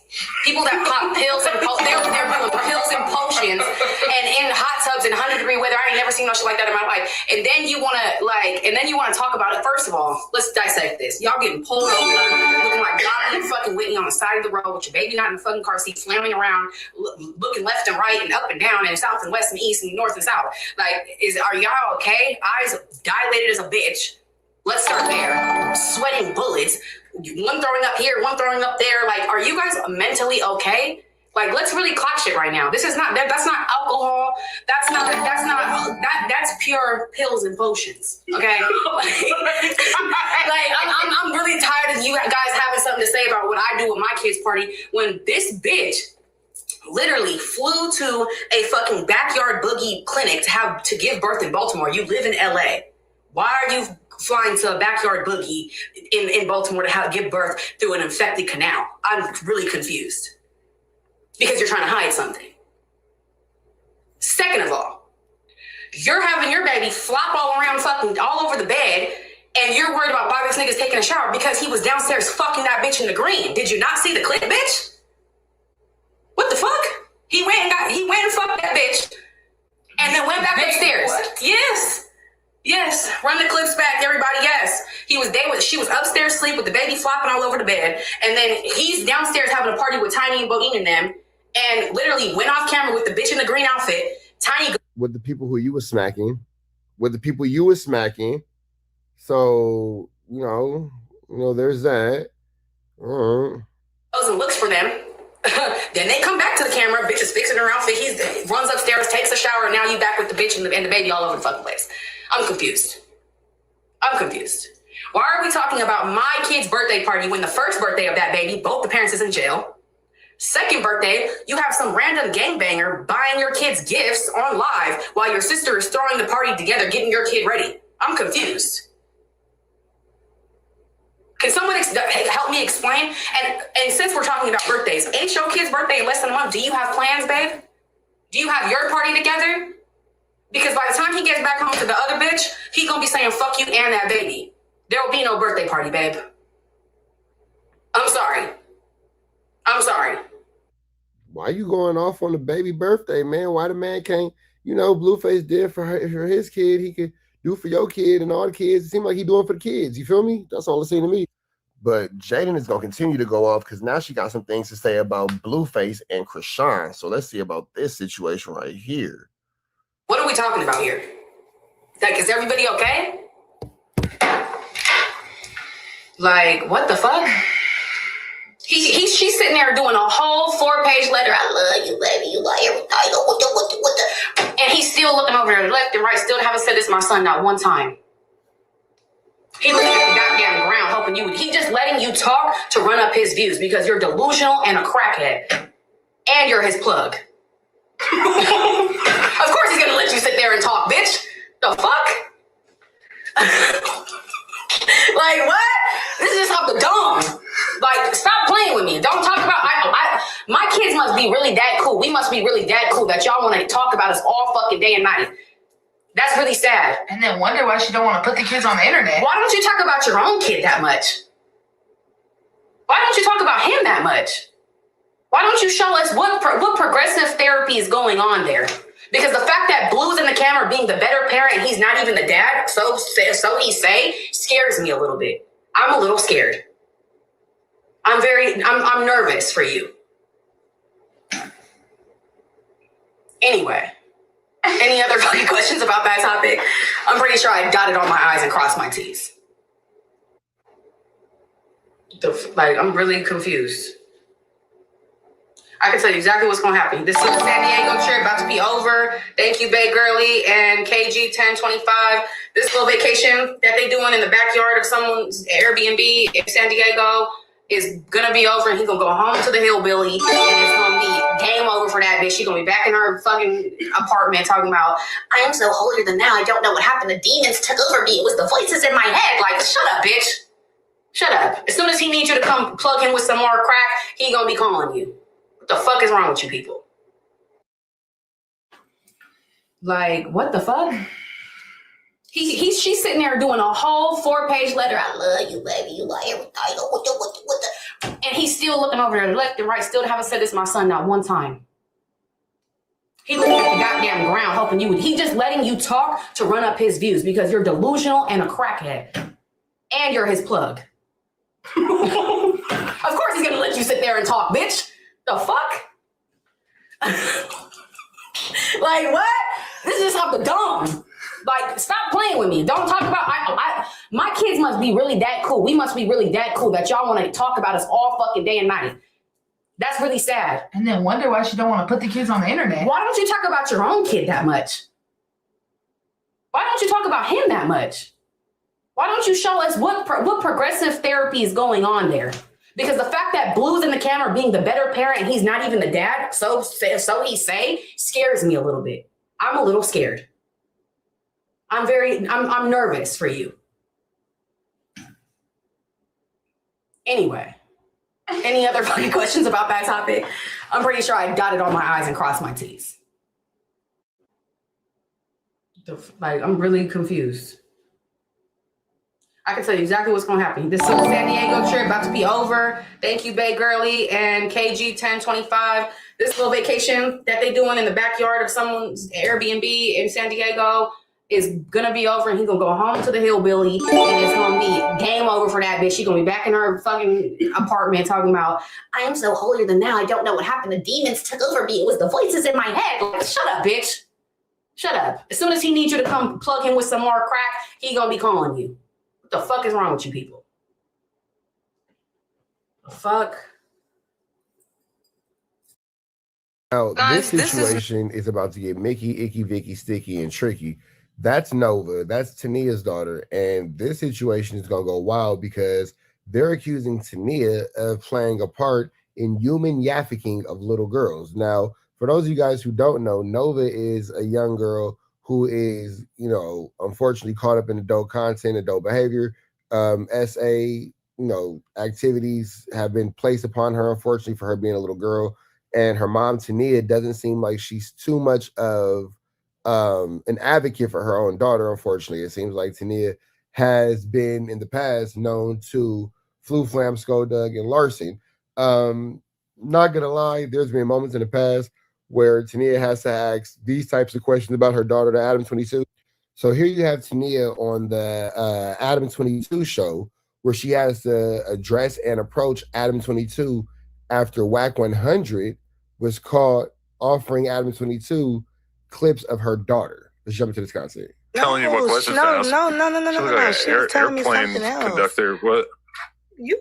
We go. I'm done with you. Air me out. What? No, I don't want to air you out because I was talking about. I don't want to forget about this. I don't want to forget about this. So look. But what you want to notice is, she doesn't really seem like a mother that's upset that her daughter was placed into the spotlight by grown men. She doesn't really seem like somebody who's really mad at this. She just kind of like is laughing it off, ha ha, he, and all this and all that. Nothing about the situation says that she's really upset with these guys. She just is kind of laughing and giggling about it. Like, I don't know. This doesn't seem like a mother that's too pressed about the situation. I don't remember. I seen a clip the other day. That shit's good. And it was WACK100, right? Okay. Talking about he sent you some child corn, right? He sent me a link. Right? I didn't click it because I already knew what it was. So I researched it up. Okay. And I asked, what is that when somebody sends that to you? And for the record, it was a link on Twitter. On Twitter, so right. It was already out there in the world. It's just somebody told him that it was out there. He sent, I think, in a group chat with me and Remo. And he said what it was before he sent it. So I didn't have to click it. Yeah. And my reaction was just like, okay, like maybe you shouldn't be sending that link around. Right. And thank you, Adam, for not clicking on the link because I didn't it's like, bro, it's already bad enough. We don't know if it's her or not because it's a lot of scamming and all type of shit going on. Right. But it's just the fact. It's just the fact that, like, Wack knew by him sending that, whether he said it was his team or not. I looked it up, and that's a charge, too. Sending and possessing and clicking and doing all that shit. But I'm not even on that. But why not report it? If you sent your people, your team, report it. I'm not sure if they were also reported. So here you have Tania having to, get at ADAM22 because, as you guys are hearing, her daughter's content, who is still not of age, is making its way through the internet space and has made it into, this content space with these grown men. The situation is really tricky. You just have to really pay attention to who you're allowing to be around your children. You have to really pay attention to who you're allowing to be around, your family. You have to pay attention to this whole situation because when it's all said and done, you really can't, blame anybody but yourself when you're allowing your daughter to continue to be put into these situations. And as a mother, you do have to really kind of pay attention to where is your responsibility in all this. Now, I'm not going to sit here and victim blame this little girl because the little girl is just that, a little girl. But the reality of the situation is this: when it comes to what's going on here, we do see that this little girl is being allowed to maneuver and be, managed in a way by her mother that's less than likely to where now you're on no jumper in front of the world talking to these grown men about, this whole little situation. And it's inappropriate. But let's see a little bit more of this before we get into this news report, or I'm sorry, this, I guess, for lack of better words, Amber Alert about this missing child. It or not. But either way, I mean, isn't it pretty f***ed up that shit's on Twitter, one of the biggest websites in the world that the richest man in the world owns, and there's child pornography on it? Exactly, right? I mean, what the f***? And I'm pretty sure because it gets... But it's crazy because, they're not blaming WACK for being in possession of this child content. Exactly. Because it gets reported on like Instagram, they probably take it to Twitter or whoever does that shit because they know anything goes on this rich man's platform, right? So it's not getting reported off enough. Yeah. It gets more talked about and shared sending to one another like it got sent to you rather than reporting it. And I'm like, why, as this black man, I mean, my thing is why they didn't immediately take it down, I think, is because it's probably kind of hard to prove that it is, child material or whatever they call it. What reaction did he think he was going to get out of you think, when he sent it to you? I don't know. I think he was just telling me that it was out there. And I wonder what his team was doing. Like, were they snickering? Well, they're the exposers. They're all about exposing things. And that's the thing. Like, exposing what's already exposed. How about report and help and bring this to the Yeah, try to help her as a better mother. Yeah. I think that they were reporting it. I think that was part of it. Oh, my goodness. Oh. Yeah, it doesn't sound like they were trying to report it at all. It sounds like they're using this little girl for content. Oh, sweet Jesus. I know. Either way, you need a man who loves you. But then this is the part about this. The mom doesn't seem like she's too outraged or she's too, concerned about this. Tania seems like she's laughing, like she's joking. She wants to be laid up with Crip Mac. It's not really something that it seems like, is too much of a bother for her. So, yeah, let's get into this. This is Nova Wova. She's going back viral. If you don't know who she is and don't know why she's going viral now, let me tell you. Nova is a known SEX worker. She was known to walk Fig, and she also went on Black White Underbelly. If you don't know what the Fig is and what Black White Underbelly is, let me tell you. The Fig is the strip that basically toots, walk, and soft white underbelly, and the Fig is not what it's called. It's called Fig. She's gonna say it's in Vegas, but it's in Los Angeles. She has a little bit of information wrong, but we're not here to talk about her geographic inaccuracies. We're actually here to listen to what this mother has to say about Tania, because somebody's mom is actually calling out Tania. Work, and I think Vegas. Soft white underbelly, whatever. He is known for interviewing people who basically had hard lives, people who are toots, people who basically went down, I guess, the wrong path, so we can find out how they got there. So I guess we won't go there. I think that's the purpose of his YouTube channel. But anyway, so she is known for walking Fig and doing all of this, but at a young age. She's a minor who does this. So for a while, everybody wanted to know where her mother was. And according to her daughter, for a time before she kind of changed her tune, she kept saying that her mother would constantly kick her out and put her in positions to basically have to toot and have to take care of herself. After some time, I think it's about a year or two, they were going on and off. She kept running away, according to her, and she kept getting put out, according to her. And she kept going online and basically telling her journey of being a toot who's not even 18 to this day yet. I think she's about 17, and we've been going through this with her for about 2-3 years. Yeah. Eventually, as you can see, she reunited with her mom and her siblings, and everything was calmed down for a while. I mean, I never thought that she changed her ways or anything like that, but I definitely was happy that she went back home. Now this, sorry if I say her name wrong, is Naimani Lyric. Now, what Naimani adds to this story, I'll tell you. This was a post by Naimani's mother as of today. You see my daughter Naimani Lyric, last seen in Los Angeles, California, lured by Nova Wova and her mom, Tania. Now, this is a total red flag. Last lured by Nova Wova and her mama Tania. Damn it, man, with a damn it plan.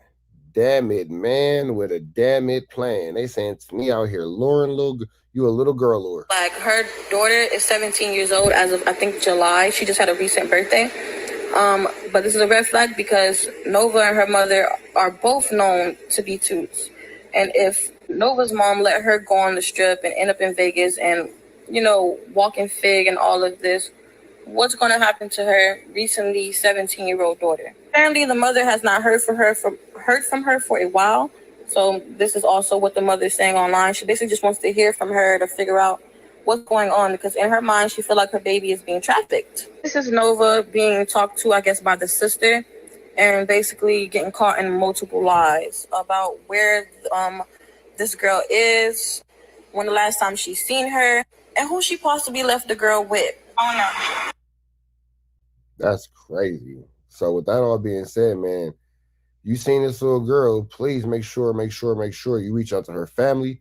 Make sure you reach out to her people. Make sure you reach out to everybody who loves her, because this is something that we need to pay attention to, man. This is wild. Red dots to the left, you know the rest. Say a prayer and be blessed. We go. To that beautiful young woman that's with Jalise. If a girl like that attack a woman that I'm with. That's your version of beauty, then we all know that beauty is definitely in the eye of the beholder. For sure we know that beauty's in the eye of the beholder, but hey, man, we behold a Flacco, so here we are. You got to defend your woman, bruh. A woman like that is, she's a lethal weapon. Bruh. Oh, my God. Yo, why they tripping? One of the No Jumper employees, Jalise, she apparently pulled up on Yaya Mayweather for a fade. Now, you got to be brave to pull up on... Jalise, you better be careful. Get on Flacco bad side. It's going to be the next crime he investigating. Floyd Mayweather's daughter for a fight. Because you would think that Floyd Mayweather, from my perspective, would teach his daughter how to squabble. I would think that anybody, the sons, the daughters, everybody would have impeccable hands. But she pulled up on Yaya to fight with no worries in the world that Yaya had a squabble. She didn't care at all. Now, apparently they said they're fighting over NBA YoungBoy. I'm confused because what business do Jalise have with NBA YoungBoy that she would want to fight Yaya Mayweather over? I don't think Jalise and YoungBoy know each other, right? Oh my God, we can't show this. Why they fighting? Does Jalise know NBA YoungBoy? And then why does NBA YoungBoy keep getting with these girls that are so readily available to the public? Because I want to. Because I want to. Because I want to. Because I want to. I fight. No, y'all want to be messy because it's Jalise. Y'all messy because it's Jalise. Okay. Okay. Yeah, as a female, you don't want no problems with her, man. Listen, a woman like this, a big old box butt, got impeccable squat. Listen, I've never seen in my life a woman built like this lose a fight. I've never seen in my life a woman like this lose a squabble in a fight. I've never seen it ever in life. So if that's who Jalise got riding for her, it's clipped. Is this a Lamborghini Urus? Oh my, bro, why? Hold on, okay. Why are you in a Lamborghini Urus as Mayweather's daughter without security? Now they jump in the front. Oh my God. Oh my. Yeah, I don't think that it's a matter of not having security. I'm sure she has security. It's just a matter of like moving sloppily because again, you're Mayweather's daughter. So I'm sure you have security at your disposal. You're just moving extremely sloppily. Now they jump in the, nah, man. Bro, this is bullying, man. Yo, and why the men just there doing nothing? This is the last time Floyd allows Yaya to come outside without security. Why is the men just there just standing around allowing the girls to get beat up? I'll be real, yo. Listen, man, shout out to Jalise and shout out to... Dang, Flacco, you saying that you would have attacked Jalise? Golly, man, that's crazy. Not Flacco, who's advocate for black women, not Flacco admitting that he would have attacked a black woman. That's crazy. A beautiful young woman that's with Jalise. If a girl like that attack a woman that I'm with, you got to defend your woman, bruh. A woman like that is, she's a lethal weapon, bruh. Oh my God. Yo, why they tripping? And also, why not just get in the car? Hold on, I'm so confused. Why not get in the car and lock the doors? Who's driving? Yaya is in a... Wait, hold on, bro. Yaya is in a driver's seat. Why not get in the car, close the door, and drive off? What's going on? Oh, nah, man, we can't show that on YouTube, man. You guys could get in the car and leave. Yeah, just drive away. Just get out of the situation. Just go. You can really just get out right now. Just get out of here. Yeah, it's Vegas. You guys can get in the car and leave. Hey, listen, bro. I'll be real, bro. A 6 foot, 270-pound woman cannot attack my woman, bro. Right? I am either gonna guard my woman. Like I said, Jalice's homegirl is 6 feet and 270 pounds. Goodness gracious. Or push that woman off. Like, yo, chill. Listen. A 6 foot, 270-pound woman is not about to attack my woman. Not happening. Because most women I date are like 5 feet. Like 140, 150. But why not drive off? Oh my God, I can't show that. Man, bro, Yaya getting the beats. Yaya is getting the beats. I ain't gonna lie, bro. No, this Yaya Mayweather. Me and Yaya Mayweather just fought, and she slapped me, and then this is what happened. So it was self-defense. So whatever she told the police, she lying, y'all. I ain't gonna lie, Jalise. Jalise is definitely in self-defense. You can't bother that girl. I love you, Jalise. But nothing about that was self-defense. Nothing about that is self-defense, Jalise. I'll be real. Nothing about that is self-defense, Jalise. That right there. Hey, bro, Jalise, I'll be real with you, sis. You going to jail. And it's all love. You know I love you, Jalise, but you going to jail. Floyd Mayweather, yo, bro, Las Vegas PD, LVPD, whatever, yo, Jalise, they're about to get you by tomorrow. You are going to jail. And if they don't get you, Flacco will make sure they get you. You did the crime on camera and posted it. I just put up in that. We can play this. And you posted more evidence? Oh my God. Why would you post more evidence? Yo, pause, bro. Yo, do Jalise understand that she's attacking? Like, Floyd ain't no billionaire no more. Yo, Jalise, do you understand, Jalise? Yo, you are attacking somebody who is rich as hell. Floyd has his money issues. Understand, okay? Floyd has... Yeah, but I don't think that he got Jalise issues. I think Floyd still got enough money to get rid of a Jalise. His money issues. Understood, okay? Understood. Floyd has his money issues. Understood. But do Jalise understand that they're still extremely wealthy? She's still driving a Urus? Yaya can afford to press charges on you and have it stick. Yaya can afford to sue you and have it stick. Yaya can afford to literally bankrupt you, sue you to oblivion. Why would you do something like this, Jalise? I don't understand. Why? It's like she's bragging. Nah, tell me you... Nah, hold on, Jalise. Tell me you ain't do... And she posted it for sure. Come on now, would Jalise be a hip-hopper, pill-popper, run-up, hill-pop you? If she didn't, come on now. That's Jalike. That's freak Jalike. A post-fight press conference, I'm into it all. Okay, come on, Jalise. Bro, we see Yaya on the internet all the time. She starts everything. She brought up my interview. She said that I brought her up in her interview. I said, what interview did I bring you up in? She talking about me and A-Buddy. Mind you, she never got brought up in me and A-Buddy interview. So I'm like, blood, what did I say? Come on. I said, so what did I say? She said, this is like me talking about a girl with a bun and a big forehead. I said, yeah. I just kept saying, yeah, because I'm like, my body language was telling it all. I really wanted to get on her. You feel me? But I'm like, okay, she got her little peoples with her. I'm outnumbered. I can't do too much. So I'm like, okay, I'm going to sit on it. And I sat on it. And it don't matter how y'all try to paint it out, but she really kicked it off first. So talk about that. Jalise, I love you, Jalise. Jalise, I got love for you too, baby, but it don't look like she started it. It looks like you started it. It looks like that girl was minding her business, trying to get away from the problem, and you kept being the problem. That's honestly how it appears. Saying you got a big forehead is not self-defense. Don't act like I did anything. She talked too much, bro. Jail. And you do got a big old forehead, girl. I ain't gonna lie. You got a little bun and a big forehead. This is jail. Y'all let me know in the comment section, man. What do you... Flacco gonna make sure you get sent to jail. With that all being said, red down to the left, you know the rest. Say a prayer and be blessed. We are gone. Some of y'all might have seen this. Young and Hefe allegedly gets packed out by the neighborhood Crips is what the headline is saying. But Young and Hefe has since spoke out and said that this situation is in fact not true. But before we jump into that, let's jump in and see exactly what Paperboy News has to say about this Contiana. Let's see exactly what he has to got going on. If you haven't hit him with a like, comment, subscribe, please make sure you do hit him with a like, a comment, and a good subscribe. Let's get into it. Let's go. News here to deliver y'all that daily report.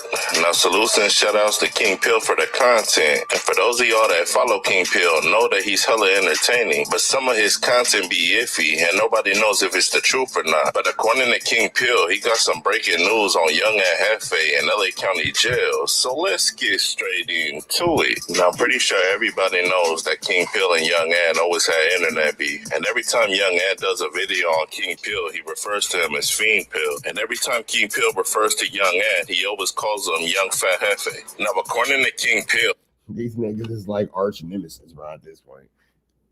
He got the inside scoop that all the videos that Young and Hefe did on the neighborhood Chris finally caught up to him, and they caught him inside LA County Jail. I got breaking news. Fat Hefe was sent to the hospital. Neighborhood Crips double back. Now, King Pill said for anybody who don't know who Young and Hefe is. Now, again, keep in mind as we're going over this content, Young and Hefe does have a response to this, which we will get into. But King Pill, not really sure where you're getting the information from. Not sure if it's fake. Not sure if it's real. I have no idea about this. But this is a Flu Flammer Skull Douglas, an extremely larceny situation.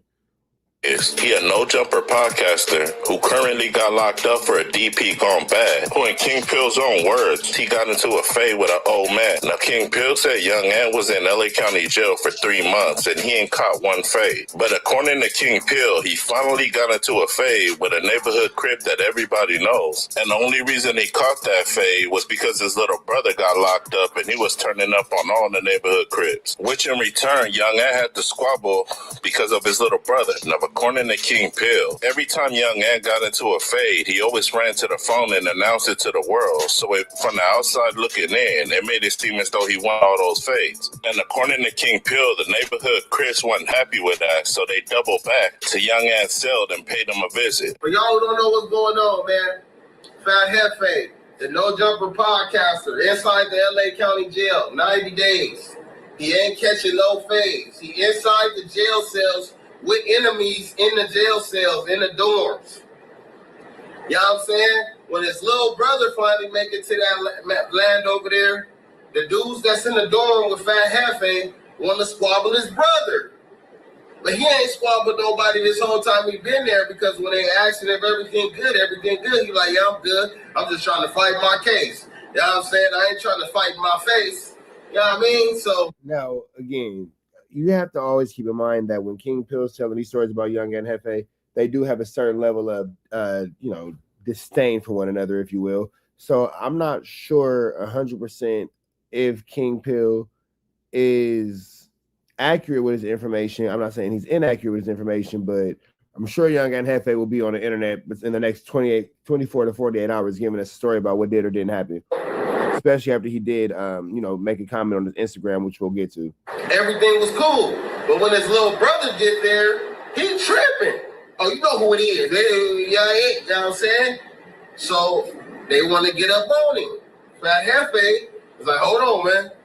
I got to help my brother out. So he started fighting for his brother. And then he get back on the phone doing these phone calls, making it seem like he was winning the fights between these peoples. You know what I'm saying?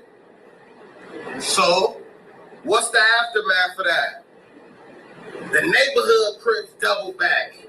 Now, according to King Pill, the reason why we ain't heard from Young Ant in a while on the internet is because the neighborhood Chris got sick and tired of him talking on the internet, so they paid a visit to his cell. And after they were done with their visit, Young Ant got sent to the hospital. Now, King Pill said Young Ant's a big dummy, because even though he was a real ninja in the streets, he became a famous YouTuber and started making money on the internet, but he still wanted to dibble and dabble in the streets. Now, King Pill said Young Ant's so slow that he was still living in the hood, reporting crimes on his channel like he was Channel 7 News, and speaking on anybody and everybody's situation. And he was so addicted. Yeah, now that was a crazy situation. But I was just thinking about it earlier this weekend. We haven't heard too much from Young and Hefe on the internet as of late. So, I don't really think that he's really, too caught up in the internet to social media life anymore. I think that he is more so caught up in taking care of his case and fighting his case. You feel me? I haven't really heard anything from Young and Hefe in quite some time on the internet. He forgot. I mean, think about it. It's been a minute since we heard anything from Young Ant. His gangster and started speaking about other people's gangs and politics inside LA County Jail on a jailhouse call. Now, King Pill ended it off by saying, y'all don't have to believe me, but all y'all need to know is Young and Hefe's thirsty for clout with a big mouth. So something definitely had to have happened to him for him not to be on a jailhouse call trying to drop some content. Now, King Pill told Young Ann, hopefully the judge feels bad for you after seeing what happened to you and gives you bail. And he told Young Ann, I hope you beat this case. And when you do, If you do, let this be a learning lesson to you that if you're going to be a YouTuber, you can't straddle the fence and try to be a street ninja too, because that don't go hand in hand. And he said a perfect example of that is the late great Nipsey Hussle, rest in peace. Now salutes and shout outs to King Pill for the content. And according to King Pill, Young Ant got packed out by the neighborhood Crips, and if that's true, I hope he get through that. But King Pill left Young Ant one last message, and before I play it out, y'all like, share, and subscribe to the channel. Y'all let me know what y'all think down in that comment section. Paperboy knows stand. Y'all be safe and stay dangerous out there. Gone. Y'all wish Fat Hefe some good well. Hope he get well. You know what I'm saying? He already fighting a serious case. Now he inside this thing. Not doing so great. But hopefully that'll make it to where he'll be able to get bail. The judge might feel sorry for him that he done got slashed up. You know what I'm saying? So she might say, you know what? I'm going to go ahead and grant you a lower bail, get you out of here, let you heal up, fight your case from the street with a monitor on or something. You know what I'm saying? But y'all get over there to Fat Hefe Instagram, leave some comments and leave some something in his inbox saying, you know, get well soon, man. That's just how I go, man. When you try to straddle the fence, try to still hang out. How you gonna be a YouTube guy? You making a lot of money off of YouTube. How you gonna be the YouTube guy and still try to be the hood guy? You gotta pick a side. All right, so that's King Pill's dissertation. Let's take it over to Instagram and see what Young Ant Hefe has to say. So he goes, I'm not doing no back and forth with none. I'm not doing a back and forth with you ninjas. I ain't never been a victim, still in the same door program like a gangster supposed to. Stop the lies to help y'all content. I'm great. So there's, Young Ant Hefe saying that he's great. And that's 3 hours ago, saying that there's nothing wrong with him, making it clear that he's living fine. So that all being said, I don't think there's anything wrong with Young Ant Hefe. There you have him saying it for himself. Red dot to the left, you know the rest. Say a prayer and be blessed. We gone. He gave me a seat. I know you getting ready? Getting ready? Oh, you out there? Get ready, AB. Hey, Sauce, spare him out. Stall him out. Stall him out. You need to stall him out. Ain't nobody gonna stall me out. Oh, Ray J. Niggas talking way too much. Little date. I still love you. I'm gonna use one hand. Look how the universe works. I said I was gonna use one hand before I came here. So the small display, extra straps, extra hand straps. Yeah, that's what I like. That's what I like. It's just content. Look, this is just a little content. That's all it is, y'all. I love Brandy. I love the whole Brandy don't feel that way. She feel. Brandy helped me feed my family, nigga.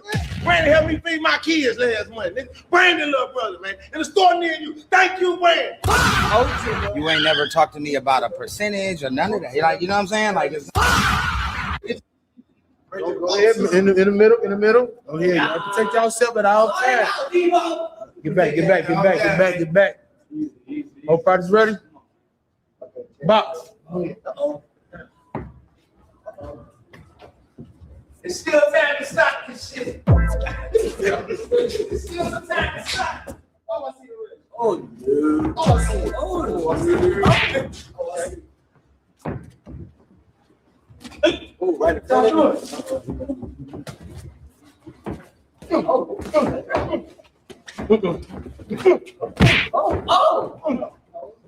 You're right, huh? You're right. Oh, hey, baby. Oh, stripes. Oh, stripes. Yeah, let's go ahead.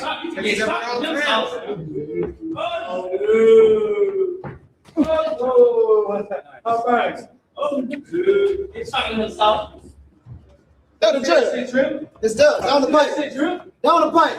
What they say, Trip? Come on, Ray J. Down the pipe, man. There you go. There you go, Ray.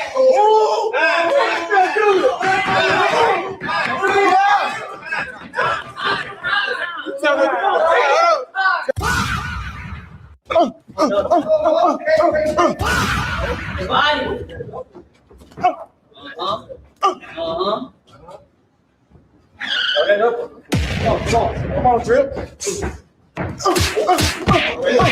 Say, I don't want to do something. Body. No. You take advantage over cocky. Take advantage. Take advantage. Go to his body, son. He did that all over for you, right? You can take the hit, man. There you go. That's it. You all right? There you go, right? Oh, there you go. Oh, there you go.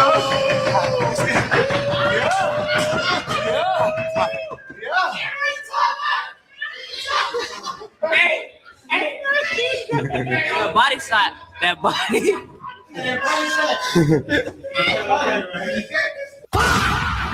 Man, I need my music played. This nigga's a bum. Nigga, don't play with me, man. You backstage dancing ass nigga. Can't sing ass nigga. Fuck you talking about, nigga. You branded little brother, nigga. What happened? I don't know what's going on around this bitch. But I get physical, nigga. Fuck, I crash out for real. I'm a real crash out boy. In real life. So I had to tell my brother here earlier, talking about some snaking and shit. Go ahead, in the middle. Go ahead. You protect yourself at all times. Get back. All parties ready? Box. It's still time to stop this shit. It's still some time to stop. Oh, I see the red. Oh, yeah. Oh, I see it. Oh, I see it. Oh, right.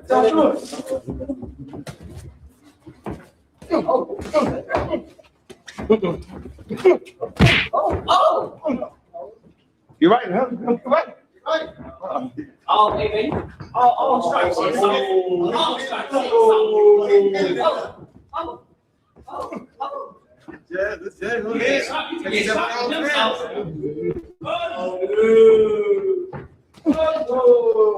All right. It's talking to himself. Down the judge. It's done. Down the pipe. Down the pipe.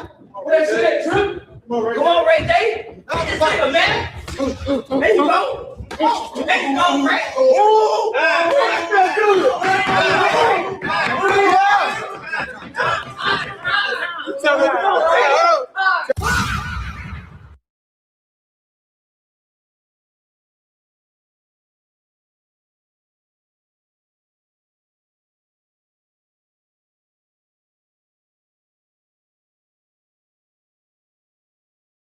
Seconds. 30 seconds. 30 seconds. What? Go again. Bro, I got a fight coming up. All I got is a little bit in my tank. For your fight coming up, you can't do 30. I can't overtrain. I gotta give that. How long your rounds gonna be for your fight? Overtrain. I overtrained the other day and fucked my back up. You know what I'm saying? We going. We not tripping. We want you to win. Yeah, I'm saying 30 seconds. I can't overtrain. Same with me. Hey, you get the kind of time, y'all. Time. Go ahead. Same with me. Two.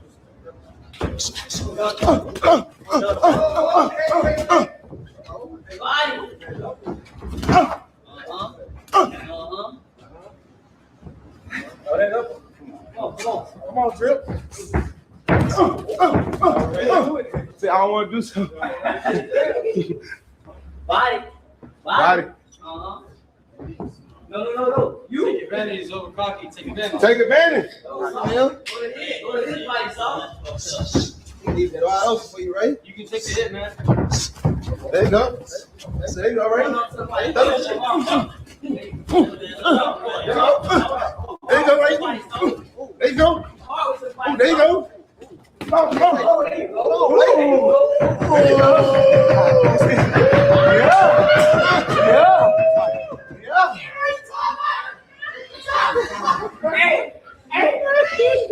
That body shot. That body.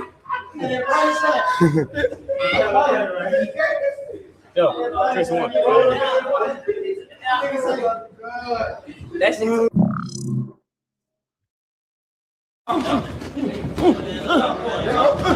There you go, right? There you go. Oh, there you go. Come on. There you go. Yeah. There you go. Oh, there you go.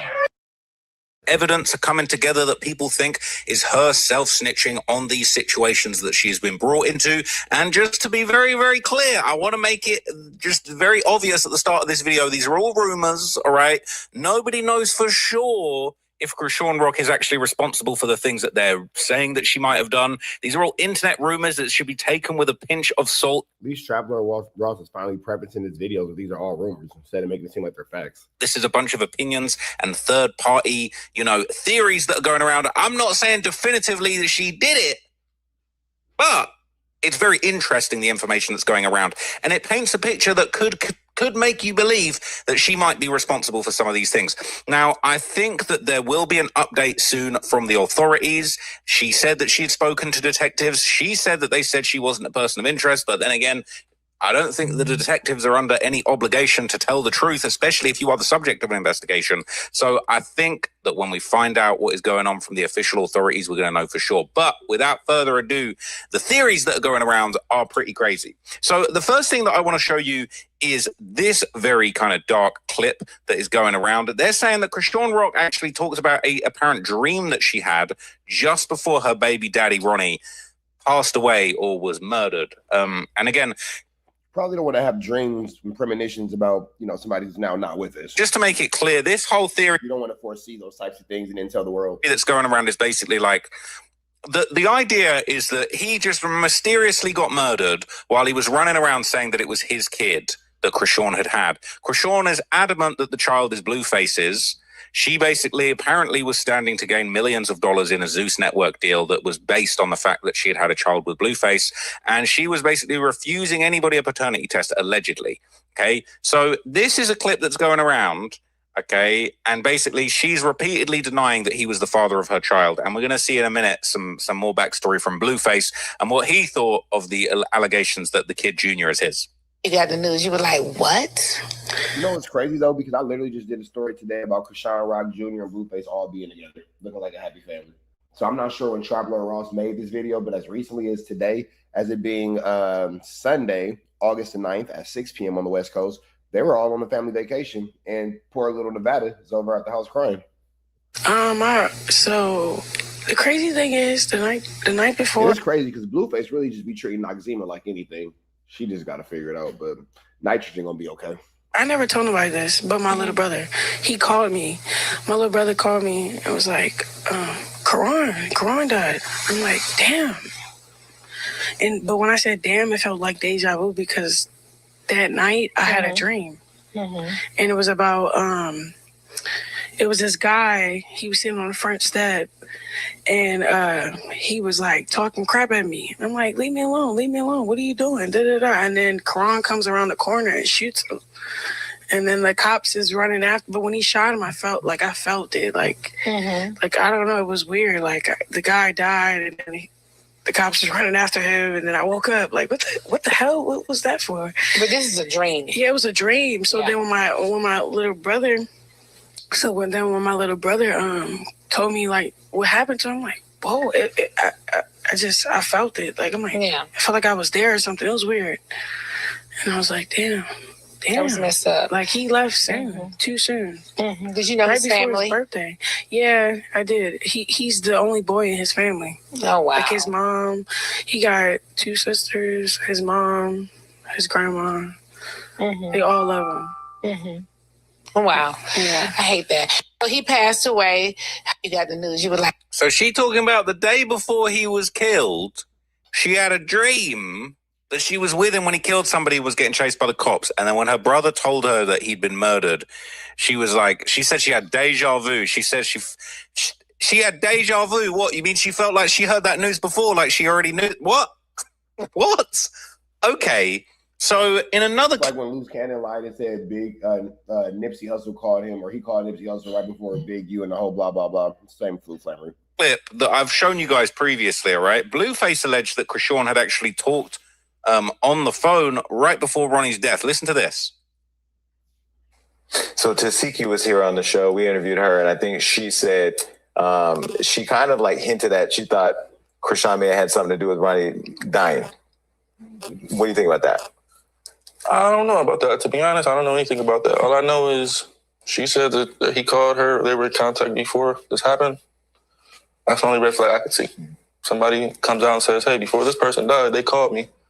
And this and that. That's just kind of like, Well, because you said she's a setup artist. So that's what from my knowledge, yeah, she's known to give addresses and do things and spare the moment, be very impulsive.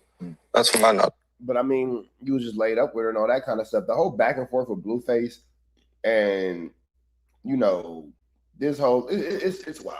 That's whole wild. The back and forth with Blueface and Krishan is just something that's just 100% flu flammers at this point. Because you're calling her a setup artist, but you laid up with her. So you must not feel like your life is in too much of danger because you all up under the girl. No. As far as him calling her and then talking the night he died, So what is the thing that makes all of you want to still be with her? Is it right? It's a bit all right. She having deja vu, all right, and apparently they're having a conversation right before they talk about giving addresses. And look, I don't want to get the blame, all right. Jason Lee is on here asking questions, talking about I did a previous interview and they told me that they thought that she had something to do with it. So this is nothing new. I'm not the first person to speculate on this, okay? Now, interestingly enough, someone who also spoke about Ronnie following his death in February 2025 was Blueface's manager, friend of the channel, all right? Somebody that I respect very much, Mr. WACK100, all right? I don't want this to go the wrong way, but this is what he had to say. Listen to this. You need to give them both a blood test. But since you want a clout chase, somebody played with your ass. So at the end of the day, I'm not no sheep. Because everybody else is, oh, his mama is... Hey, listen. Anybody think about Wax's mama and daddy? Screaming out my name, folks. Somebody played with you. And you got your TV turned them off. They played with your... The cable man showed up, and you didn't... Now, do you think that Wack and Krishan Rock conspired to get Ronnie out of here? Do you think that's the situation? For bill. That's it. You know what I'm saying?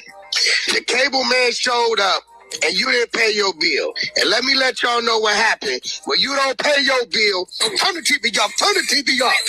Turn the TV off, turn the TV off. And I'm letting everybody know out there, you slandered my name for no reason. You speak against me, disrespect me. I'm not going to have nothing but disrespect for you. I don't give a who he is. I don't give a who know it. I ain't got no condolences or nothing. Straight up. He said the kid. So Wags said he got his TV turned off. Very disrespectful, okay? And he was saying that since he wanted to clout chase on him and disrespect him, he threw it back the same way. Now, that don't mean WACK100 had nothing to do with nothing, but clearly Ronnie had upset a few people. Honestly, it definitely sounds like Wack had something to do with it. It sounds like maybe Wack and Krishan might be working in cahoots. Now, just a few days after this, Wack and Adam would talk about Ronnie and the alleged beef between him and Wack and exactly, what that was all about. So let's see.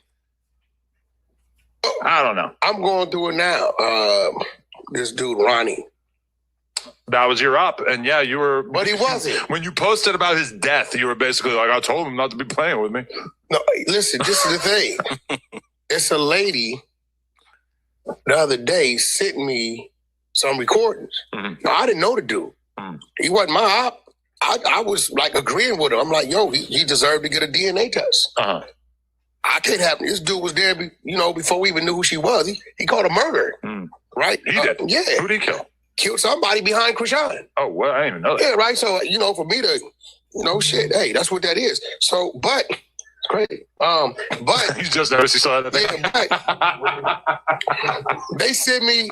I wasn't gonna say they sent me this recording. So once I get the recording, bro, it's up.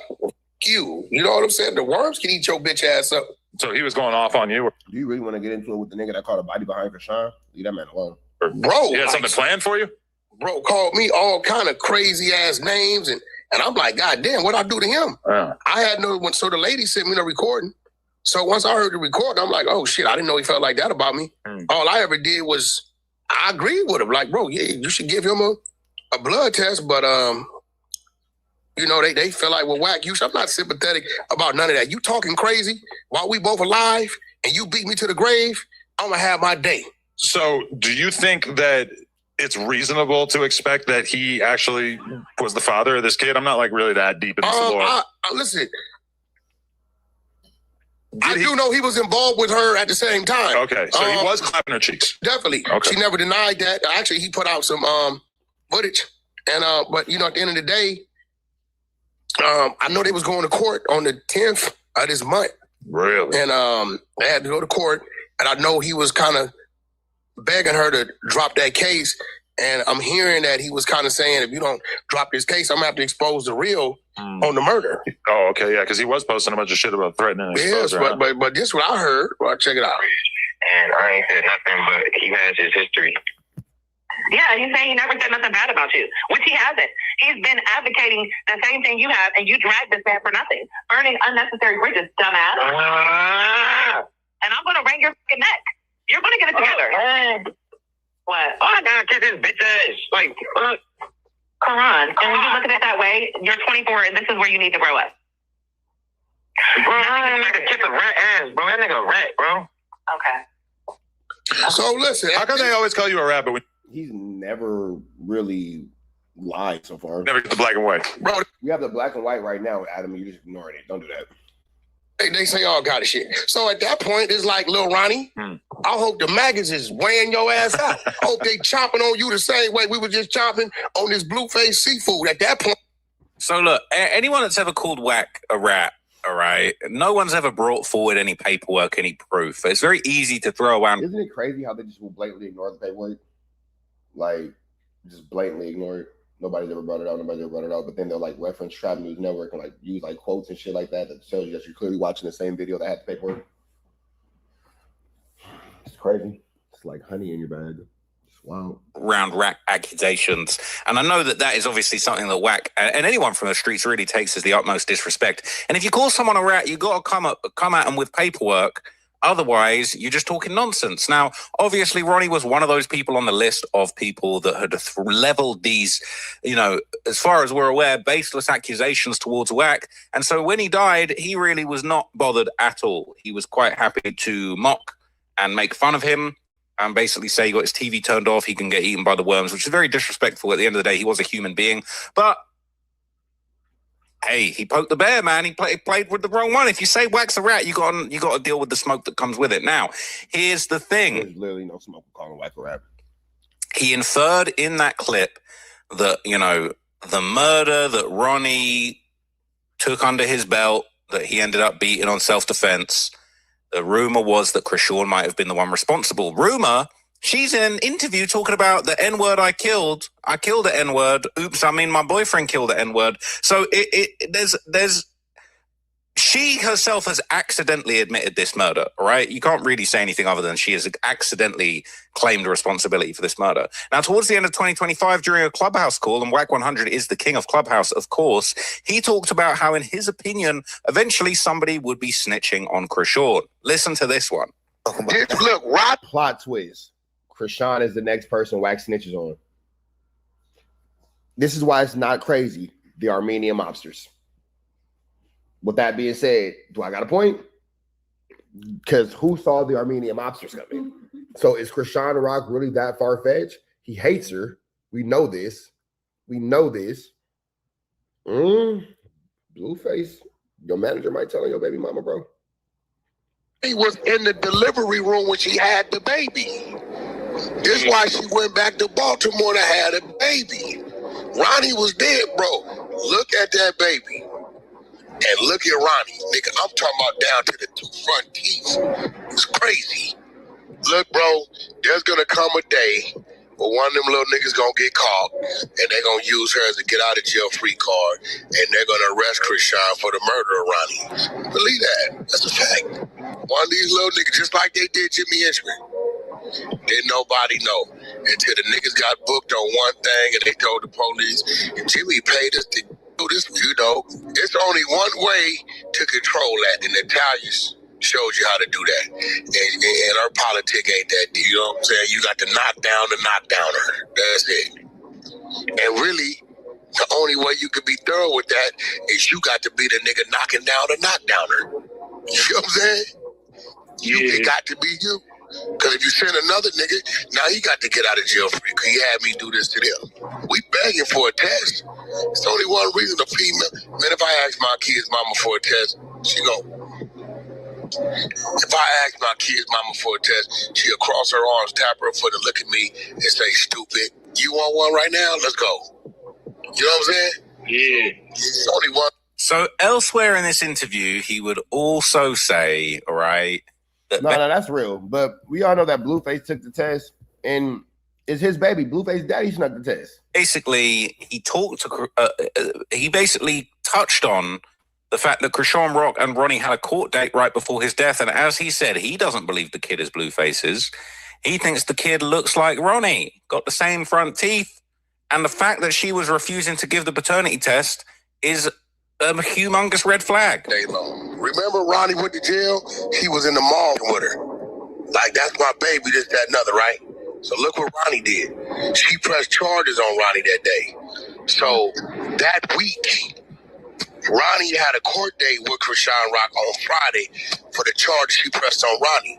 Ronnie tells them on Monday, "Yeah, I got you, you stupid. You ain't smarter than me. Now that we gonna be in court, I can serve you the DNA subpoena."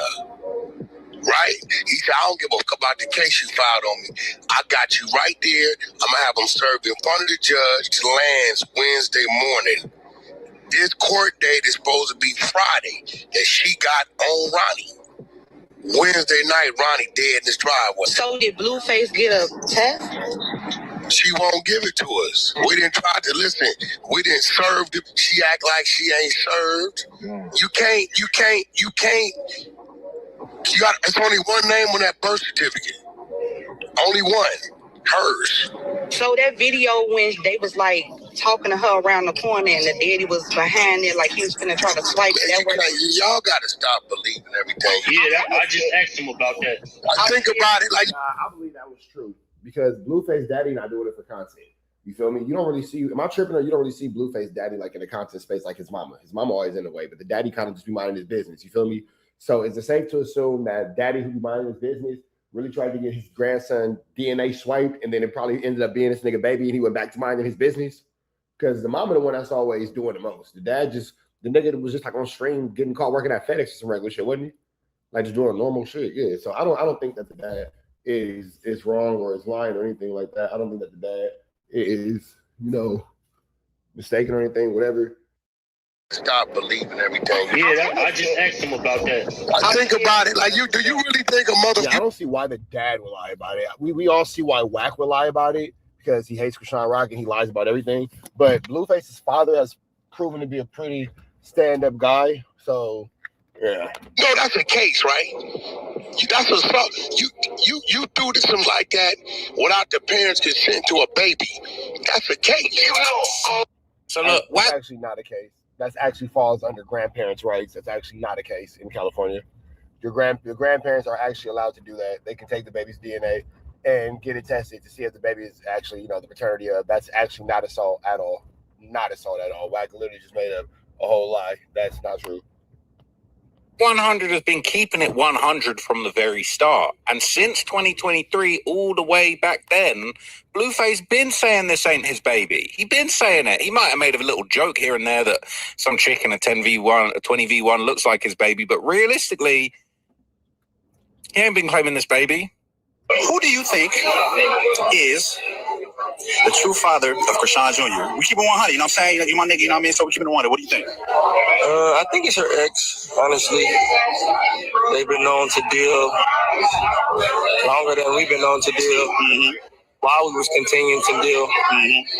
I think the baby looks like him, honestly. You don't think the baby looks nothing like you at all? What you think? Man, I ain't really looked at the baby like that, like, you know what I'm saying? But I'm going to take your word. I got kids already, so it's like, I'm expecting something. But it's scientifically proven. That's not my child. Okay. Swabbed them. Yeah, swabbed them. I got paid to do that first little issue, so if y'all not paying me, if somebody want to give me $100,000 to post a DNA test, shoot it. So my thing is, since you did the swab, do we need to pull Maury in and have an actual episode where Maury put you on there, you know what I'm saying, to let we know? What do you think about that? So he been said that's not his child. And he's been consistent. So during his December... But then that's not true, though, because I don't know if Trapper Ross just doesn't do actual research or he's just unaware. But again, as of yesterday, literally right now as we're speaking, Krishan Rock, Blueface, and Little Baby Jesus, aka Krishan Jr., they're all on vacation together. They're all on vacation together. Blueface all kissing on her. They're talking about, intimate nights that they had and having intercourse. She's having him denounce Nebraska. He's not claiming Nebraska while he's with her. It's a lot going on. 2025 DJ Vlad interview, Blueface talked about when Ronnie Doe confronted Krishan at the mall and how that led to the court case and the court date where he was going to serve her with a subpoena for a DNA test in front of the judge. And then he suddenly dies. All of a sudden. Crazy. Okay, so you're locked up. And then in early 2025, Krishan's ex, Ronnie Doe, gets killed in Maryland. Yeah. And before that happened, I remember he ran up on her at some store and was like, yo, that's my baby. I want to get a DNA test. That's weird shit. You ran behind them. I'm trying to highlight like a dog. The girl The cool part about that is she told him to go to the mall. That's how he knew exactly where to find her. And he showed the text messages that showed that she had invited him there. He didn't just show up to harass her. He didn't just show up to Flute Flammer, Skull Doug and Larson her. She told the boy to go there. Yeah, Junior right here. Can you chill out? You stalking me at the mall? You weird as shit. What's wrong? You weird as shit. Ain't nobody stalking you. That's my fucking son. That's my fucking son. That's my fucking son. What you want to do? Excuse me. What do you want to do? I'm calling the cops. I don't give a fuck. Call him. Nobody touch you. Call him. And it's crazy because she told him to meet her there. He later shows the messages and plays the audio recording where she tells him to meet him there, and now she's acting crazy. Police ass bitch. You a police ass bitch. You a police ass bitch. You a police ass bitch. Excuse me, sir. Excuse me. Fucking police bitch. Excuse me. So you got the security guard. Excuse me, sir. Excuse me. Boop, bop, bing, bop, bow. Shut up, nigga. On my business. Nigga. What did you think about all that? She was slipping. I was at that time. I used to tell her just chill, don't put yourself out there, And she went against the grain, put herself out there, and boom, popped up.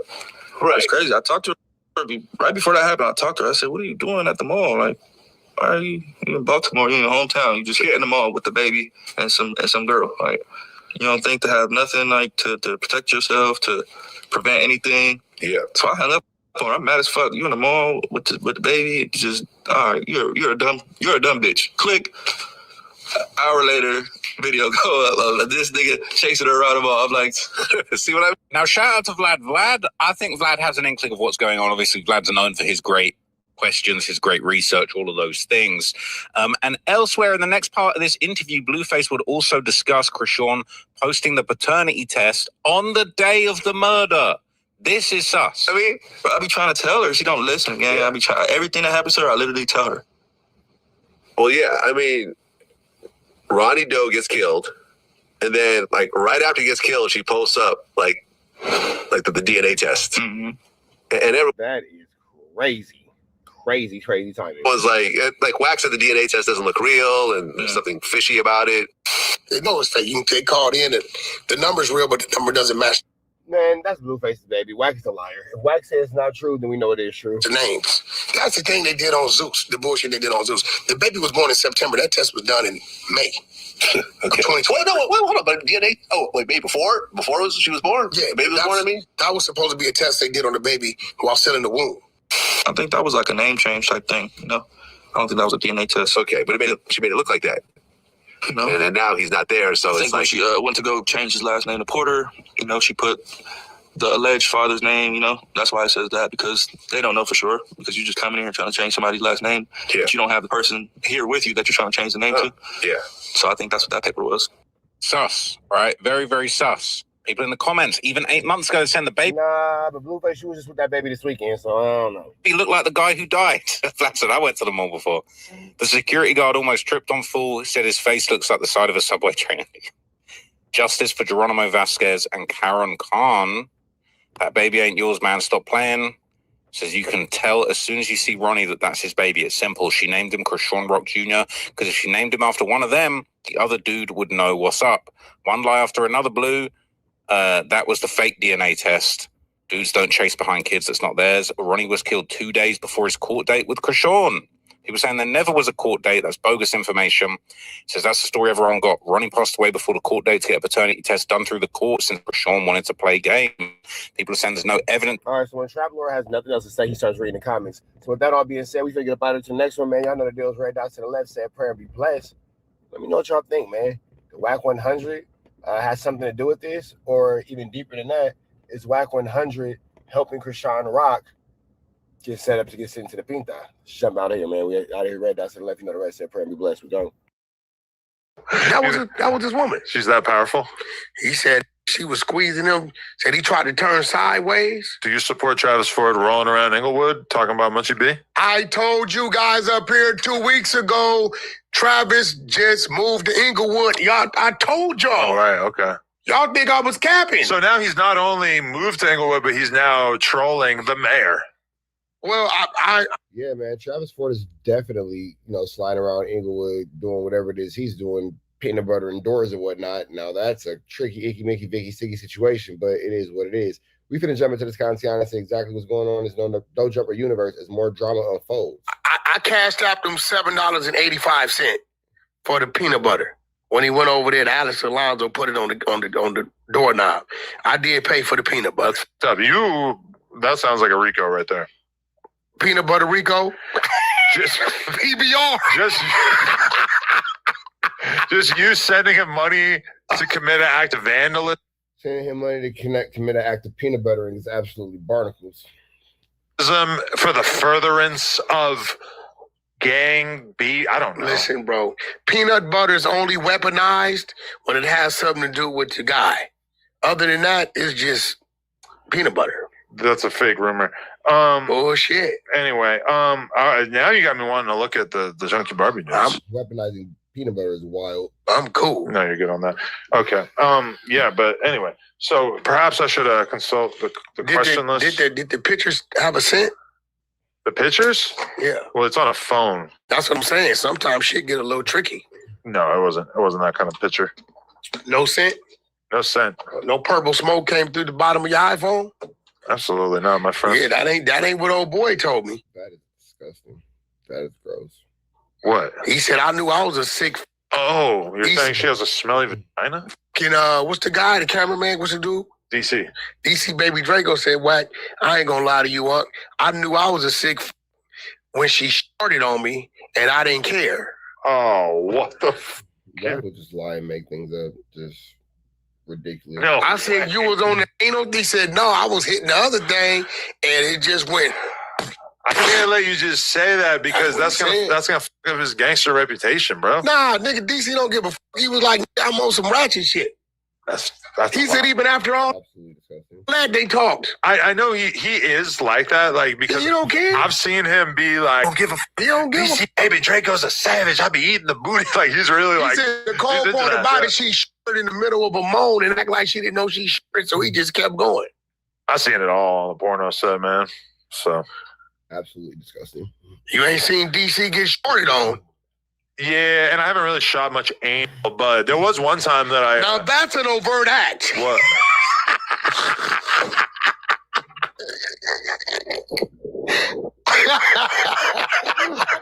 No, but that was my craziest poop experience in porn because I haven't done it that much in like recent years, but I did an anal threesome with my wife and another girl, and at one point, they both had different kinds of like diarrhea on me.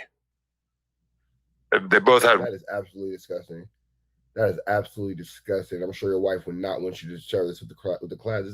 Why would you embarrass your wife like weird, like liquid things going on? And I had to.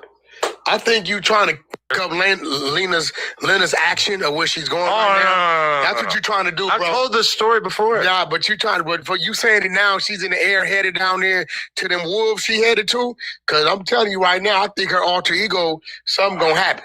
Nah, man. I was gonna go, but then she flew out. Yeah, man. I don't think that Lena would be happy that Adam's telling that the one time they were engaging in, backdoor activities as a couple, she released, that on him. That's gross. That's absolutely disgusting. Y'all gonna say, yo, Adam, something's happened. Listen, I was going to go with her, but it was so last minute that I would have had to cancel this podcast.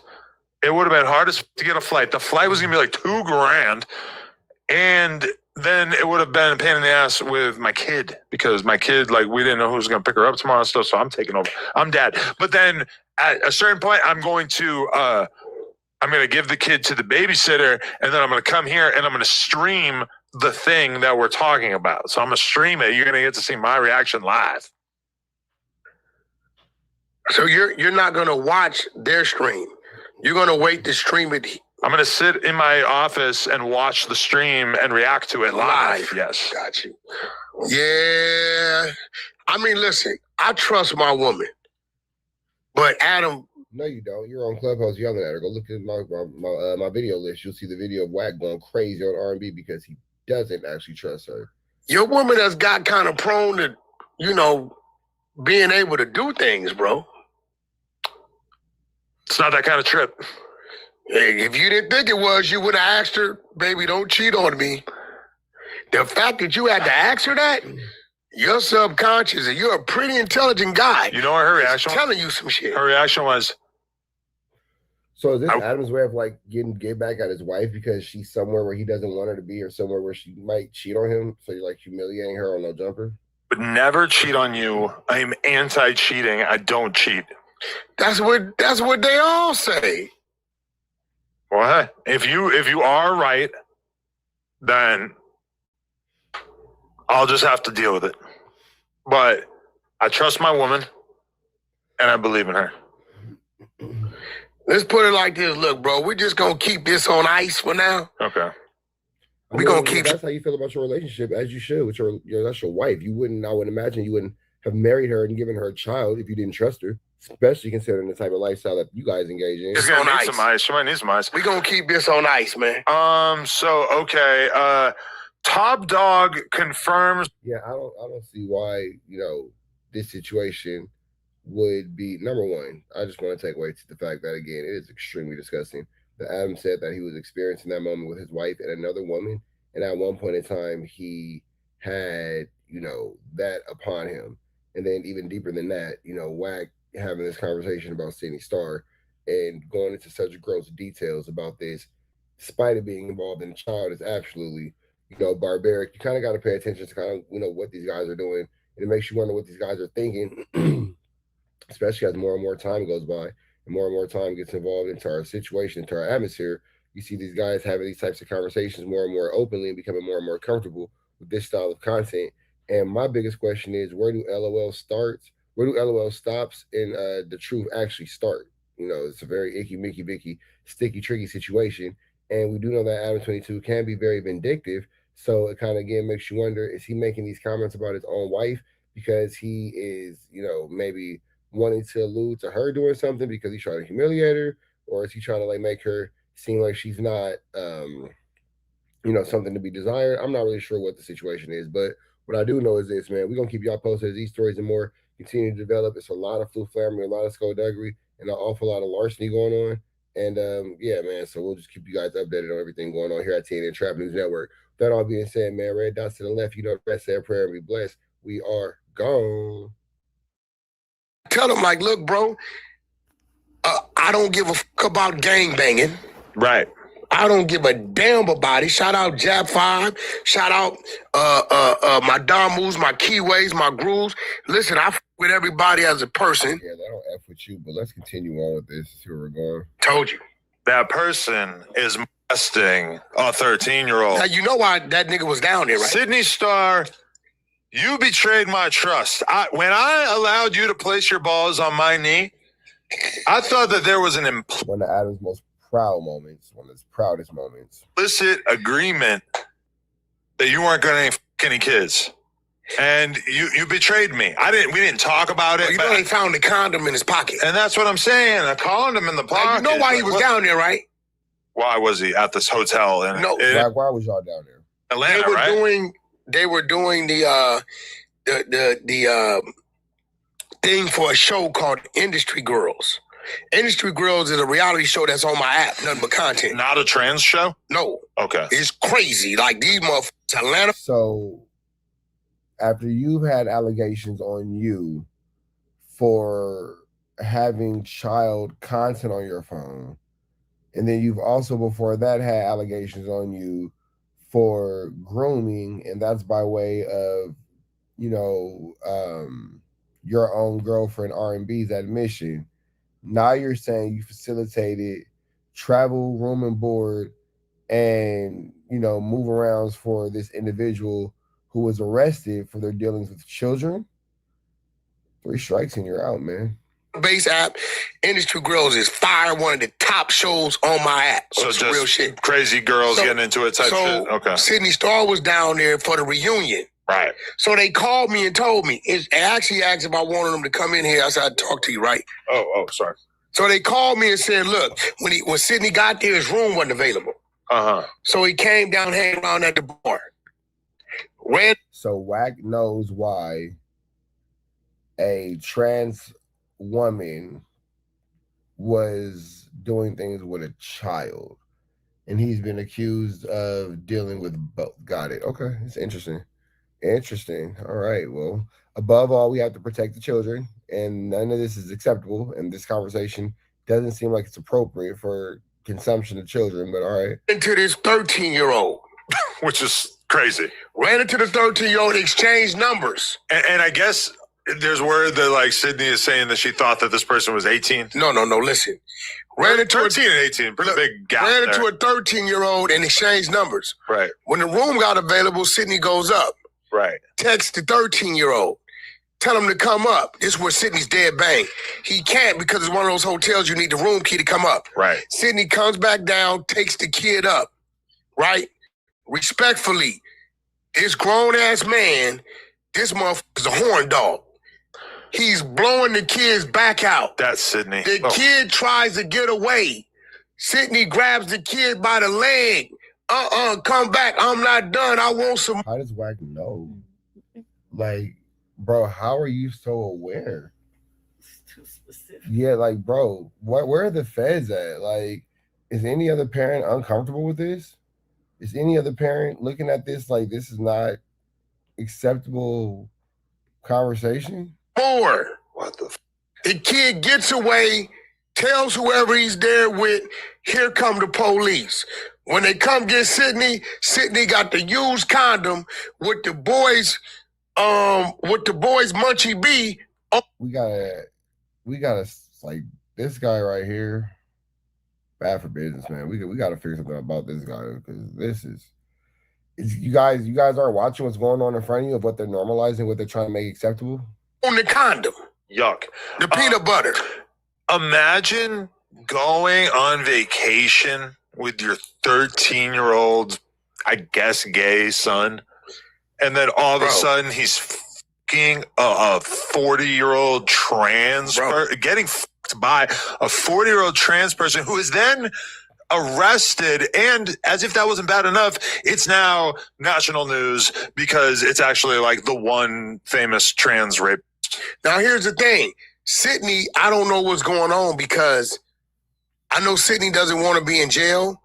But this situation is just barbaric, and the way that WACK is going about it and sensationalizing it just makes you see why it kind of makes you see why his daughter, who's currently pregnant, doesn't want him around her newborn baby, you know, when that baby comes, and why he's not welcome at things like the baby shower and things of that nature, because his idealisms and his ways of going about things are extremely barbaric and less than admirable. This is in heaven right now, right? Because he's in the men facility. Sydney Starr is in heaven. Okay. In the men facility, right? They got to keep her far away from everybody. Listen, what I'm saying she should be alone. They supposed to do something to Sydney. Because nobody's going to not f*** her. They're supposed to do something to Sydney, but what they're supposed to do, I don't think they're going to do. They're going to do some other things. They're going to kill her? Or they're going to R-word her? Yeah. They for real? No, I think they going to go on and get service. Like, just get some top. They going to go all the way, probably. Sounds like WACK's already been there. Sounds like he's been there, done that. What it just kind of sounds like to me. I don't know what you guys think, but to me, it sounds like he's already He's already played in that pond. That's what it sounds like. So Sydney ain't gonna get no bond, bro. Sydney probably looking at 20, 30 years, bro. I feel like the rules are different in jail. Like in jail, you're just gonna get head from the trans chick, right? Bro, Sydney's probably looking at 20, 30 years. 20, 30 years is insane. For real, why do you think it would be that much? Oh, that would be a life sentence in Georgia. Actually, that would actually fall under the 7 deadly sins in the state of Georgia, and definitely that would be one of them. Sydney starts looking at a life sentence in the state of Georgia. Yeah. Minor? Yeah. Bro, that shit, and you it's another deadly sin in Georgia. She's knocked off 2 of the 7. In the South. Jesus. That shit is serious. What the f was she thinking? Was who thinking? We talking about Sydney, motherfucker. Ain't no. That's what I'm saying. What's she thinking? No, Sydney, he thinking. I'm not gonna let you force. How do you size a fucking person? You need a fucking penis. Some chicks got dicks. No, I'm just being polite. I'm calling her a her because she says she's a her. But okay, this is my understanding is that when a trans woman, when a man wants to become a woman, they get on hormones, right? Yeah. And they, as a result, like when Jack Like Jess was talking about his trans girlfriend, he said, yeah, I like to suck her tiny little trans dick because his trans girlfriend is on hormones. That is his very extreme lived truth. God bless that man. Good for him. That's fine. It's freak on. That make your dick shrink up and can be like a tiny, it doesn't really get hard like that. So I would assume that Sydney Starr is on hormones like that. And I would assume that Sydney Starr is getting hit, not hitting. It looked to me like Sydney Starr is a top and a bottom. But it's like hard to imagine. Isn't WACK just so full of knowledge on this situation? Very involved. Very involved, I guess. He's like father, like his son, I guess. And this being a non-consensual encounter, which obviously it being a 13-year-old, it's not consensual regardless, but like it's hard to imagine that she wasn't penetrating this person if she got charged with something. She had a condom in her pocket. Like, I mean, this is all. In order to use the condom, some blood got to be pumping. That's what I'm saying. So maybe she's doing her own thing where she's not on the same. This is turning into an anatomy class, and WACK is look at his face. He's very invested. He's really enjoying this. Same hormones that Jack Like Jess's girlfriend is on. She's just out here having a big old. But hey, keep in mind, multiple times over the years, Sydney Starr has gone viral for talking about getting her dick removed, and it was a lie. She in fact does and has always had it. All I know is when I saw that motherfucking mugshot picture. What you know, WACK? What did you see? You've seen a lot. You always got something to say when it comes to these types of subjects. You've always seen something. I thought I was looking at the dude from RoboCop. Remember when they put the face, the one that died? Yeah. Like I was like the RoboCop with the mask on. I was like, yo. I thought that it was Chunky Barbie at first. I seen you put Chunky Barbie. Yo, you said Chunky Barbie, I love you. I'm sorry. He's saying you look like a man. No, I'm not. I'm just saying that, you know, kind of look a little similar. But she's hotter. I have Chunky Barbie nudes. Somebody send me some fire Chunky Barbie nudes. All right, man. So we finna get up out of here to the next one. Y'all know the deal. Red dots to the left. You know the rest. Say a prayer and be blessed. We go. Shit. You know what I'm saying? You know what it is? Is like they see you being willing to have conversations about criminal cases and people's arrests and all this type of stuff. It's paperwork. I'm reading it. And, you know, a lot of times it's like stuff that is not maybe like discussed and then you kind of bring it to the table or whatever. And like that to a lot of people to like dog face, I think that just feels snitchy. He's a rat. That feels like something that a rat would do. Hold on, bro. And so he feels like therefore Dogface is a rat. Get this argument off that you actually are a rat. Okay. And I don't get it. I just don't see it, man. Isn't it crazy that ADAM22 is just being extremely condescending and acting like he doesn't, know that WACK is obviously informing and helping with the Big U paperwork? He's going to come back in 2 years and be like, I mean, well, it was obvious that WACK was informing. I just had to say it in a way that made him feel comfortable. I don't want him all yelling and exploding in my face. That's what Adam's going to say in 2 years. Watch, I'm predicting it. This was crazy. What? You would never find no document on WACK saying Cass Jones pointed this dude out, said this dude did this. That's not true. We went over it a bunch of times in the Big U document, so that's actually not true at all. But let's continue on. That's not what we're here for. If we shall stay focused. Formed on this dude. But it's really hard not to go off on side missions and showing like documents and paperwork where he's lying because there's just so many. But we're here to talk about Dogface. I just sent it to you, right? We all know Dogface's name, Austin. Okay. Right? After interviewing Sharkey and Moore, detective interviewed Austin a little further. Detectives obtained consent to search Austin's cell phone. We then asked Austin to go over today's incident again. He states that Sharkey was afraid of Moore, so he went over there to her house. He states that they were in the bedroom when he heard a loud thump. He states that in that Sharkey went and looked and said the suspect was outside. He states that the suspect then kicked in the door. This is what Dogface is saying. The documents that he's reading on Dogface are not using they're not actually Dogface's name. So that was actually something that was interesting as well too. We actually went over those documents, and I don't know whose paperwork Wack is reading, but he's not actually reading Dogface's paperwork. It's kind of like the same situation when he put up the picture of that random lady and said it was Munchie B's mother, when in fact it was not Munchie B's mother, but you know, whatever. And Sharkey screamed abroad, and he saw the silhouette, and he grabbed the starter pistol, and the suspect started shooting, right? So Dogface grabs the starter pistol, the other nigga start busting. He states he saw the suspect arm and tried to knock the gun out of his hand.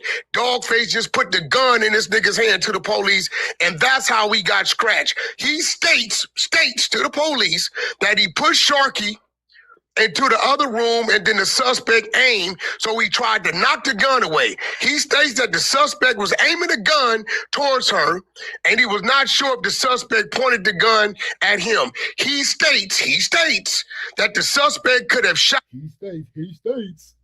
Why don't you read Big U's documents at your inclusion with such vigor? Like, he states. That's ridiculous. Let's hear that one more time. He states that the suspect was aiming the gun towards her, and he was not sure if the suspect pointed the gun at him. He states that the suspect could have that was funny, bro. I'm not gonna lie. That was funny. Shot either one of them when he was firing down the hallway. This is documented in paperwork. I just sent it to. But why can't we read Wack's involvement in the Big U documents like this? Like, why can't we just get the exact same things? You now, listen, bro. Listen to me, bro. Listen.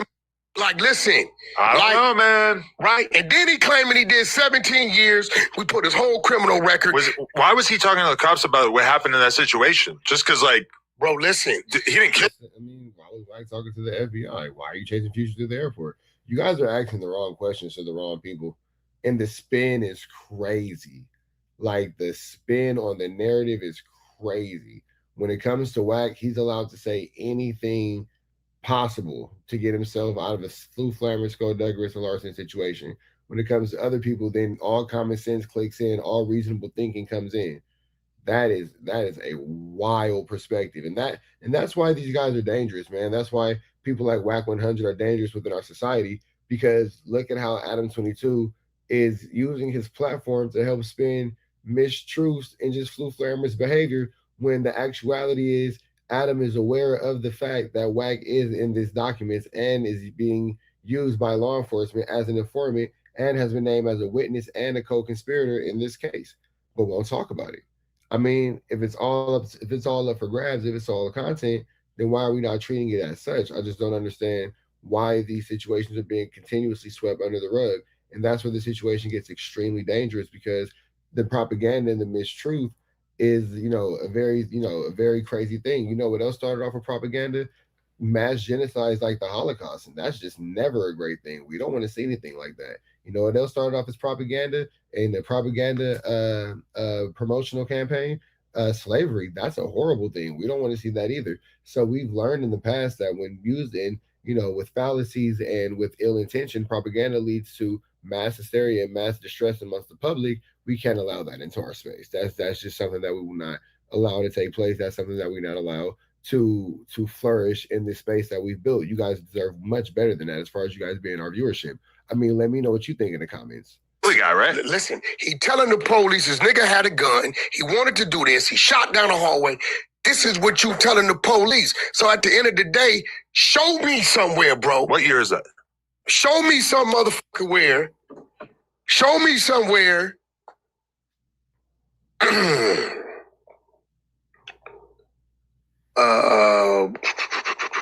Take your time. I feel like 2018. Oh, okay, that's news. 8/6/2018. I feel like you used to be able to tell the cops if somebody tried to do something. Not if you from these streets. I know. Not if you from these I streets. feel like it's kind of new school that like you can't tell the cops anything. Even No, if that ain't somebody- no new school. No. This nigga 54 years old. Damn. All right. He 5 years older than me. I'm trying to think of an excuse for here you, go my dog face. point. What's he gonna say? What's his? Bro, you got to work, Adam. I sent it to you. What's his rebuttal gonna be? Has he spoke about this? Bro, no, bro, listen to me. Ain't no motherfucking rebuttal. The rebuttal is everybody says WACK is this and that. I didn't did too much time. You ain't never had a motherfucker who did a day with me say WACK was a mark, a buster, got rolled up, none of that. They'll tell you the nigga was a goddamn fool. You ain't got nobody. The paper, the fake shit, they come with the CS2 back. And what I do, I sued World Star. You know it's a bag over there, right? I won.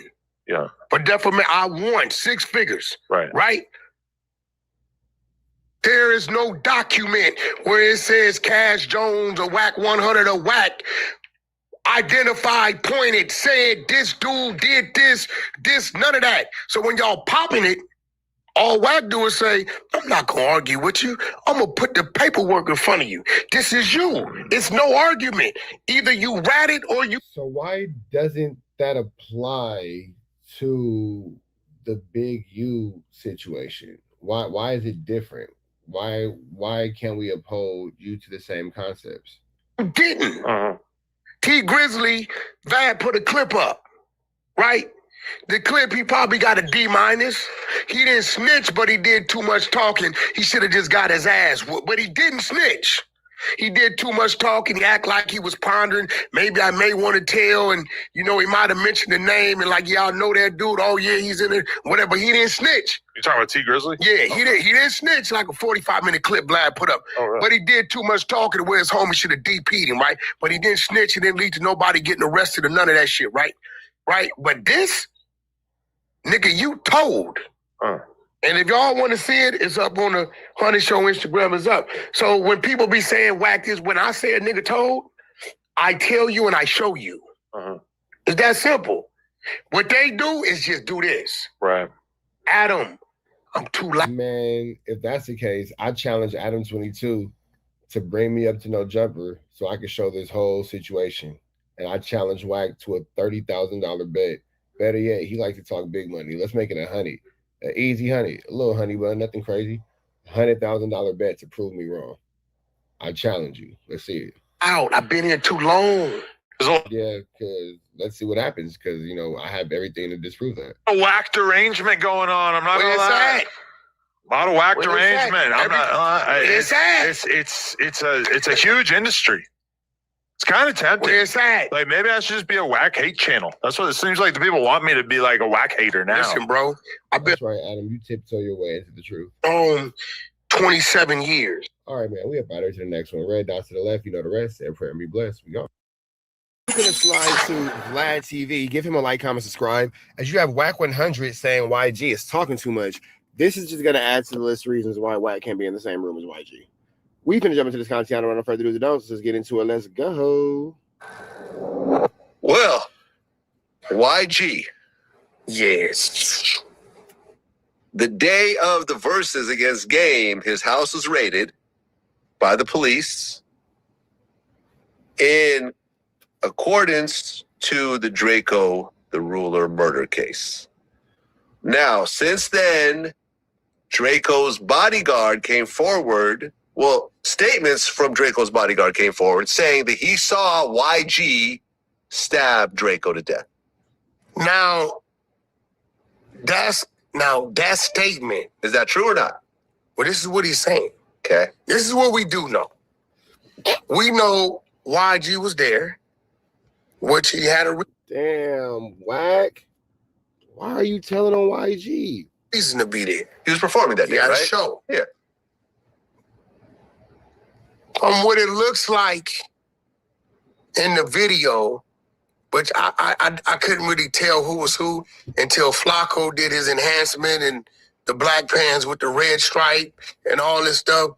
It shows YG was engaging in a fight, but then you had both sides doing this. Now, I can't clearly see when Draco was actually stabbed. You get what I'm saying? So they have a video. We're dealing with law enforcement, high profile case. You know the enhancement capabilities. If this guy is serving as a witness to say, I saw YG stab him, and they have video of YG fighting, I would think that if that video supported what he was saying, they would already made an arrest. Well, the statement was from way back when, right? From what it actually happened. Well, you're also mentioning that Flacco saw enhancements and blah, blah, blahs and blah, blah, blahs and blah, blah, blahs. Like, you're doing little things and saying little things that could possibly get YG caught up in a flu flam, which are open source reporting, like mentioned in the pants, but I guess. It's not a new statement, is it? Well, I think it was from a civil. They have a civil claim. Yeah, from what I understand, there was a civil case, and that came out as part of the civil case. Is that why LAPD then took it on? Because didn't they already have the statement, or no? Well, the statement came from the civil case alone? The statement came from the civil case. It was never told to the police. So, but if that action was in the video, which they have the video, I think it would have been an arrest on YG. Now, where I think YG has to get a little smarter is understanding that what's with you can't be held against you. You get what I'm saying? What's with you can be held against you, right? Nigga, that's not a legal term. That's something that you just made up, nigga. That's not an actual legal term that any type of lawmaker or legal team would ever use as a defense. And I think, especially in a high profile murder, they will roll the dice on trying to say, well, a guy in your entourage did this, which still won't be strong enough. But if they can get one of these dudes to say, we had a conversation and this what it was, then they're coming. And my fear is when you got that many people involved, whether it's a lie or the truth, the information usually eventually comes out when somebody's trying to save themselves. Well, YG addressed it in kind of like whacking a Big U situation. His new album. Wrong move. The verse goes, they say I murdered this, they say I murdered that. Well, if that was true, you'd be a fucking rat. And that'd be in a cell sleeping on a rack. But too bad they ain't a fucking fact. Now, I get what he's trying to do and trying to say, but bro, when you got a situation that's high profile, it's open, it's a cold case, and they're trying to directly implement you in it and involve you in it, you don't talk about it at all. It's nothing to talk about. I've got nothing to say about it. No wordplay, no nothing. Because those lyrics, like when I just heard them, I could see what the DA is going to do. Well, if you call him a rat, that means you did it, right? No, but I also said, you said. Well, then the DA says, you say you chased you down the airport, didn't you? You said that we got up on him, didn't you? What's the difference? That mean he would be a rat. Yeah. Rats tell the truth, right? You see what I'm saying? Like, there's certain things you don't even give them nothing to play with, right? You know, rest in peace, Draco the Ruler. You know, I knew about the civil case because his family had contacted me. And, you know, they was kind of like, bro, this is Live Nation, and we know how it goes. I said, well, you know, my legal team, they don't give a damn about none of that. So they're like, man, all these people want this money up front. So they're using my legal team. Sing and Sing. Simran Singh is the legal team that's heading that civil suit. Right? Me and Draco was cool because I was kind of like, you know, maybe this is my last thing I could do for him. Give his family a righteous legal team that I know is going to go in and fight for that. Right? Because he's right. You're dealing with Live Nation and stuff like that. You know how those politics work, Black. You get the raw legal team in there, and it's a relationship going on, and it'll go another way. But my biggest fear is you know, people saying things and a lot of people involved. And I'm not saying that YG did it. I just know a person to get caught over here with a cache of guns and say, hey, I can help you out on that.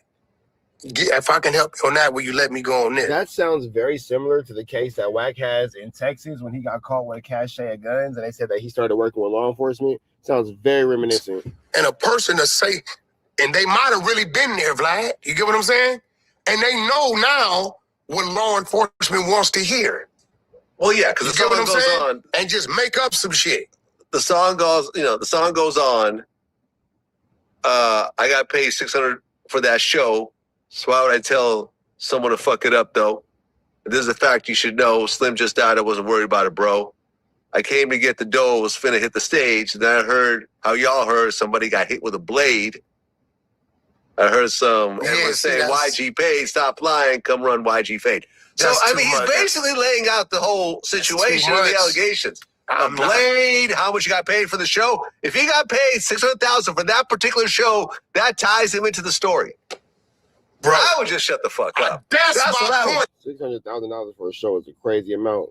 But well, you know what the best thing to always do is exercise your right to remain silent. I'm not, hey, bro. I'm not entertaining nobody with that. Right. It's too much. It's too much going on.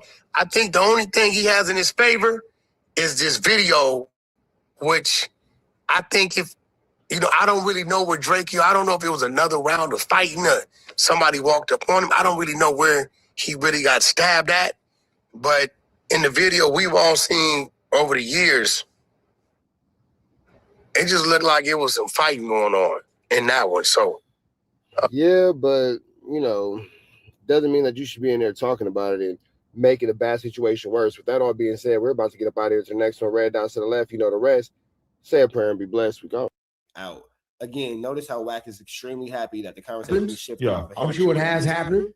I'm sure people that got called and got stripped, right? You know what? When I saw Gunna on Big U's podcast, I'm not going to say extortion, but that's when I knew,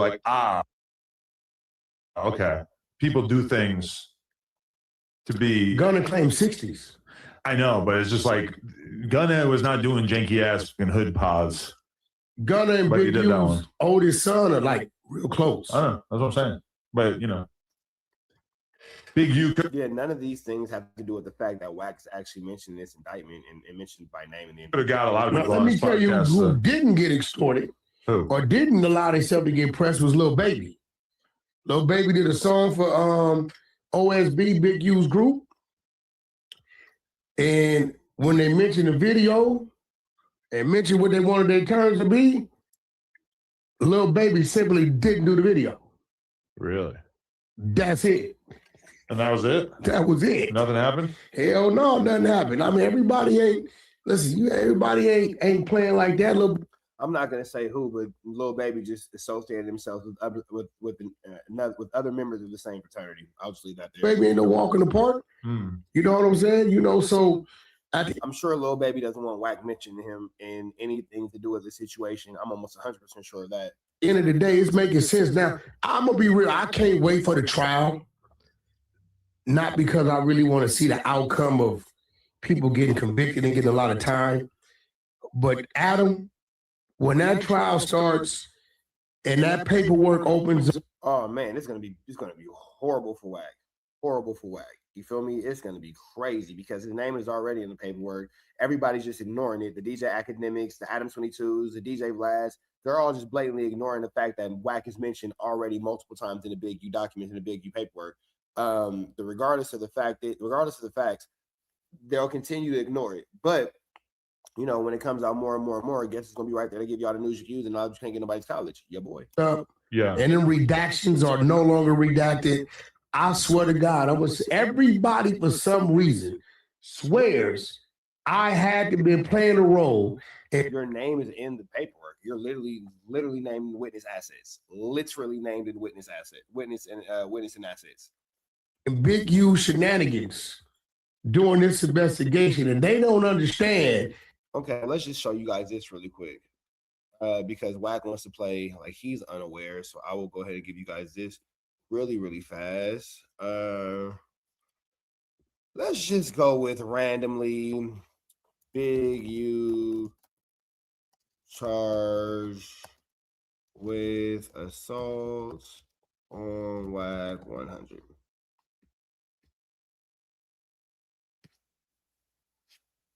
Let me see. Bridge Trapper.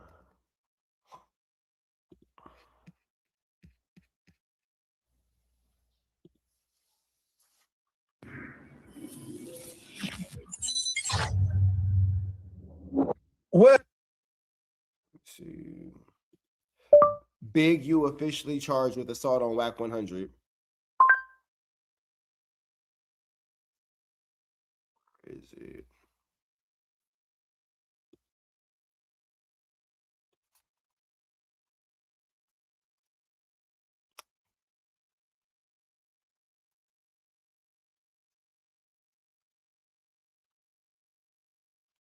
Let me see.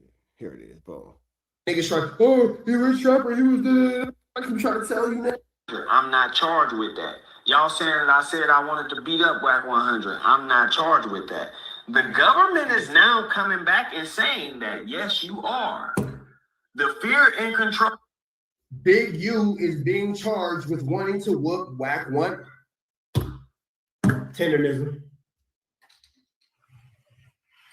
Pick the blind up, put the blind down, pick the blind up, put the blind down, pick the blind up, put the blind down. Big U is Reg Dog. Big U has officially been charged with man, WACK is a victim in the case. I said it. I told y'all. WACK was a victim in the case. Nigga, I beat the feds, nigga. I beat the feds, nigga. I keep trying to tell you niggas, bro. I keep trying to tell you niggas. Yeah, so there's that where WACK is mentioned in the court paperwork. I could go through this all day, but you know, whatever. So what was that, WACK? Easy. Swears I had to be playing a role in Big U shenanigans during this investigation, and they don't understand what you. Well, you're the one that said you chased Future through the airport. You know, you said that, so there's that, as well as you're now named as a victim. You know, from Brick Baby, we wasn't talking. We wasn't around each other, right, at all. But I cannot wait till this paperwork hit when all these newbies out here are able to see it and see who's doing what in the trial, right, and understand that, hey, this dude really ain't had nothing to do with nothing. But I will tell you this, Keefy D's trial and Big U's trial is going to change the whole course of the LA streets. Really? It's going to, listen. In terms of like people understanding the consequences of them talking about shit? No. Or? In terms of all this fake tough guy shit. Well, you're the fakest of the tough guys, bro, because we're watching you as, you know, a victim in the case. We're watching you as, you know, all these things that you're saying everybody isn't is what you actually are, as far as being like a, you know, you're bad peoples. I'm not really sure again why nobody wants to point out WACK's obvious involvement, but you know, here we are in life. So whatever. IG and Draco too. All this fake stigma, that's a civil thing, right? Well, I mean, just if YG gets a case, you know. No. You got in Keefy D's trial, right? Now, like I called it, Suge Knight taking a stand. I called it. Okay. Right? You got about 30, no, it's 200 people on Keefy D's witness list against him. And you know what? 80% of these people are gang members. Right? Big U. He got his Cody's and about. And then you got him like, oh, what the hell?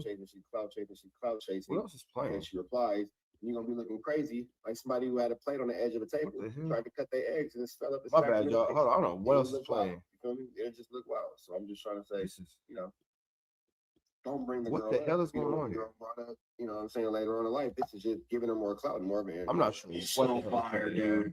Like you killed it. Like you were honestly like the.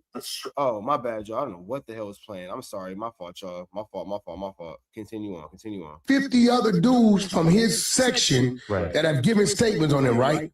When people see this, now it's like, okay, these niggas all told. What y'all gonna do to him? Nothing. So now you got the dude sitting in prison or the dude on the streets. Man, I got 15 more years to do. They ain't do nothing to them niggas. So you think it's going to be like, we're going to find out about so many people telling at the same time that it's going to be like. And nobody's going to do nothing. Yeah. And it's going to take the streets and say, oh, y'all capping. Because y'all didn't do nothing to none of these dudes. They still walking around. WACK knows that he's going to be exposed as an informant, and he's trying to brace the world for it. WACK knows that he's going to be an informant. He knows that the world is going to see that he was snitching. He knows that the world is going to see that he's in this paperwork as a witness and a cooperate. And now he's trying to put it down. So when it comes out, he can be like, well, he did it too. Well, he did it too. Well, they did it too. Well, they did it too. Nah, nigga, you are all bad. You are all bad. You the baddest of peoples. You bad peoples. Wow. Bad to the bone peoples. So now guess what people going to be more prone to doing now? I got 15 left, nigga. I know about these 3 bodies. They didn't do none of them niggas. Hey, DA. Yeah. Hey, ain't nobody doing nothing. It's the stigma and all that of what this shit is about to be exposed. Adam sounds exhausted. I like it. I'm telling you, it's coming. We're going to change the game. I like it too. I woke up today to a great call. Today was one. I bet you do like it because you're named as a victim and a witness in big use paperwork, and you're trying to ignore the fact that we all can see this. One of the most prosperous days of my life. Really?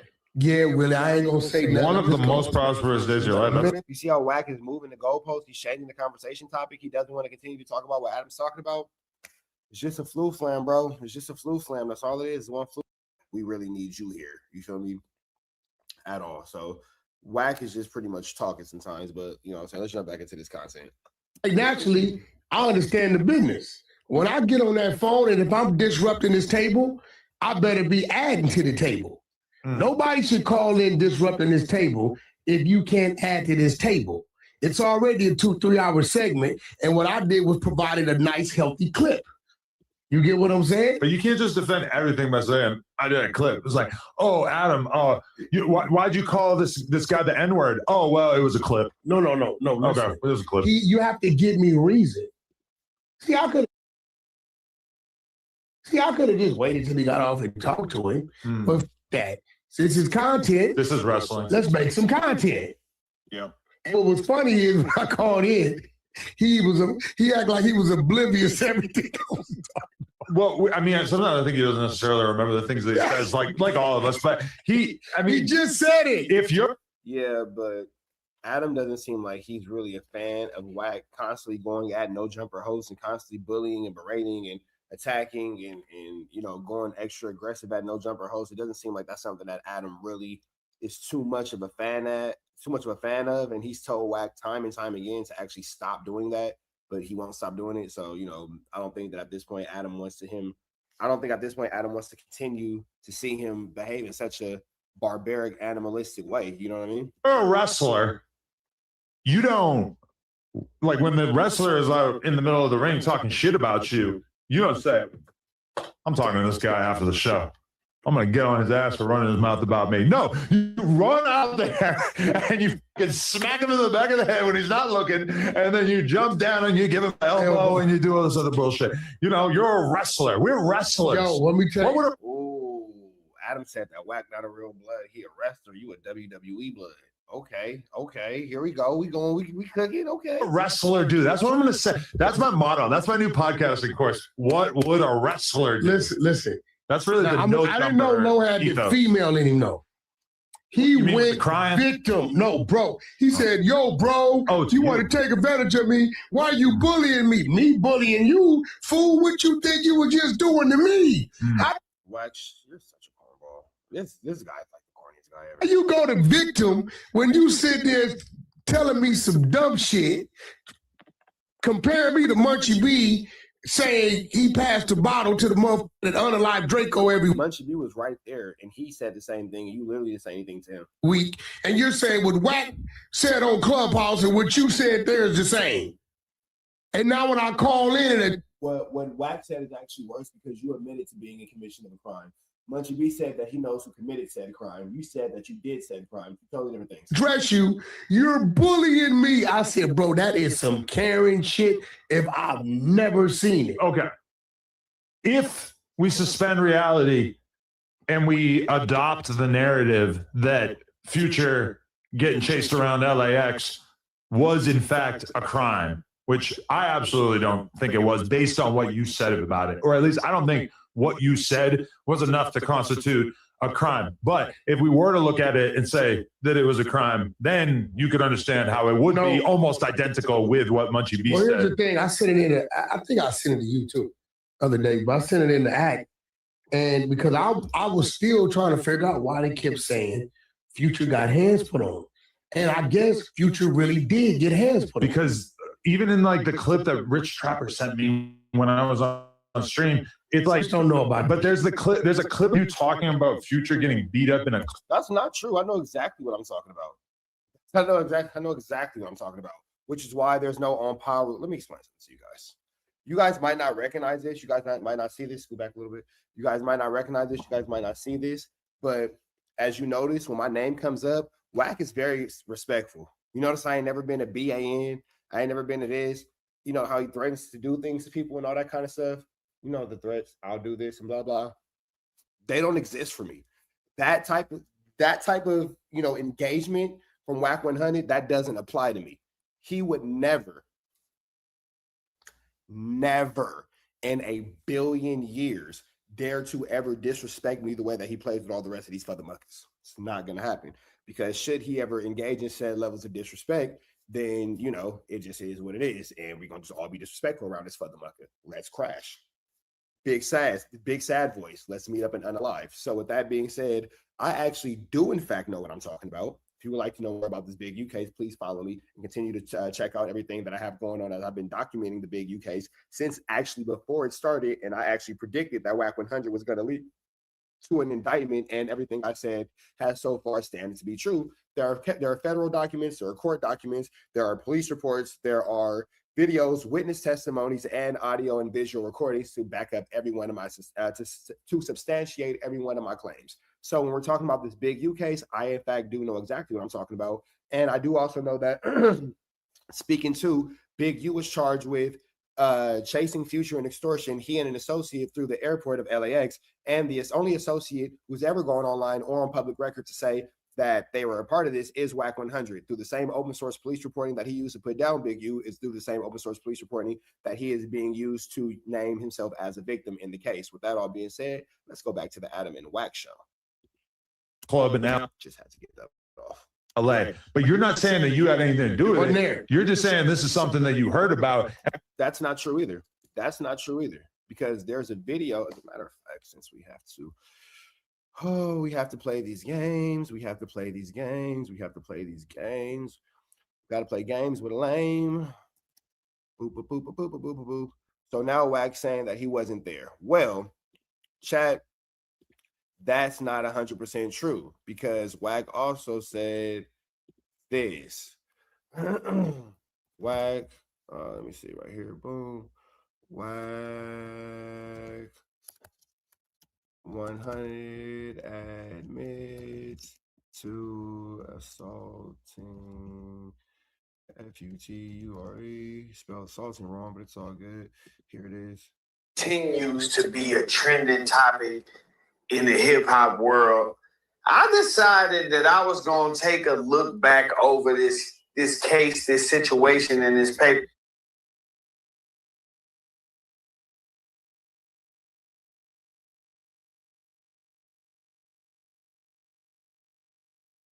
In this paper. Let me see. So this is the audio where WACK admits to assaulting Future.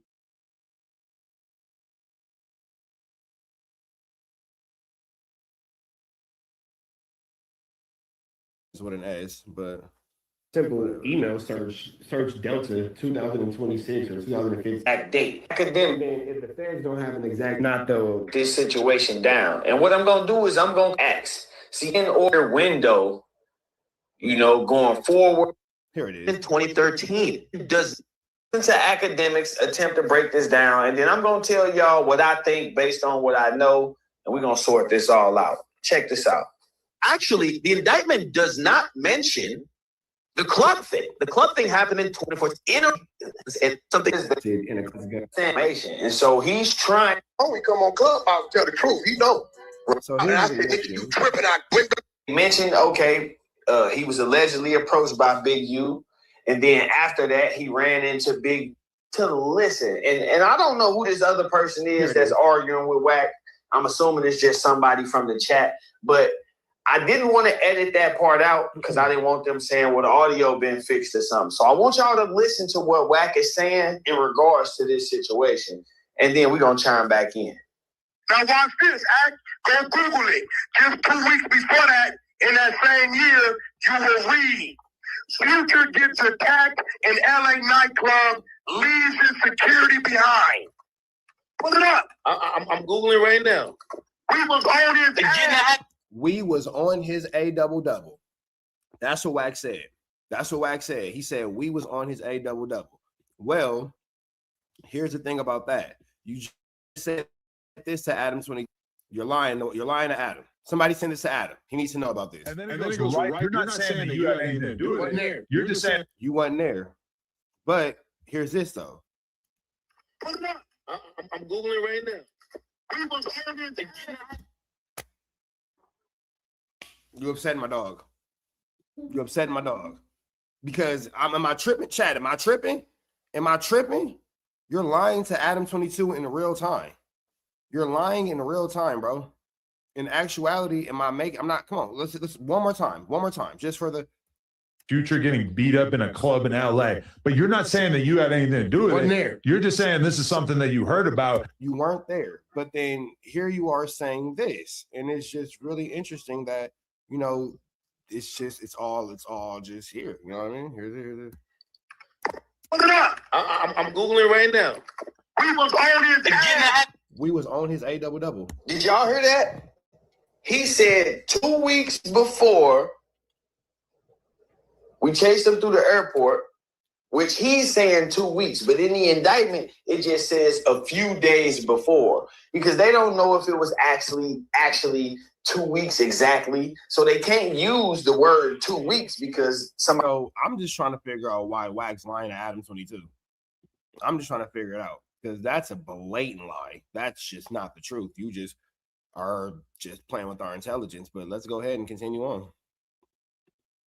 And then it goes right into the clip of you talking about the LAX situation, at which point you don't say anything about him getting harmed or threatened in any way, just a conversation about a debt. But when you take those two clips and put them together, if somebody's not really paying attention, you might think that you're talking about the same thing. Missing.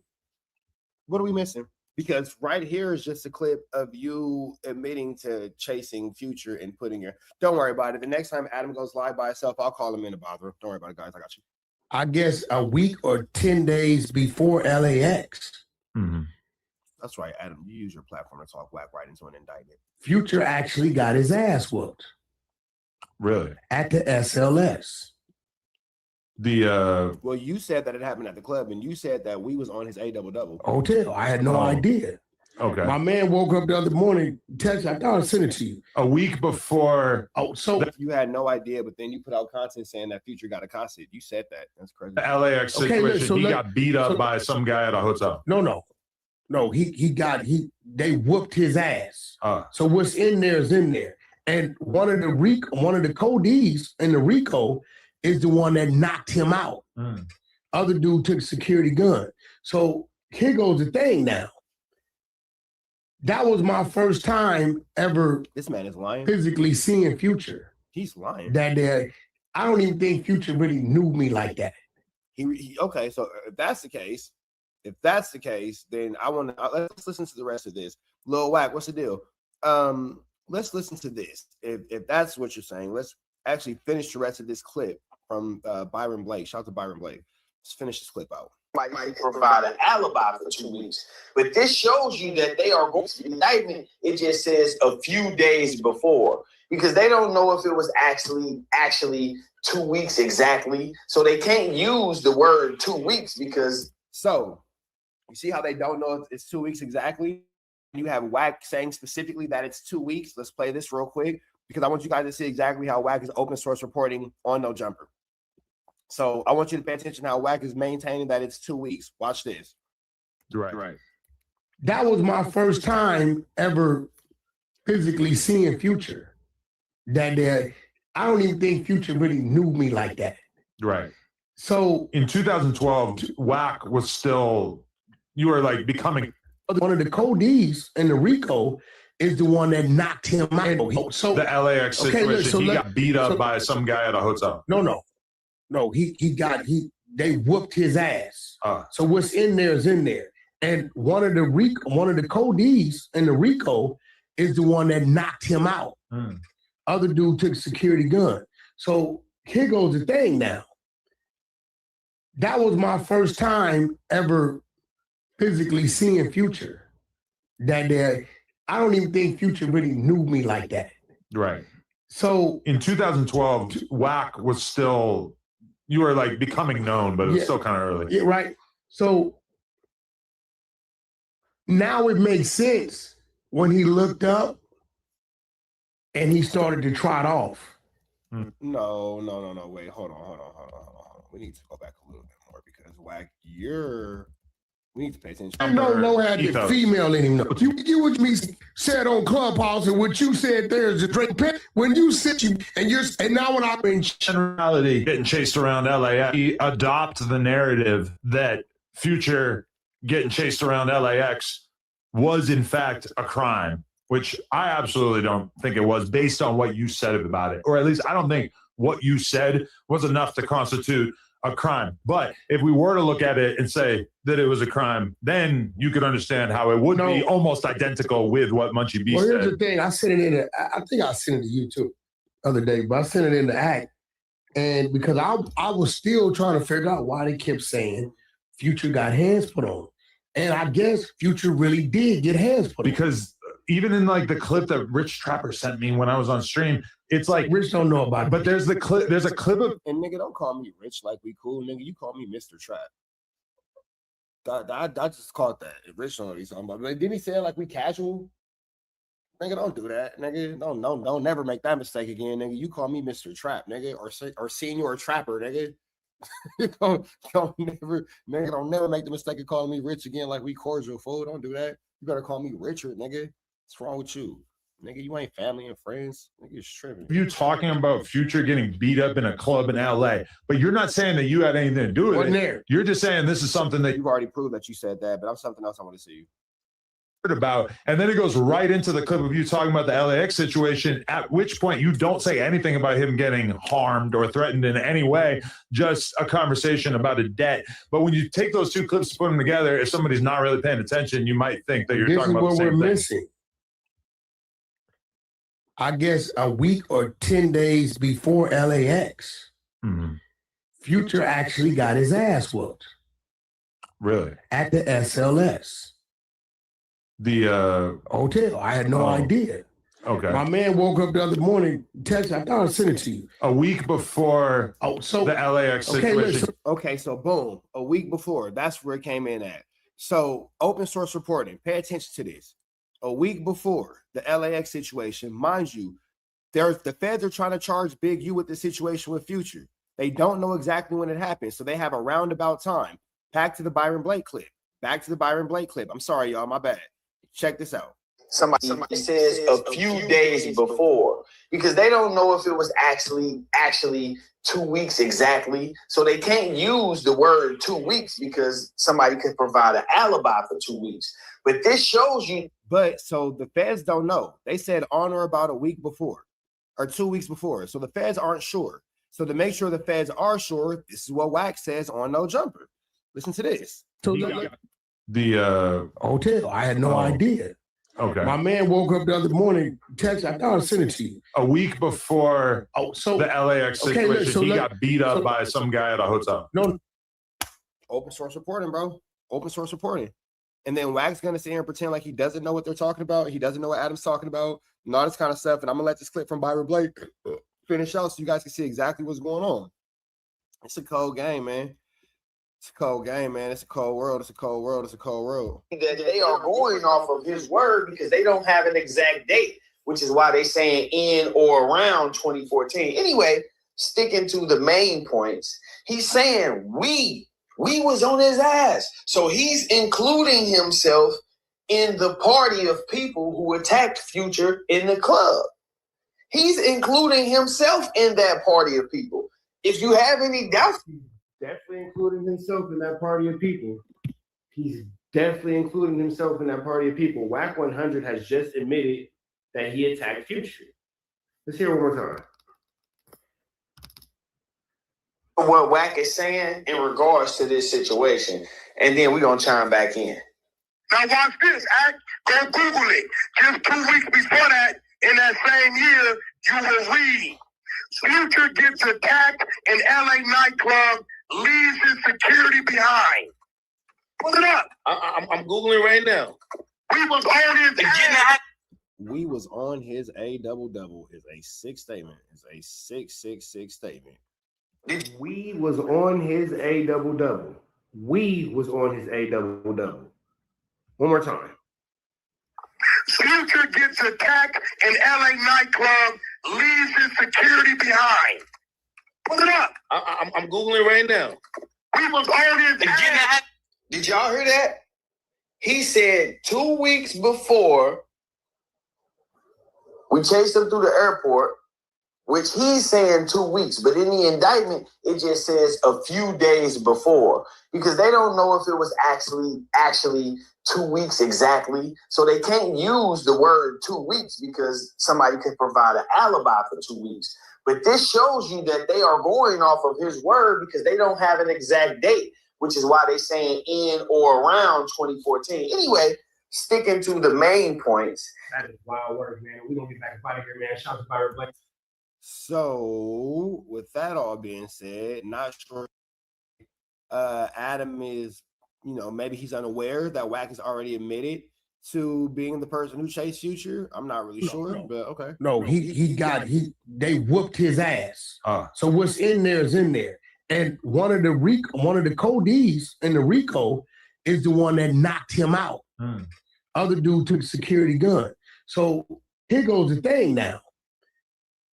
That was my first time ever physically seeing Future. That day, I don't even think Future really knew me like that. Right.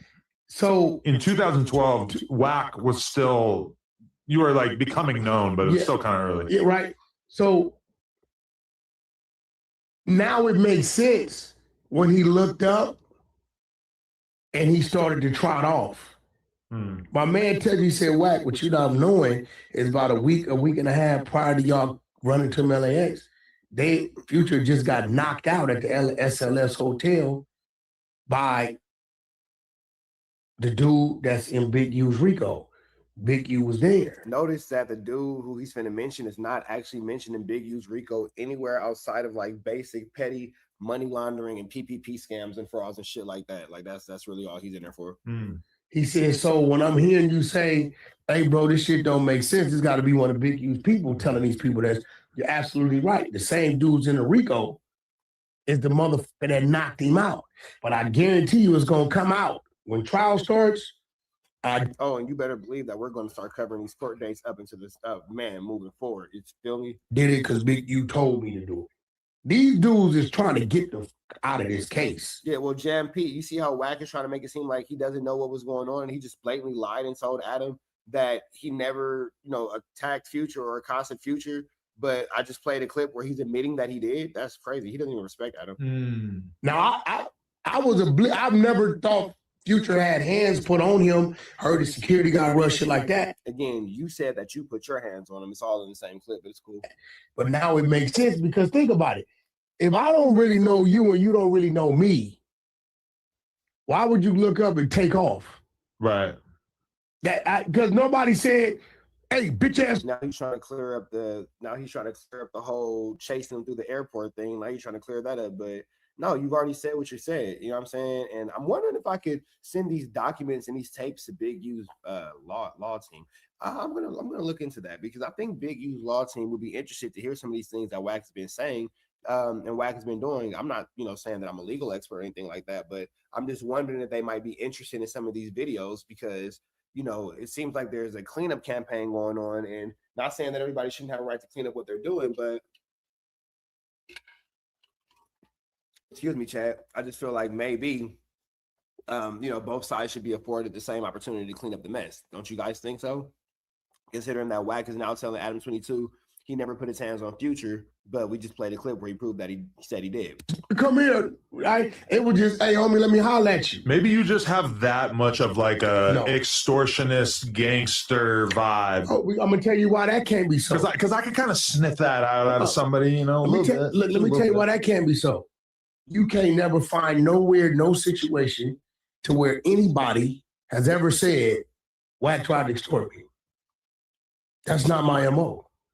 I don't give a damn who come into town, who do what. I don't give a damn. If me and you got an issue, we just got an issue. Right. I believe in checking in, but my form of checking in is just letting my team know I'm coming. I'm so green to the music game that I don't even know about anybody extorting anybody, really. Actually, I heard about one. Yeah. He quit rapping. I'm sure it happens. Yeah. I'm sure it has happened.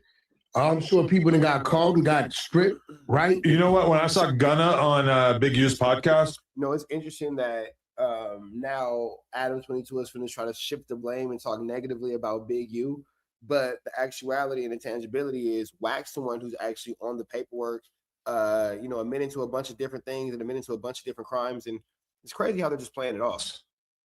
I'm not gonna say extortion, but that's when I knew, like, okay, people do things to be. Gunna claims 60s. I know, but it's just like Gunna was not doing janky ass fucking hood pop. Now, look how happy WACK is to get off this topic of himself and to talk about Gunna. Gunna's not mentioned in this indictment. Gunna's not mentioned in the RICO. Gunna's not mentioned anywhere saying that he chased Future through the airport. So I'm not really sure why you're so like gun-ho on Gunna. Get what I did there. But regardless of the facts, man, let's keep it in rotation. Let's keep it in. What don't you get? No man would do. You've allowed other things to happen. Mm-hmm. But I know your trust is there. But bro. Oh, so this is when they're going to start promoting, hyping up whatever promotion Leonard the Plug has going on with Drake. Got it. This is one that's too tempting. Another country, another type of. This is by far. This individual probably had the most influence that she's been around. And you're sitting here now. What if Adam, like, it comes out later that he was human trafficking Leonard? With her. It's like, I mean, you pimping her out to Drake. Like you sending her into the lion's den with a bunch of little slits on her body and saying, hey, come eat me. Literally. I wish, I'm not going to say where she's going, but bro, you don't give a damn about nothing, bro. I asked my wife, I said, please don't cheat on me. Something along those lines. Don't cheat on me. I forget exactly how I phrased it. And she said that she would not. The fact that you had to ask her not to cheat on you is letting you know maybe you shouldn't have agreed to this, bro. The fact you have never asked her this. You've never asked Lena not to cheat on you going into a situation.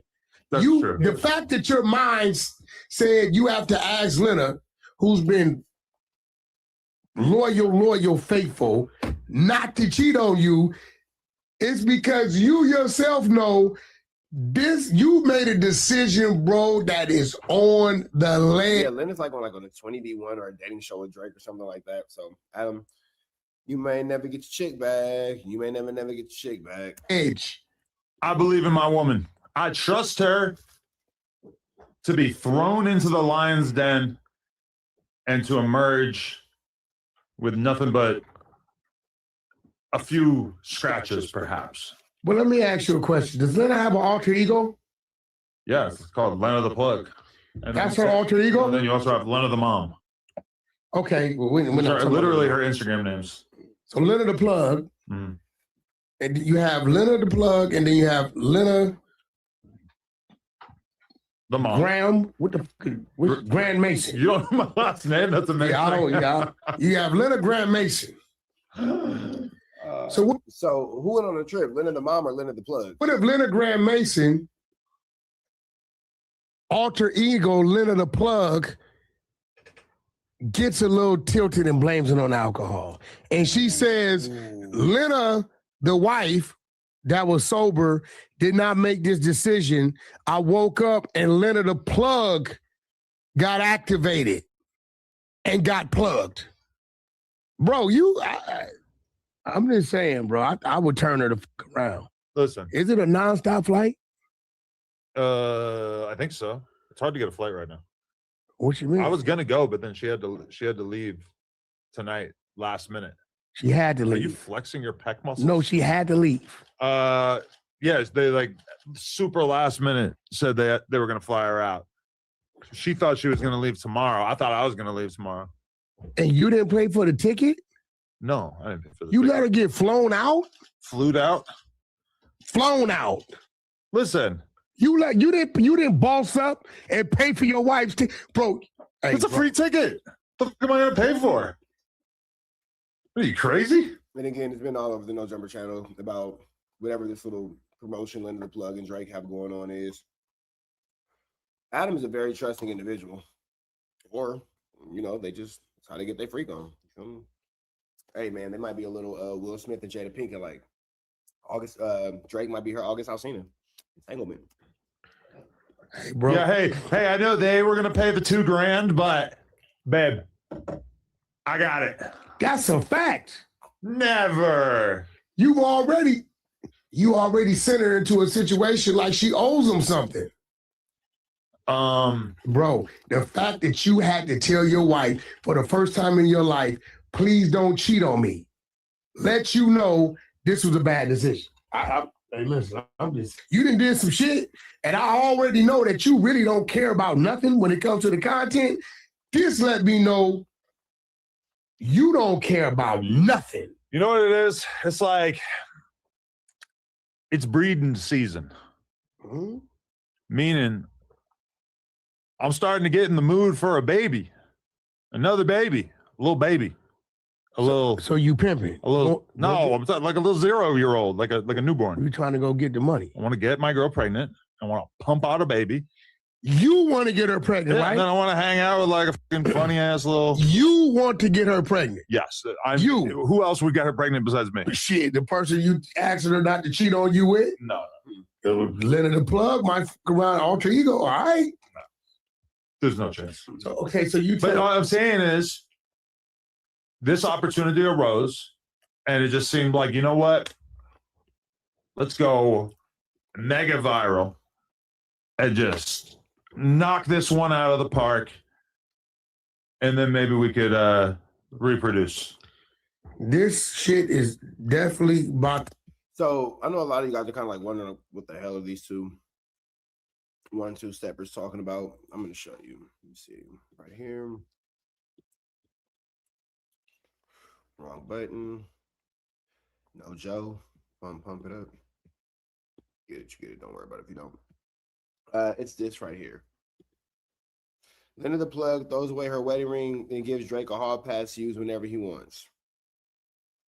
Pointers for me? Wow, I've had this dream before. Hi, how are you? What's going on? Wow, okay. This is probably not going to go over well here. Hi. How are you? Lena. Nice to finally meet you. I recognize you. Hello. So do I. How's everyone?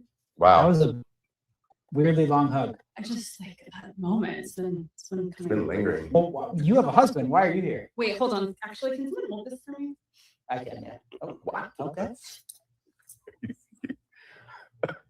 Okay. All right. Well, Lena, right this way. Oh, thank you so much. Yeah. It's just the intro. You guys are gonna have a date later. Bye. Wow. The plug. Shit. Hello again. Hi. Let me get all this other stuff from these girls out of here. Have you Yeah. seen my stuff? Wow. I've had this. Have I seen your stuff? Yeah. Do you have any pointers for me? I actually have never watched, to be honest with you. I haven't watched. I only see like aftermath photos. Oh, okay. He's in the Reddit, guys. Yeah.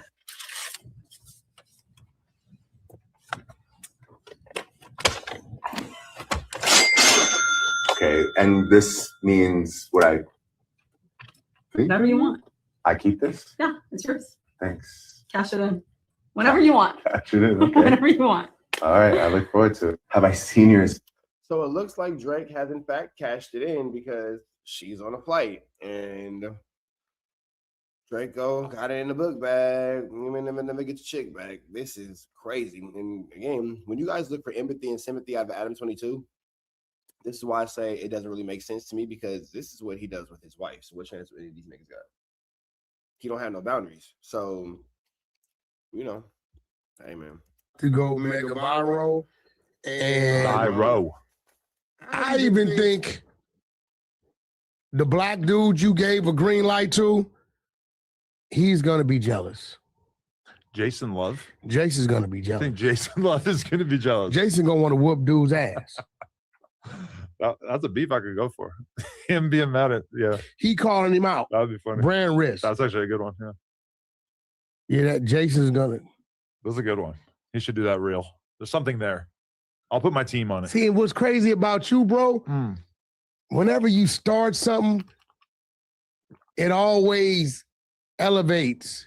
Right. So what's stopping you from saying no to the $5-10 million check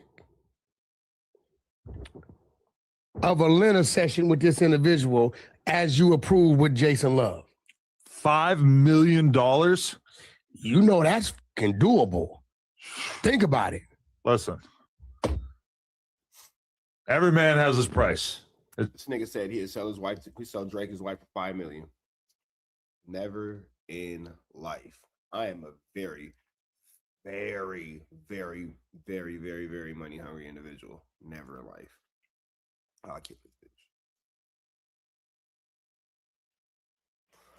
Anyway, that is wild. That is wild. That is no boundaries, man. I don't know. Turns out my price is $5 million. So you would let it happen? Of course.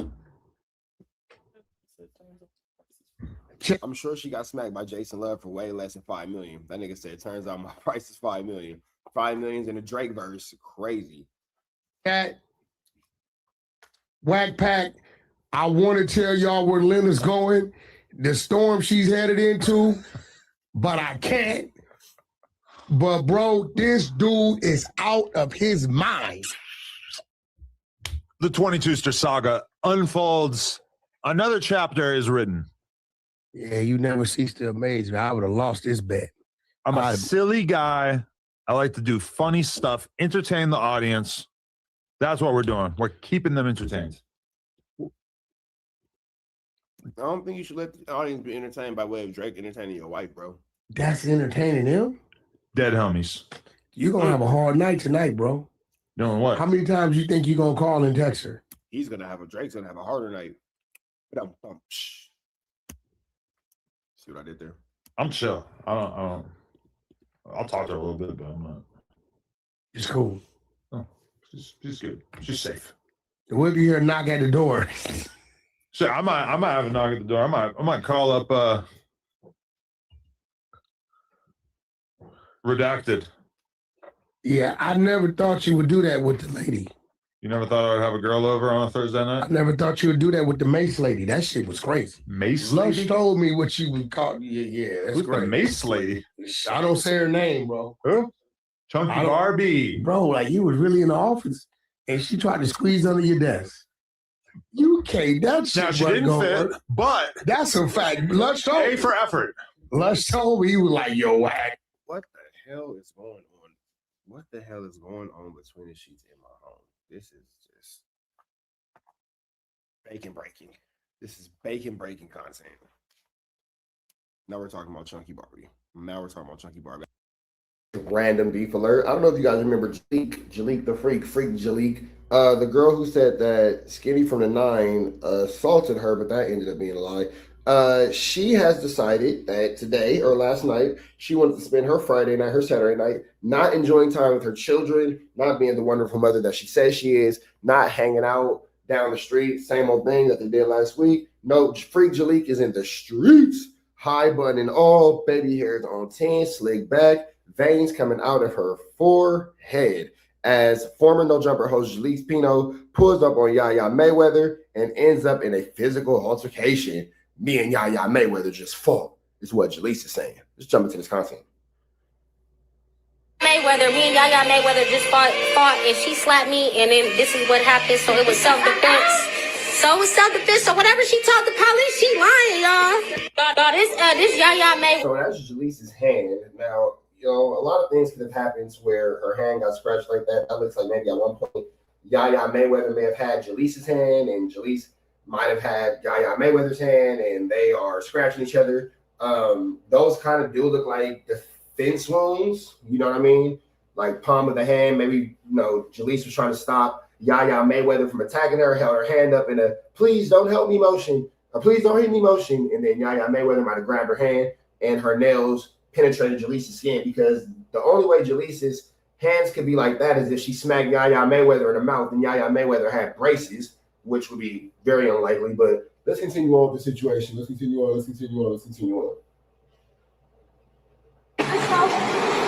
you gonna do? What you talking about? What I want to do? Why are you recording? Because I want to. But for what? Because I want to. Y'all know Because I want to. Because I want to.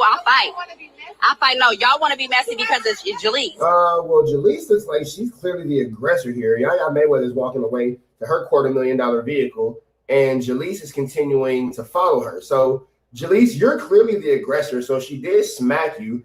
It's clear that you won't stop. Like, you're doing too much. Look at your friend. Doing too much. They're clearly getting in the car, retreating from the situation, and you and your friend are just in Vegas being rapscallions. Little hood rat, hoochie mamas. Look at Jalise pulling the door. Goodness gracious, Jalik. Golly, this is not acceptable behavior from a young lady. And then she has this ugly square up, and then Yaya Mayweather, after Jalise ran up on her. So Jalise is lying and saying that Yaya Mayweather ran up on her, but Jalise actually was a runner-upper. You feel me? She is she who ran up, and this is just a flu flammer situation. Let's see it again. Why are you recording? Because I want to. But for what? Because I want to. Y'all know because I want to. Because I want to. I'll fight. No, y'all want to be messy because it's Jalise. We wasn't messy. Y'all messy because it's Jalise. On the show, though. Y'all messy because it's Jalise. Don't touch her car. Show ass. Show ass.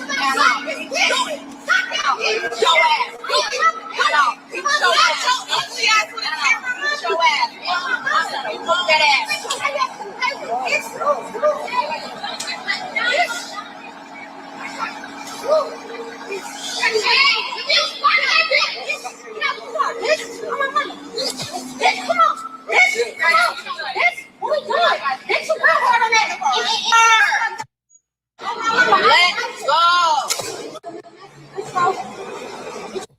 You know what I mean? You know what I'm saying? You know what I'm saying? I don't know, man. You know what I'm saying? It don't look like Jalise was trying to get away from the problem. You know what I'm saying? Look like Jalise out there starting problems with Yaya Mayweather. You feel me? I don't know, man. You know what I'm saying? It don't look like Jalise is really out here looking like a victim. She's looking like she's the problem. I'm not going to lie, because you have Yaya Mayweather clearly walking to her vehicle saying, use a freak, Jalike, get away from me. And freak Jalike just is not getting away from her. You know what I'm saying? Because, you know what I'm saying? And if you just know what I'm saying, then you know what I'm saying. But let's continue on.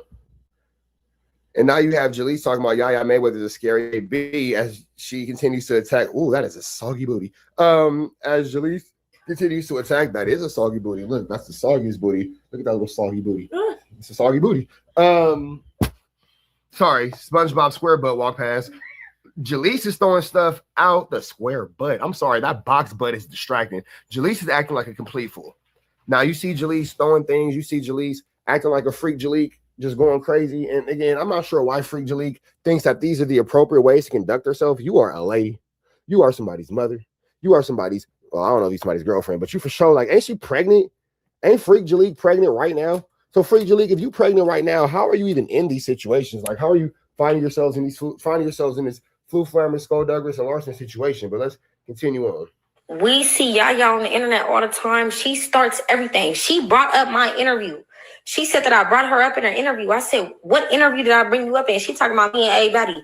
Mind you, she never got brought up in me and A Betty interview. So I'm like, blood, what did I say? Come on. I said, so what did I say? She said, this is like me talking about a girl with a bun and a big forehead.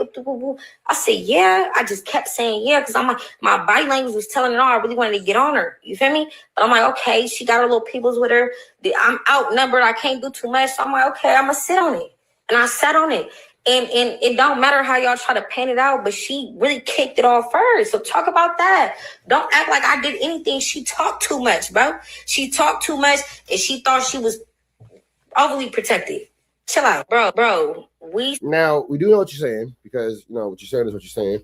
But the reality of the situation is this: you are looking crazy on the video. I don't know what goes on in the conversation between you and Yaya Mayweather, because the conversation between Jalise and Yaya Mayweather are not the top of my I give a F about list at all. The top list of the things that I give a F about do not consist Freak Jalike and Yaya Mayweather at all. But with that all being said, you look at the situation in totality, you look at the situation in reality, you look at the situation as what it's supposed to be, and all you can really see from our perspective is Jalise acting extremely irrationally. Extremely irrationally. Now, I don't know what happened before. I don't know the prior twos. I don't know the 1-2 steps like Sierra's. But what I do know is this. From what we can see, Yaya Mayweather looked like she was doing the right thing by trying to remove herself from the situation. From what we can see, Yaya Mayweather looked like she was trying to get away from whatever you had going on, because she didn't look like she was feeling the activities that came with Freak Jalike. Now, Freak Jalike did not reciprocate that. Freak Jalike decided that she wanted to be Freak Jalike and be extra aggressive. And I can't really say nothing outside of what we all saw on the camera, which is clear that you are the aggressor in this situation. With that all being said, let's run into this next clip. But we up out here to the next one, red dots to the left. You know the rest. Say a prayer and be blessed. If you ain't did nothing today, make sure you thank God for everything that went right. Stop counting problems. Go ahead and count you a blessing. Today's a beautiful day to count a blessing, not a problem. Let's jump back into this content and see what Freak Jalike is talking about. Oh, okay. Well, there's that. Oh, well, there's that. Okay. So that right there is not looking like Freak Jalike is going to be doing anything anytime soon by way of Yaya Mayweather and all that kind of stuff, because as you can clearly see, it looks like Freak Jalike has accosted this poor girl, has put this poor girl in a costume. This is Mickey, icky, vicky, sticky, tricky situation, if you know what I'm saying. That all being said, man, red dots to the left, you know the rest. Say a prayer and be blessed. We go. Things got Mickey, icky, sticky, vicky, and tricky when Blueface and Krishan get pulled over with Junior in the car. Yeah, that's right, man. Blueface and Krishan got pulled over, and they had sweet little baby Jesus in the car. Sweet little baby Jesus. Now, here at TNN Trap News Network, we love little baby Jesus. We love little baby Jesus. I will not talk bad about Krishan Rock's child. I think that's effed up. And I will also say this. If you are in my comments, you make disparaging remarks about this child, I will ban you from my chat permanently. Don't talk bad about that baby. That's not cool. Now, the two goofballs that made him, go crazy. Go crazy. But you ain't finna talk bad about no baby. That all being said, man, Blueface and Krishan get pulled over with sweet little baby Jesus in the car. Let's see what happened, man. Let's get into it. I'll find somewhere to put it. Yeah, I can leave it somewhere. I'll find somewhere to put it. Because look at the fucking people. Okay, look. You know your right, Luna? Stop doing that. You know your right? Stop doing that. For a small fee, I could be a lawyer right now. What is your problem? For a small fee, I could be a lawyer right now. Okay. On the low, I could be a lawyer right now. Okay. We're right here trying to get our Sunday going at the pig god for Sean Rock. That's what I'm telling you. Right here. Hey, back there. Is that what y'all know? Why are y'all following? Y'all must have been following her. Hey, is that little nipples in here? We're back up right for her safety? No. Where are they going? Why? Where's the yellow tape? Where's the yellow tape? Do their job the wrong way. So we can do it the best way. Right here? You guys know what part that was when you pulled it over? We're doing it right now. Lines of 6. You guys are doing this on purpose in the site. And your first name? I literally had a conversation with your guys' car. And he goes in the city to let them know that we're going to be Real camera. We're going to have to step on that if you want to put your equipment up here and say, I know it's expensive. All right, 1 second. Where do we have to like stand at? What's that? Like, I know you finna tell us to get out. Yeah, so we gotta have you put the equipment up because everyone's gonna hum. I said like, where we're gonna be at? Like, I need Well, to you're not see gonna be holding the camera. I know that. I just need to know how far. Be behind us. No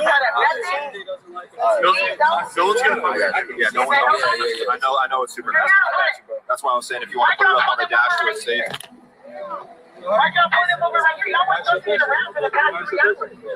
Y'all was searching around for the past 3 hours. I entered the front video. Put it in the middle, bro. You're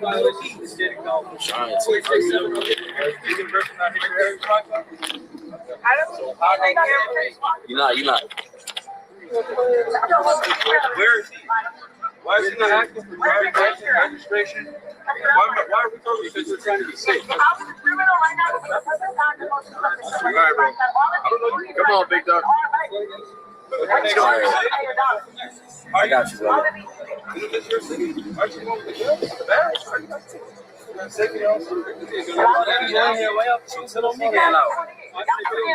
one at a time.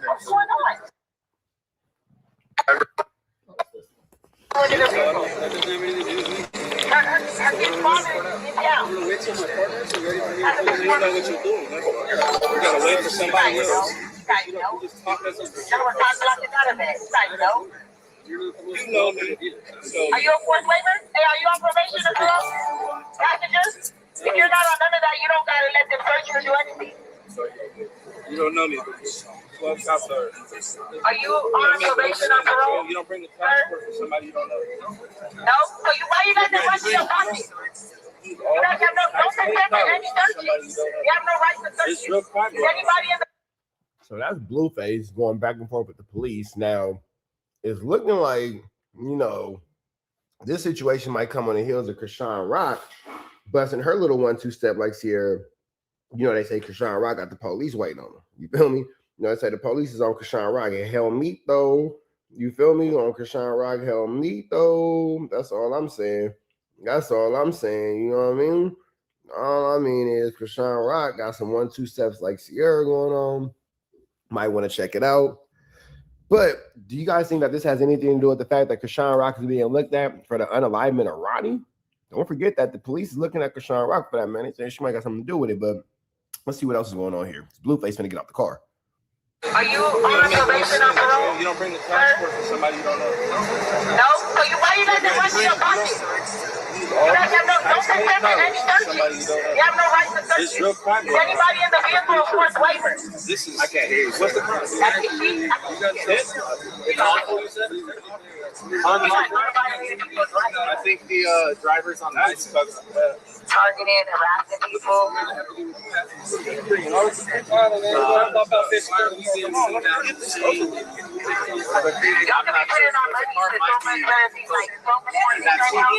don't know if that's usually what happens when somebody else has somebody else drives. I don't know if that's what's happening. But I'm just letting you know. Okay, but I'm not here. That can happen like a block away from your own. Where is it easier for you to get out? This side or that side? This side? No, they are there. They get them little bags. They get them big bags. Okay, hold on. We'll wait.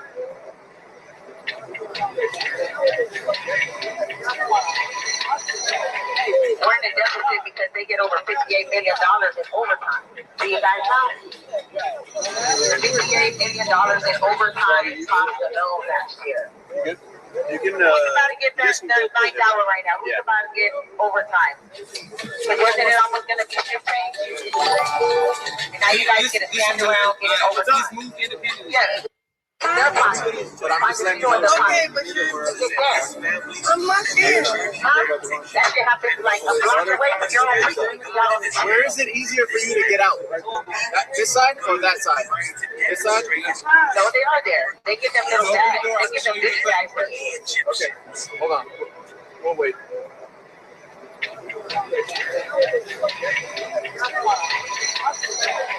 We're in a deficit because they get over $58 million in overtime. Do you guys know? $58 million in overtime cost alone last year. You can. We're about to get the ninth hour right now. We're about to get overtime. Because wasn't it almost going to be shipping? And now you guys get to stand around, get it overtime. Yes, whoever you on the radio, tell us who's the light here. Let's go, yeah. Tell them it's Tina, Tina. What is it, her? Yeah. Yes. Tell them. Yes. Well, we're on my live right now. I'm calling myself. Are you going to be chilled by us? Tell them why you guys over here putting on this whole charade right now. We're trying to have a movie night started. We're literally about to get an introduction. Thank you. I just got to take care of the officer on the other side. You guys go with this over here. Oh, you get the Man, so you got Blueface going to jail. Damn, Blueface. This is crazy. Let's see where else is finna go. Now, Blueface is in cuff. Krishan and Junior told to get out the car. It's Mickey, Icky, Vicky, Tricky, Sticky for the Face family, man. We just trying to figure out what's finna go out to the faces because I just feel like the faces are going through a lot. So with that all being said, man, we finna get up out of here to the next one. Red dots to the left, you know the rest. Say a prayer and be blessed. We are gone.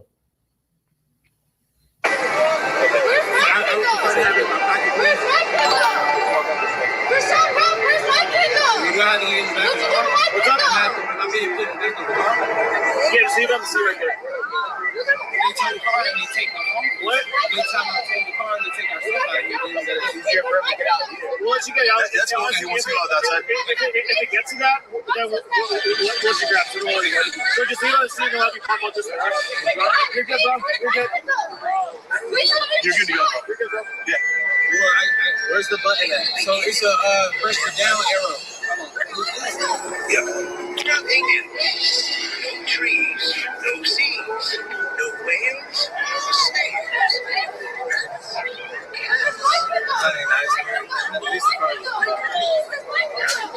This job is over. No human beings, not anything.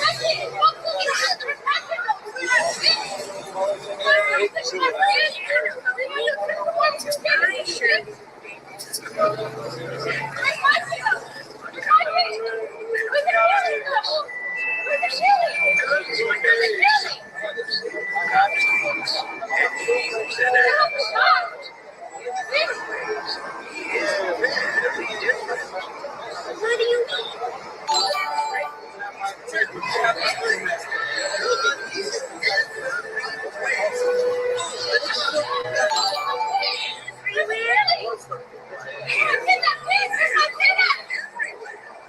At the same time.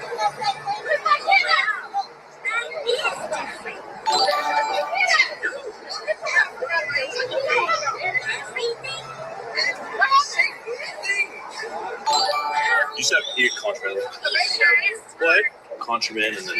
I can smell the weed. Yeah, you hit weeds.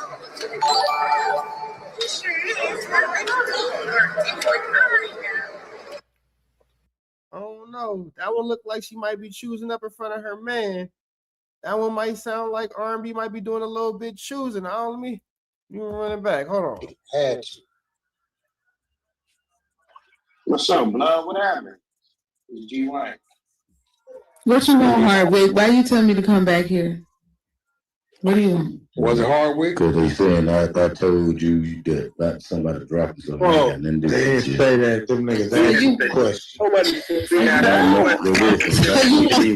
So you want me to take up for you? That's what you want. It ain't no take up. Did I tell you? I'm just saying.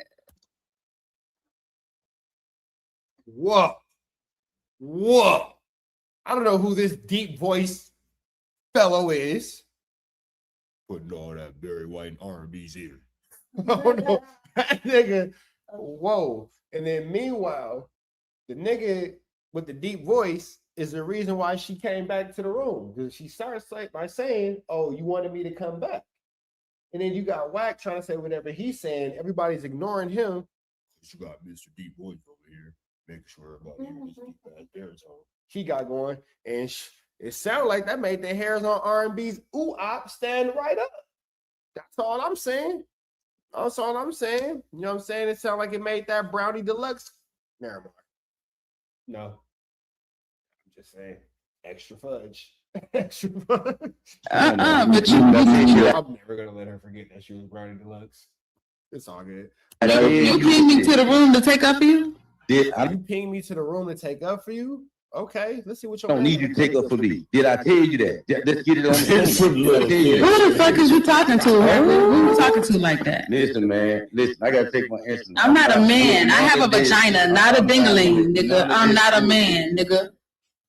I'm not with none of this. I'm not a man, though. Don't put my name in shit because I ain't did. I'm not a man, though. First of all, you ain't gonna come in here bringing more confusion when you the computer. Now, hold on. Whack. That's how you defend your queen? Oh, I'll be good, goddamn. I'll be good, goddamn, if a ninja ever in his life talk to my girl like that, and I'm so calm and composed. What? I don't give a damn if we on the phone. I'm gonna spit all over my screen. I'm spitting all over my screen because is that not the only correct answer? Nigga, what you mean you all? Well, you can't come here and cause the confusion. All right. Well, technically, he didn't come in there causing confusion. Technically, R&B went in there defending him. Just saying. I'm just saying. R&B went in there defending him. We all heard it. I'm just saying. You gonna clear the nigga or you not? Listen. Whoa, hold on. So Wax on his side. She's in the costume. So Wack and another man. So Wax picking a man over his wife. We are listening to WACK100 choose the words of a male, of somebody who stands up to urinate like he should do, despite whether he does is his business. Wow.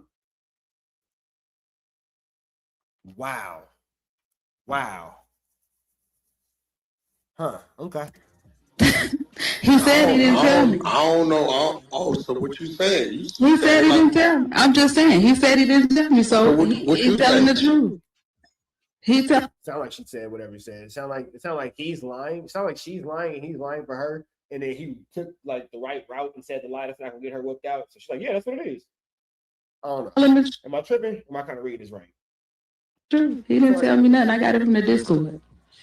Man, get the fuck out of here from the Discord. Well, then go screenshot it where you got it from there, nigga.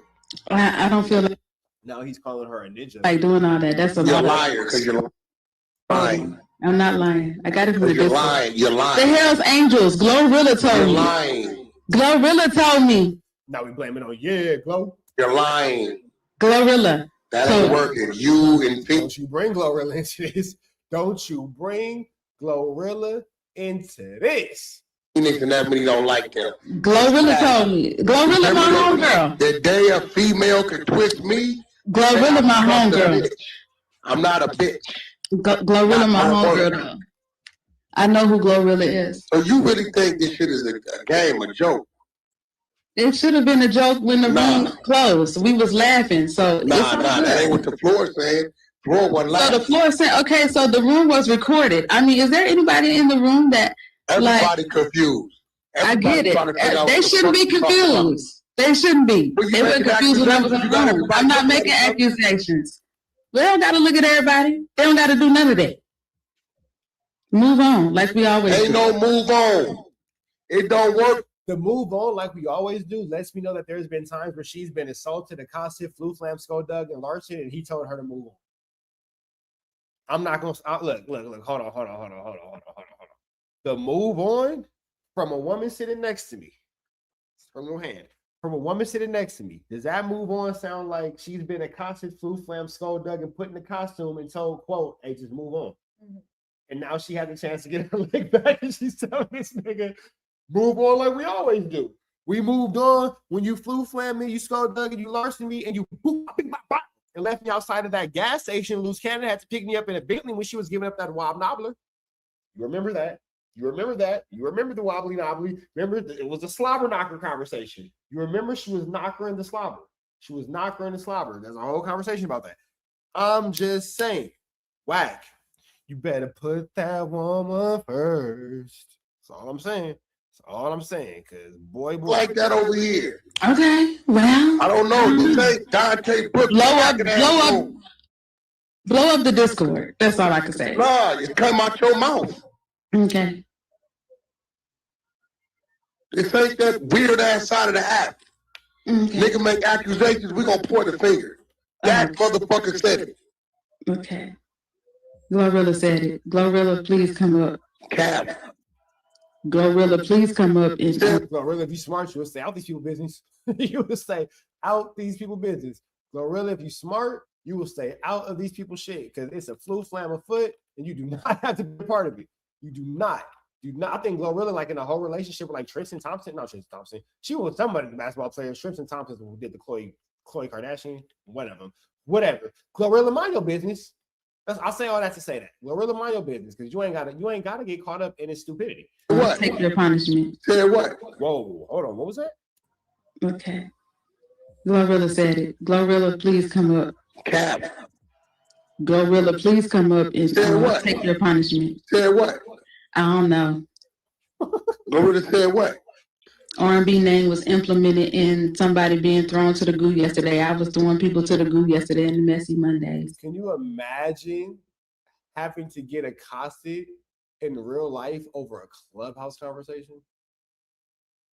Like, nigga, that's crazy. That's crazy.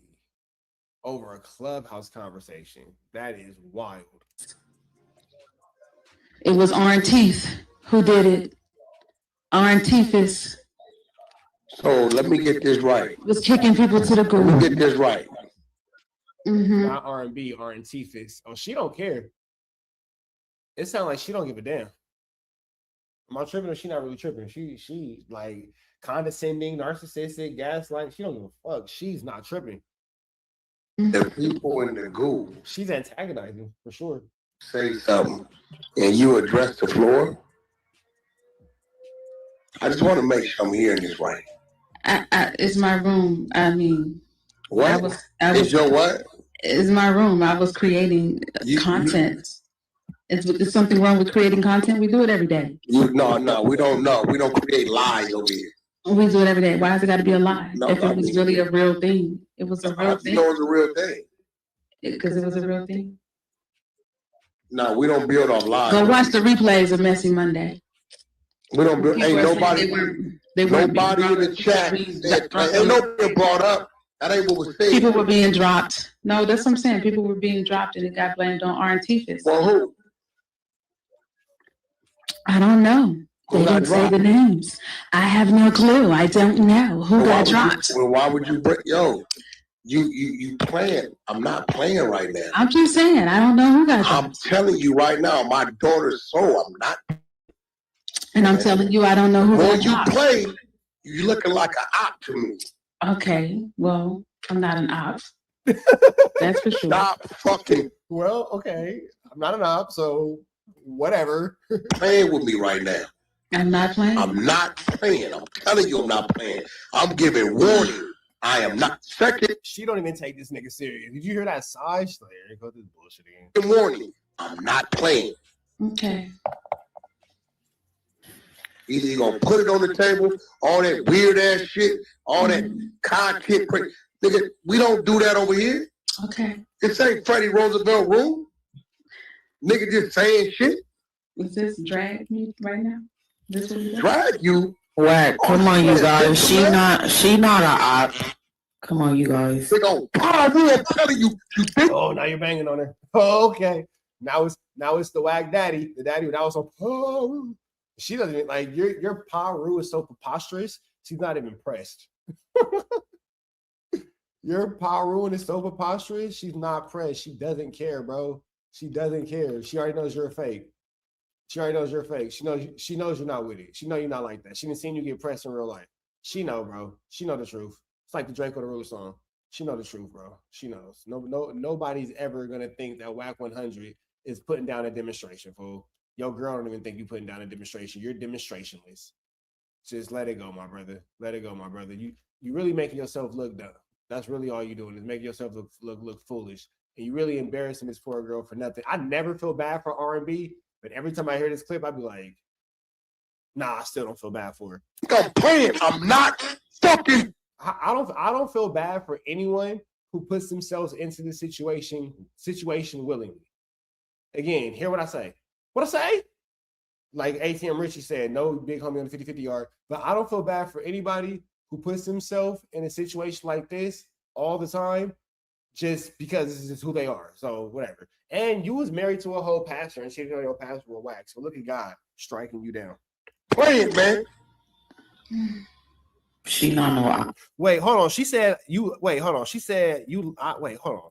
I can't lie, but you do every day. I missed that. Hold on. Nobody in the chat said, ain't no being brought up. That ain't what was said. People were being dropped. No, that's what I'm saying. People were being dropped and it got blamed on R&T. Well, who? I don't know.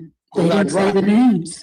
I have no clue. I don't know who got dropped. Well, why would you bring, you playing. I'm not playing right now. I'm just saying, I don't know who got dropped. I'm telling you right now, my daughter's soul, I'm not playing.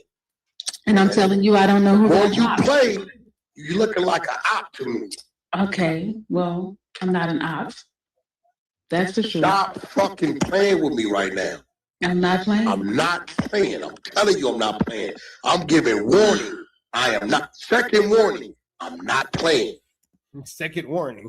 Okay. What happens when we get to the third? Okay. Hey, two-tone. Did I miss the she said I can't lie every day, but you do. Did I miss that part? Either you gonna put it on the table, all that weird ass shit, all that content. Nigga, we don't do that over here. Okay. This ain't Freddie Roosevelt room. Nigga just saying shit. Is this drag me right now? Drag you? Whack, come on, you guys. She not a op. Come on, you guys. They go, I'm telling you, you think I'm playing. I'm not fucking playing, man. She not no op. Nah, fuck all that. Cause in a minute you gonna go at her. I'm not playing. Wait, so are you telling your homegirl in front of your girl that you'll make your homegirl whoop your girl? At that point, shouldn't you just be with your homegirl? Am I tripping? Or at that point, just go be with your homegirl? It's a lot of confusion going on here. It's a lot of confusion going on here. Just so much false advertising. It's all that's going on around this Feather Muffin. It's false advertising until they get it right. This ain't no fucking Freddie Roosevelt. Niggas over here making up shit on stage to have conversation and got people on the stage looking at each other crazy, not knowing what's what. That ain't what we do. Mm-hmm. You or nobody else gonna bring that bullshit over here like that. We don't have fake plans for fake content.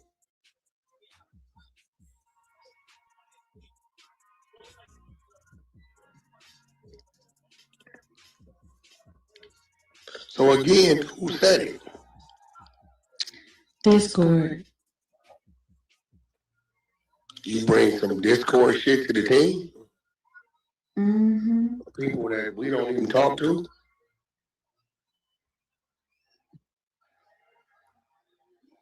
That's cap. That's a 42 fake. Well, it's not a 42 Doug. Okay, I'm done. Oh, I'm done. I'm done. I thought it was funny. If you didn't, you don't have to laugh, but I thought it was funny. This what we gonna do. You don't want to tell me, right? That's your stance? Yes. Want to make sure I hear this shit. You don't want to tell me, right? I got it from the Discord. I told you. No. I'm not going for none of that. That ain't what you told the team. You told the team, if you tell them who said it, it's going to expose your source. That's what you told the team. I mean, I can say what I want to say. That's I said. I mean, everybody don't always be honest about where they get their shit from. You can say what you want to say. That's people do that. People say all the time. You don't gotta be like, oh, this is who said it. I'm not gonna do it. That's cool. And that's what you standing on? It was a Discord.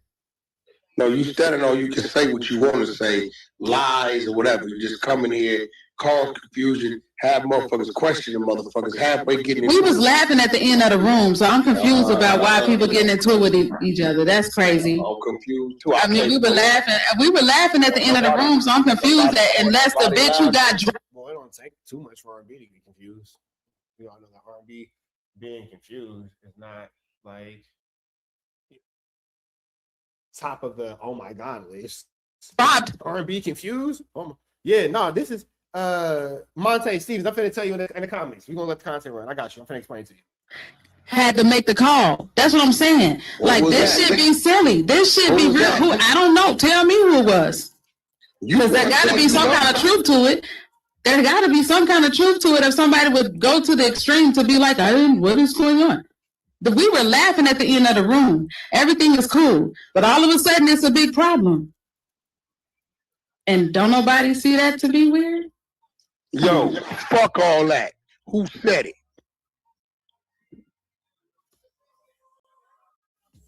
Motherfucking Jedi mind tricks don't work on me. Fuck out of here. Like I Doesn't take much, does it? I sit down to piss. You got me. Wait, like you what, Wack? Motherfucking Jedi mind tricks don't work on me. Fuck out of here. Like I sit down to piss. You got me fucked up. All of a sudden it's the Discord. All of a sudden you don't know. But you didn't ran a whole motherfucking room over there accusing motherfuckers. Half a room. It was a half a room. Listen, man. We didn't even talk about that half the time. We laughed half the time. So, I mean, come on. Wasn't that serious, but okay.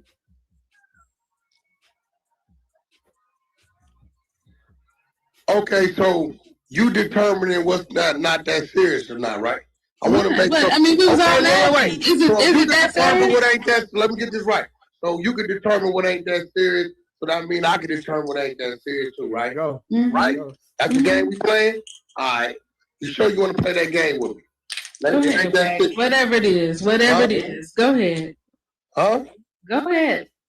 Because you really on some weird ass shit right now. Nikki.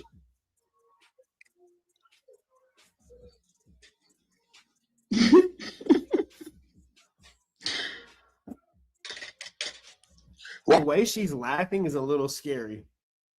This is crazy. I can't call you that because one thing about Nikki, she gonna put it on the floor. So I definitely can't call you that. Let me retract that. You really on some weird ass shit right now. Gigi, yeah, your punk bitch name. Thanks. I can't read the Nikki name because that crazy bitch gonna say it. She ain't scared. So Scared gang don't win. That's for sure. See, you think this shit is a game, right?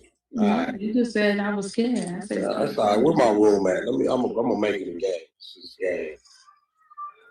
It's cool. Since you want to play the game, I'm gonna play the game right back with you. I don't think that you could beat R&B in this game because I don't know. I'm gonna play this audio next. But Jaleese had actually said something about R&B and WACK too. I don't know if you guys remember when Jaleese mentioned that they were playing like Diddy parties and like playing Diddy games and things like that. I don't know if you guys remember the Diddy Doc, but Jaleese said that WACK and R&B be doing some things. They doing them things. I hope whatever this motherfucker is worth it. Since you want to go up, let's go up. Fuck it. It's all good. All right, it's all good. That's where we at with it. We find my house. It's all good, right? We playing the game. Cool. There we go. 100 ENT show.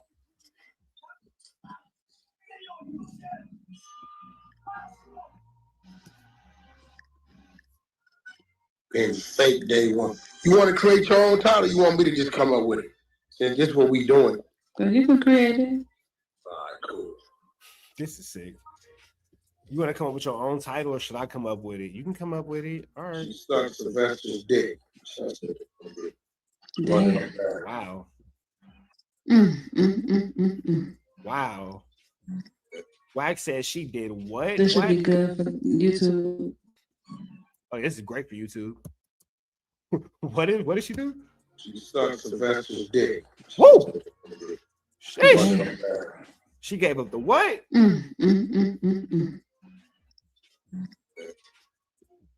This should be good for YouTube. The slobber knocker. Damn. You really want me to make some real YouTube shit? I'm just saying, just for one more time. WACK, what did you say she did? How do you want me to just come up with it? What did she do? This is what we doing. So you can create it. Okay. So what did she do, WACK? Let us know. Come on, talk to us.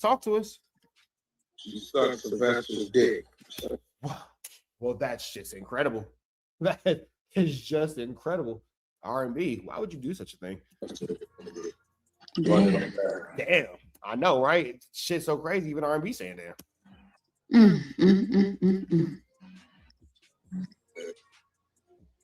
This should be good for YouTube. Oh, it's amazing for us. We appreciate you guys. You really want me to make some real YouTube shit? Hell yeah. You said I suck somebody's dick. You put in the title that I suck somebody's dick. Do you really want me to make some real YouTube shit? Because on Zachary Jones, my brother, rest in peace, I can make some YouTube shit. You want me to make some YouTube shit? All this flick ass shit, dog.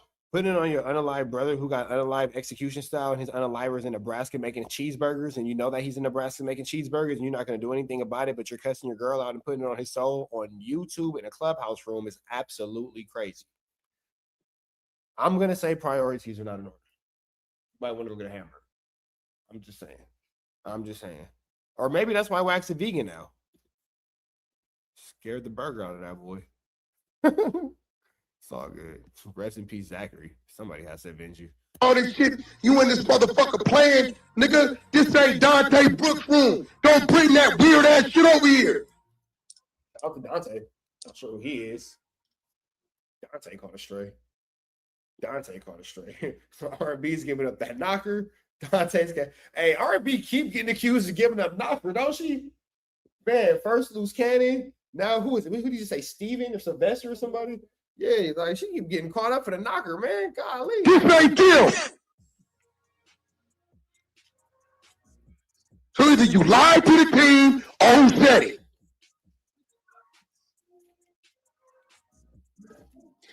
I keep telling you, I got it from Discord. That's right, girl. Stick to your story. Right.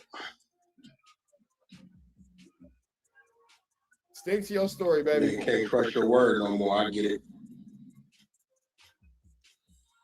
That's where we at. Can't trust your word no more, right?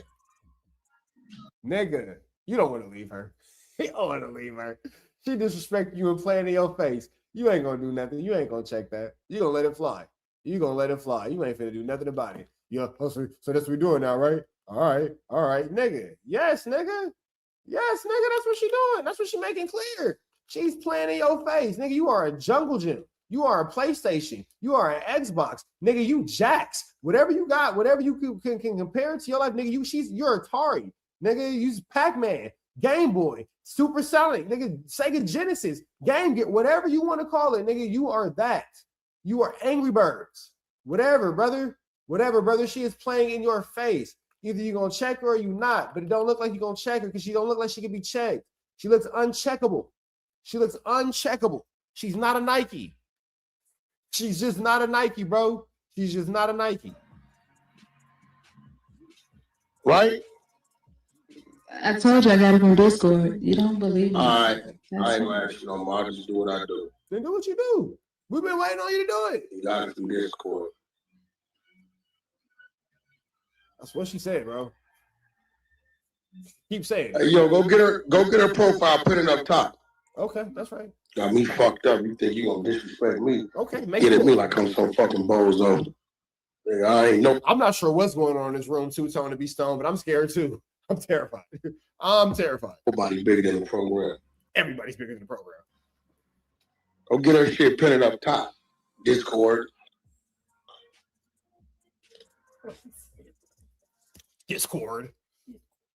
Twitter. Still got from Discord, right? I did. All right. Still funny, right? It's fucking hilarious. I am having the time of my life. I don't know about you guys, but I'm having a good time. Are y'all having a good time? Because I'm having a great time. Babe, you enjoying this? It's pretty funny. Now, I do need everybody to go get a responsible adult because I'm not sure what's going on here because mom and dad are arguing. So let's make sure we all get our responsible adults in the room because this situation is flamorous. I got it from Discord. You got it from Discord, okay. Why is she moaning with it? Why is this turning her on? It sounds like she's been waiting to get revenge for a long time. And now she's getting it, and it's making her ooter quiver. I could say ooter. Ooter works.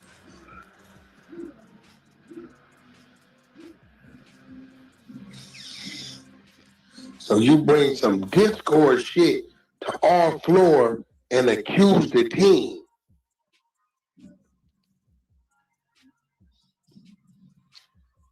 I want to make sure I'm getting this math right before I do what I'm about to do.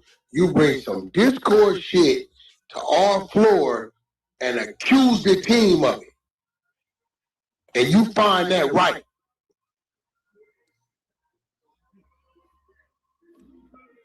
Yes.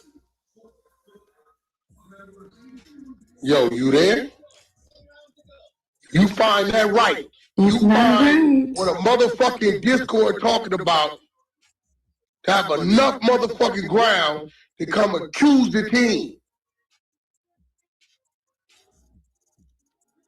You find that right. Nigga, yes. I'm not understanding. Phoenix, you talking about she ain't an op. That's op shit. So an op tell her something, and then we become the ops. That make her an op, right? You know what's crazy about the girl Phoenix? WACK was actively sleeping with Phoenix and having a sexual relationship with her while this argument was going on. So you actually have the girl Phoenix who WACK saying, I have things to do to you right now, blah, blah, blah. Yeah, that's the girl who WACK was cheating on R&B with at the actual time. Right? What? You feel me? Deeper than rap. Deeper than rap, man. Deeper than rap. It's like baddies, isn't it? It's like baddies, man. Good old soap opera.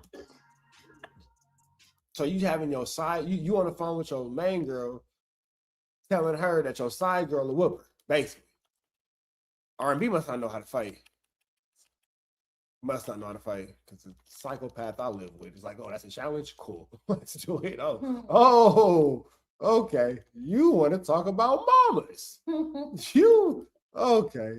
Man, I'm not going to fight you, but she don't got no chance. Man, WACK must not live with a psychopath. Because the crazy father mucker I live with, boy.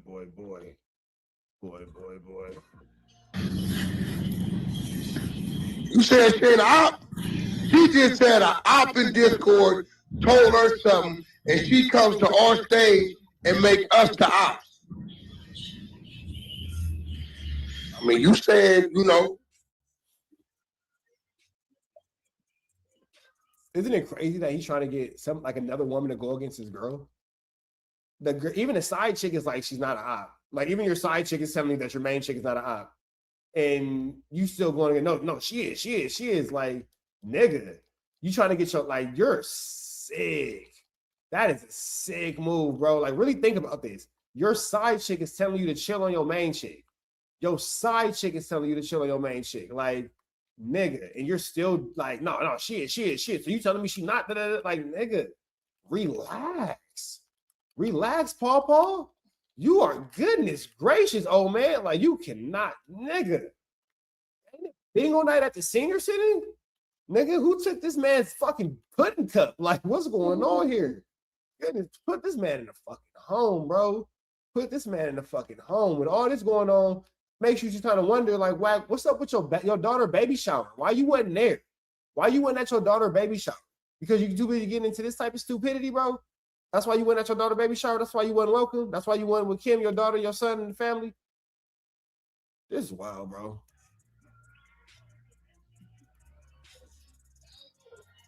I mean, shit, I don't know, Phoenix. You know somebody?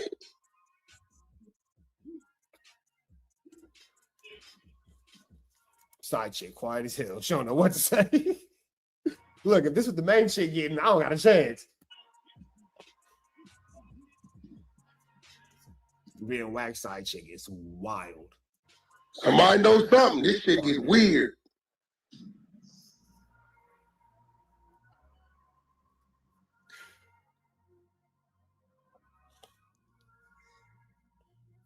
Silence.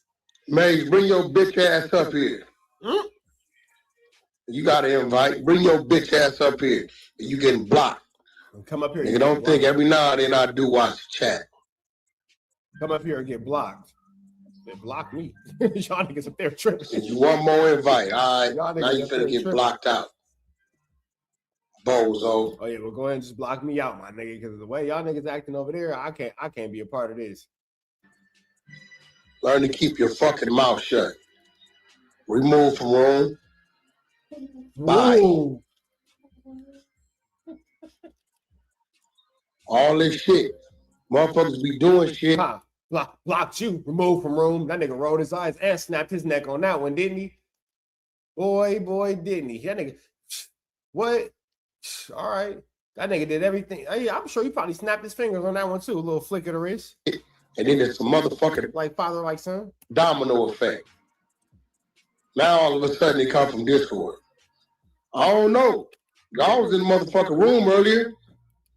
Didn't she say she don't want to give up the name or to give up the source or some shit? That's a fact. Oh, now you got this meat-eating ass nigga. So you mean to tell me that you got a grown man cheerleading a grown man accosting his wife? I can't say what I want to say, but that's real belly button, boy. That's real. You ninjas is belly buttons. You's a belly button a ninja, boy. And that ain't the word that I want to use, but that is okay.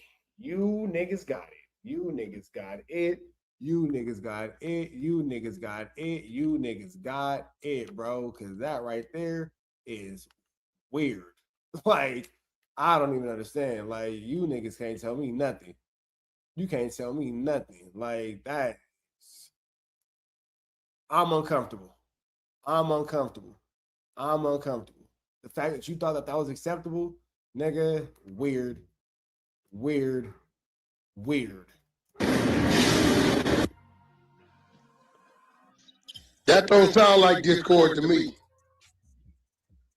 That sound like it's some internal motherfucking snakes and you part of that snake crew. That's what that sound like to me.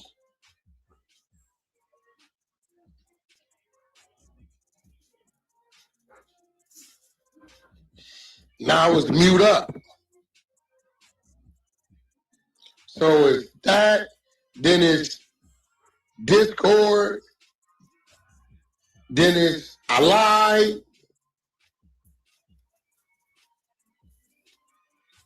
or you was just trying to center yourself. It was an attention move. Which one was it? All of the above.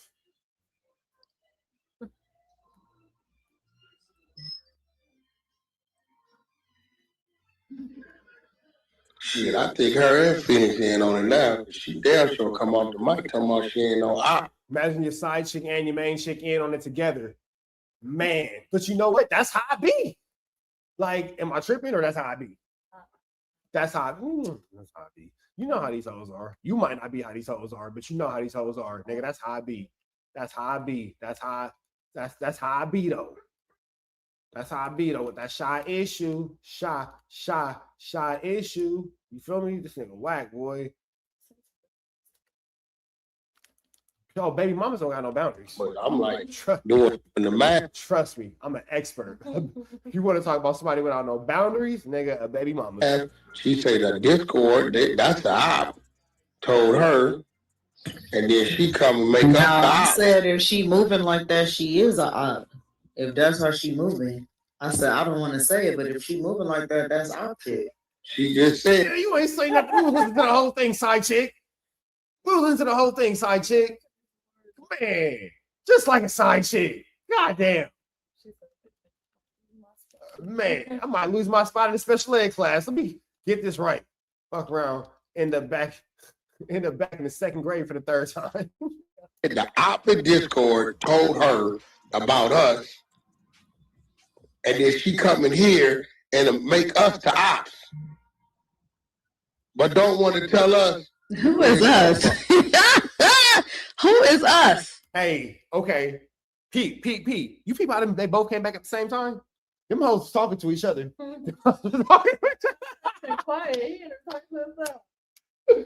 Bro, did y'all people I got quiet, bro? And then they both come in talking at the same time. Oh no, them hoes talking to each other, bro. Get your chicks, bro. They wilding. They wilding. Nigga. Go get them, bro. They flew flam. They flew flamming right under your nose, big dog. They flew flamming it right under, and that shows how smart this nigga's not, because he did not peep that. First thing I would have been like, wait, hold on. Why both you 1-2 steppers just came back in here like Sierra? Oh, hell no. Hell no. I'm tripping on both y'all. The flow, motherfucker. There ain't no way you would have got that past me. You're right. And she, oh shit. Is she Man, laughing? This shit crazy. She laughing because she knows she working the fuck out this nigga. Is she not laughing at somebody who just came off the phone with the side chick and this nigga's been talking to himself this whole time, and they probably even said something to the likes of, girl, don't worry, you know he long-winded, he gonna just keep talking. Oh my god, bro. I'm gonna show you crazy. No, you're not. No, you're not. That's a lie. You're not gonna do nothing, nigga. You're not gonna do nothing. Hey, go get that link. I'm gonna show you crazy. No, you think this shit is a game? I do. Think you bigger than the program? That's what's going on. Yeah, you think you bigger than the program? I don't. Yeah. And she's so like soft and sensual with it. She don't take you serious, nigga. She don't take nothing you say serious. She's not worried about you. Yeah, she's for sure talking to you in her OnlyFans voice. Like, nigga, she doing it for the subs. Think you bigger than the program? So it's funny. Yeah, it's funny. So you came with a lie.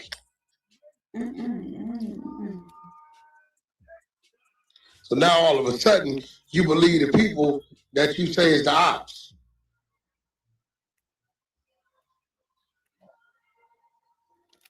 Hell's Angels is telling me they ain't never said no shit like that. Okay.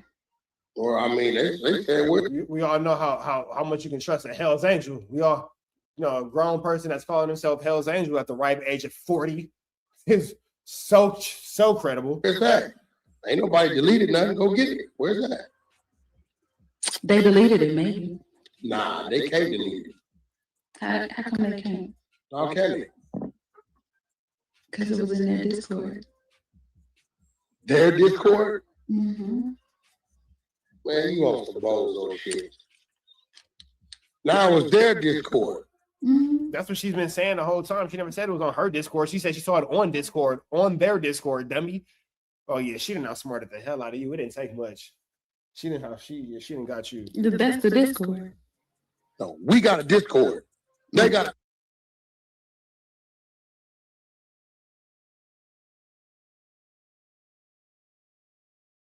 Discord. They got a Discord. They got a Discord too. I'm in the Discord. This bozo shit. I think you did it. This had something.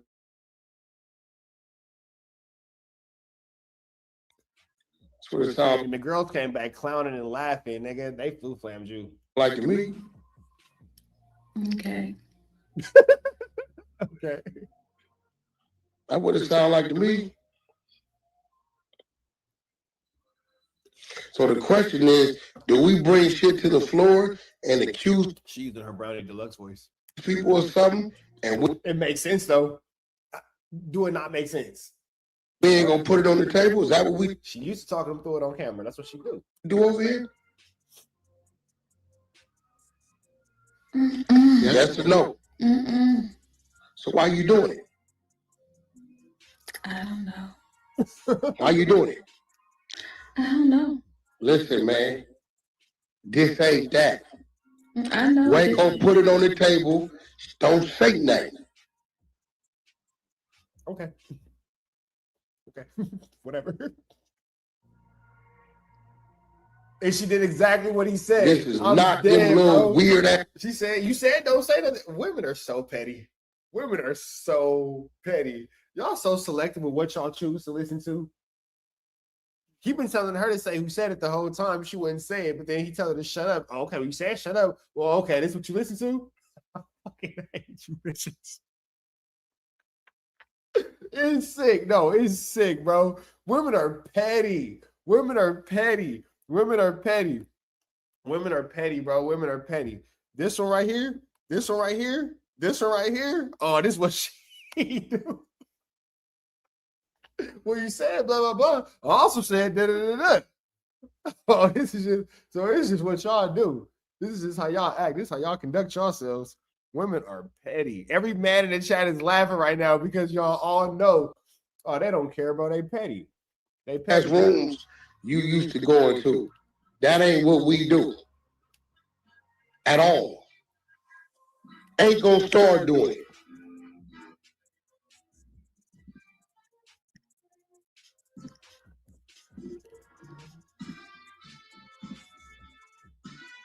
Not the Rocky music in the background.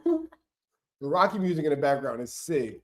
The Rocky music in the background is sick, bro. Y'all niggas is wild. Y'all some wild boys around this motherfucker. That's what I know for sure. For sure, y'all some wild boys.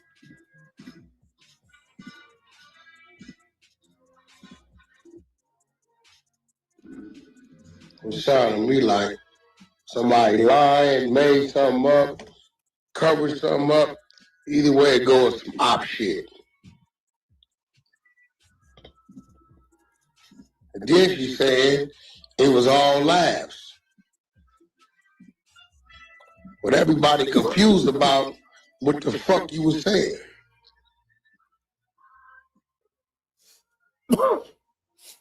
Nigga, the Rocky music is R&B going for the kill, nigga. That's a champion. R&B out here looking like Rocky. The Rocky music was so appropriate, nigga. It's just she celebrated her victory.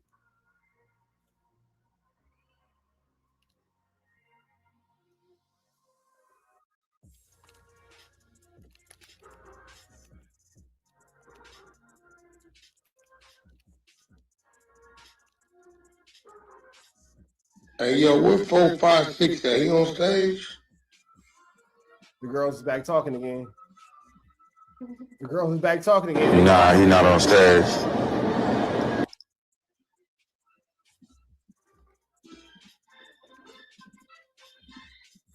Oh, yeah. Why they keep telling me to look at 4, 5, 6 PTR? What he got in the PTR? Where's his PTR at? He trolling Zane. Because Zane had his picture up earlier today. Zane found his kid picture when he was a baby. Oh.